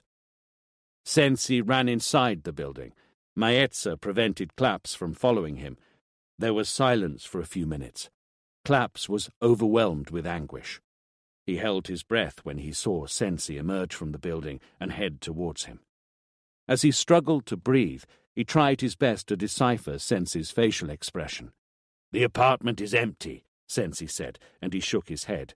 "We found Greta's mobile phone and her purse. There's no blood, thank goodness. There is only one drop in the whole apartment." Claps breathed again. "They took her with them, as a hostage." "We'll find her, Claps." "Alive?" Claps was struggling to speak. It was as though his aphasia had suddenly become a lot worse. "The car, Rinaldi." "We got it. We're on the lookout for the number plate, make, and model. We'll spread the information in a few minutes." "If they find the car, Greta is with them." "We won't do anything silly, I promise." "She has to be rescued alive." The first city lights of Como could be seen from the silver Mercedes. The rain had begun to fall heavily. "We made it. We fucking made it. It was a good idea to avoid the motorway. It was a miracle we got out of Milan, but we're still a long way from being safe, Jack. We're closer to it, though." Now we have to face the most difficult part, Jack. A few kilometers and we'll take our chance. Freedom and a new life. Or death. Chapter 31. The staff in the police control room were working frantically. All the police units, including the Carabinieri, were depending on them for updates. Commissioner Sensi coordinated systematic patrols across the city and along the main urban arteries within a 50-kilometre radius of Milan. The motorways were being closely monitored at every toll booth, and the whole north-central area had been alerted to Rinaldi's Mercedes. The level of tension had skyrocketed. The air in the room had become so thick it was almost palpable. Sir, they're calling from Como." Sensi lifted the intercom quickly and switched the call to loudspeaker to let Claps listen to the conversation. "Yes?" "This is Sergeant Rossetti from the Carabinieri unit, sir. I'm travelling quickly, on siren, along Via Regina." "It's the road that runs along Lake Como," Maezza added in a whisper. "We've just received a report on the car in question. The plate number and the car model seem to match." "Are you sure about that? Are you sure?" "The car stopped to fuel at a garage near Villa Olmo. The person at the wheel got out to make payment, and the garage owner is absolutely certain that it was Riondino. He took a note of the number and contacted us immediately. He saw the man drive away along Via Regina." "How long ago? How long?" Sensi was already looking at the road map, thinking about how to surround Riondino. "He's about 10 minutes ahead, no longer than that, and we're driving very fast now. There's something else, sir. There was a woman on the back seat. She was asleep." "Nobody else? Wasn't there also a man in the car?" "No, sir. Only the man who seems to be Riondino according to the photographs that have been distributed." "Okay, listen to me now. I'll order some patrols to move towards the opposite side of Via Regina. Right now, all you have to do is find the car and follow it, keeping a safe distance. Please don't do anything else. I don't want the driver to realize or react to anything. Don't try to stop the car for any reason at all. There's a hostage on board." "Roger that, sir. We'll proceed following your instructions. I'm only a sergeant, but I'll do my best." "Find that car, and I promise you'll be an inspector tomorrow." Sensi took his waterproof coat from its hanger. "Let's go, Maezza. Let's get out of here." "You might be able to follow everything better from here." "Fuck no. I'm going there. We have a receiver in the car, right? And the maps?"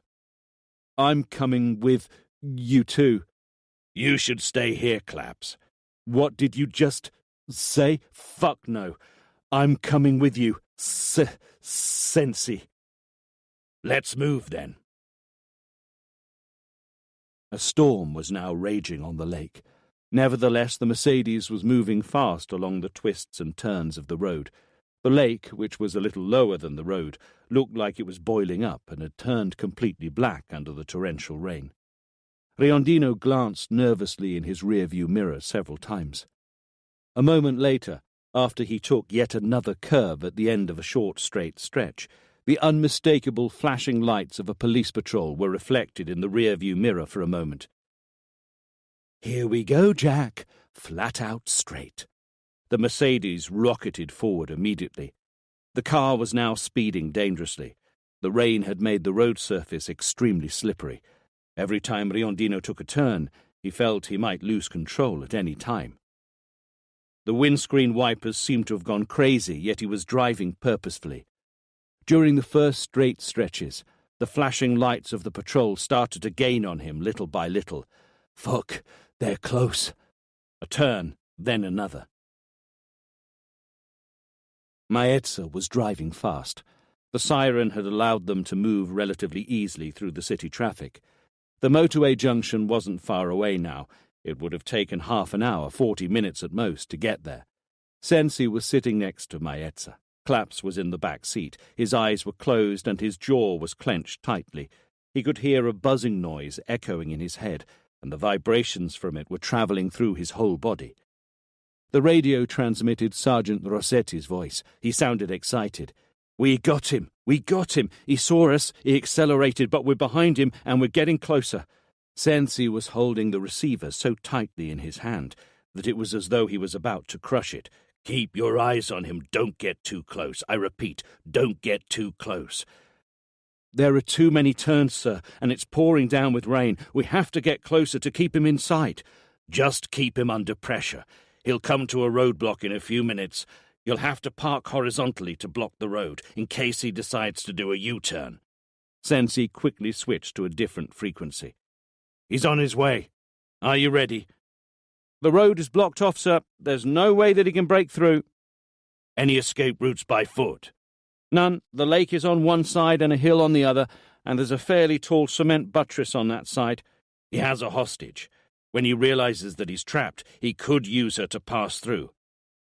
"Do you confirm your instructions, sir?" "Yes. You'll have to let him go in that case and follow him without too much pressure. We'll think about the rest." Sensi switched frequency again. In the meantime, Maetsu was speeding along the motorway. "Operative unit, any news?"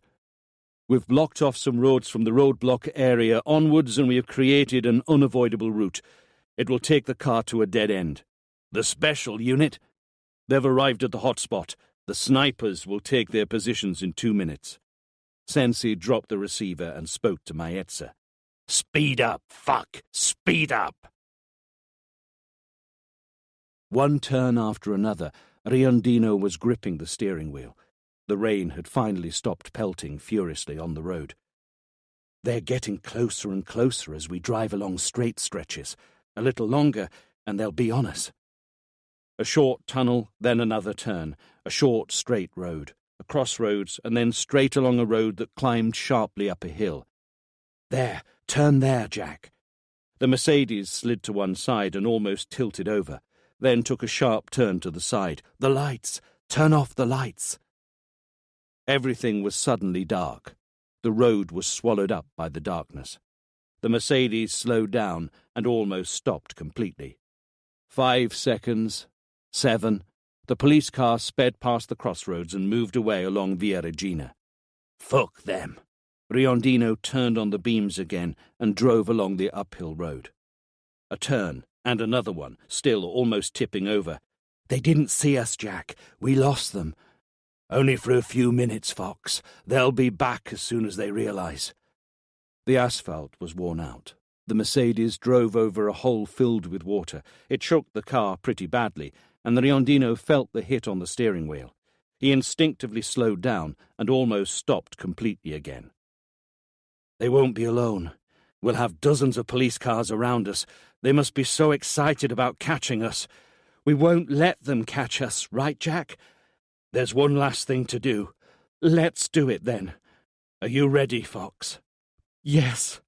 "Breathe in." Riondino sped up on the wet road, heading towards the turn which jutted out over a cliff. It was roughly a 20-meter drop. "We got him. We're on our way back. There was an uphill road and he must have gone that way." The road sign indicated that the outskirts of Como were about 3 kilometers away. Sensi bit his lip to avoid cussing. Maetsu began to swear out loud. Claps clenched his fists, almost crushing his fingers. He kept his eyes closed. "Where the fuck does that road lead to?" "It goes uphill. A few houses, a restaurant, a small park, and then it goes downhill towards the Swiss border. There are no other roads branching off it." "How far away is the border?" "The road is difficult and tight. It goes uphill and downhill, but it's only a few kilometers away overall." "I'll get the border police to send some of their cars to find him and block the road. We have to push him back to where we want him to be. You'll have to let him drive past when he finds the roadblock and does a U-turn, okay?" Sensi gave other important instructions rapidly. "What if he hides away in one of those houses?" Maetsu asked. He slowed down to take the uphill road. "What if he takes other hostages as well as Greta?" "He'll be penned in anyway. The special unit will be there in a few minutes, and they will do the rest. All that we will need is a good sniper and the right angle for a clear shot. I don't want him to go to court and save his ass this time." "What if he surrenders?" Sensi's eyes were once more filled with ocean-deep darkness. "No prisoners, Maetsu. The motherfucker ends his career here. Tonight. No prisoners." The city lights of Como appeared as they drove out of the tunnel. The lake was as dark as the night. The receiver croaked again. Clapp started at the first words. "The car is in flames. He drove off a cliff. It's in flames." Claps opened his eyes. Greta. "Is that the Mercedes? The flames are so high." They arrived at the spot after 20 endless minutes. Nobody had said a word. A few police and carabinieri cars were already there, and a few more were on the way. An ambulance had begun to make its way uphill. The Mercedes was a smoking skeleton. It was tilted over on one side against a rock, part of the way down the cliff. The heat was still very strong. The flames carried on burning for a long time. The small fire extinguisher that Sergeant Rossetti carried in his car had been of very little use. Inside the skeleton, there was a charred body on the driver's seat, leaning forward with the plastic of the steering wheel melted to its head. In a small space between the metallic frame of the front and back seats, there was another body. It was curled up, almost as if the heat had shrunk it. The facial features were impossible to distinguish, but a hand was still visible. There was a bracelet around the wrist. Claps recognized it immediately. "It's all my fault." That was the only thing that he wanted to say. He wanted to scream. Instead, he was unable to utter a single word. Epilogue. Greta Alfieri had been dead for 36 hours. Riondino had died too, and the Rinaldi had simply vanished. Claps didn't care about those two. Greta. For the first time in days, the morning sky was free of clouds and the sunlight unusually bright for that time of the year. That seemed to Claps like a cruel twist of fate, as a conclusion to the story. Greta. Claps didn't want to visit Sensi in his office, but he had to sign a witness statement about everything that had happened. He also had to resign. For good. Greta. He almost didn't hear what Sensi was telling him. Greta. "We have recreated the scene, or at least most of it, Claps." Sensi's voice was hoarse and tired. He was trying to sound more detached than he actually was. "We're only missing a few details. First of all, Rinaldi. By the way, we still haven't found him, but I bet that we will find his corpse somewhere sooner or later. Riondino would have never left him alive to tell everything that he knew. Where was I? Rinaldi was heavily in debt. From what we have gathered from his bank transactions, he was in the hands of loan sharks. He was living a life on the edge, beautiful apartments, expensive cars, pretty women. He had 3 wives, did you know that? He must have reached the end a year ago. But then he met Riondino." Sensi took off his glasses and rubbed his palms against his eyes. Then he carried on talking. "We found the missing tapes in Rinaldi's apartment. It was silly of him to not destroy them, sure, but he did us a favor. The two got closer, slowly. Half sentences, allusions. There wasn't anything healthy in those therapy meetings. Eventually they chose to speak clearly. Riondino offered him €500,000 as a bribe to move him to a rehabilitation unit. From there he could escape easily. Rinaldi would then offer him shelter in Milan for a few days. Then Riondino would disappear and start a new life. Of course, Riondino never told the Rinaldi about all the gore that would be involved in his escape, or his new plans for Hannibal. He only said that he wanted to start a new, quiet life far away from Italy. He wanted to enjoy the money that he had managed to get hold of. Rinaldi accepted the proposal without thinking twice, and opened a bank account in Liechtenstein. The same bank where Riondino kept his money. The following tapes are in the Montelupo archive and show some good progress with therapy. Soon after that, Riondino gets transferred to a rehabilitation unit where the surveillance is a lot more relaxed. Thus, Riondino began to work from the rehabilitation unit's computer in order to make contacts and find some reliable support in Florence before his escape. We can only imagine what happened after that, but it's not too difficult. When Matteo Contri takes the bait, everything is ready. Rinaldi probably didn't envisage that the escape would involve a series of murders and a hysterical manhunt. He was probably still unaware of Riondino's plans when he rented a flat for 15 days, using an alias as the only precaution. He gave the keys to Riondino during their monthly meeting. Riondino escaped and made his way to Milan, leaving a trail of blood behind him. We know the rest of the story very well, unfortunately. The girl at the optician's shop, the explosion to escape the hideout when we surrounded him, the escape to Rinaldi's apartment, and, Sensi couldn't find the right words to conclude, and everything else. Claps didn't care about all the explanations. Greta. We found the backpack a few meters away from the Mercedes. Maybe it bounced out of the car during the crash. We found a lot of makeup material inside it and a few €100 in cash. Sensi spoke again after a long pause. I have told you everything, apart from one thing. Something that I hope will give you some comfort. Sensi hesitated a little longer.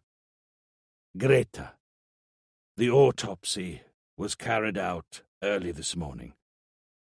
She didn't have any traces of smoke in her trachea or her lungs. She died instantly, Claps. She didn't burn alive. She didn't suffer. Greta. Sensi didn't add the fact that Riondino's body was in the same condition. It was a shame that he hadn't burned alive. If hell existed, maybe he was burning alive there. Clapp stood up and then said his last few words for that morning. Where do I have to sign? Sensi handed him the report that he had left on the desk. Read it, and if you agree with everything, put your signature below. Claps took a pen, and without even glancing at the statement, he added his signature. Then he took a sealed envelope from the pocket of his jacket, threw it on the desk towards Sensi, and walked out of the office without saying a word or even turning round. Greta. Dr. Cristina Manara placed another X-ray from one of the two charred bodies on the diaphanoscope next to a panoramic X-ray of Greta Alfieri's teeth. She had finished the autopsy on the two corpses 2 hours earlier. This was the last official procedure to identify the body in question.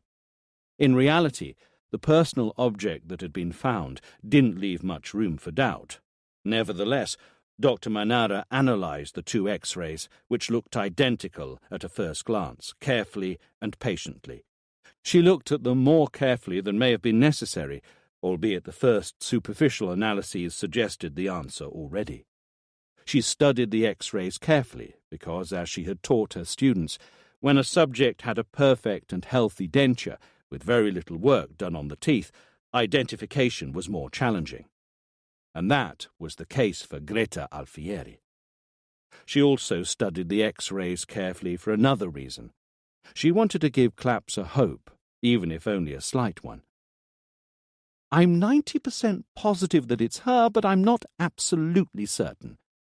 She surrendered a few minutes later. But we can state with confidence, she said coldly and professionally to her assistant. The young man was waiting for her instructions to finish typing up an official medical report on a laptop. We can conclude the report on the identification of the body. This is Greta Alfieri. She didn't know Greta, and had only heard of her from Claps, but she knew how much he loved her. It was something that went beyond what he could express. Claps had saved Greta's life once, and now he felt responsible for her death. Sometimes Cristina Manara wished that she had a different job. She thought that she would like to take a break, go for a walk and smoke a cigarette, even though she hadn't touched one for years. Let's carry on, she said instead. Pass me the other X-ray. As a first step, she hung up on the diaphanoscope an X-ray of Riondino from the time of his detention. She observed the image, and she noticed the absence of wisdom teeth. Then she hung the X-ray of the second corpse next to the first one. Jesus, she muttered after an initial glance. A wave of chills ran up her spine. "Call Sensi! Quick!" she cried, and carried on staring at the one wisdom tooth that she could see in the lower jaw. Thank you for listening to Hunted by Monty Marsden, read by Leighton Pugh, produced by Rushforth Media for Saga Egmont. Egmont is a charitable foundation that donates €13 million to vulnerable children and young adults every year. We are working hard to ensure as many children as possible get invaluable access to education and social resources. Thanks for helping us make a difference.